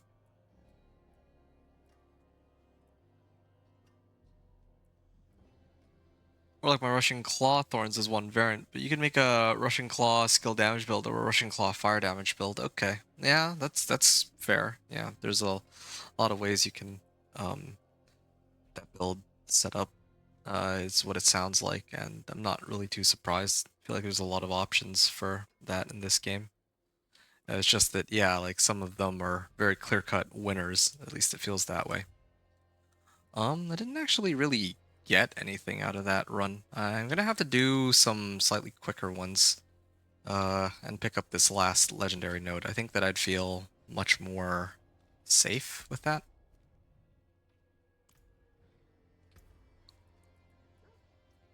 Pit 39.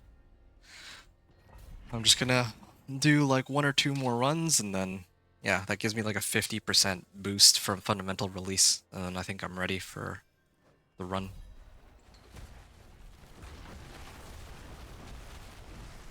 Okay, yeah, this is way too much armor. I may have to just settle for getting DR, but I mean, overcapped resistances is still better than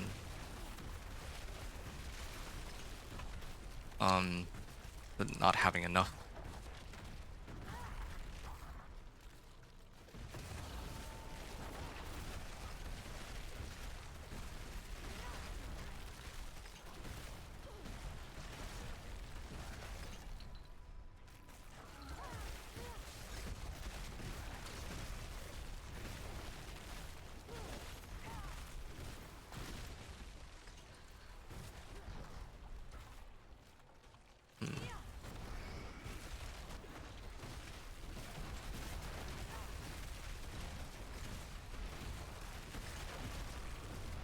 And alright. Keep going.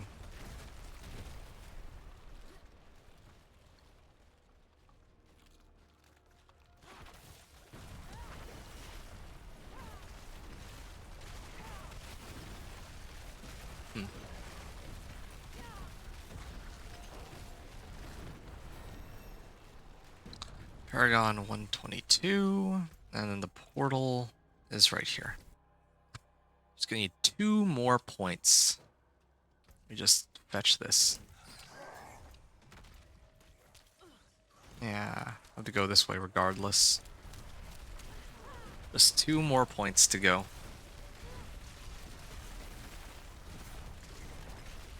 You know, I've never actually tried running strongholds in Torment. I wonder if you can actually get ancestral gear from them. I imagine you could, because I guess they would follow similar drop like rules for item drops as compared to other activities, but still.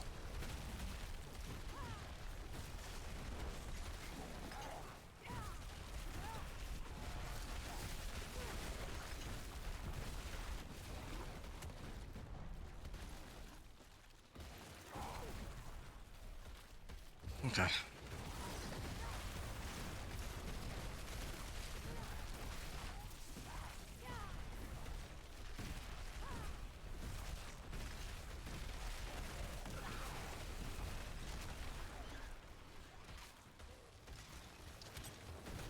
All right.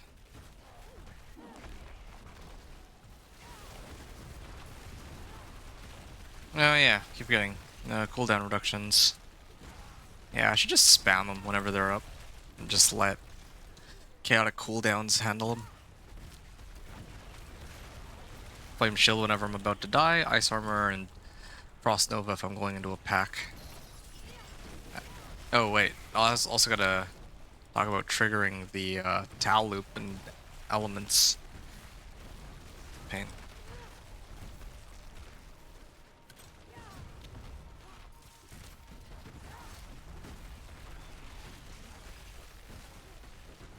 Okay.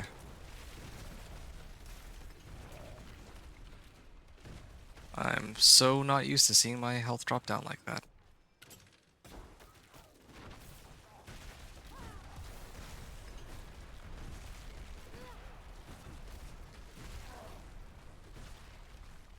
Okay, let's finish this up. I'm almost done. Oh.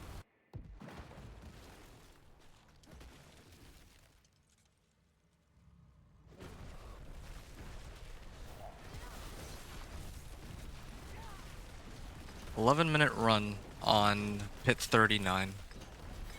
There.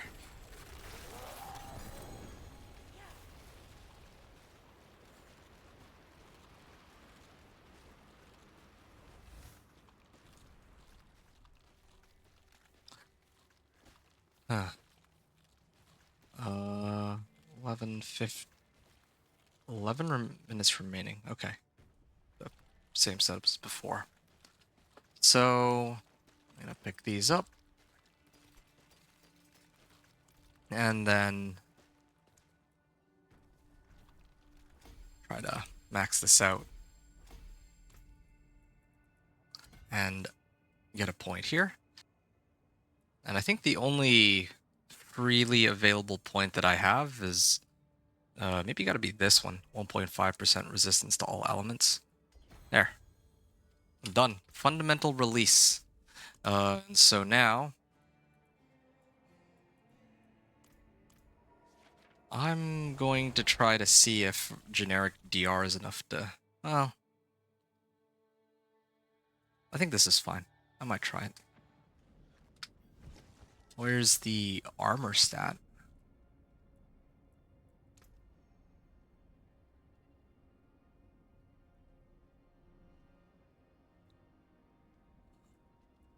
Or, because one of these has total armor. Yeah, maybe I'll do the pants. Get rid of total armor and scrap them for something else.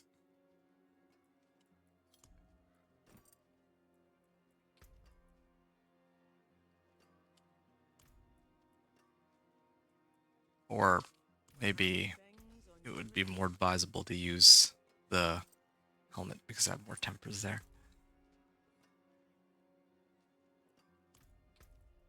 It's this one. Oh, maybe a little too much fire resistance. Please no poison. Cold? Yeah. Yeah, that's perfect, actually. That's exactly what I wanted. Okay, cool.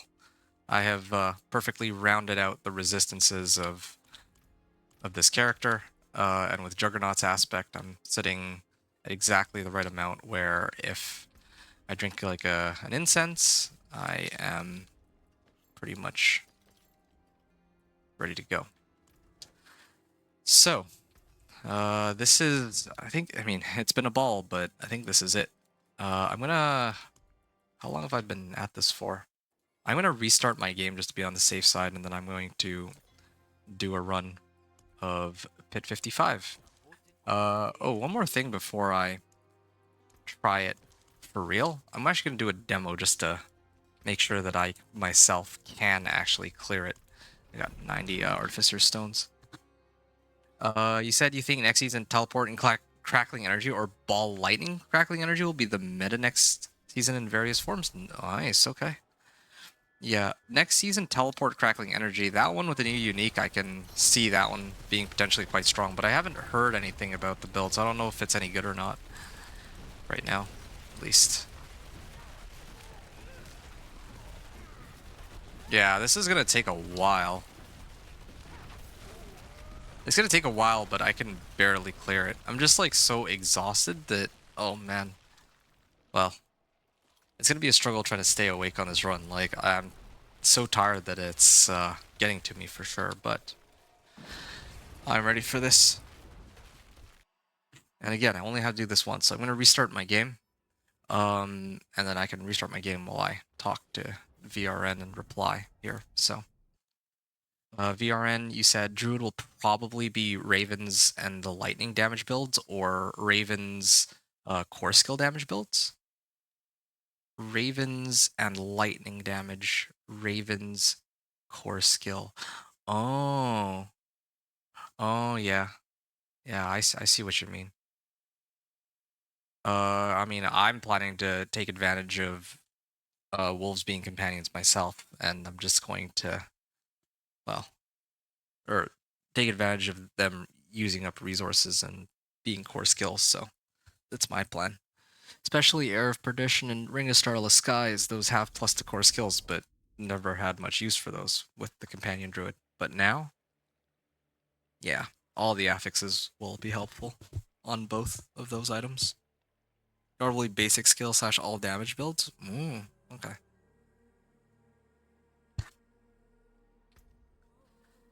Okay, so yeah, hope that you've all enjoyed hanging out until now. I'm gonna get in game here, and I'm just gonna mute myself while I record the gameplay of myself doing the Pit 55 clears. So yeah, I guess that's it then. So hope you've all enjoyed the run up until now. Thanks for watching, and I'll see you all on the other side.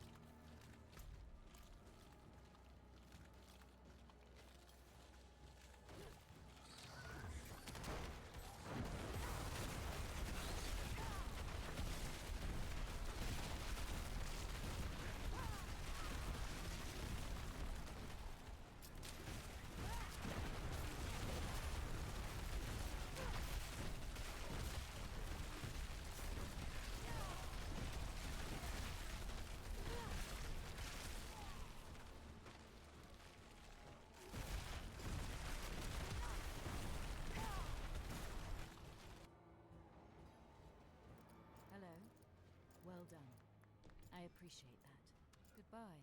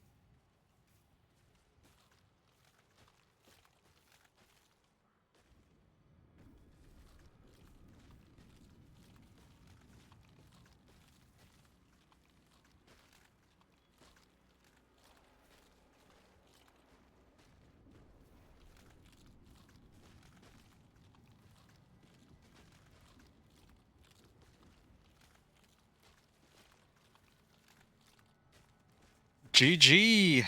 That's it. Ah, it's done. I can't believe it. It's finally finished. Okay.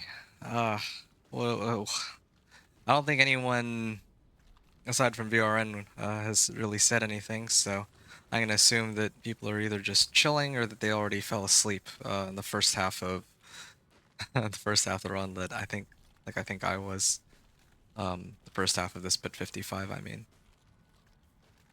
but yeah, thanks for sticking around and watching and for the support, VRN. It was great discussions today for sure. Um, thanks for crunching the math on some of these. Yeah, and I see that you listed a couple possibilities for what people are going to end up running. So Barb will be basic skill slash all damage build. Okay, Rogue will probably be the rain of arrows slash core skill damage build, or death trap fill in the blank builds. Right, I see what you mean. And then it's like hybrid setups. And then SB will have a lot of viable builds. Well, yeah, I mean that's one of the things that's really cool about Spiritborn. They always like all of their skills have like see some play. Like you could probably do any sort of character and then try to like make a guide for it, and it'd probably look at least a little different from other people's, I think. At least for progressing up to like Torment 4. And that's because it's not like Sorcerer where, for example, like no one would use charge bolts or something. No, I would never. Yeah. Uh yeah. I'm just okay, so yeah, maybe we can talk more about that next time. But yeah, season 10 shaping up to look kind of interesting. I mean, they're probably going to nerf a few or tweak a few things here and there, but so far, yeah, it's looking like there's kind of a shift up in which builds are being played for the meta. I don't see as many people using poison petals. I wonder if that got a nerf or something. But companions at least are going to be like eating well next season. So that's definitely something to pay attention to. Anyway, I can finally give my oh yeah, let me just pick these up and upgrade. But yeah, so I just want to give my final thoughts regarding this character and, well, how the run went from level 1 to Torment's, basically from Torment 1 to Torment 4. And then maybe like how I feel about the season as a whole. So I think that this character, it feels pretty good to play, but it's just annoying having to get the one aspect. Like, the entire run was contingent on this one aspect, and that's like every time I play Blizzard Sorcerer. And if you get it, then, especially early on, then you're gonna have a very easy time. If you don't get it, like in this run, then it can take a very long while. And when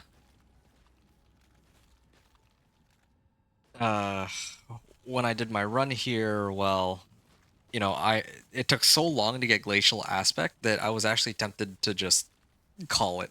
Like, I was actually going to give up, but it just so happened that just as I gave up, I just ran one more whisper, and then out it popped, right? Like 5 or so hours into the run, which is a little ridiculous. Like, if I'd gotten it from the very beginning, then yeah, it would have been much faster, much faster doing the pit and all that. So yeah, that's this main weakness of the build. But I think some of the strengths are that it does hit pretty hard in contrast to the Dance of Nizrogue that I just played yesterday, and it can function without having uniques for the most part, or at least without having a lot of uniques.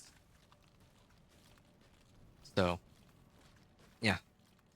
Um,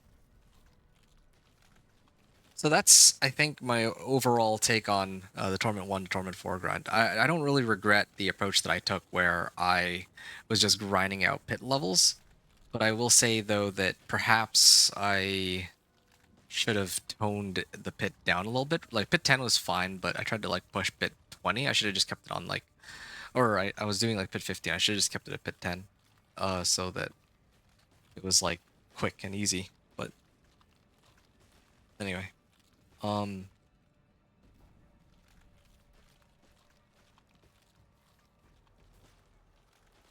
So, what else can I say about all this? In terms of my gear was pretty solid. I had a bunch of Ancestrals and a couple of 750s, and that was enough to get me through it all. As usual, got to get the uniques. The Chaos unique, Crown of Illusion, also helped. It gave quite a bit of damage. I ran it just because I thought it would be fun to mess around with it. But if I didn't get Crown of Illusion, then I could have used, say, Snow Guards for more DR or Raiment. So that was those were options too. I would have had a lot less damage, and I would have had to find my damage somewhere else, like via Paragon boards or whatever, but it was still a very big help. I don't remember why I found this, but yeah, I understand that not everyone's going to have access to these mythic uniques during the season, but I'm going with what I have. You got to get some, or be sure to get some sleep. Yeah, I will, VRN. Thank you for all your hard work. You're very welcome. Thank you very much for watching and supporting the channel. Otherwise, I wouldn't really be doing this, and this applies to everybody who's watching right now. And then the last thing I wanted to cover was kind of my overall thoughts for the season. These Chaos uniques are really cool. I really like that I get to take some of these uniques and put them in other slots on my build and shuffle things around to actually incorporate other uniques or aspects in slots I would want them to be in. But that's like unlocked so much later into Torment, and